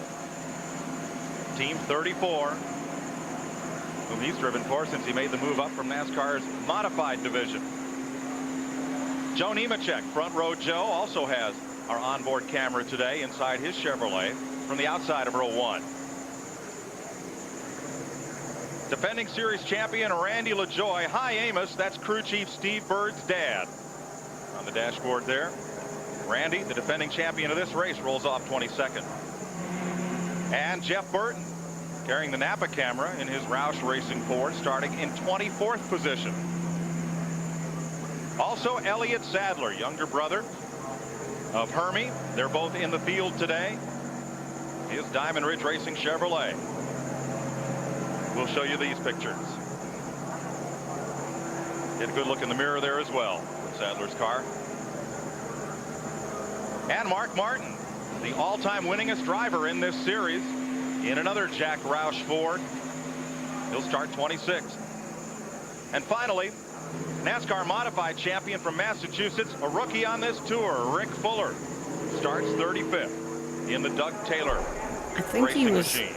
possibly 93 champ As we get ready for a start, let's go to Nick in Berger. modified tour. Mike, many of the teams were considering trying to make this on one pit stop only. The question is fuel. Can they go 60 laps on one tank or not? Late yesterday afternoon, rain washed out the last practice. That's when they usually gauge fuel. One of the guys that was going to try it was the 34, McLaughlin. This morning his crew chief said, yeah, we're going to do it on just one stop. But McLaughlin thought about it, and just moments ago he radioed to his crew and said, 2 stops, guys. We can't make it. We're going to have to do it on 2. We'll see. If somebody can make it on just 1, that's a huge advantage. A big enough advantage that guy could win the race today. One thing you don't want to do is run out of fuel on this racetrack. If you run out going into turn 1 and have to coast all the way around, sometimes you don't get back. You're right, Ned, but one thing you do remember, there has been winners here because of good gas mileage, so it's not a new thing for Daytona for somebody to stretch it. In this race today, 30 Chevrolets, 8 Fords, 5 Pontiacs as they come to post. This race has been won by a Studebaker, 1963 Leroy Yarborough, 3 times by Mercury, twice by Dodge, 6 times by Pontiac, once in a Buick, but 12 times in a Ford and 13 in a Chevrolet. I bet you that Studebaker had a big old Chevrolet sitting right up there in the front. New colors for Mike McLaughlin this year. There's his car on the pole. 5 of these 3300s were won from the pole position. We're about to get down to it. Pontiac Grand Prix safety car heads for pit road. Time to turn it up. For 300 miles at Daytona, we're under green.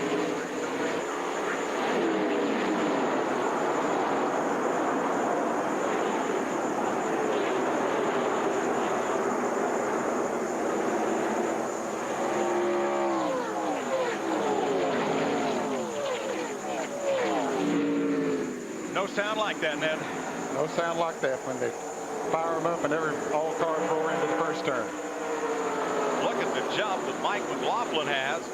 2 cars out front of the field. It don't take them long to get 3 wide down the back straightaway. They got trouble already. Pro turns around. Is that Glenn Not Allen that's now. gone for 2 spins? Oh, gee. And about One's half a dozen upside down. cars are going to be involved. That On was top. the black Chevrolet Bessie's on top. Look at Joe Bessie's number 6 there. It's up on top of another car as they slide down off the back. Holy smokes. He For the 6th time. probably has the least damage being up there, though, to be honest. Crash in its very first lap. There's number 80, Mark Crow, pulling away. Joe Bessie. They weren't up to speed yet, for sure. All tied up with another car. Glenn Allen pulls away. So disappointing to not even get back to the start-finish line on the first lap. You worked hard all winter to make this 300-mile race, and then to have this happen on the very first lap. Disappointing. That's Mark Crow, I believe, who just stepped out of his car, talking with Joe Bessie. Andy Santerre will pit, so will Elliott Sadler and Elton Sawyer. And there, Sadler coming in. Now Bessie climbs out. He's okay. You could see Sadler's car had the flaps up on the roof. He had apparently been around backwards. That keeps the car pressed down on the racetrack. That's an aerodynamic foil that they have on the roof there to keep these cars down when they turn around.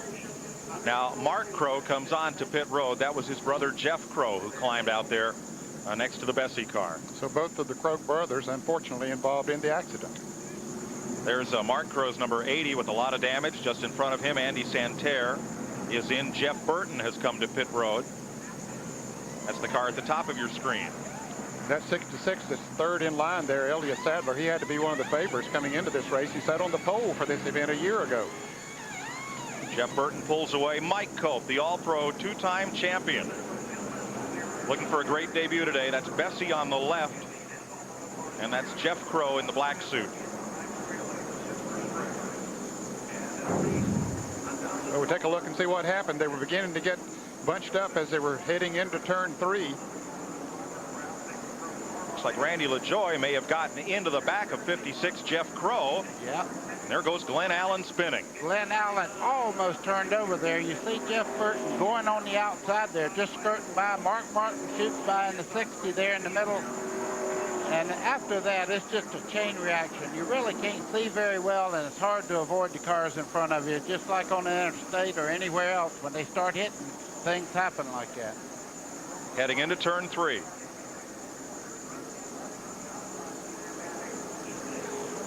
A very narrow needle to thread for the rest of the drivers coming through. Yes, as those cars were sliding, first of all, they were putting up a lot of smoke off the tires as they were spinning around, and then they were pretty well taking up the asphalt also going into the turn, so they didn't have anywhere to go. And they were getting up to, it takes them a little more than a lap to get up full speed, but they still were running over 160 or 70 miles an hour. From Jeff Burton's car,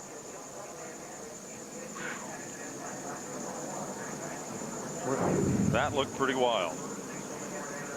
Caution on the very first lap of the Napa Auto Parts 300 here at Daytona.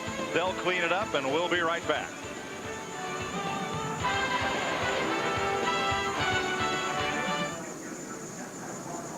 Okay, being the satellite feed, we're going skippity-bippity ahead of their replays.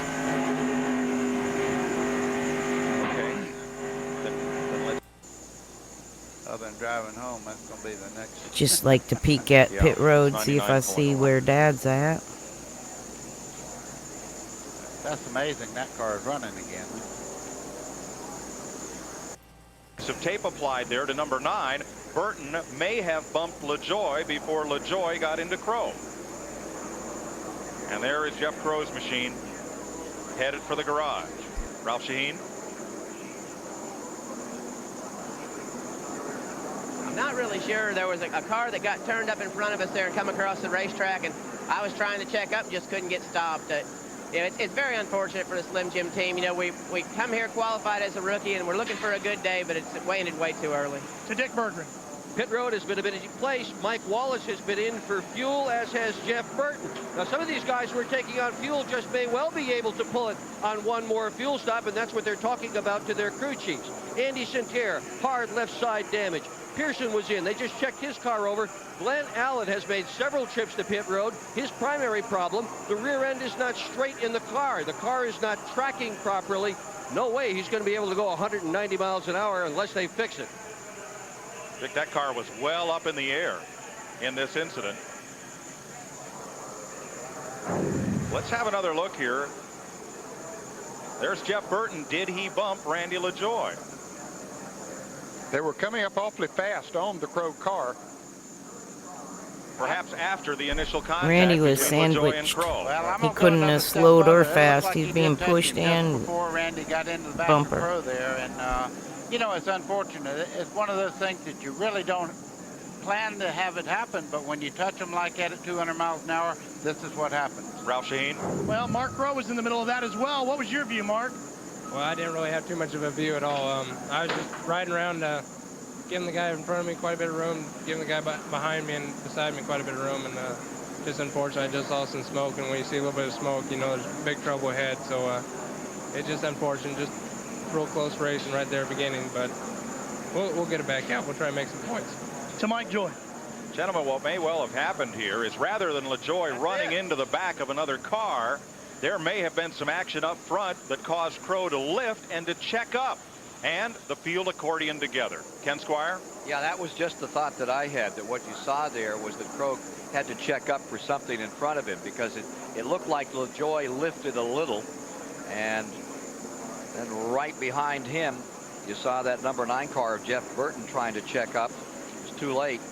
160 at that point on the back straightaway, buddy, when they were just getting up to speed? Yeah, pretty much so. They were probably up to close to 180 miles an hour there, because they were in a good draft and all, but when they start into the corner, if you see them all slowing up and you start checking up, every car further back you have less time to brake, and that's probably what happened there. But you know, we're speculating just like everybody else. Bill Stevens. Joe Bessie, things got ugly real early. What happened? Just, I don't know who it was. There was a car up in the wall early and thought it was going to stay up there, which I think that car would have stayed up there long enough for me to get through. And then somebody got crossed up in front of me, and next thing I know, the car was headed to the moon. Just a real disappointing start. I'm just disappointed for Power Team and disappointed for the guys that worked hard this winter, and just hopefully can get it back together and get back out there. Over before it starts, Dick Berggren. Well, Geoff Burton has just left pit area here. He has been working, or his crew has been working on the nose of that car, which is well pushed in. A 2-time winner last year, came with a brand new car. Looks like a refugee from a junkyard already. Mike? The biggest crash in NASCAR history occurred in this event in 1960. 37 cars piled up coming out of turn 4, including Ralph Earnhardt, Johnny Roberts, Joe Lee Johnson, Steady Eddie Flemke, and Larry Frank. Now we know Eddie Here Flemke. with Randy LaJoy. Right there, he had his hand up. They had checked up in front of him. Going down in the corner, you Modified see him 3 wide driver. there. He put his hand up to let the car behind him know there's trouble. Couldn't slow down enough and got in the back of Crow. You all might have heard of Eddie Flemke Jr., but I watched his dad race. Come off the turn You can 4, believe and that. Still in the pit is Elliott Sadler, and now they're not going green again. The yellow base back out. Dick Berggren. Elliott Sadler, who was on the pole for this race last year, is on pit road. They are working on the back end of that car, tearing what's left of the sheet metal out of the right rear corner. They've got a baseball bat underneath the left rear corner, trying to get enough fender clearance. And there he goes, out back to join the fight. And the field will get a take 1. And we'll look for a restart next time by. Even driving on the freeway, when something happens 3 or 4 cars ahead, drivers often very suddenly have to check up and jump on the brake. Well, imagine doing that at 3 times the speed. That's just what happened there. Well, you guys know that is why everybody wants to have a great qualifying time. The closer to the front you are, the less chance you have of getting caught up in a wreck like that. Speed Weeks is so fun. The worst part about Speed Weeks is this race, because it's bittersweet. It's like, oh man, we're like really a full-time race, like a full race. Because we did the 125s, it like builds up. You get the Clash, and the 125s, and you get the 300-mile race, and then the 500-mile race. It's just that when the 300-mile race ends, it's like, oh my goodness, there's only one more Speed Weeks race, and it's over. I just hated when Speed Weeks ended. That is 200 mile It was an hour so tape much right there. fun. These race cars could not race here without that 200 mile an hour tape when there's damage to a car. You wouldn't believe how good that makes that car aerodynamic again, just to be able to slap that tape on there and know it's going to work. For those of you watching in Iowa, Brad Loney has come from that 42nd provisional spot up to 25th, gained 17 positions in 1 lap. Nice start.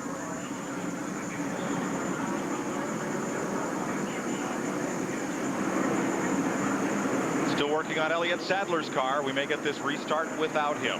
McLaughlin, the pole sitter, is the leader. Joe Nemechek, Jeff Purvis, Dale Earnhardt Jr., 3rd generation driver. There he is, number 3. And Bobby Hillin are your top 5. Bobby Hillin, the former winner at Talladega in the NASCAR Winston Cup Series, is back in this series this year,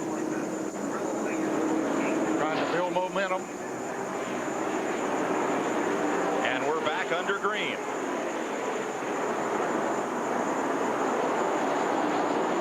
7 laps complete. First one under green, the rest under caution. Here comes LaJoie down to the inside, that blue car. And he's going to get a little help down there in the low lane. As they go back to turn 1, that's John Andretti, 96.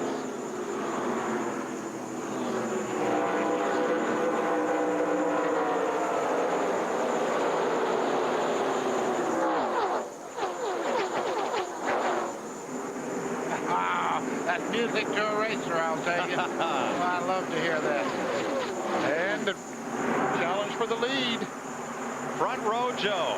Joe Nemechek, who won the season closer at Homestead, Florida, goes to the outside. And Jeff Purvis there in the 4 car on the outside there. They have a draft right now. The first car is pulling along. As you can see, Jeff Purvis moving into second. It's so important to get with people that you work with for the day. These guys can button up now and really make it tough. They can break away if they work together right now. And Mike McLaughlin is going backwards because he's down on the low groove, and everybody saw that move on the outside, so they just went on the outside. Ooh, 3 abreast. There's almost room to do that. Almost, yes. That's Tony Stewart in car number 44. Dick Trickling, 64 on the outside of him. Look at Dale Earnhardt Jr. in 3rd place there. He's really doing a super job coming off turn 4 there, way beyond what you would think a guy, the first races he's ever run right now, running 3rd place in the Grand National here. What a job he's doing. Had a good qualifying run, and Steve Park, who drove that car last year, was standing in the garage next to it this morning. I said, "Are you homesick?" He said, "No." He said, "This young fella is fast. The problem is just keeping the bridle on him." He's going to have a good day, it looks like. Ralph Shaheen? Mike, you're headed down the right path there. I talked to his crew chief, Tony Uri, this morning. He said Junior didn't even sleep last night. He was so excited to get behind the wheel of this race car today. Buddy, first time you ran Daytona. Did you get any sleep the night before? Didn't want any sleep. Didn't need any sleep. All I want to do is go racing. Look at these guys right now. Can you imagine the first time you ever competed at Daytona, being up there where the world's looking at you? Dale Earnhardt Jr. in that number 3. A little further back, there's Brad Loney on the outside, that yellow and green car. Made the field on a provisional. He's trying to pull Tim Fedowa and Jeff Burton up that outside line. And that was Larry Pearson down on the inside line. Pearson, of course, you recognize that car. Norman and Dale Jarrett's in it. In the car number 32, that is. Pearson, a former champion of this series. 2-time champion, as a matter of fact.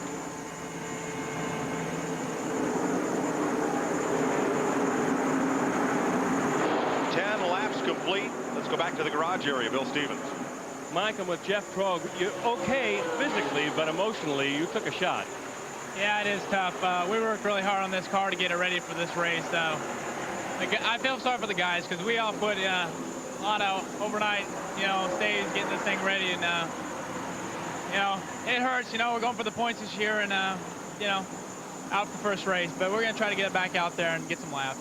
They're working on the car right now, and Mike, that's the car that Joe Bessie wound up on top of. On the outside, Dave Blaney. You're used to seeing him in a World of Outlaws sprinter going sideways and up on the cushion. That's that number 93, the Bill Davis entry in the Busch Series this year. He looks like he's been on pavement all his life. Mike, those open-wheel drivers are starting to jump over into these divisions of NASCAR, and they are really making an impression. That's where Jeff Gordon comes from also.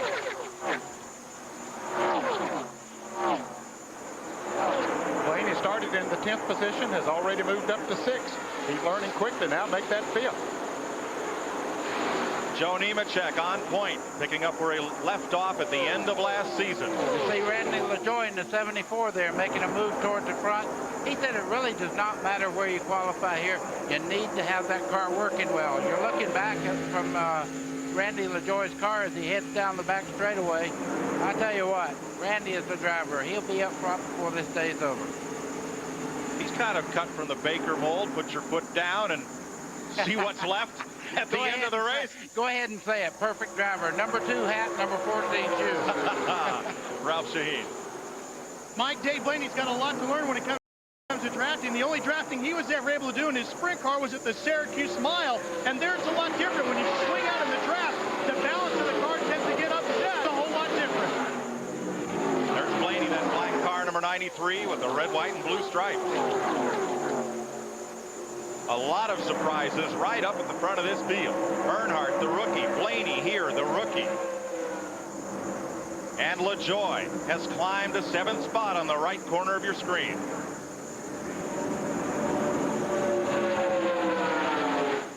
Pole sitter McLaughlin dropped back to 16th. He's regained 1 spot. LaJoie has come from 22nd position.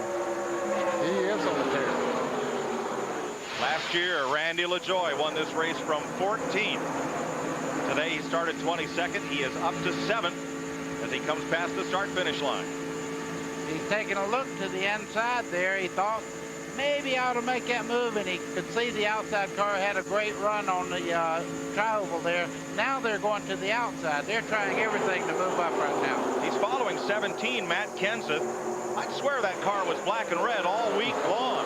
Last night they picked up a sponsor, completely repainted it, but it's still Kenseth again, as last year, in that black 17. Here comes LaJoie in the 74. He got a great run there. You see Blaney dropping back. Whether he has a problem or not, he has something wrong. He's going backward. I think that Blaney might have slipped just a little bit coming off turn 2, cost him a little bit of momentum, and the others got a good run off there and had plenty of momentum. Ed Barrier, unscheduled pit stop. He's going a lap down in the pits. Now here's McLaughlin, top of your screen, that white and blue number 34, getting right back into it. That's Buckshot Jones up along the outside, and that's at 17 just ahead of Kenseth.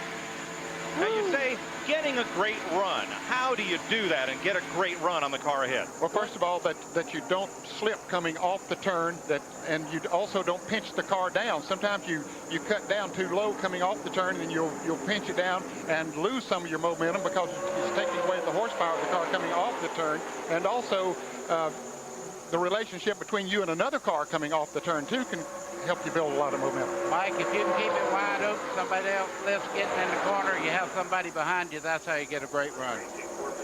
Dick Bergeron.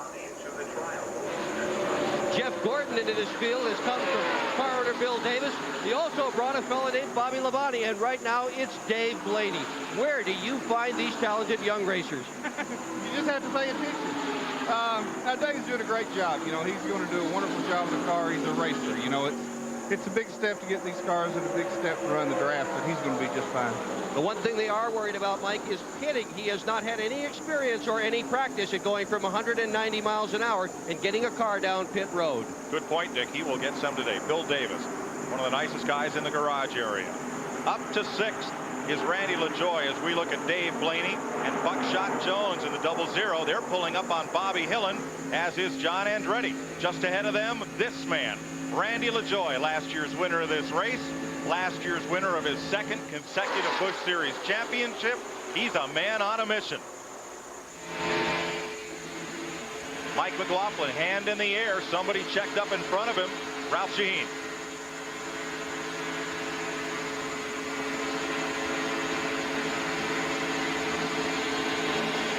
Gary Cogswell's the crew chief for Mike McLaughlin. What are you saying to him, Gary? Is he going to be okay? He's coming up. Oh, he's running fine. Right there at the restart, he actually broke away a little bit, which actually kind of hurt us because we'll let him line up behind him and get a run on him. He's picked off a few spots, moving back toward the front, so I'm not worried about it at all. We got a real fast car, got a great motor in it. Mike's going to use a lot of patience. McLaughlin is right behind Hermes Sadler, that yellow Chevrolet. He was right signaling. Come on. He's got a mirror full of the winningest driver in this series. Mark Martin is who you're talking about, and Mark Martin knows patience. He knows how to draft. They'll work their way to the top. I would love to look in my mirror and see whether I was going to follow him or lead him. I would want Mark Martin around me. Well, he started 26th and is all the way up to 12th now, Mark Martin. Martin right behind Mike McLaughlin. That's 11th and 12th place. At the front of the field, Joe Nemechek, Jeff Purvis, and Dale Earnhardt Jr. Matt Kenseth at 4th, and Randy LaJoie has climbed up to 5th ahead of Dick Trickle. CBS Sports coverage of the Napa Auto Parts 300 continues after this message and a word from your local station.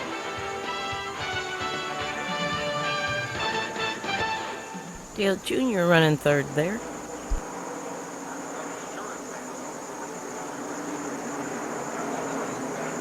Okay. We'll past him to see if he can get down onto pit road. Caution's coming out, though, Mike. We do have Oh my, caution. Perhaps there was debris from the tire and maybe some sheet metal as well.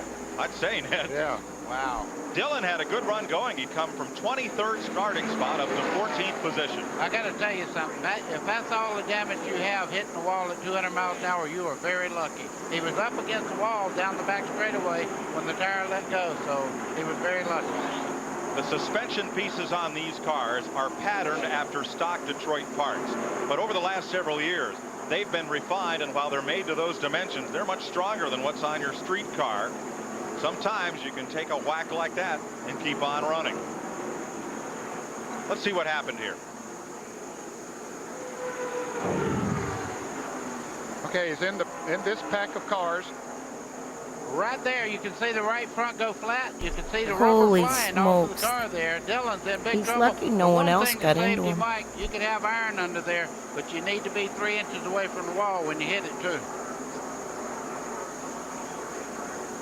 Here's another. You see the tire is already flat, and it just, when he starts into the corner, it just takes him right out to the wall.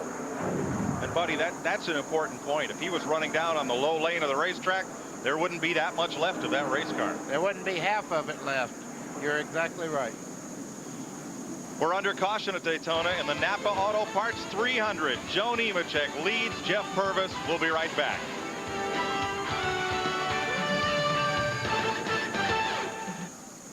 That was one time I was looking directly at it when it happened. I mean, I watched the tire go boom. You could see almost the dust fly, you know? And there's the result. I've been there. Yeah, that's the ocean. Side against Tim Fito is 33. Oops. Let's go back here. Tony Stewart coming right with you. Tony Stewart learned something in the IMSA race that was run here at Daytona yesterday. The drafting part of it, that was good experience for him, and he knows that if he can hang on to Mark Martin, that's a good man to follow. First of all, he'll keep him out of trouble, and also he'll learn him a lot about drafting and take him to the front. Ralph Shaheen. Well, this is a look at the drive shaft that was underneath Dale Earnhardt Jr.'s car. Here's the good end. Here's the bad end down here where it's snapped off, Mike, right at the U-joint. Oh man, look at the Earnhardt twist Jr. in it back too. Did you see the in twist? The fray. That's Posted his 3 scary. laps down. Joni They run a hoop leads the back that car will finish, capture and it, because in the Earnhardt old Jr. days is back that on drive pit shaft road. could rip right through His your dad won this floorboard race and end 7 up in your times. cockpit. But they put a Young Dale hoop having a around tough now. moment today.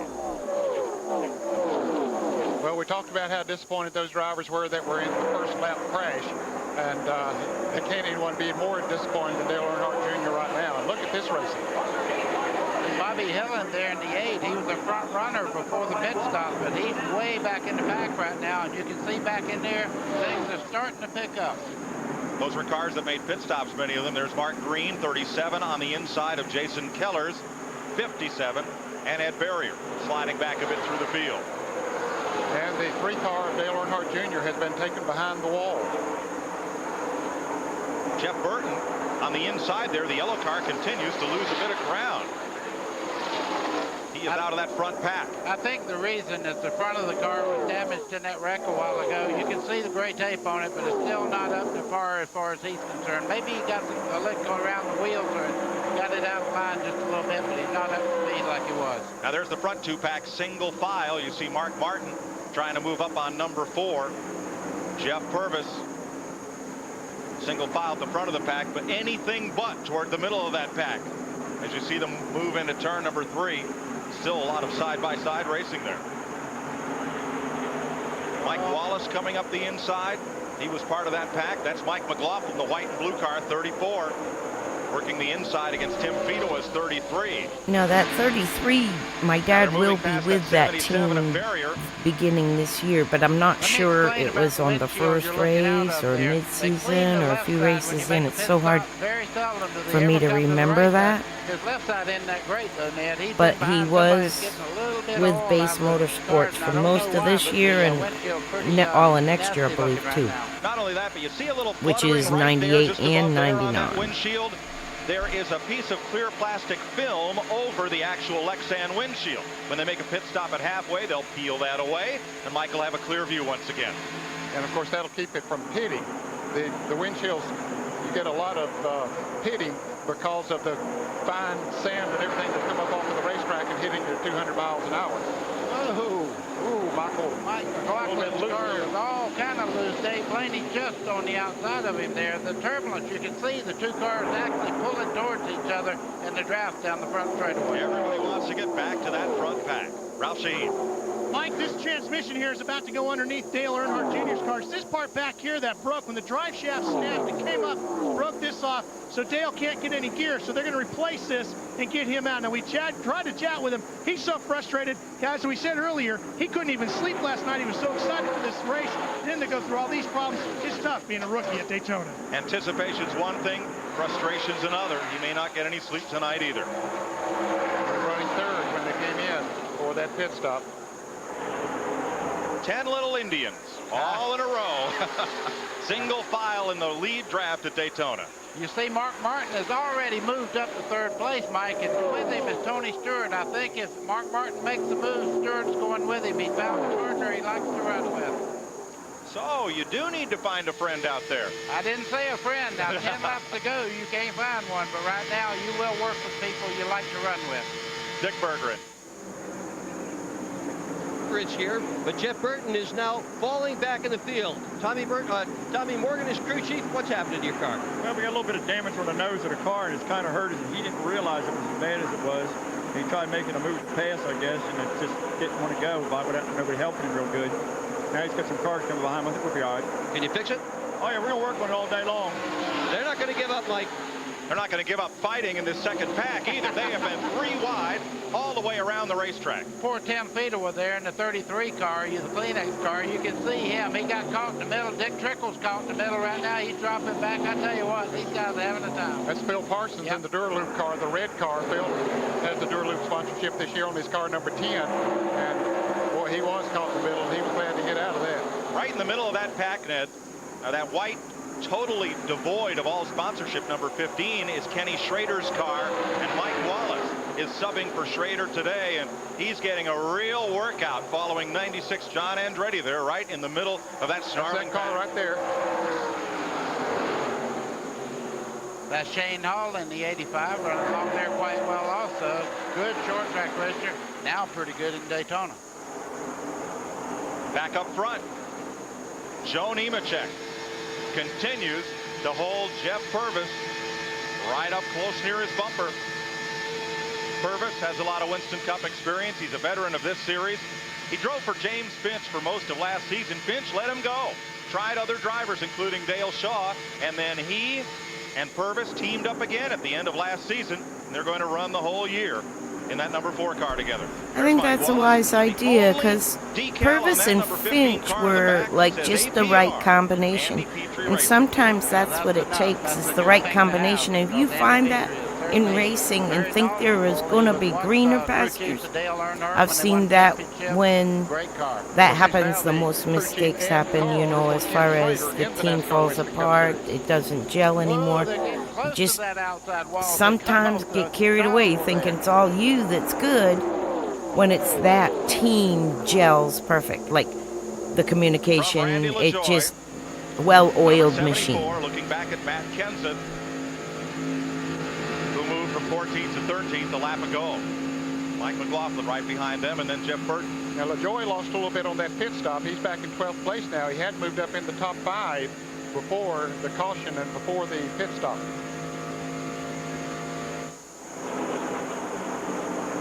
Back up front is still Joe Nemechek, and Purvis just hanging right there with. Purvis might be content where he's at. His car is probably comfortable right there. He knows as long as that group of cars right there are running a single file that they're pulling away from the rest of the field. Let's go to Ken Squire. 8 Fords started this race. Only 2 of them are the new Taurus. And that number 21, Michael Waltrip, is one of them. And he came in complaining because as they were coming to Daytona, they found out that restrictor plate coming down another 16th of an inch. But it's not bothering Michael. From 27th, he's up in that lead draft, running in 5th. Now the other Taurus is in the second pack of cars. That's Jeff Burton. He had been running with his front group. He's just fallen back. But for Ford enthusiasts, there are some Tauruses out here, and the colors for the moment are being carried in 5th place by none other than Michael Waltrip, number 21. Mark Martin, of course, drives the Ford, but he's running the Thunderbird. Elton Sawyer has the other Taurus in the race today. You're with Mark Martin, the third place car. 37 laps complete here at Daytona. We'll be right back.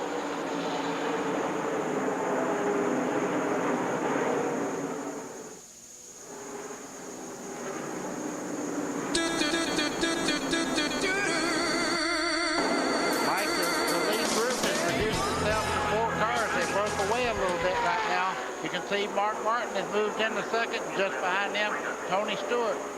Martin drafted underneath Geoff Purvis. There's Purvis's number 4, which got back in line in 4th, and somehow they lost Michael Waltrip and the rest of what was a 10-car freight train.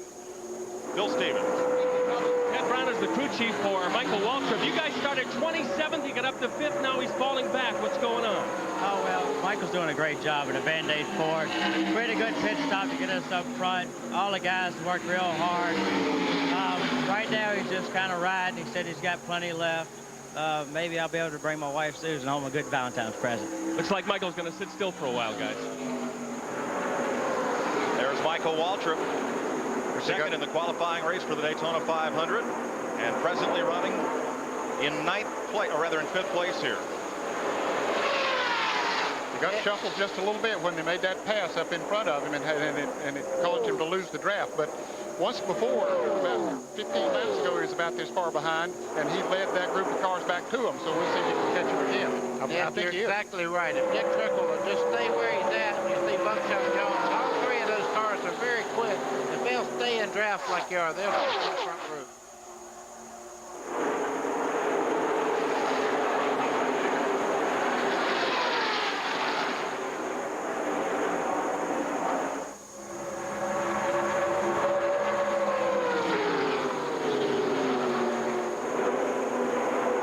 Chevy and Ford at the front of the field. There's your front 4. And let's move back to find Mike McLaughlin and the rest of that group that's been battling from 13th position on back. There's Randy LaJoy right there. And back to the front where Mark Martin drops way low on the banking, tracking Joe Nemechek. Look at that right window there. You can see the pressure of the wind coming around that car at 200 miles an hour. Look how it's making it vibrate there. That's just the air going by the right side of the car.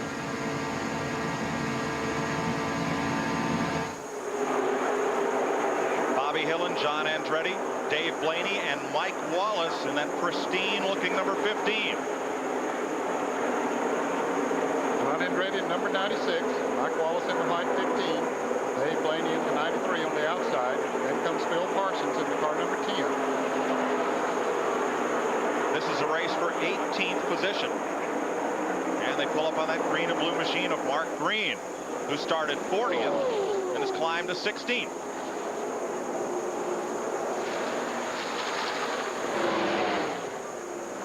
Elliott Sadler down to the apron of the racetrack. He's been in and out of the garage area and no longer a factor. Being shown 30 laps down, Elliott Sadler is. Joe Nemechek looks back at Mark Martin, the winningest driver in series history. There's Mark Green, has gained 24 positions. So has Mark Martin. Michael Waltrip has advanced 22 spots from where he started. And Michael Waltrip did draft back up to that front 4, then pulled away there for a moment. That's a good feeling when you have a car that's that strong that you can get back in the draft and then run that front group back down. He pulled right up on the back bumper. Now he dropped back again, but he's got a great car today, Michael Waltrip does. And it just keeps on going in the back of that pack. They just cannot seem to link up single file. Somebody always wants to make a run, and somebody's always willing to go with them. You know, sometimes, especially when you don't have a lot of experience here at Daytona, you run up behind another car and say, I can go faster than he can if I can just get in front of him. And many times you get in front of him, you go slower than what you were going.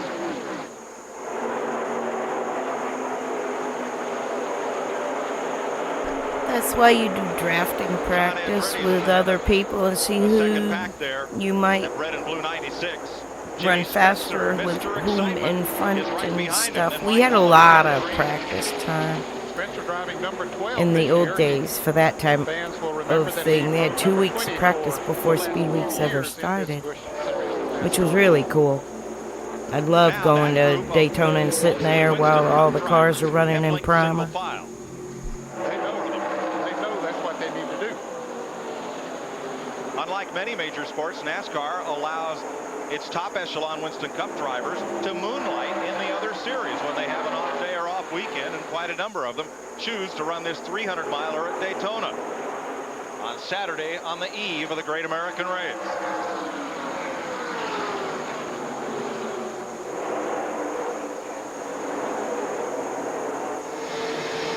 You are sitting on the back bumper of the leader, Joe Nemechek. Dick Berggren.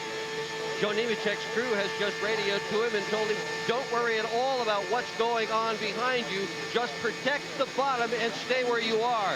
Nemechek so far has dominated this race. It's a little bit of a surprise when you look at the record book, because until today, he had only led 6 laps. But if you'd taken a poll of the crew chiefs in the garage this morning, they all said this was the car to beat. As we ride with Joe Nemechek for a moment, Dale Earnhardt Jr. has pulled his car back out on pit road, but now they're pushing it back behind the wall again. Let me take you down in the first turn. Here goes Joe Nemechek. You can see him turning down right on the bottom of the racetrack. That white line there divides the flat part of the apron. That's the racetrack right there above the white line. Now out to the wall, down the back straightaway, over 3,000 feet down through here. You run very close to the wall.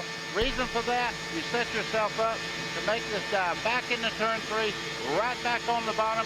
You'll see his hands fairly still right there. Now, if he starts to get closer to the straightaway, watch his hands get a little more intense on the wheel.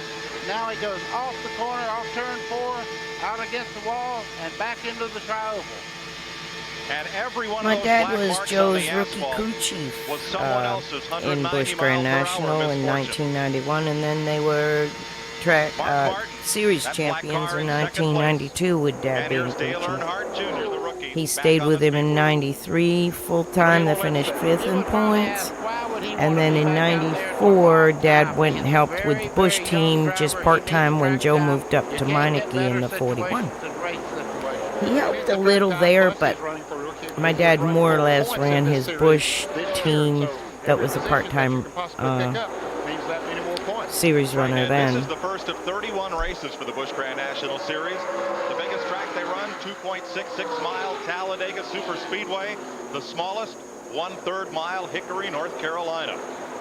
They run on 25 tracks in 19 states. But never before today have they won a run for $1 million. That's not good. You could almost Oh see boy, trouble oh boy. coming there. Jeff Burton got tagged Great by job. the John Andretti car, the 96 there. It was Hit that apron, that'll shoot you. You know what that does, got y'all. into an outside car there. That was a wreck that didn't happen, folks. That's a white line that means it at Daytona. That happened at about 18th position. In 50 laps, we've had 1 lead change, 2 caution flags, and 4 cars in the garage area. That's brought the average speed down to 141 miles per hour.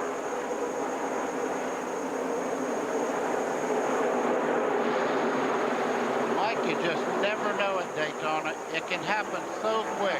We're watching these cars come through the corner, and all of a sudden one car drifts a little, touches another, and you have the makings for about a 15-car pileup if everybody doesn't do the right thing. Randy LaJoie there is leading that second pack of cars. Randy is currently now in the 10th position. He's a 2-time champion of this division. There's the pole sitter right behind him, Mike McLaughlin. Very high line through the corner there for McLaughlin. His car must be pushing a little bit, and he's using a higher line to keep the momentum of the car going until they can adjust on it on pit stop. But most of the time, you do what the front car does. If Randy LaJoie goes high, you normally go high, but you see him in this corner, he goes in right on the bottom, so he's running 1 and 2 high. He has something wrong with the car down there. So you think you can see good, do you? For y'all that might not know, I watched Randy LaJoie's father drive modified Donnie LaJoie. Wink of an eye. And then Let's show you that once again. Randy What happened at drove turn 4. Bush North, I'd say. He didn't really drive modified so much. And then his son Corey, of course, you know, drives the top 3 series off and on, and has that podcast, Counting Pennies or something like that. Brand new paint, new sponsor as of today. And Glenn Allen Jr. John Munson and crew working on that car that was well up in the air. The first caution flag of the day. On the point, Joe Nemechek. And of course, you know, the joy of seating, J-O-I-E, same family. Finished third here in 1996. This is his 11th start in the 300. CBS Sports coverage of the Napa Auto Parts 300 continues after this message and a word from your local station.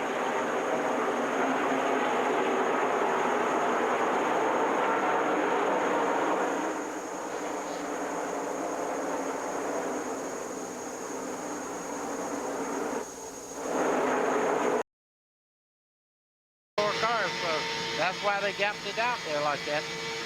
Halfway for Joe Nemechek. 11 of 30 races last year were won by the driver leading at halfway. And Nemechek in that tearful finale at Homestead last November, the most recent winner on this tour.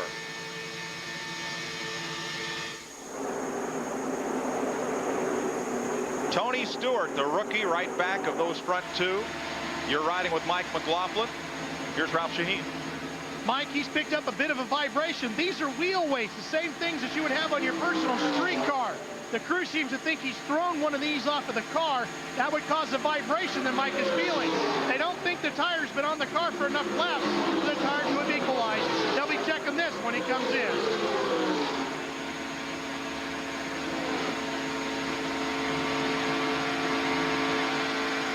22 different drivers have won this race in its 39 runnings. Joe Nemechek trying to become the 23rd. Dale Earnhardt won this 7 times. Bill Dennis, who now lives here in Florida 3 times in a row. Leroy Yarborough, the first back-to-back winner in 62 and 63. That 62 race ran caution-free. Let's have a look, see how one of the rookies is faring. Make that 2 of the rookies. National NASCAR Modified Champion Rick Fuller from Massachusetts, behind Iowa's Brad Loney. This team that Fuller drives for made a switch at the end of last season. Fords for Chevrolets. You see Fuller riding along there first time at Daytona with his right hand on the shifting lever. He's just taking it easy. He's riding along here. Or it might have tried to jump out of gear on him earlier, and he might have to do that. Evidently he does, buddy, because he didn't even take his hand off the gear shift in the turn. Driving with his left hand. His daughter actually drives modifieds, SK Lights right now at Stafford. You can watch her. She's, I think, leading the points, to be honest. This 4-car express continues to roll out of turn number 4. Stevie Reeves has just made a pit stop. He's going back out on the track. He had gone a lap down. Jason Keller has now gone a lap down. 25 cars being shown on the lead lap. Of those front 4, though, Ned, 3 NASCAR veterans, 1 rookie, Tony Stewart.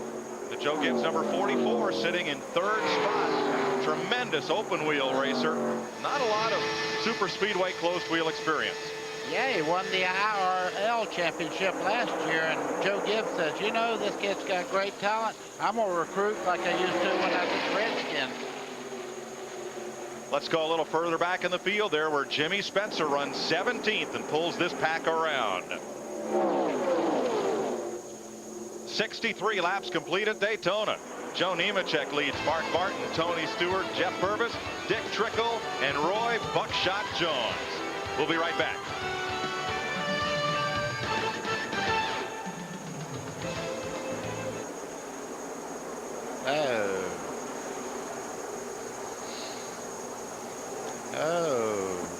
This is a great group here. Don't get rid of that vibration. 24.7-second pit stop for Mike McLaughlin, the pole sitter, and he will go 1 lap down to the leader. From Waterloo, New York. We might be getting closer to regular pit stops. Of course, McLaughlin the first one of those on the lead lap to make a pit stop, but others might be coming in before too long. Dick Berggren. Well, Brian Patty is crew chief for Joe Nemechek. He's talking to him right now on the radio. And Brian, you've been walking up and down pit road. What kind of deals have you been able to cut? I feel like I'm in Las Vegas. Now we're just trying to get together, see if we can get a drafting partner. I got a little stomach problem, and I just think that what happened in the Twins with Jeff Gordon's going to happen with me, and I'm trying not to let that happen. I talked with the 60, the 44, and the 4, and we all got a common agreement. We're all going to come in lap 83 and get tires and go back out. But I don't know. We'll have to wait and see. Well, that's the deal. They've all been walking up and down, all talking to each other. The deal has been cut. We'll see if it gets paid off, Mike. And the importance is if they all pit together, they can all come back up and reform that drafting pack. Well, we can talk a little bit about what happened to Jeff Gordon. Jeff Gordon made a pit stop and lost track position and never was able to regain it. So it's very important to stay with the fast cars when you make your pit stop. Phil Stevens? Well, I can add to the deal that these crew chiefs are making on pit road here, Mike. Not only are they deciding when they're going to come in, but how many tires the cars are going to take. For instance, 4 tires is going to be the deal for Nemechek, Mark Martin, and Tony Stewart. That's the way it looks on the table right now. Mike McLaughlin may have set the stage for that with his 4-tire change under green. Nemechek is the leader. Mark Martin rides in second. Tony Stewart is third. Jeff Purvis is fourth. That's that 4-car draft up front. Just looking at the cars, they're starting to take different lines through the corners. They're not sticking very well, and I'm afraid the tires may be giving up just a little bit right now. Well, as they race on, the track will get a little bit greasier as they lose a little bit of water and a little bit of oil and a little bit of grease on the track and the tire rubber combination, and it gets a little bit slicker, and they do start sliding around as those tires get hot and worn. Big gap from 4th place there. Jeff Purvis back. Now here's John Andretti with a green flag pit stop. Let's go to the pits. Mike, it looks like they're going to take right side tires. They got hooked up a little bit with the air hoses that came around from the front. They put 2 tires, gassed them up, and he's underway. Now the interval from this group back to the second pack is now 7.3 seconds. So this fast freight is stretching it out over the rest of the field. There's the interval as you watch from the blimp. Gosh, nearly a straightaway. There's Dick Trickle. New colors for the Dennis Shoemaker number 64 team. Trickle is the 5th place car. 00 is Buckshot Jones. He's in 6th. And the 3rd car there, that's Dale Earnhardt Jr. He's just getting a lot of experience. He had trouble in the first part of the race, and right now he's just riding, getting experience. Now back to the 7th place car in line. That's the number 21 of Michael Waltrip, and 63 Tracy Leslie runs in 8th place. Lapped car just ahead of them. You see how this field has really been split up by this long green flag run. Leslie 63 in 8th. And they're gapped out pretty well around the racetrack, working some lap traffic. Back to 9th place would be Hermie Sadler.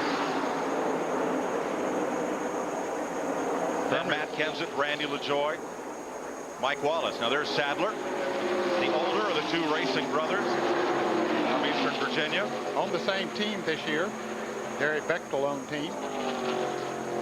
There's Tim Fedowa.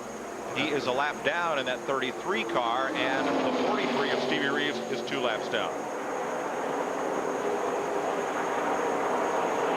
After some pit stops and lapping on the track, there are 23 cars being shown on the lead lap. Ed Barrier 2 laps back. And number 77. Then we'll pick up that battle that's been raging on since about the 20th lap. And at the front of that group is 17, Matt Kenseth, who fell from 4th to 20th after his pit stop, but he's climbed back up to 10th. Number 74, Randy LaJoie, is 11th. That white car is Mike Wallace in 12th. Then number 8, Bobby Hillin Jr., 13th.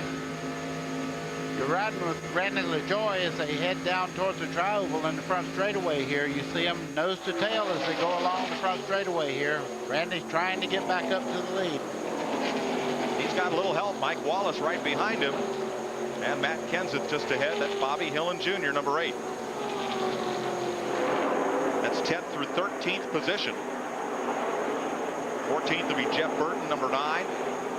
And then Kevin Schwantz. There's Burton and Schwantz in number 88, the David Ridling car, the former Grand Prix motorcycle champion. Dave Blaney right behind him in 16th spot, number 93. Ken Squire?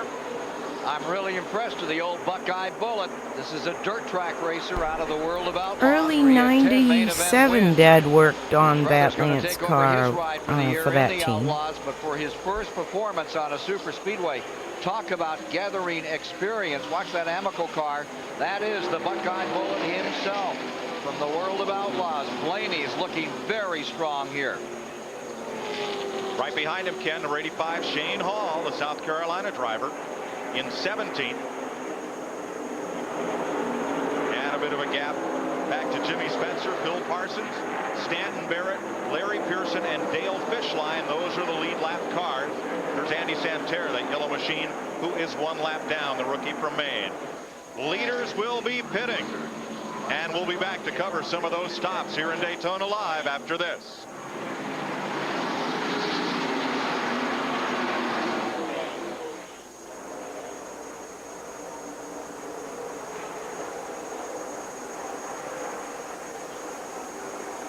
Here together. And Dick will handle the 87. Hey, Pam, I should stay with Mark Martin, right? Frazier, they're going to play with this deal, too. I should stay with Mark Martin. Okay. Dick, do we know what lap? Let me ask Brian Patty. We're hearing 80. That's what we're hearing too, Mike. In 4 laps. Yep, all the guys Thank down you. here, Kansas, getting ready Mike? to go. Yes, Dick. Brian Patty just told me lap 80, but we might come early.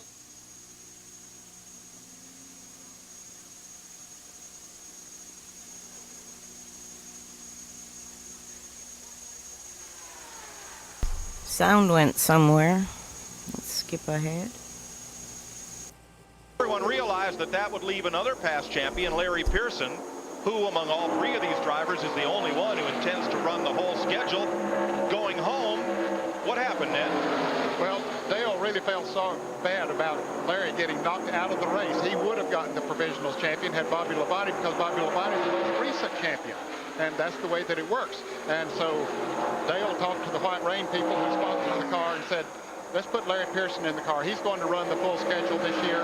And they agreed to do that. And so it lets him get points. The car is still getting points. So it's a win-win situation for everybody. Great gesture on the part of that racing team. And you may be seeing double this year, as not 1 but 2 Jarretts will be in that car through the season. Dale and his son Jason. Jason's scheduled to drive it next week at Rockingham, North Carolina. Larry Pearson's on board today. Right behind is Mike McLaughlin. Jeff Burton is your leader, Phil Parsons, Jimmy Spencer, and then the cars that made pit stops. Starting with Joe Nemechek. Dick Berggren. Well, Purvis was running right up with that top 4, Mike, and they just flat had a bad pit stop. Crew chief Johnny Allen said he doesn't even want to talk about it. It was just a bum pit stop, and that's put them deep in the field as a result. He did not lose his position. He is still in line behind Nemechek, Stewart, and Martin. But, buddy, he lost the draft. Well, he's a good full turn behind the leaders right now, and he's by himself. He's just now getting some high-class help right there. That's Dale Earnhardt Jr. with a very fast car. This will help him, Ned. It will help him. Those 2 cars working together. Yes. Oh, Burton, did he run out of gas? He has slowed all of a sudden there, it looks like. 2 cars just sped past him on either side at turn 2, and Jeff Burton has his car down near the track apron and slowing. He might have run out of fuel. Maybe something else happened. Phil Parsons, who had gone up to 3rd, has just now made his final pit stop. And Burton is coasting toward pit road.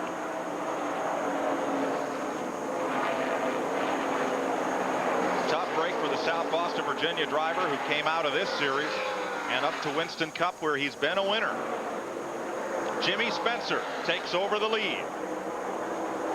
Jeff Burton was running 2nd. You can see that's by the wayside now. He's on the bottom of the racetrack. Looks to be just coasting in. Dick Berggren. Well, Jeff Burton's crew is ready for him, but he can't quite get here. He is indeed out of gas.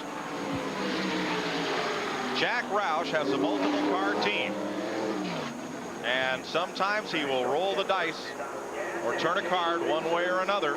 And playing gas mileage today, they have not quite enough, and Burton's going to make it to his pit. He's going to coast into the pits, but he's lost a lot of time on the racetrack, Mike, and you might question, well, why would they run him that long when really they could have pitted several laps ago and still make it to the end of the race? Now, if it was a question, you know, of not being able to make it once you filled up, yeah, but I'm sure they had it figured out and thought they could make it this far, and hoping for a caution, I guess, would have been the best scenario for them.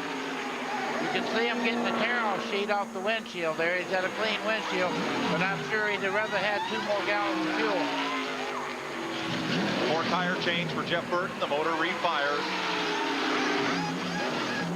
And as they hammer home those lug nuts, drop the jack, off he goes. Up front, Jimmy Spencer from Berwick, Pennsylvania. The driver who won the modified national championship twice and then came down to run Busch and Winston Cup racing in NASCAR. You're looking at Spencer from Mike McLaughlin.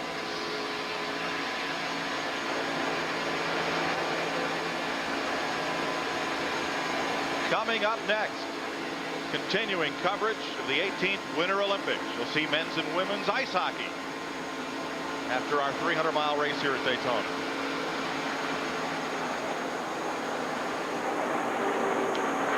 Joe Nemechek moves up to second place with Geoff Burton coasting onto pit road, and he still has Tony Stewart right with him. Tony Stewart right with him, and Tony Stewart to me is showing me so much maturity for a guy that really has little or no experience on this type of racetrack and this type of car. What a great job of driving today. Showing a lot of maturity out there. And now Spencer, is that him headed towards the pit? Yes, it is, Ned, and he about locked up the brake trying to get down to the 65-mile-an-hour speed limit.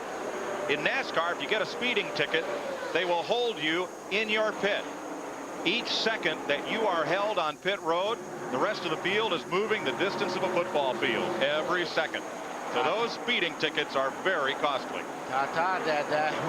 When that happened, you're dead. I'll tell you.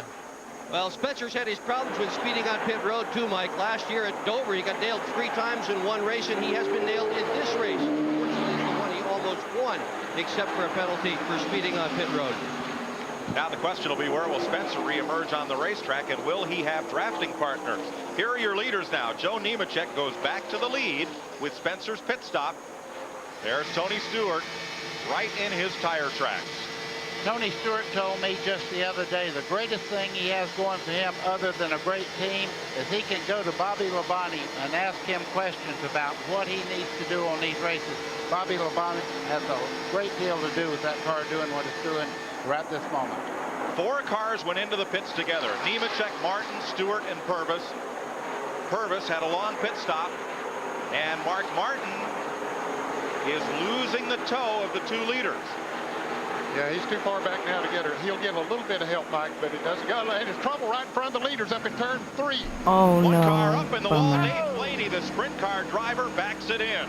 Tony Stewart. Crap, that just screwed everyone a pitted. Half a car length. He had to really get. Look at the fire here. We have a fire. Holy crap. The window net comes down. That's the signal the driver's okay, and he's going to be out of there in a second. Yeah, that looks like Little a fuel splash fire of in the gas. back of the car, but I don't want to speculate. It could be so many things right now. The good part is it's not up there where the driver's at. It's burning down on the grass now. And it appears, Ned, that Blaney may have hit his button for the onboard fire extinguishing system before climbing out here. May still have a radio cord or something hooked up. Yeah, that's pretty aggravating when you're trying to get out. You see him there. He still has the hose on his helmet hooked up. There's a lot of things that you have to unhook to get out. Still a little Flame bit of on fire his coming gas right around. That's cap the there. fuel intake position there. A little bit of fire burning out there. You're right around in this area. But thank goodness it's not a lot of fire, and he does have time to get out of the car. The fireman sees that fire now and says, we'll just go ahead and put that out. Ned, the driver is a lot like an astronaut in that capsule. He's got radio. He may have a drink tube. He may have a fresh air tube to his helmet. And this this might be the first time that he's had to get out of one of these stock cars. In a hurry. Yeah, and you know, he's been used to driving those open wheel cars and a lot more openness all the way around him. Mike, I've had the same thing happen. I've caught on fire like that, and I brought every cable and everything in there that was hooked with me 30 yards outside of that car before I ever looked back. Dave Blaney is okay. He will get the required ride in the track ambulance to the Dr. Monaco Care Center here in the infield at Daytona. After going into the wall up toward turns 3.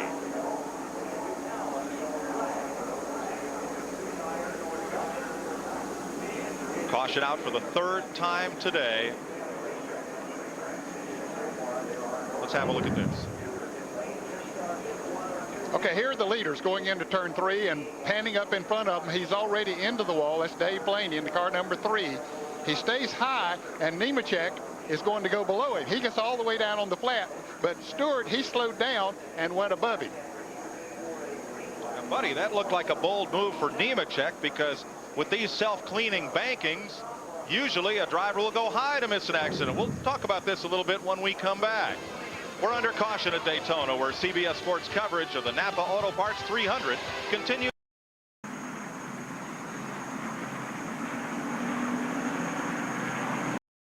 A thrilling spectacle, and we're getting ready for this exciting conclusion. Let's go back to Mike Joy.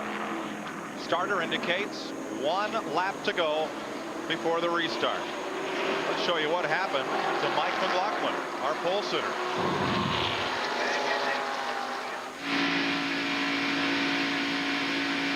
Oh, smoke coming up inside there.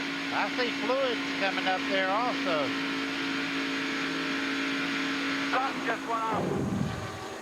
You could see fluids running off the rear view mirror also. I don't know what that was, but wow.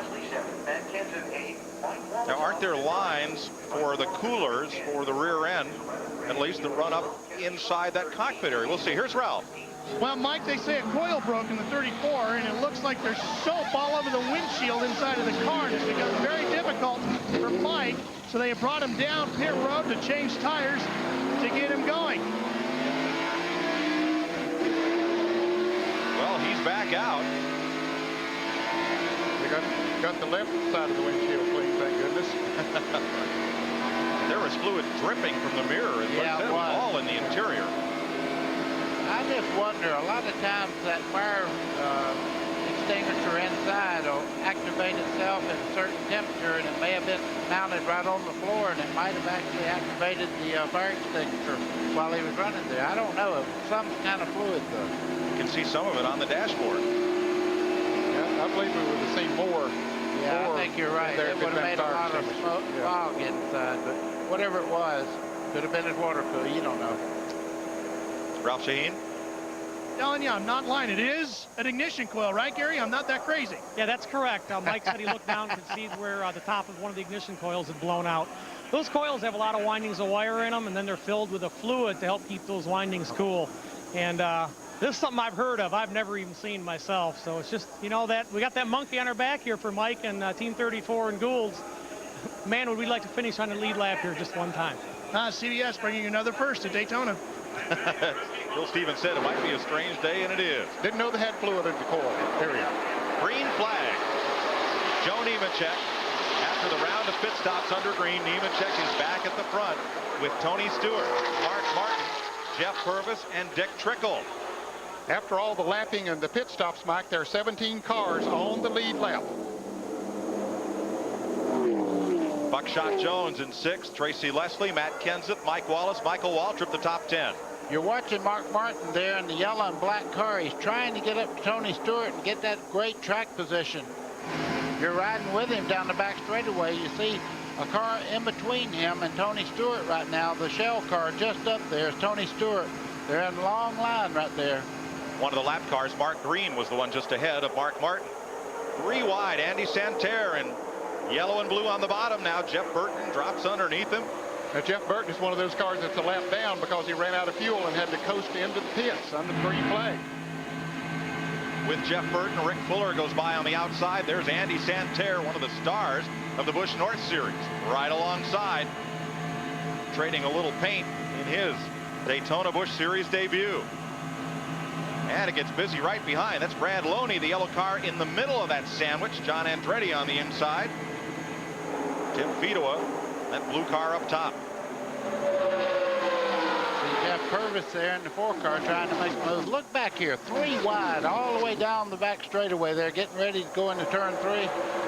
They've turned it up a bit. This caution really brought a lot of good cars back together again. They brought the entire field together, and those that are a lap down are trying to get back on the lead lap if possible, and those that aren't are trying to get up there and get position.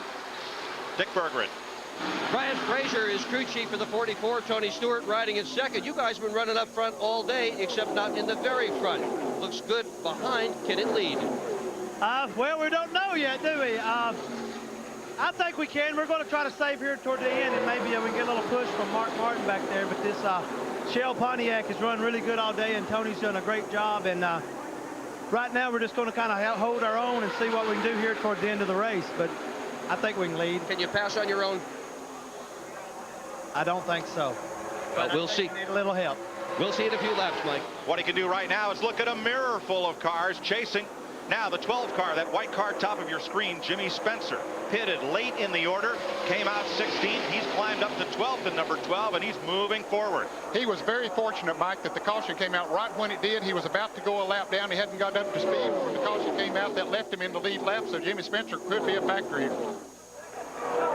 Spencer behind Michael Waltrip and in front of last year's winner, that blue car of Randy LaJoie.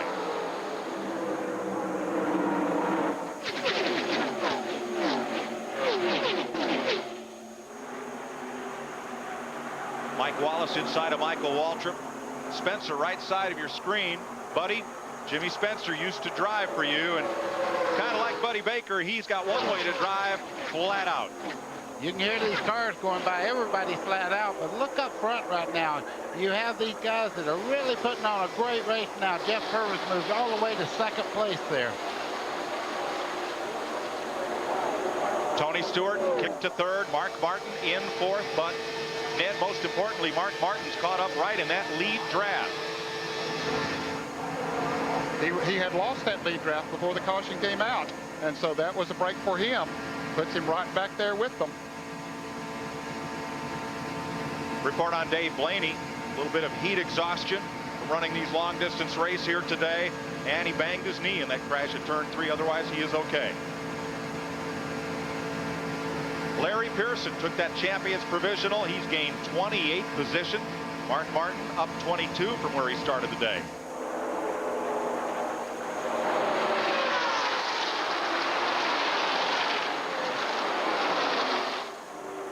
And there's still 3 wide back in the pack. Boy, they're having fun, buddy. That's what it's all about right now. You're riding with Mike McLaughlin as he goes through the corner here. He's coming off turn 2 there. You can see visibility is a little bad out the right side. He can actually see a little bit better on the left side there. You can see a cleaner vision there on the left side where he's actually looking through. Now he's telling them, fall in line. Let's draft and go to the front. Follow me. Shane Hall just in front of him, John Andretti alongside, and here's Elliott Sadler, whose car spent some time in the garage today. And the younger of the brothers from Virginia back out there. No drafting partner. He is 35 laps down. Wow. Lead pack thunders off into turn 1 once again. Trouble here on the front straightaway. We're going into turn 1. Another wreck. One car hang in there. Into the wall, Lance and car. that is number 59, Robert Presley. No, Presley. Kingsford. Driver that had gone a lap down during green flag pit stops. And he was also in that first little melee that we had. That's Matt Huddard in 36 there. Caution is out. Matt Huddard in the car that Todd Bodine drove last year. The engine builder from Chardon, Ohio, and Robert Presley, who has a lot of victories and a near championship run in this Grand National Series. See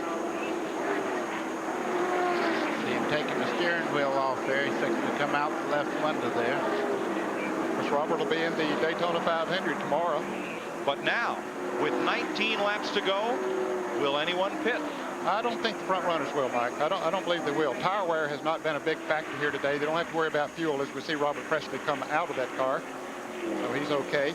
But now if you're back in the back of the pit, back in the back of, say, those on the lead lap, and you have a problem with the car, need a little adjustment or something like that, think new tires might help you, yes, it would be the opportune time to do it. All right, Professor Baker, 16 cars on the lead lap. From what spot on back do you think they might want to pit? Well, like Ned said, if you're out of contention, the only thing you can do to really help yourself is come in, get fresh tires, and hope that that will be the advantage you need to really go through traffic and make up a lot of time. But these guys in the front, it would surprise It's kind me of if a any bummer them there. stopped. They watched the I'll be back on the 125 camera in miles where just a bit. The lead car stopped and they lost track position. I'm never hopefully could going regain to it. be able to whip through the 500 too, but I'm going to see how long that tape is. My son's going to get online here at 8 o'clock, so when he's sim racing, I don't like to stream and eat up all You see the them shooting, bit in there, rate. there's a little bit of a fire there. That could be a broken brake line or could be anything that drug there that had fluids in it, but there is a fire there. Look at this gash that's opened up right there. What would have done that? That tire you see there, and also he got into the wall pretty hard and it moved the body around. It cut that tire and it just exploded there.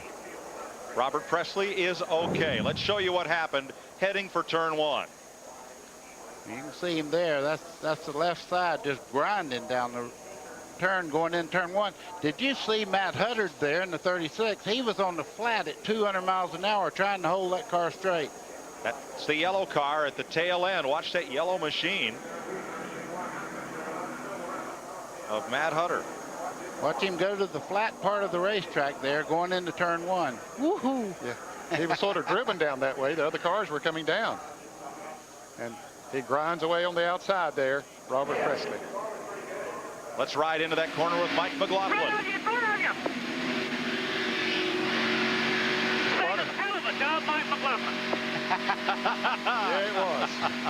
If that's up for a vote, I give him one. This will set up a sprint to the finish in the Napa 300 at Daytona. We'll be back after this.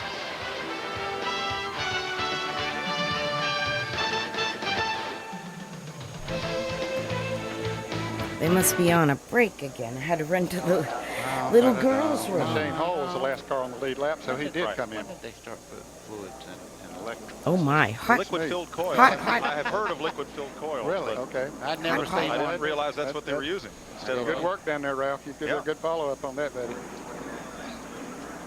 Yeah, I didn't know what it was. I didn't That tire was a hot potato, wasn't it not?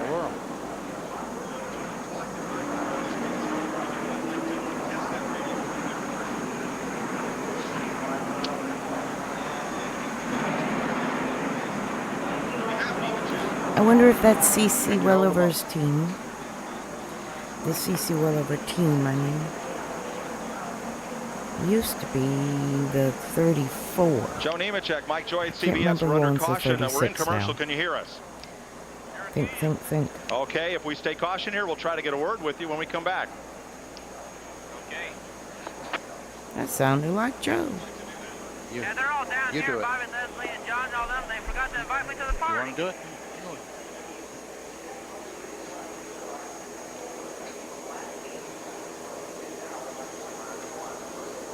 Okay. This CBS Sports Race Summary is sponsored by Napa Auto Parts.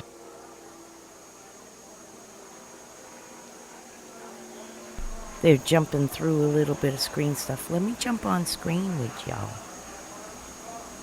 Boo boo. What was that from lap 87 on? 7-1-2 is 35-36. Hi.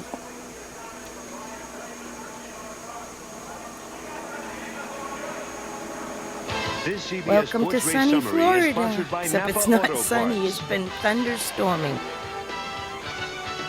We're under caution at 101 laps. 4 leaders. Mike McLaughlin, Still Joe pretty Nemechek, dark Jeff out there. I Burton's have been to out in peek out front the today. window. Nemechek currently is on point. 148 miles an hour the average speed despite 4 caution flags for 15 laps. Geoff and Mark Crow join Mike Cope, Steve Reeves, Dave Blaney, and Robert Presley in the garage area. riding along with Joe Nemechek. Joe, Mike Joyce at CBS. Can you hear us? Sure can. How you doing today? Well, Joe, we're doing great, but you're kind of stinking up this show. You've led near the whole way. The question is, in this last sprint, can you hold them Stinking up off? the show. Well, I'm not sure. I sure hope we can. I see all those guys behind us. They're trying to get positions so they can team up on me, but I've just been running this thing wide open all day. She's been handling right on the bottom. You know, Brian Patty and the rest of these guys on this Belt-Up Mobility crew have just given me an awesome race car. Joe, does it concern you that nobody's yet really made a run at you to see if you can hold them off?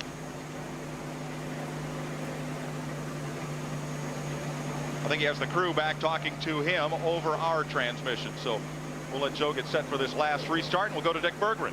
Yeah, and what he said is exactly what's happened down here, Mike. The crew chiefs of the second, third, fourth place cars have indeed gotten together. They are going to try to gang up on him and pass him on the outside. That's probably the only way they're going to beat this guy. He has been an absolute rocket all day long. Well, in 1967, Paul Goldsmith led 101 of the first 110 laps, I much didn't like get to Nemechek meet today, Paul. but he passed lost the away. race to He Jim was from the Pascal area, though. in a late race shootout. Passed away the end of Dad, I last would year, I think. absolutely be thrilled if I knew they were going to He try was to one of pass Smokey's me on the drivers. outside. That would have me in that mirror every second. I would be driving one eye in the mirror, one on the groove. I would run my groove. When they started to move, I'd move with them. When they make that move, of course, he's going to make it too. He's going to drive right up there in front of him if he is using that rear view mirror, and you can bet your bottom dollar. 17 to go. Still a little bit Buddy, of would you rather time. lead or be second right now? I tell you what, I'll take the lead anytime. Let them worry about getting by me, because you have your perfect groove running. If they start by and make any mistake at all, somebody else is going to shoot up under them, and all of a sudden they're side by side, and the race is yours. Coming up next, CBS coverage of the Winter Olympics from Nagano, Japan, men's and women's ice hockey. We'll follow this 300-lap race. 17 laps to go. In 1984, Darrell Waltrip won this race by leading only 3 laps. In 1995, Chad Little led just 3 laps to win it. Now you see another problem here. You have a fast car on the inside there, Mike. As you know that Dale Earnhardt Jr. is a fast car. Now, if he gets a good jump here, that could really help Nemechek. If he could get down in front of the 3 car there, he could really pull away in a way. Dick Berggren? And one of Nemechek's This is crew the members just 98 went Goodies flying out of this 300. pit in the direction of the 3 pit. I think it was But I called asked Brian Goodies. Patty, what's he doing? He says, Dale Jr. and Nemechek Bush are Napa very Auto good Parts friends. 300. So that probably is what Okie they're trying to persuade him to dokie. do is tuck in It behind wasn't the Nemechek to Goodies prevent those other 300. guys from I'm coming on so by. old. Boy, this is going to be one interesting Was it ever the start. Goodies 300 after 97? Seemed like the whole world changed after 97. Well, What Dad, the I heck? don't think it's going to come down to that. I think they're going to let the racers race for it. I don't think Dale will be a part of it. Closest Go, go, finish go, in the go, history of this go. race, 1964. Tiny Lund nipped Junior Johnson by 8 inches. Joe Nemechek hopes it's not that close. Oh, boy. And he gets a car length advantage on Geoff Purvis as they He's head got for turn the freight train. See, they're not 4 cars versus 14. Not too good. You can go in there like gangbusters like Dale Jr. He's looking good. Okay, there's another good thing. Earnhardt's right by himself. He does not have a car right up under me. Purvis is moving up now in second place. And Earnhardt gets down out of the way. Wait a minute, that might be Dale Sr. I'm a little confused. Tony Stewart ducks out of line. I have to see Here the- goes Purvis down to the bottom, but Nemechek beats them to the low groove in turn 3. Mark Martin now gets by Dale Earnhardt Jr. making Joe's it a just 4-car flying. draft. There's nobody Not touching done. him There's today. Dick Trickle in 5th place. Buckshot Jones in 6th, but Matt Kenseth in 7th.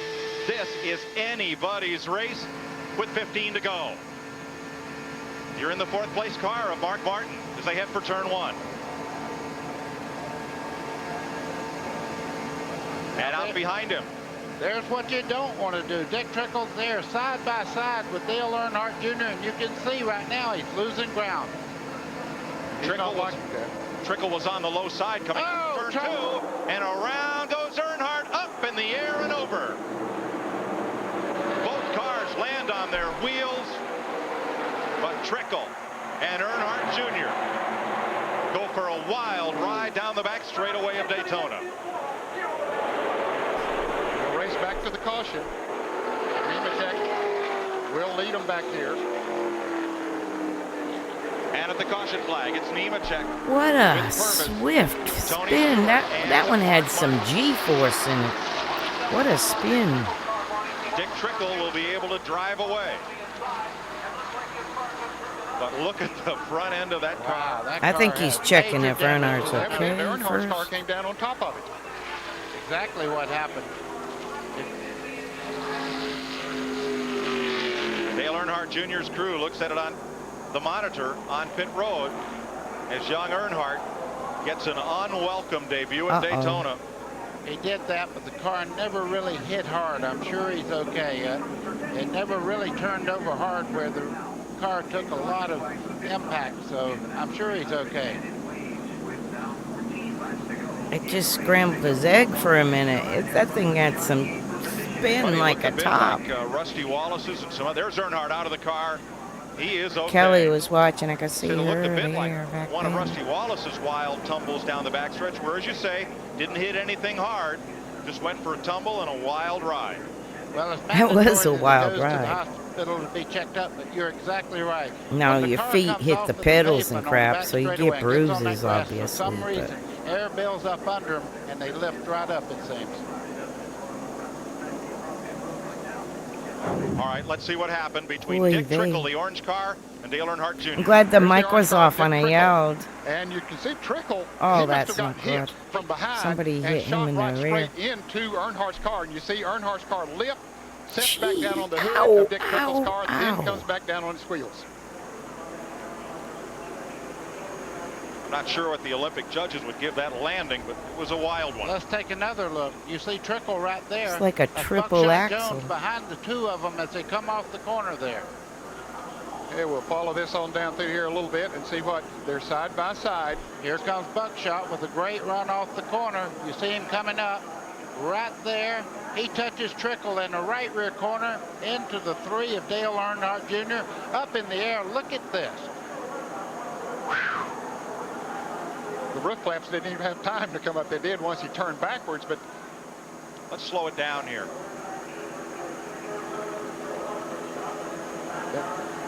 Yeah, the roof flaps did come up too. They went back down.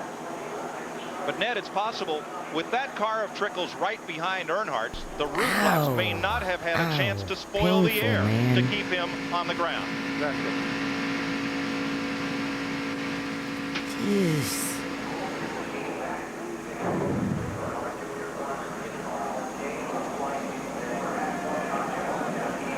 1 year ago, Dale Earnhardt's dad, who's won this race 7 times in the Daytona 500. Getting A year ago. little Number sleepy. 3 is Earnhardt, senior. Almost identical, except he didn't come across the racetrack. You can see him right up against the wall there, flipping violently down the back straightaway. Brakes, Just went over one brakes. time, came back on the wheels. Yeah, he's aware. He's braking and steering. Old dad. Dale Earnhardt Jr.'s car hauled back to the garage. He climbed out of it okay, and will regrid for a shootout after this.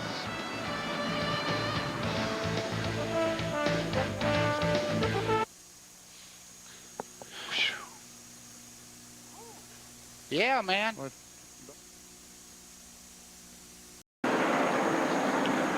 Okay, I think we're back to green flags, Dale maybe. Earnhardt Jr.'s No, car we're is in the still under garage, and caution. Dick Trickle has come to pit road. We'll have 11 laps to race when they come back. Just 15 cars now on the lead lap. Joe Nemechek, Geoff Purvis, Tony Stewart, Mark Martin, Buckshot Jones, last year's winner Randy LaJoie, Matt Kenseth, Mike Wallace, Mike Waltrip, Jimmy Spencer, Kevin Schwantz, Bill Parsons, Hermie Sadler, Larry Pearson, and Shane Hall. Lap cars on start the lead lap. on the inside row. They didn't have a lucky dog yet. And here they come, Nemechek. It's basically a single file restart with your lap cars on the inside back then. I'm glad they have a lucky dog now, and racing back to the caution always was kind of risky. Purvis right with him. That's Mark Green down on the inside, and away goes Tony Stewart. Here comes the pack. And Hermie Sadler gets right into it. And Larry Pearson can't miss him. Quickly, we'll go back to caution. Lord have mercy. Field slows on the backstretch, as in this car back to the flag. Yeah, they are Racing trying to back. get This a is lap just back. so scary. And Mike, I think in this series they do race back to the flag. A couple of them got there. Oh, Lance slipped it. No, Lance is there. I thought it was the Lance car that slipped by. He's like, go, go, go. I want the race over. Got around the leader before they got back to the start-finish line. We see Tony Stewart's They're calling for... That's a owie. Hitting in the nose. That. Okay. I said that was Kevin Swanson. That was the Stanton Barrett car that got a lap back. cautions is the race record, 1980. 6 today. Stewart coming out of the car, being helped out of the car. Reader's Digest condensed version. I like to skip ahead on some of the And there's Larry take Pearson. their time stuff. See what happened on the restart as they came up to speed going toward Yeah, turn let's 1. see what's happened. Well, of course, the cars were all He's on bunched the up, outside and here lane. is He's getting the 44 pushed. car apparently gets hit from behind, maybe by That was Mark Martin there, Made yes. contact. Martin was The black and pushing, yellow car right being there. pushed, the whole You can see 9 he stays yards. up They're all there. coming. Larry Pearson comes right in there. Oh, God. Hermie Sadler as well. Shane Hall Hermie then gets in the braked back of enough. Larry Pearson. Top of your screen. Yeah. Bad push.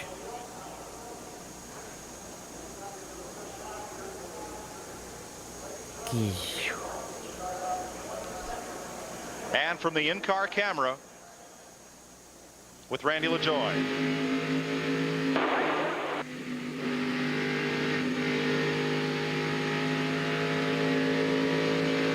In the blink of an eye. Yeah, and they were still in third gear there.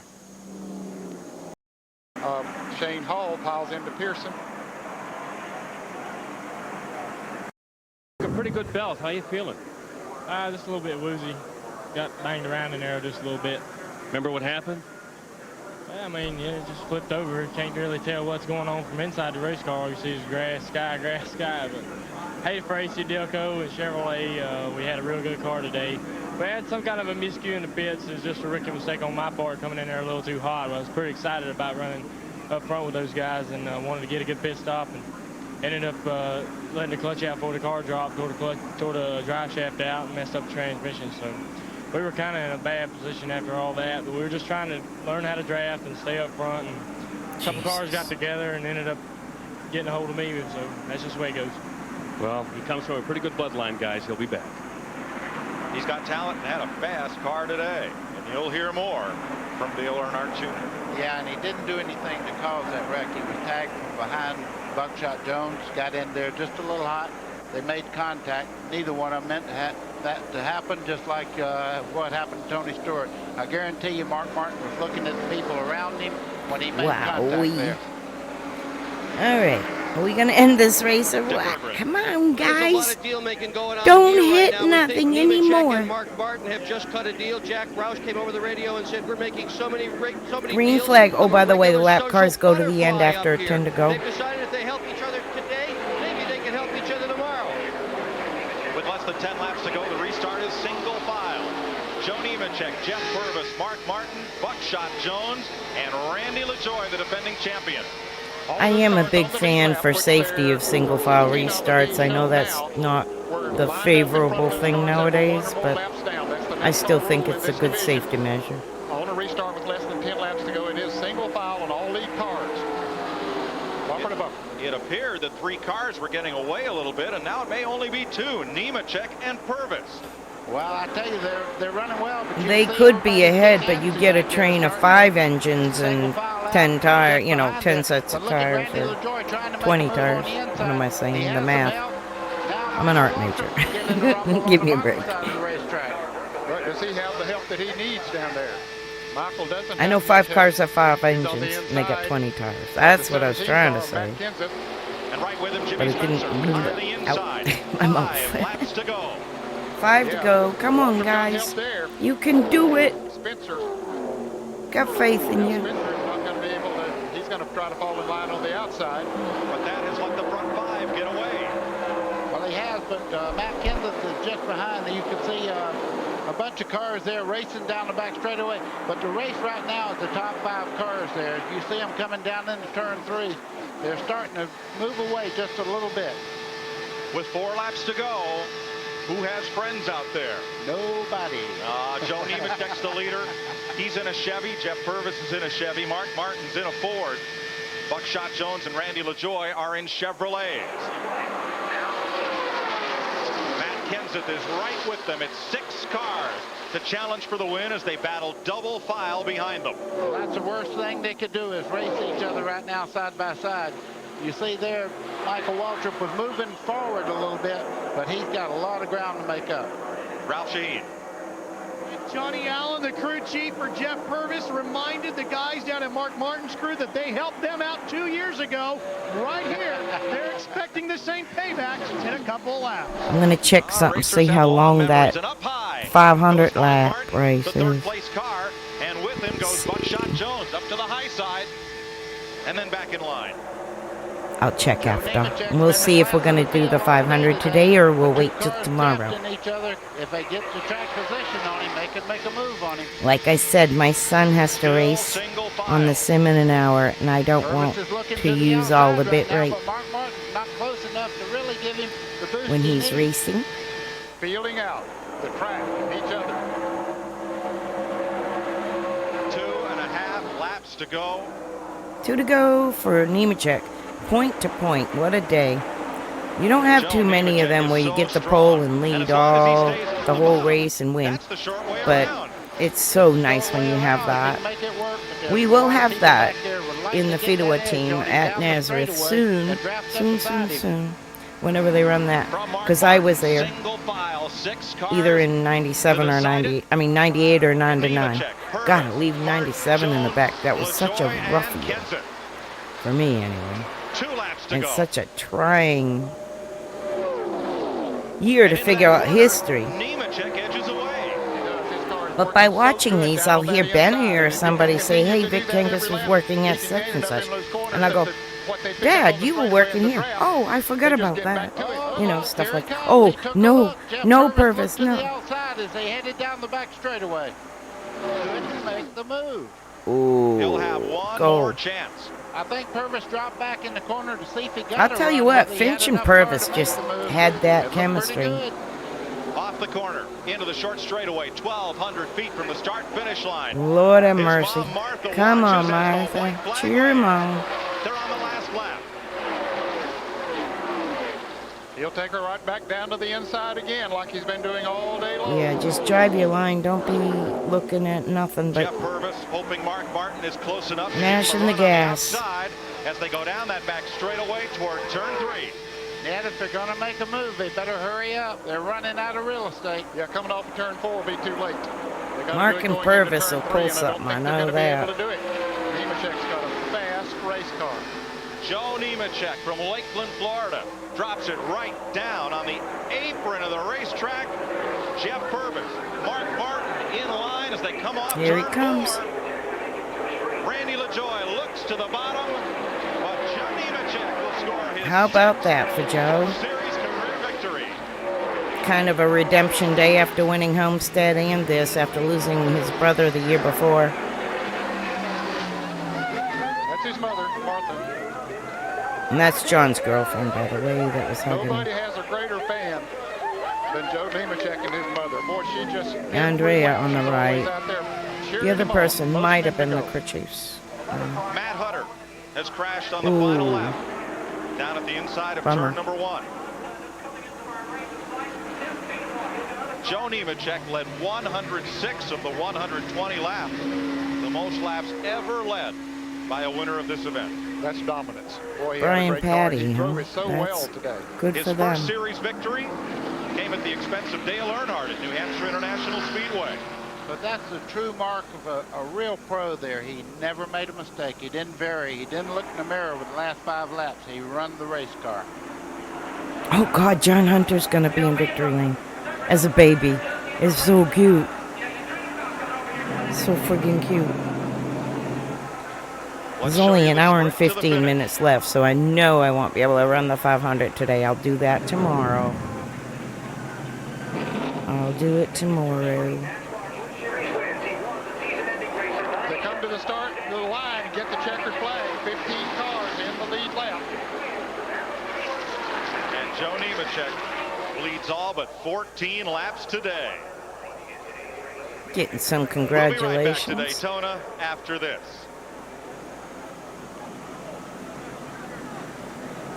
I wonder if he has any of the original crew from '92.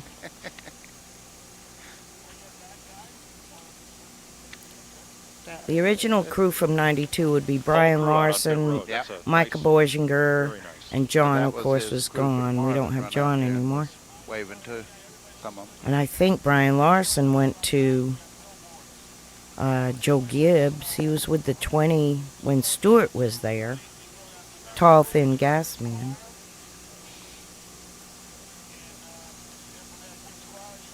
And Mikey Boisinger. Both Brian and Mikey came from Upper Peninsula, UP, Michigan. From the short tracks. Dad hired them when they came south, gave them a chance. Dad likes starting new racers off. Alright, let's get past this. Got it?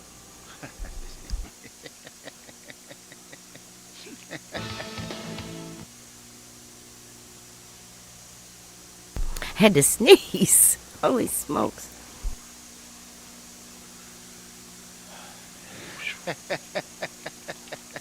The one thing I have learned. It's been a wild day at Daytona, a wild finish. And a Okay, happy guys, victory lane. John Hunter there. Check it out. 1997 ended, 1988 commences for Joe Nemechek as he clambers out. Oh, Papa Joe, too. In the Napa 300, Nemechek has done it. 2 in a row in Grand National Racing. Down here with young son John, who's a little overcome with it. You don't seem overcome. Oh, what the heck? Beautiful performance. I can't say enough about this Bell South Mobility Chevrolet Monte Carlo. Awesome. Flawless race. I don't know what that was. Just everything Something went was weird. perfect. The pit stop, the crew did an awesome job. We got out of the pits first. Strategy was good. We built this brand new car for this race, and man, I just can't say enough about this whole crew. These people are awesome. Now, that lap, you think they'd ever end? John I didn't Hunter. know what was going to happen, but the Hug his our daddy. Chevrolet Monte Carlo was just really, really good, and the guys, they were trying to team up on me, and I knew they were doing that, so I was trying to take the good air away from them, and it was just tough. I can't say enough for this crew and our family, and it's really special. I have my son John Hunter, my wife, and all the people from Lakeland are here today, so it's a good day. A new record. You led 106 laps. The old record, 101. That's pretty damn cool. 1967. Paul Goldsmith, congratulations. And it looks like your #1 fan's a little tuckered out. Oh, yes. He was all smiles. He was happy to see Daddy today, so that's good. All right, let's go to Mike Joy. Thanks, Ken. Jeff Purvis finishes second today. Mark Martin is third. Buckshot Jones, Randy LaJoy, and Matt Kenseth. Then Michael Waltrip, Alrighty, Kevin that was a Schwartz, fun Jimmy Spencer, one. Bill Parsons, Mike I'm Wallace, going to Ernie rate out, Sadler, guys. John Andretti, Mark Green, and Stanton Barrett. Thank all you for finished hanging on with me the lead today. lap. It was Jason wonderful. Keller, Dale Fishline, Mike McLaughlin, Okay, the pole sitter, Brad let's Loney, go see Joe Tim Armstrong. Frito, This Matt kid's Hunter, got talent and now. Jeff Burton and Dick Trickle. Let's watch this On kid back race. through the rest of this field. The Grand National season is underway. The first of 31 races just concluded here at Daytona. Joe Nemechek leads all but 14 laps in his Thank you. drive We'll to come back victory. tomorrow and finish the 500. Tomorrow, the Great American Race, the 40th annual Daytona 500, presented for the 20th consecutive year live flag to flag here on CBS. Coming up next, the 18th Winter Olympic you. Games from Nagano, Japan, men's and women's hockey, and the Nordic combined.